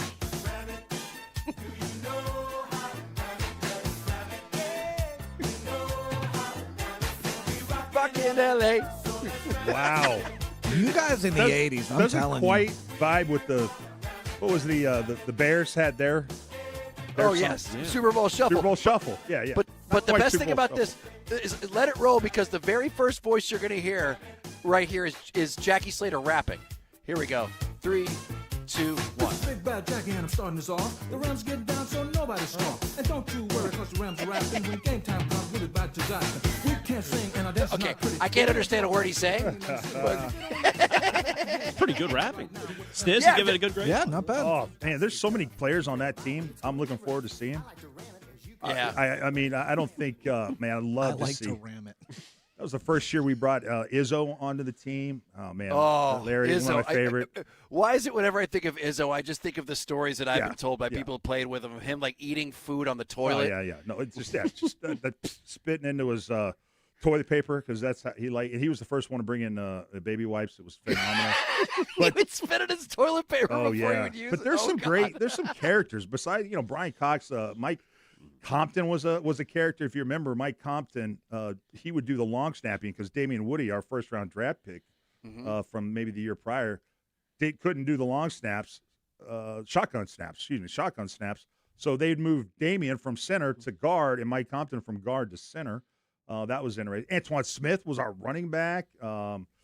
Man, this will be a good time. Plus, how about the coaches? You got Mark Edwards was one of my favorite fullbacks. Romeo Crennel, Eric Mangini, Brian Daboll, Rob Ryan.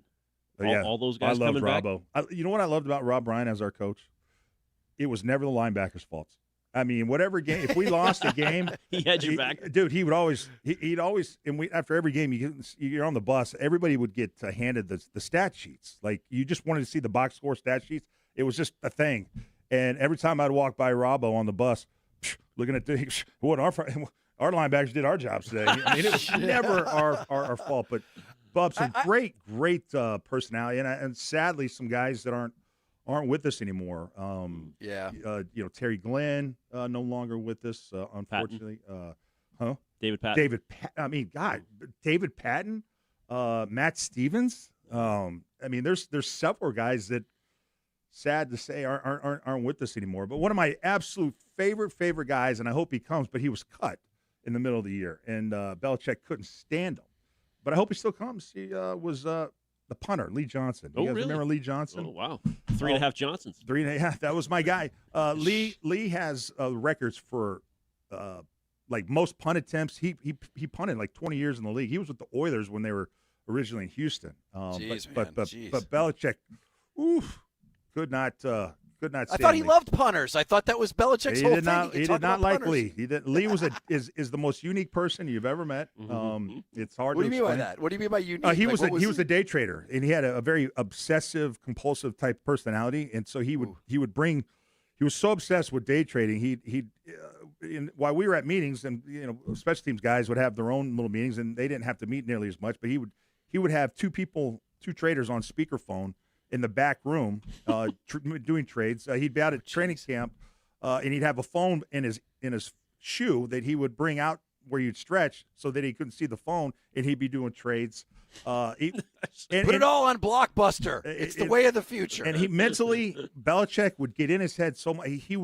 What got him cut. We played a game against the Chargers at home where we won in like overtime, but we almost lost the game because he was so nervous to make a mistake because of Belichick just put so much pressure on him. He dropped the snap that was snapped right to him. The hands, and we were backed up too. We were like on our goal line. He drops the ball, they recover, they score, but we still end up winning the game. And I'll never forget I overheard Belichick tell Ernie, his guy, get that Lee Johnson the hell out of here. I'm done. Yeah, so he just wasn't. You were right. He week, wasn't. Week 5, 29-26 overtime win. There you go. Over the Chargers. It was one of our biggest wins, and we were so pumped. But boy, that was the next day. I think Lee Johnson got released. Ken Walter got called in. There you go. See, Ken Walter came in, but Ken's a great guy. But we've gone overtime, but I do need to, because I'm fascinated by this team, and the 2001 team was obviously, as you said, so many personalities. But there was a story that came out, and I don't remember where it came from, about how in the early days of Brady, he could out chug everybody. Where did that story come from? Where he, in the early days, would try to show up the team by out chugging beer when you guys would go out. Did you see that, or do you recall that story? I don't really remember that. But I mean, maybe it was just with his offensive guys. Yeah. I don't know. Yeah. He was. He's 5 years younger than me, and that he might as well be 20 years younger than me, because that in the NFL, that's a big difference. I was just starting a family, and he was just getting in the league, so I didn't. Socially, sometimes we didn't overlap.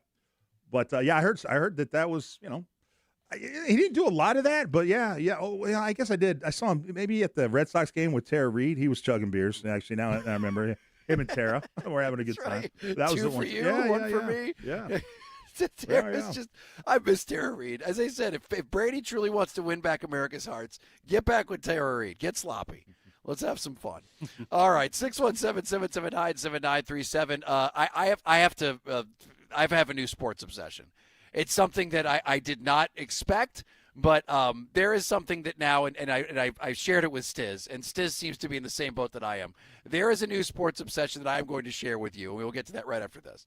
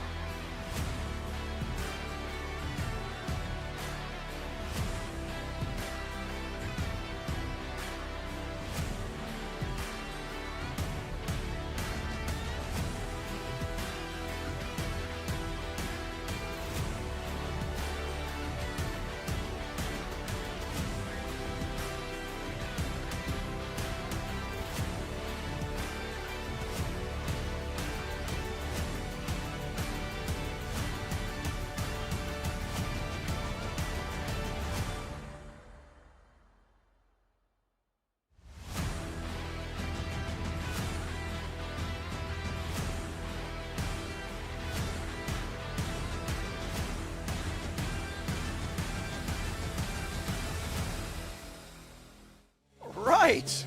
Stiz is hitting on all cylinders today. We go from Motorhead to a little Black Sabbath. Not bad. It is. Rich certainly. Ken Laird and Ted Johnson right here on 93.7 WEEI. You can call us at 617-779-7937. Also leave us a message on the Odyssey app. We play them in the 5 o'clock hour as we launch our Take Grenades. And, gentlemen, I know that, no one is a big fan of these 9:40 starts for your Boston Red Sox. It's, last night I've kind of just sat down on the time I would normally be watching a Red Sox game, and you just look at the TV and go, oh, I have 2 hours. I have to sit and wait. And I was kind of flipping through. And I mean, we've all done it before. Nowadays, instead of just like back in the day, you would just go onto your cable and just go up and down. Now you have to go through like 6 different streamers and see what's on the front page, and you watch the stupid trailer that just plays, and then next thing you know, you've wasted 45 minutes doing nothing but watch. Oh, I think we lost Rich. He streamed too much. He'll come back. There Hey, you there? Hey, he always comes back. So that's the thing is that I think we've all done it where you sit there and you have to go through all 7 streamers that you have. Do you do double devices or just all same device? No, all same device, and it's a pain in the ass. And like you scroll through, and next thing you know, you've wasted 45 minutes watching 10 seconds of every TV show and movie because it has a little trailer up there. Every Norm Macdonald comedy clip in the last 40 years before he passed. Sure, of course. But last night, I stumbled upon something that, and I couldn't be happier. I turned on Hulu. And I don't know what it is about my algorithm. Maybe it's just I've watched a lot of baseball lately and it picked that up. But on the very first screen was something that said the New England Collegiate Baseball League. And I went, oh, what is this? And underneath it said, live now, Martha's Vineyard Sharks versus the Valley Blue Sox. There we go. So I am assuming this is the Cape League. I got to think that this is like the Cape League. League. So. Yeah. Sure. And I'm looking. It's like the Bristol Blues versus the Danbury Westerners. You've got like the Keene Swamp Bats. There's all these like small weird. So I was like, I got to see what's doing here. So I click on it, and first of all, when it goes to the game, there might be no exaggeration 14 people at this game. It is being recorded with what seems like a video camera from the year 1998. And the graphics that have the score up at the top are like from a high school media productions class. But immediately I hear the voices of angels, and I was absolutely entranced. Stiz has a little part of it. Let's take a listen. This is the New England Collegiate Baseball League on Hulu. Like, it's right there for you. The Valley Blue Sox versus the Martha's Vineyard Sharks. And how about this for him? We talked about him having big hits. Ducks on the pond to the maximum. Pitch is stapled. Out there in the right field for a base hit. 1 run comes home to score in Garcia. Here comes the second run. Bada bing, bada boom. It's money in the bank. That bat is just on fire. Put it down, get around it. We'll light this place up. What's off this thing? James Beasley. Stop it. How many like little cutesy things can you say in one call? That was like Motorhead over top of the Will Fleming call. Oh, wow. I never heard of a hit being called stapled. Bada Bada bing, bing, too. bada boom. You got a strip club reference in there, too. Yeah. Sis, give it the Will Fleming treatment. Get some Motorhead ready. And I want you to play it underneath the bada bing, bada boom, because if Will Fleming's listening, man, I think Will Fleming's great. He needs to take notes. Yeah, take a few notes, Will. Jeez. There's a new chief in town. Can you play a little Motorhead there, Stiz, and give me a little play call from our own New He's England getting on it, but Rich, if for the local people, it's on Channel 38 as well on Saturdays. All right. Is it? Okay. Yes, Well, it is. all I know is that I am so glad I have found this because it was ASMR. I was just sitting there, and I couldn't hear enough of these guys. Like, there we go. Let's hear it. And how about this for him? We talked about him having big hits. Ducks on the pond to the maximum. Pitch is stapled. Out there in the right field for a base hit. 1 run comes home to score in Garcia. Here comes the second run. Bada bing, bada boom. It's money in the bank. That bat is just on fire. Put it down, get around it. We'll light this place up. Put it down, get around it. It's ducks on the pond, money in the bank. Man, there's a lot there. And what's great too is that he's not the only star. He's got like somewhat of the a color guy. Like this is obviously play-by-play. He's got a color guy, and just back it up maybe like 10 seconds, and let's just let it roll. I want you to hear the banter between the two, because that's what makes this so great. Well, light this place up. The lid's off this thing. James Beasley warming in the pen, 6'7". I thought the movement was dead, the 6'7" movement. You're bringing it back to life here, man. Went to Portugal this summer, get this, with my cousins, and they're doing the 6'7" thing with me. I'm like, what? What are you doing? In Portuguese? No, they're just like, okay. Well, they speak English. So. Oh, sorry. Jack Volo. 2-1 is stapled out there in the left center field. Going back under it is Crane. That one's off the wall. A run's going to come home to score in Tomasetto. Here comes the second run. Bada bing, bada boom. Money in the bank. It's a 2-run stand-up double. More money for the Blue Sox. More problems for the Sharks. I'm going to be in shock on this boat ride home. Like, I can't believe this just happened. Oh, absolutely. Great job. You get it. Like, more money, more problems. Yeah, right? Bada bing, bada boom. Bada bing, bada boom. So get Will Fleming on the phone, and you tell him that if I don't hear a bada bing, bada boom money in the bank during tonight's game, then I got to be honest. Bada bing, bada boom. It's money in the bank. I watched 45 minutes of this and didn't turn it. And finally my wife came in and she was like, what are you watching? And I'm like, please sit down.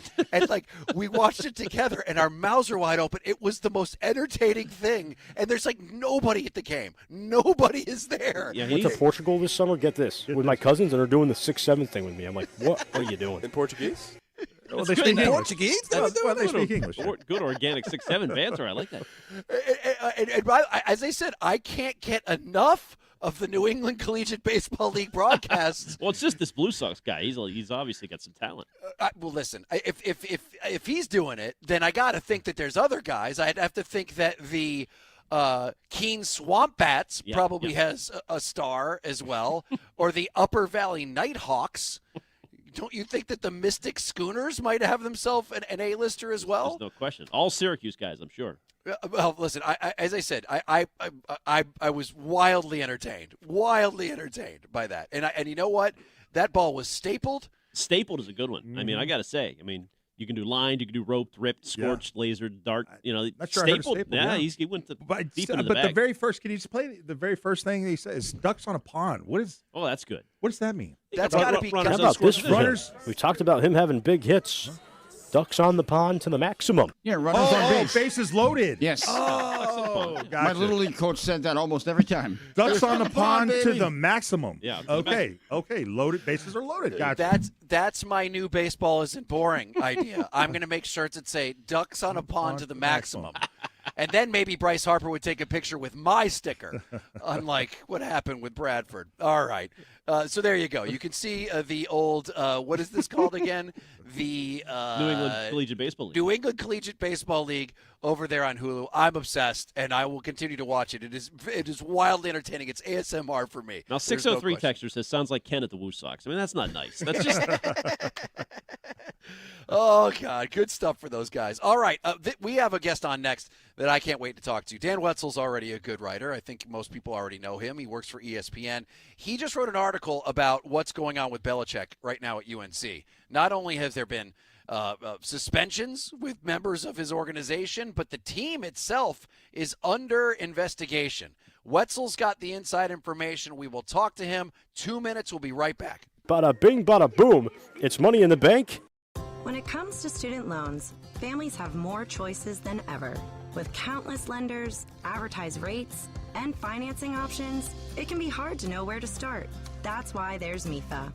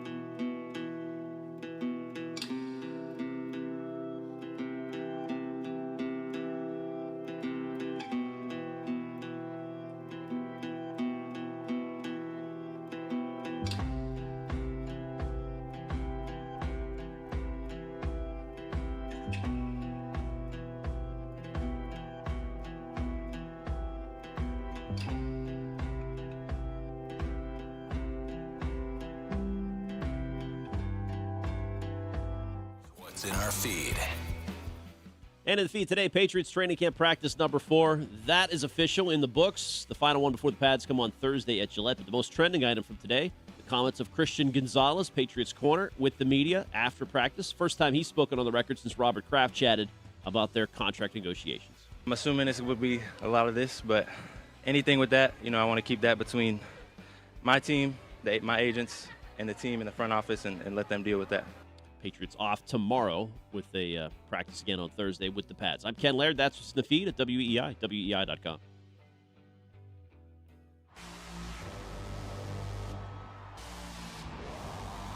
Rich and Ken with Ted Johnson.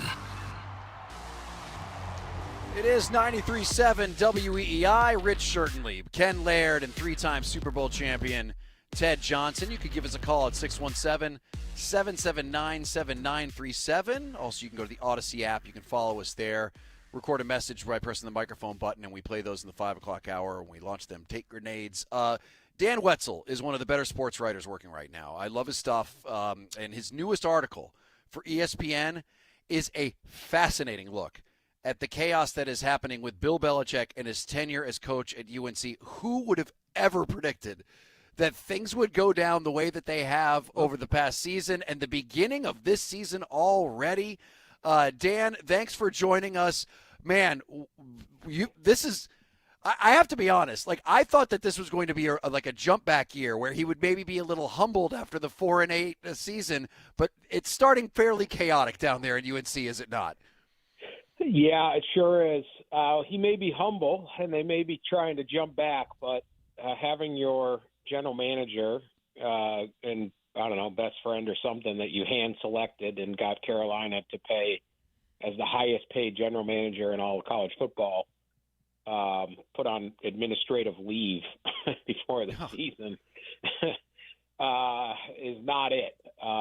This was very much sold as a Bill Belichick and Mike Lombardi show, and now Mike Lombardi isn't there, and we'll see if he comes back. But it's not only a blow to the program. You can't sit there and spin it and say, hey, look, this is a personal relationship, with his girlfriend, or this is that, or this is the general manager who's supposed to put together the team, and it's another negative headline at a school that is very, very quickly losing patience on negative headlines on top of the losing season.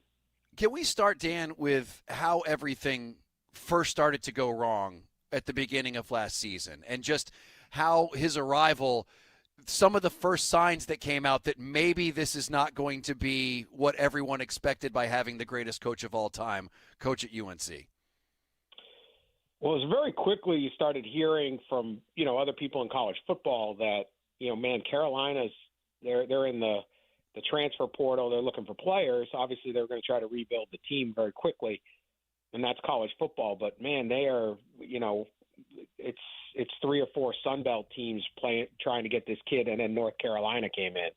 And they weren't winning recruiting or transfer signing battles with Clemson and Alabama and Tennessee and things like that. They were beating lesser teams. And so you had to either believe they had this incredible ability to scout and find these diamonds in the rough, which I guess is potential. This is Bill Belichick, right?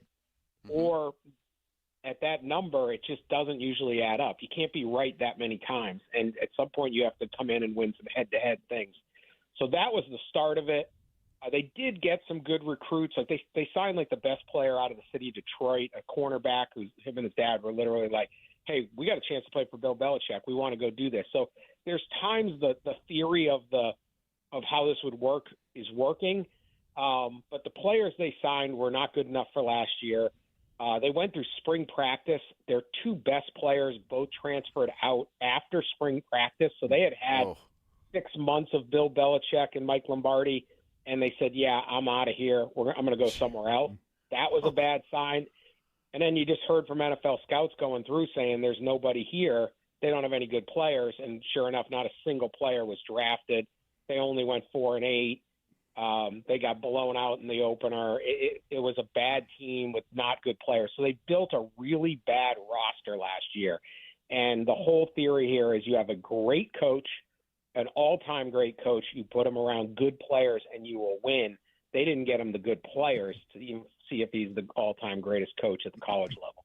Dan, do you know just kind of how it's working behind the scenes, maybe what the power dynamics are? You know, you hear there's a lot of faculty that have raised issues with the powers that be, but that there's maybe just one or two people on the board of directors that have kind of backed Belichick and everyone else is kind of hesitant. Do you know the details of maybe the power dynamics at play there? Who supports the bill behind the scenes versus who doesn't? This was a hire made by the board of trustees. And some people on the board of trustees that oversee the whole university were sold on the idea of getting Bill Belichick and elevating this program now that you have NIL and transfers and all of this stuff. It was not the first choice of the athletic director or the people around the athletic department. So that alone was clunky, but I think if you come in, it's still Bill Belichick, right? I'm not going to say that it's all wrong. Like I said, some of this stuff could be working, but it's definitely dysfunctional. One of the mistakes that I think Belichick made is when you make these switches, whether you're going from the pros to college or college to the pros, and we've seen great coaches at both levels totally fail at the other. You have to surround yourself with experienced people at that level. Take like when Urban Meyer, one of the great college coaches of all time, went to the Jacksonville Jaguars. He didn't last a season. Everything was messed up, and everybody in the NFL is like, he's doing this wrong, he's doing that wrong, he's not practicing at the right times, all the different stuff. You have to surround yourself with people who are ingrained in the culture of college football. How does the transfer portal work? Do I have connections to call a high school coach, say, is that a good kid? Will that kid work? All of that. You can't just do it the NFL way at college, and you can't do it the college way at the NFL. And Belichick, by bringing in Lombardi, who had no college experience, there's a lot of family, there's a lot of old Patriot scouts, a lot of old friends he brought into this program. They might be great coaches, but the nuances of how to win at the college level and deal with a university and how you have to behave on a university. I mean, this is an HR violation, right? All of those things are different, and I think that was really a failure by Bill Belichick that he didn't that he walked right into. Hey, Dan, in terms of the news that the football team may be under investigation by this commission, do you have any possible details of what that is? I mean, what rules are left that they could have possibly violated? You know. Well, yeah, I wouldn't worry too much about that. I think they're all violating those rules. Technically, you're supposed to, if you give the whole idea was if you go to North Carolina and you get make a commercial for Chapel Hill Chevrolet, that's fine. But if some booster just gives you money and you put out one Instagram or something like that, it's not legitimate NIL.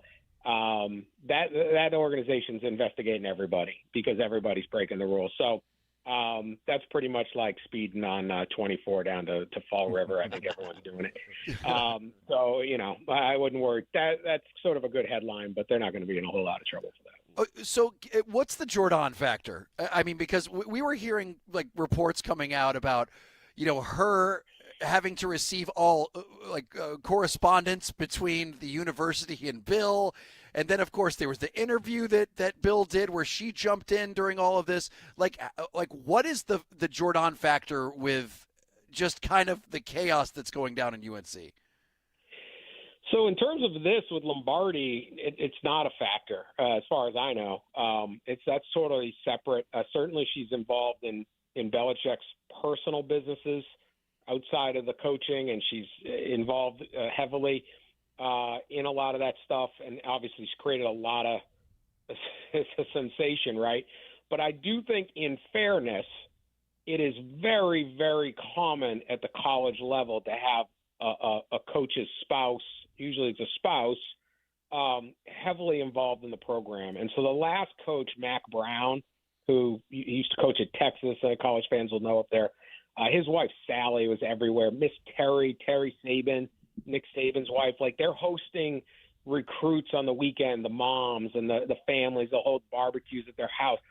So it's not unusual for the family to be heavily involved in that stuff. I do think certainly Jordan was like filing Freedom of Information acts against the school, trying to figure stuff out. I mean, there's some unusual behavior. I'm not going to deny that, but at the same time, some of the stuff that she gets hit with is actually fairly common.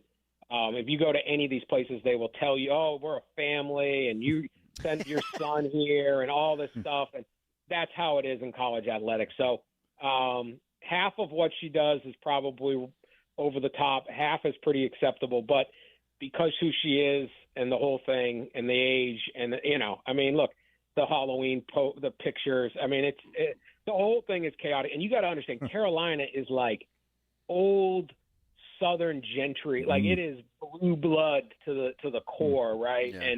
And here is all this chaos. And now we got one more bit. And they went 4-8. And this season they start with a schedule they could easily go 1-3 and actually be a better team. So this is a very precarious situation. Yeah, it's crazy, Dan. They start out, they got with TCU, and then they play Eastern Tennessee, and then Clemson, Notre Dame. So you're right. Jeez. Yeah. To go 1-3 would not be a surprise. Dan, I'm just curious what you thought of last year. I thought this was one of the bigger indictments of Belichick's time down there, is that they banned Patriots scouts from the facility and from looking at their players. And I to me, that was just if I'm a player on that team, that takes me off. I mean, what did people around college football think of that? Then Bill's response to that, just them not allowing Patriot scouts to the facilities. Yeah, I mean, they did the Patriots favor. I mean, there was nobody to scout. Fair point. Great line. So, in an oddball way, the Patriots good. I was somewhere else. Don't come here. We got nobody. No, I mean, look, this is Belichick, right? This is why. I mean, I don't have to tell you guys, he's one of the most fascinating people I've ever covered through all the years, the pros in college.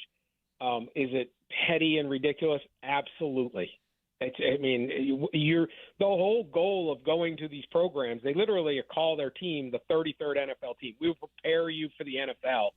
But so you want to get scouted. You'd want scouts there every day. You'd want every team there every single day to scout our players and pick them, because that's the whole goal, is go to the NFL. And so when you're banning a team and even the fact that you're even spending time feuding with this past team is just it creates the perception that there's just one more distraction and you're not totally focused on this job.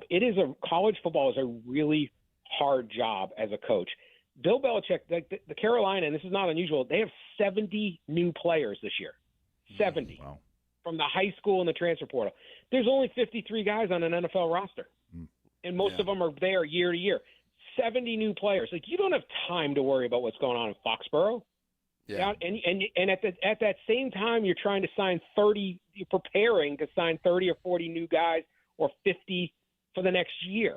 So the amount of work that goes in, and there isn't draft season, the transfer portal opens in early December. So you have to be ready to scout your guys all. I mean, it is so much work being a college football coach right now that the idea that you have time for anything else is also concerning. And that's why when you talk to everyone in college, they're all like, "Oh my God, what is going on over there?" This and that. There's no way you can do all those things.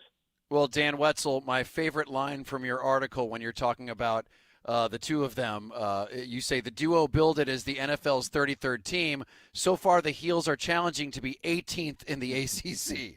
Yeah. Well written. That's but this is going to be fascinating, and it's wild. Being someone from New England and watching what's going on with Bill Belichick, and to a lesser extent, the weird things Tom Brady is doing with the WWE. It's just how did these guys win all these Super Bowls together?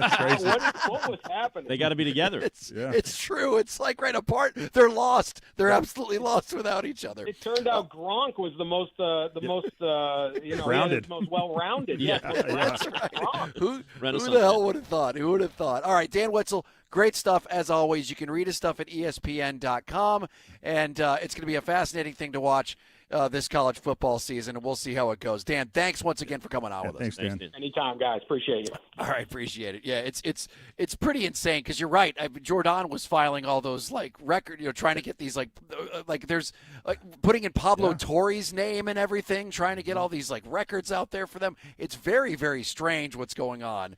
I still think that it could be from the inside, somebody at UNC trying to leak some stuff out about maybe some violations that Bill Belichick is going to be responsible for, because I think there's nothing they'd like more than to find some sort of way to get out of this massive contract they just gave Bill Belichick. Is there any possible way that it's Jordan who's sabotaging Mike Lombardi? Because it would be brilliant. Those two have a history together. Yeah. I forget what it was that Lombardi said. Oh, that she wasn't allowed in the UNC facilities. Remember, that came from Mike Lombardi. Yep. They're competing for Bill's affection. Yeah. Yes.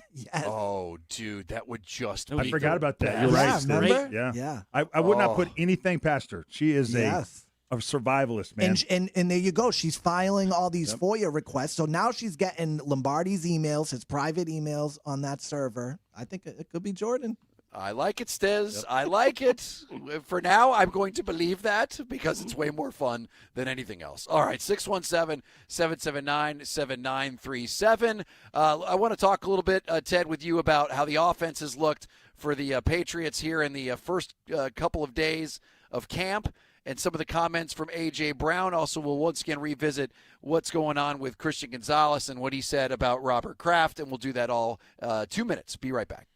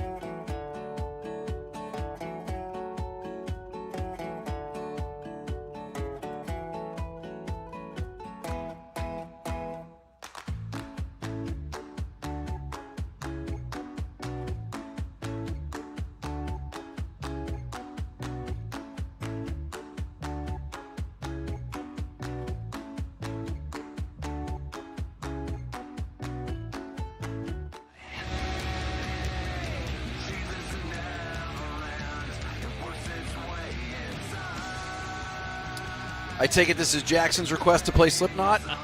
No. Oh, just in the Stiz rotation? Yeah, I'm in a rock mood today. Wow.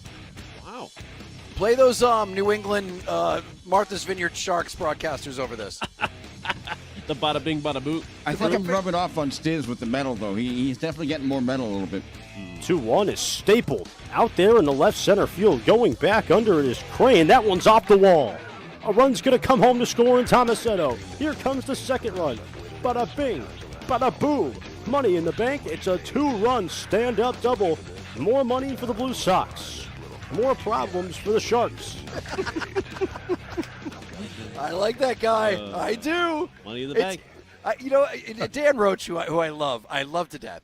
Dan Roach, his dream is just to take a week off during the summer and just go to Cape League games and just go around. Now, I have been to a Cape League game. I have. I was looking for something to do with my kids one time when I was down there, and that's when they're really little and you can kind of, climb. Most of them have like playgrounds next to it. Water whiz in the morning and a Cape League game in the afternoon. Exactly. But it was so funny because I turned on that game and there were honestly like 7 people at the game. And it's on Hulu, so why not watch it? Why not be a part of it?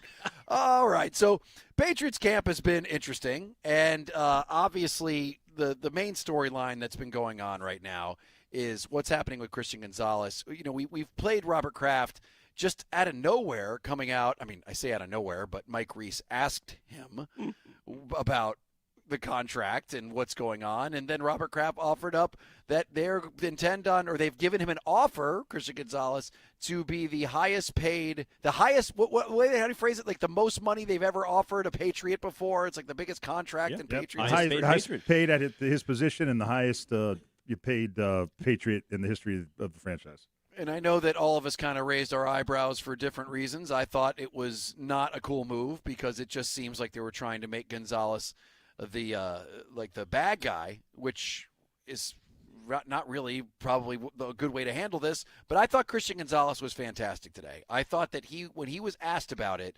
he said not only all the right things, but even a little extra that maybe, just maybe, the Crafts got the message. Let's, Stiz, if you don't mind, I kind of want to play both of these clips because I think they're both equally excellent. Because Christian Gonzalez was asked like 5 or 6 times, almost the same question.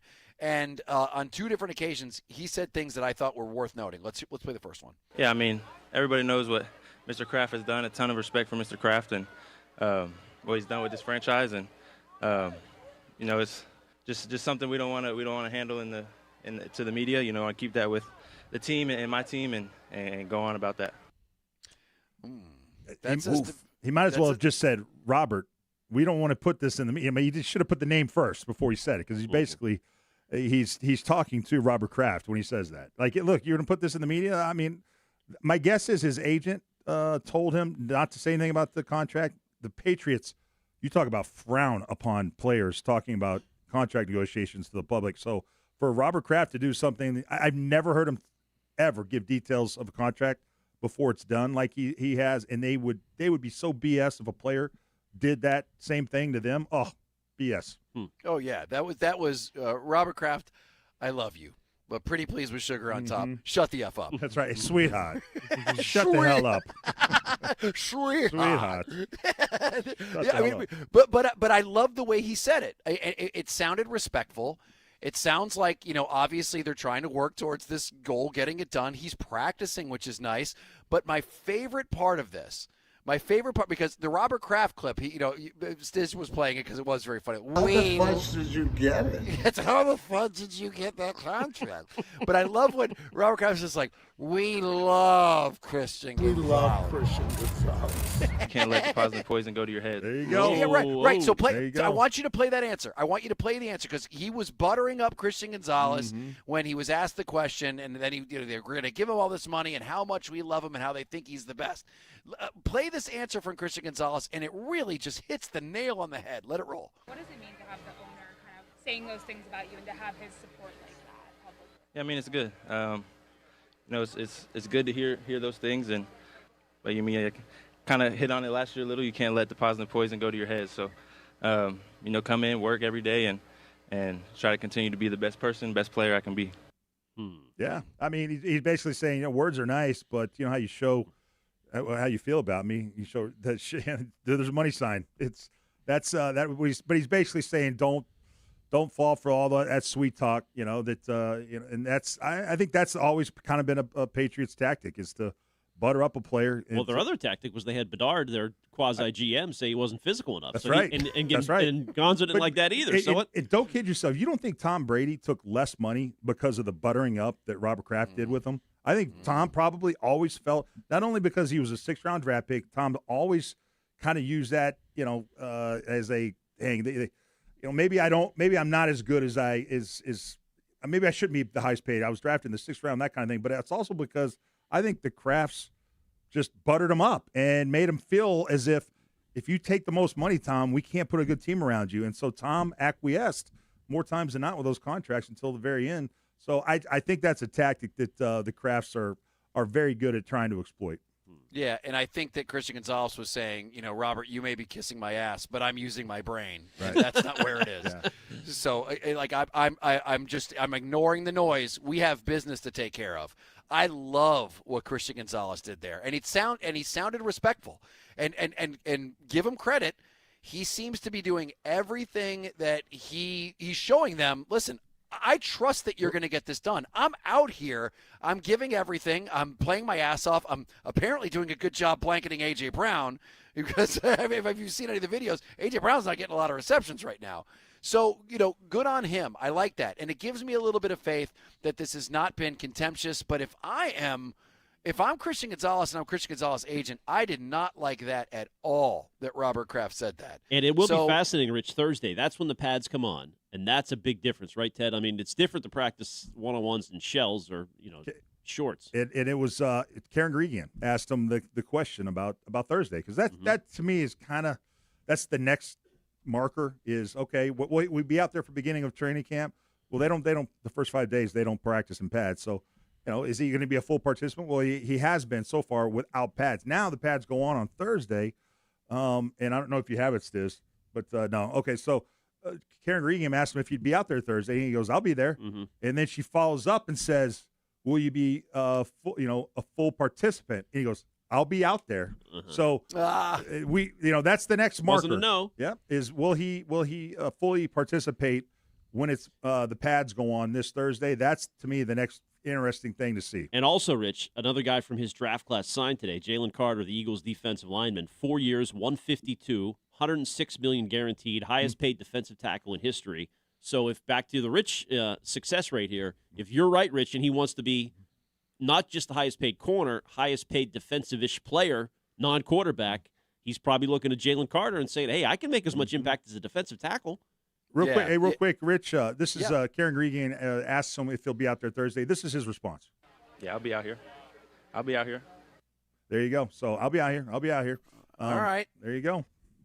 You're right. That's going to tell a lot. As a matter of fact, so as we stand right now, percentage that you think that he's going to be signed and he's going to be playing before the season, like when the season starts, he will be signed and playing. Percentage. Well, chance. two different things, because I think 99% he'll be playing. Will he be signed by week one? I'm at like 90%. Because he has 2 years left. He has 2 years left on his deal. He's making $3 million this year or whatever, and next year he's like signed for $18 million. So he's got to play to at least see some of that money. Boy, there's a lot of people who would advise him not to play.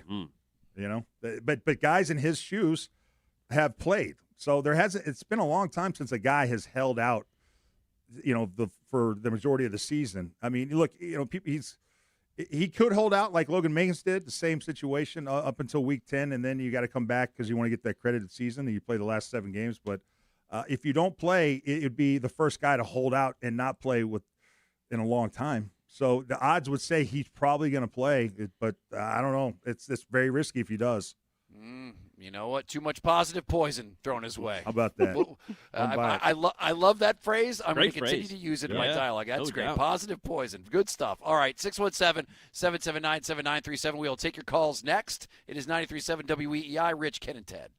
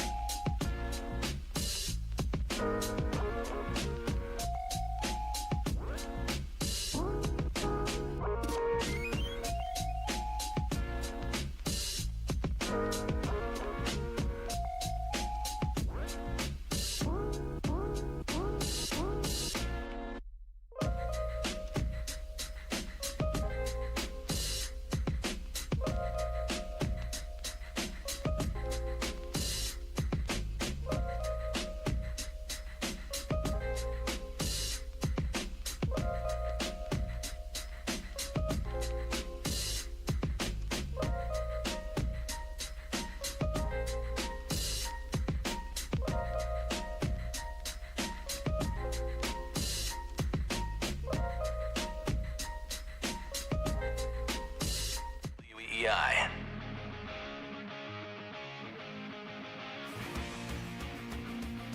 All right. It is 93.7 WEEI. Rich Certainly, Ken Laird, Ted Johnson. And you can call us at 617-779-7937. You can also leave us a message. We play those at the 5 o'clock hour.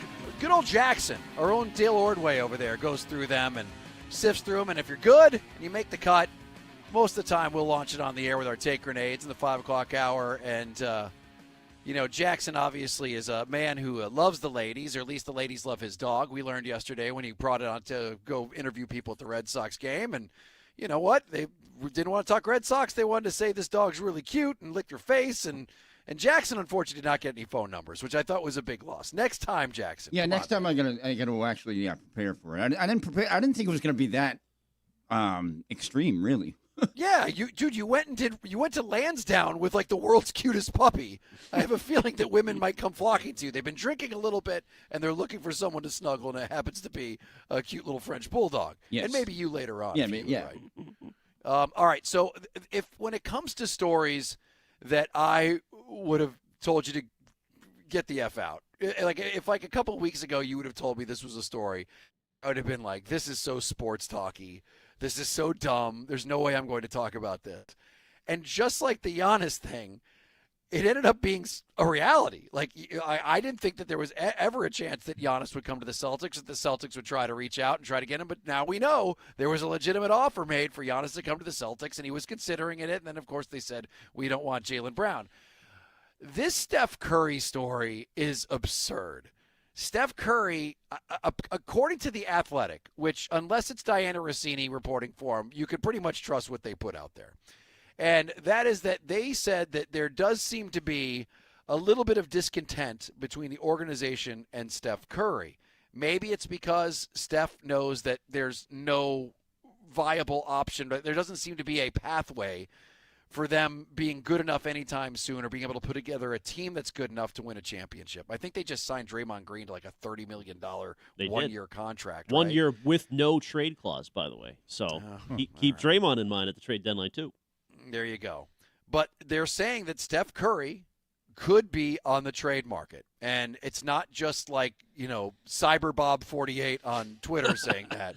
It's legitimate writers saying that this could happen. And here's where it gets truly absurd. And absurd because I can't believe what I'm seeing. BetOnline.com is, a lot like a Kalshi, a lot like, a lot of these betting sites where you can, bet on someone's next team. Steph Curry's next team, if you take a look, right now the Celtics, 4-1 odds for Steph Curry to be a member of your Boston Celtics. 4-1 odds. The Charlotte Hornets are first, then the Rockets, then the Boston Celtics.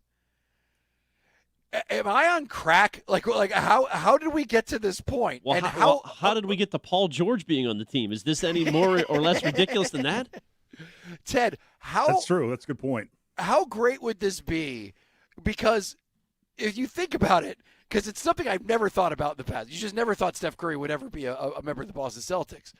But my God, we've seen LeBron James leave the Lakers, and now he's a member of the Sixers, and Paul George is here. If Steph Curry was to come to the Boston Celtics, it would just fit way too well. It's perfect for what they need. What do we do with Paul George? The only way you get Steph Curry is to get rid of Steph George. You can't. Paul George. You can't have. Well, you have a $7 million salary, and both Tatum and Paul George both have around that, and then you have Steph Curry. Steph Curry has a $62 million contract. So obviously, Paul George has got to go, right, for Steph Curry. He has to go, and the weird thing about it too is, Rich, remember what everybody said? In order to get rid of Paul George, you had to attach a first-round pick to it. We thought before they, that horrible Sixers trade. So you have to trade Paul George and a first just to get rid of him. So then on top of that, what do you trade to get Steph Curry back? Because he does have value, not negative value, as our guy from WIP told us that Paul George has. Yeah.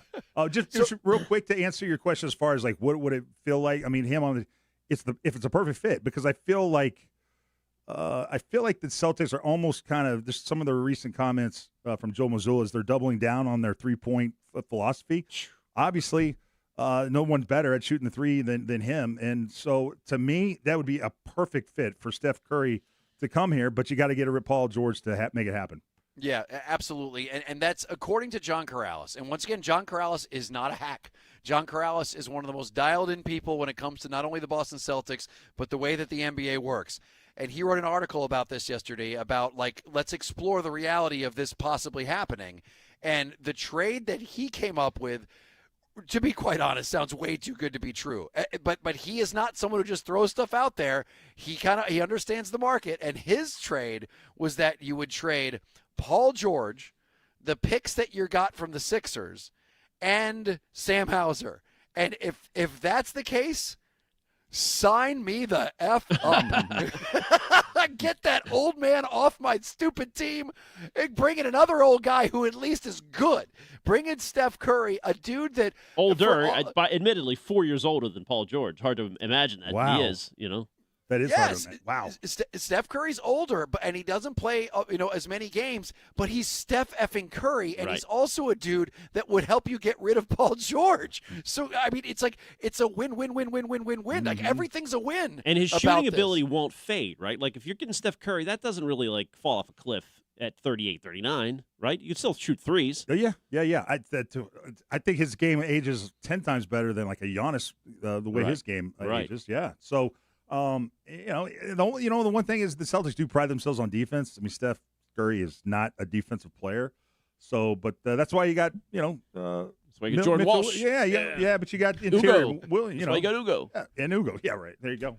And I've been saying this, too, about, like, Joe Mazzulla, how he got a bunch of crap, rightfully so, for a team that chucks up way too many threes. This is literally the only player in the NBA where you'd be like, dude, you chuck up as many threes as you want. We ain't going to stop you. You get that ball in your hands, even if it has nothing to do with the play or the situation or whatever, you chuck it up. Because chances are you're going to make it. You're Steph Curry. Got no problem with that whatsoever. And you know what, too? I think that Steph Curry's the kind of guy who won't want to fade off into obscurity. I think he's somebody who takes a look at the Golden State Warriors. They've got no chance of doing anything over the next several years. And, probably until he's done. And so I believe that, listen, a lot of the greats end up going to other teams in order to try that you thought were going to be, like there forever. Like people just think of Steph Curry, you think of Golden State. But man, it happens. And I think that Steph Curry's got enough in him, enough drive, and enough want to add to his legacy that he might try to go to another team to win another ring. And he just fits perfect here. And what's great, too, is we were talking about, there was a rumor that the Spurs might be interested, and I was like, oh, well, that would actually be great. They've got a ton of young assets they could trade away.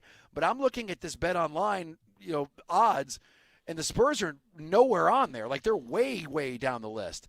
And maybe that's because the Spurs are like, why would we do any? I mean, we went to the finals. Like we like our team. They're young. They're only going to get better the older they get. Why would we mortgage any of these dudes? And Celtics, get rid of Paul George. That's what they're saying. Please, we know it's bad. We're rooting for you, Celtics. He sucks. And there's a little tie because Tatum and Curry played together on the Olympic team, and Curry was obviously a mentor to that team. Well, Tatum practiced on the team. I mean, yeah, well, he played a little bit more than Jalen, who didn't make the team. Yeah. So I don't know. I don't know what their does it scare you that Steph Curry wants a contract extension? I don't think. I'm not sure I would give him that. I think you would just rent him, right? Rent him for a year, give it a shot. It'd be a hell of a lot of fun. Why not? Yeah. Interesting. Yeah. Listen, and as I said, if it gets rid of the Paul George contract on top of it, great. Exactly. Now, there's a discussion to be had if what they want is Peyton Pritchard and Sam Hauser and maybe, like I understand that you don't want to give up a guy like Peyton Pritchard because he's the next Jalen Brunson, everyone's telling us. But if that's if what Corrales is saying is the deal, oh my God. I'm that's a pants off, dance off waiting to happen. It honestly is a good question. Who would you rather have, LeBron or Curry? Like if you could have either one, same price. Oh, give me Curry all day. I think Curry too. It's not even really a debate for me, just because of the scheme fit. I mean, the age is what LeBron's 42. I mean, Steph's 38. The age and the scheme fit is much better with Steph Curry over LeBron. And Windhorst was saying today, by the way, LeBron is working his way in to play point guard. He's going to be the PG in Philly. Wow. So Maxi's going to have to move off that. Well, he'll start there, but he's not going to play a lot there. So it's already some shifting going on in Philadelphia. I just think that you're going to see a regression from Maxey. you're going to see at the very beginning a whole hell of a lot of headbutting between LeBron and Jaylen Brown. It's going to be they're going to figure it out because LeBron is the alpha and he's the adult in the room. But man, it ain't going to come easy. It's going to be I think it's going to be a rough couple of months. Maybe they'll figure it out, maybe they won't. I think it's going to look really bad to start, and it might not look great all season long, but then the playoffs come and you're going to see like a different team. I just think they're just going to ham and egg it until they get to the playoffs. Which I guess is good enough. LeBron can, he's that kind of guy. He can get people to rally during the playoffs. Absolutely. All right. 617-779-7937. We will take your calls next. We'll be right back.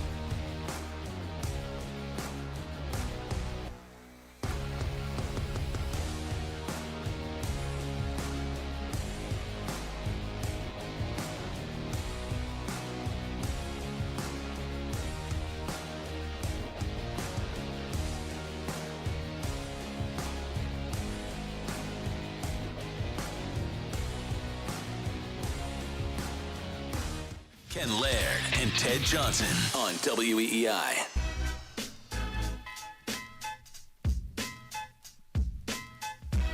It is 93.7 WEEI. Rich Shirtleaf, Ken Laird, three-time Super Bowl champion Ted Johnson. You can call us at 617-779-7937. I'm just going to ask you a basic question, Ted. Are you excited about this offense? I mean, I know that it's so basic, but how different is it going to be? What should we expect? Like, it just seems like adding a guy like A.J. Brown changes everything. Yeah. And I just want to know, is it that drastic, or is it going to be, like, tell me what to expect this year? Yeah, well, it's not going to be sexy. The biggest thing is, and Ken and I were just talking about this.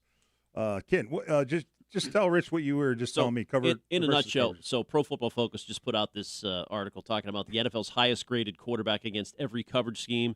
Drake May was number 1 in the league against both cover 2 and cover 4. And I asked Ted, what is this telling you, going into this year, that sort of thing? So what that means is cover 2, cover 4, that's 2 safeties deep every time. So if you have a coverage that you're really good at, that's 2 safeties deep, that means there's only 7 guys in the box. 1 safety deep, cover 3, cover 1, those type of coverages, that means there's 8 guys in the box. It's harder to run it with 8 guys in the box than there is against 7 guys. So anytime you have 2 safeties deep, which the Patriots are going to face a lot of, because the Patriots offense was so good they're very good throwing the ball deep, but not good throwing the ball short, right? And not very good in running the football consistently. They should be able to run the football so much more better this year with the additions of their offensive line.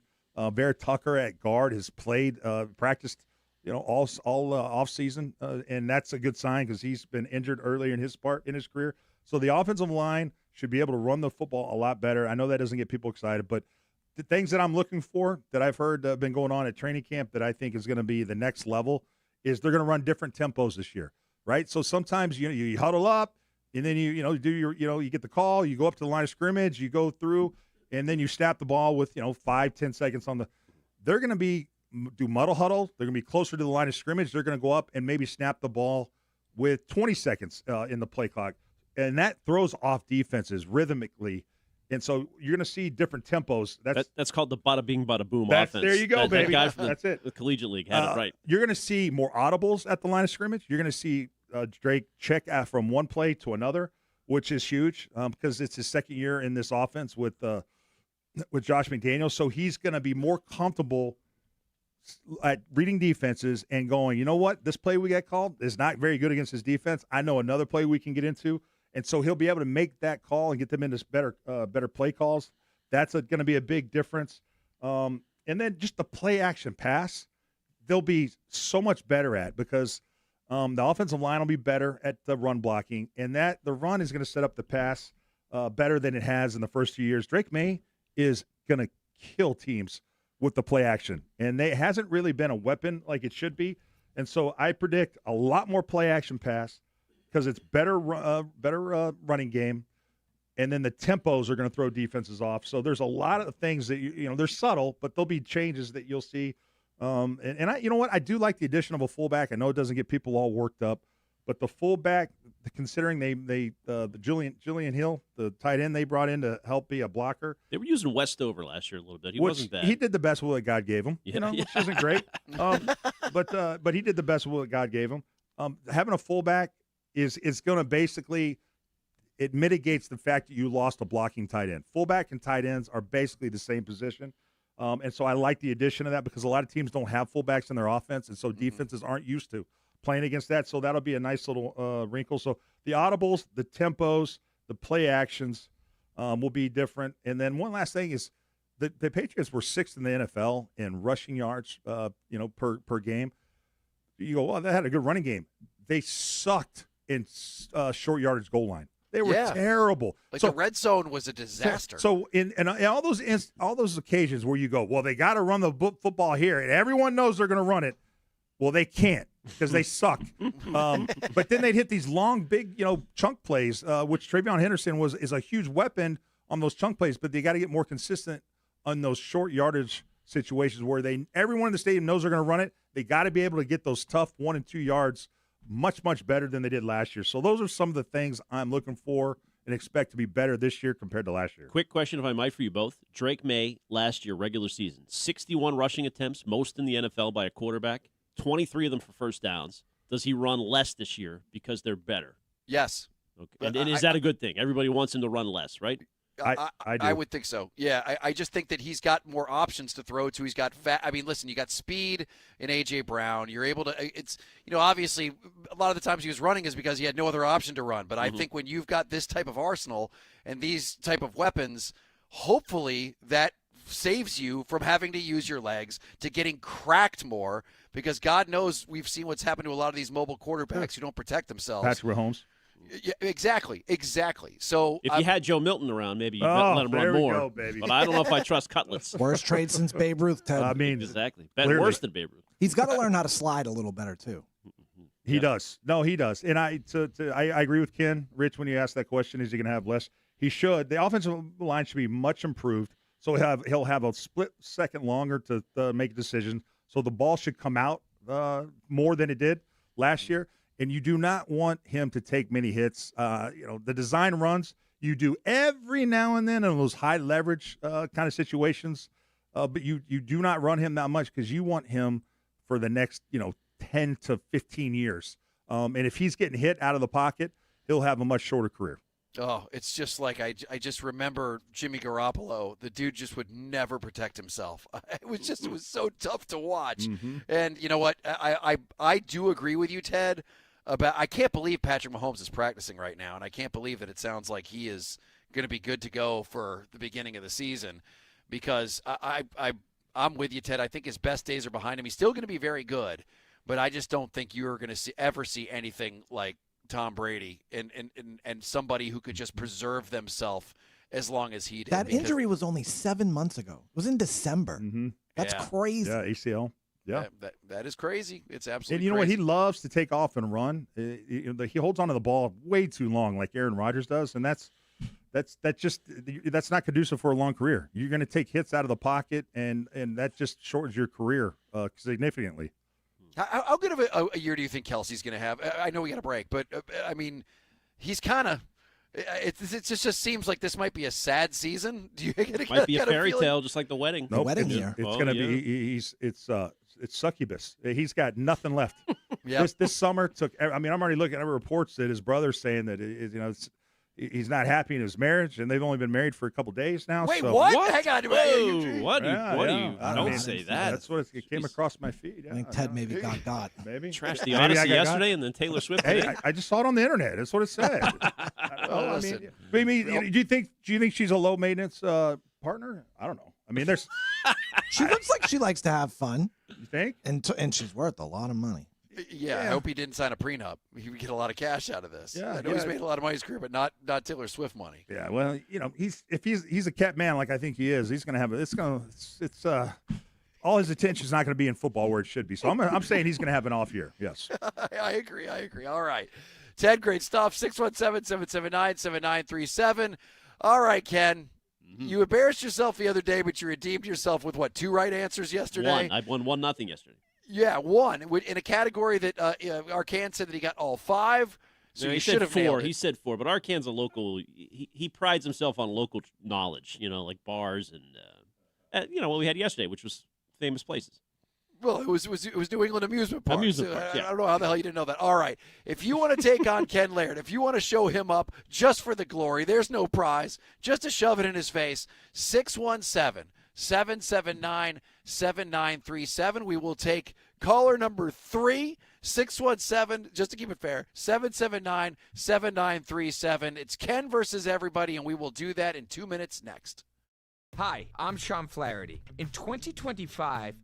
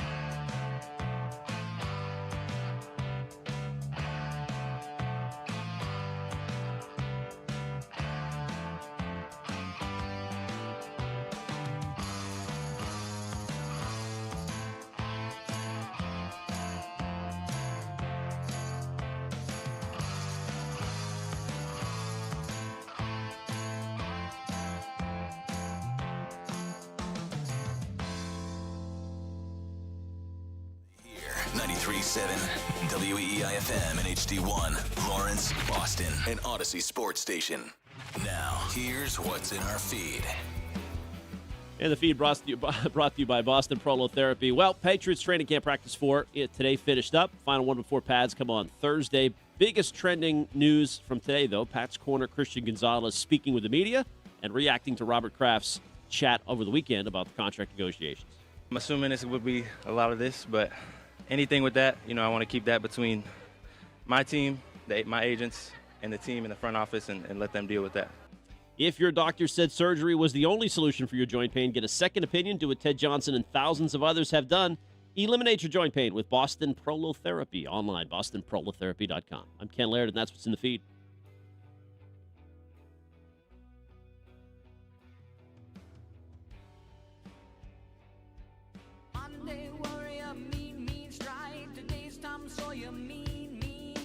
Rich and Ken with Ted. Oh, yes. How many more days, Ken, till you see these guys? 2 days, Thursday night. Ken's theme music. His theme song. Really? Yeah, I'm on the Amtrak tomorrow down to NYC. Okay. Arcan's in for me. Do me a favor, if you don't mind, Ken. Mm-hmm. I just want you after the show, if you wouldn't mind. I know it's your off day, but I would love you just to record a video, like a message for us. Oh yeah, instant reaction. Instant reaction, and I want you to send it to us. And then I'll let you know, I just got an email. I am VIP in the semiconductor entrance, so I get in at 5 o'clock to Madison Square Garden. I get one VIP item of my choice, and I don't know if I get to meet Getty. I would love to meet Getty or Annika or Alex Lifeson, but we'll see. All right, do me another favor too. I want you to yell "yo lo lo yo lo" as loud as you can into the women's restroom, so you can hear the echo of emptiness. I'm going to count the women. I bet you it'll be even, 50-50. Just do a bit for me called "You're a Woman." When you find one, just go to us. Can I interview you? And say, yes, you're a woman at a Rush concert. What's that like? All right. Well, Ken. By the way, they're having him get there early, Rich, because Jim Dolan's going to pat him down. All the stuff he's been he probably talking. will. That's right. He's going to find out if you're gay and put you on a list. And by the way, my article. daughter wanted to see a Broadway show, so we're going to see Hamilton Friday. I know it's not Les Mis like you like, but we're going to see Hamilton Friday. I like my historical figures to rap. That's what I like. Yeah. I'm Hip-hop sure it's dance, good. Yeah. Well, sure. Why not? All right. It is, ladies and gentlemen, Ken versus everybody. My man knows everything about everything. And so you are so far, you were so impressive out of the gate. Yeah, you gave me some good categories to start. Well, I mean, listen, they're random. They're all over the place. They're sports, they're music, they're movies. It's, weird stuff. So and that's the thing, is that we have to prove that you are indeed as smart as you pretend to be. Yeah. But I'm like 3-0-1, I think. So I'm hanging in there. That's right, 3-0-1. Not bad. Okay, so Ken, get the hell out of the room. Right. We're going to put you in the soundproof booth where we can bring up the person who will be challenging you today. Gentlemen, which line should I take? Yeah, so the phone line's smashed, Rich, of people wanting to take down Ken Laird. But caller number 3 was Andrew, so he will be playing tonight. Let's go to Andrew on line 1. Andrew, what is going on, my man? How you doing? I'm good. How are you guys? Good. Are you feeling spry? Are you feeling lucky? Are you feeling like you are ready to take down the one and only Ken Laird? I am. All right, so here's how this works. I will give you a random category, and I have 5 questions. You have 5 seconds to answer every question. If you get as many or more than our own Ken Laird, then you, sir, have defeated Ken, and you win all sorts of glory and fame. No real prize, just bragging rights. All right, you ready, Andrew? Ready. Okay, the category is athlete actors. Athlete actors. I will give you a description. You tell me the name of the athlete. Are you ready? Yes. Okay, number 1. This real basketball player played a basketball player in a movie about recruiting basketball players. Oh, and his dad was Denzel Washington, who I'm sure was a fan of the Public Enemy soundtrack. I have no idea. Okay, number 2. I believe it's the movie Hustle with Adam Sandler, but I don't know his name. Okay, that is incorrect. Number 2. One of the greatest quarterbacks of all time, he helped Ace Ventura find out that Einhorn was indeed a man. Dan Marino. That is correct. Number 3. As the lovable Nordberg, he was a barrel of laughs in The Naked Gun. Then he was found guilty of murder. Trey Lance. Oh, boy. No, that is incorrect. You're 1 for 3. Ken's going to love that answer. All right, number 4. In the movie Double Team, this basketball player starred with Jean-Claude Van Damme, meaning no one could understand what either of the leads were saying.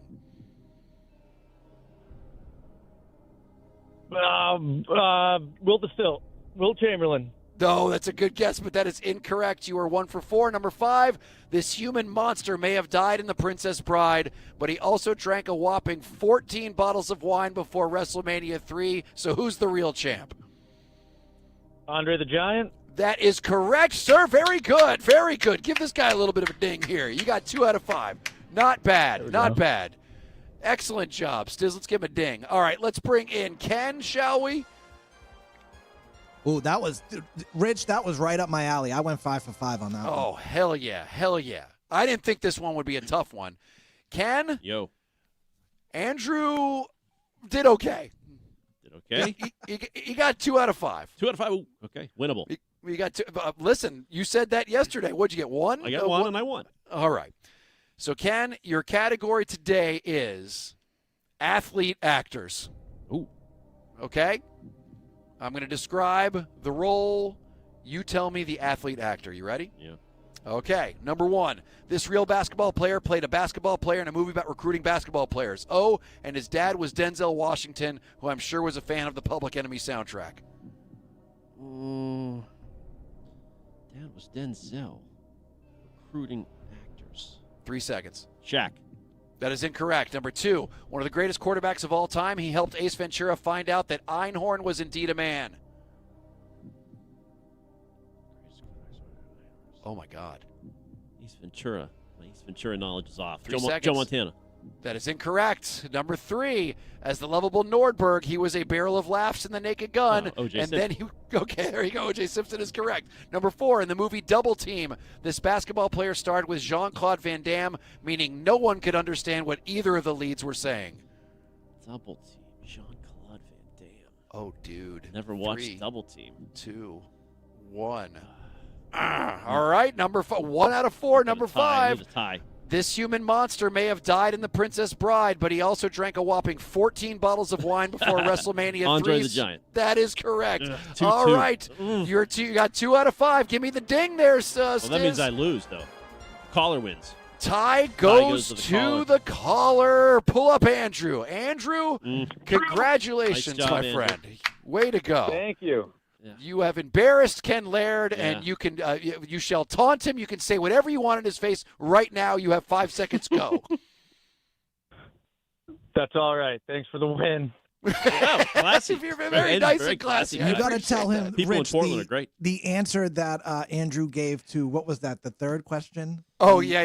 To The lovable Nordberg, he was a barrel of laughs in The Naked Gun, and then he was found guilty of murder. Andrew, what did you answer? Oh, Andrew dropped. Oh, he did? Confidently. Trey Lance. All right, the first one, the basketball player playing a basketball player, Denzel Washington, was his dad, Public Enemy, Stiz. He got game. Spike Lee, Ray Allen. That's right, correct. How did you not know Ray Allen? He's a Celtic. Oh, that's a great movie, too. Very good. Very good movie. Underrated. You know what else is another good, like, recruiting of a basketball player movie? Is Blue Chips. Blue Chips, man. Shaq and Nick Nolte. Yeah, that's what I was thinking. That's why I went Shaq. In that. Okay. The movie Double Team. This basketball. Oh, we lost. We're losing him. Yeah. So you've never seen Double Team. Never seen Double Team. It's Dennis Rodman. Oh, it's Rodman. Yes. Dennis Rodman. There is a scene in that movie. No, okay. There's a scene in that movie where you literally can't understand what either of the leads is saying. I've played it before. It's like, because Jean-Claude Van Damme is like, why is your name Chance? My mama took one. He's got the green hair. I do remember the cover of the. Even worse, there was a follow-up in the whole Dennis Rodman trying to have an acting career. There is a film called Simon Says, S-E-Z, that is just, it's truly so bad. You have to just watch the trailer because it has a young Dane Cook who is trying to be Jim Carrey, like so hard. He's doing like the alrighty then face throughout the entire thing. And it is literally one of the worst things that you could watch. Dennis Rodman in Simon Says, S-E-Z. God bless the man. And then, of course, Andre the Giant, who is just, What was the answer to 2? What was the quarterback? Legendary quarterback? Dan Marino. Oh, that's Marino. right. You never saw Ace Ventura? I mean, I have, but it's been a long time. That's right. I know. I remember Marino was in it. Oh, man. All right. Well, you're not a good showing, No, Ken. not really. A good showing. I'm in a funk. The laces were out, Dan. So, I mean, Arcan's in the next 3 days. I just let him roll with it. Let's see how he does. I mean, we could do Arcan versus everybody. Are you going to let him sit in your seat and do that? Of course. He's earned it. All right. Because he does talk a big game when he comes in. He talks a huge game. Every time he comes in, he goes, I knew all of them. I knew every single one. I knew it.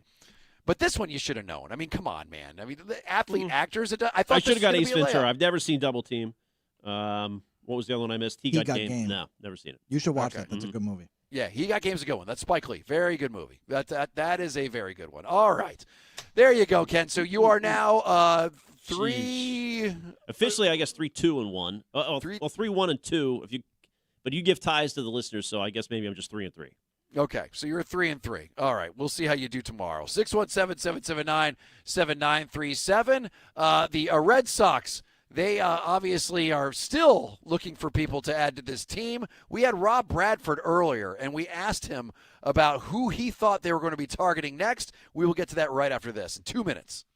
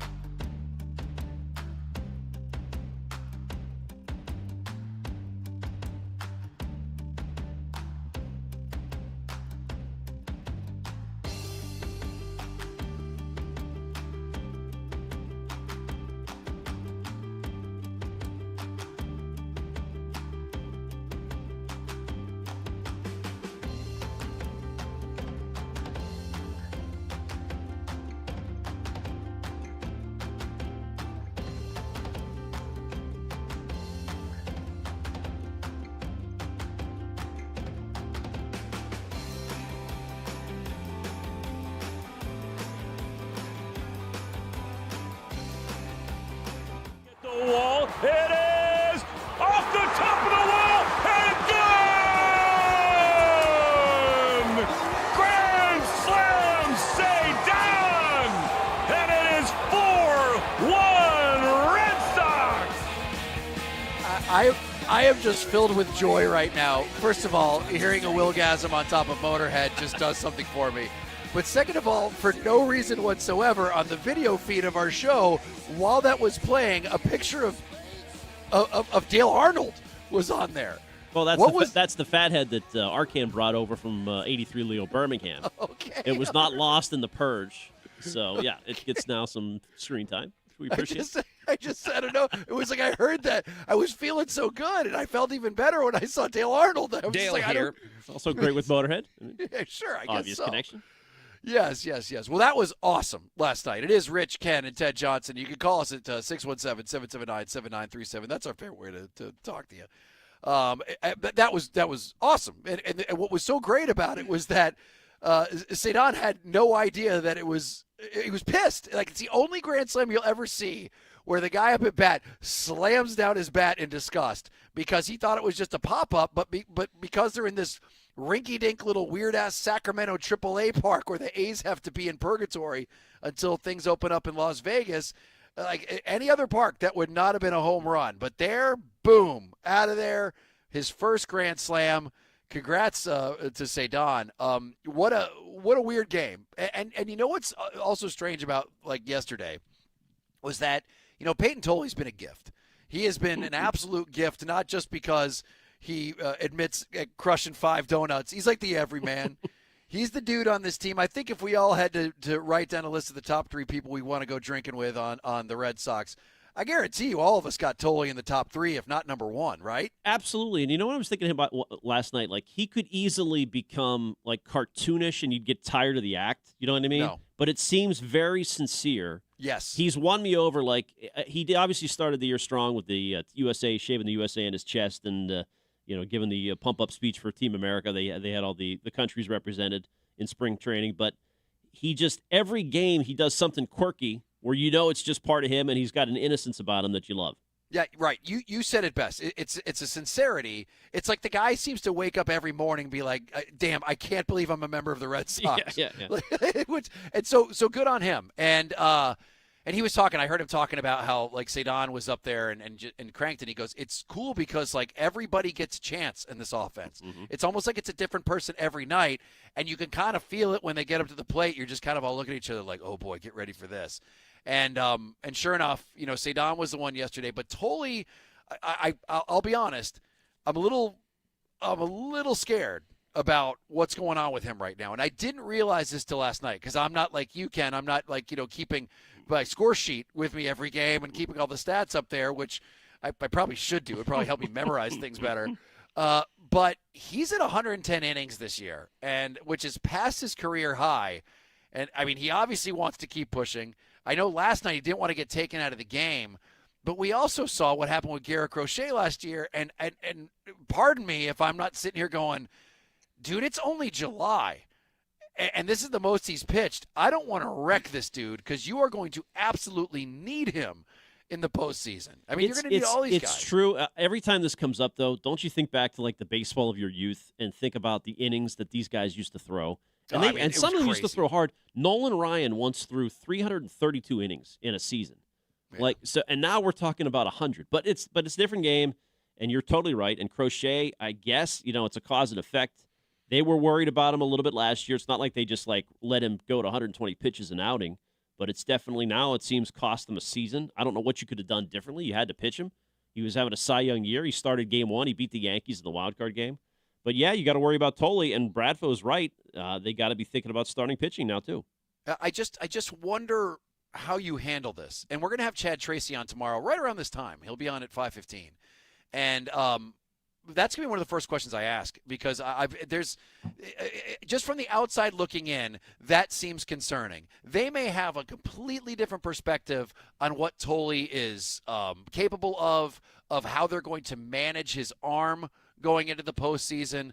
But, and I know that they're looking for pitching too, some more pitching, bullpen, and that might be a direct result of trying to get these starters to get less innings going into the postseason. But I don't know. I don't like seeing that when you know what happened with Crochet. Yep. And tonight too, by the way, Bennett on the mound, same thing. Same thing for Jake Bennett. Yeah. Absolutely. And it also was wild to see Curtis Meade yesterday. How much does that suck? First game after the trade, and he's on the table getting x-rays.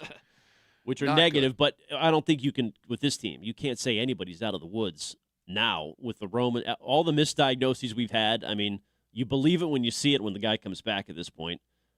So far today, it seems like everything's good, but somebody just reported, Tommy Castle, who reports out in Worcester, that Sogard is being called up to join the Red Sox in Sacramento. So probably they're going to put Meade on the IL, right? Or he'll be out at least a couple days anyway.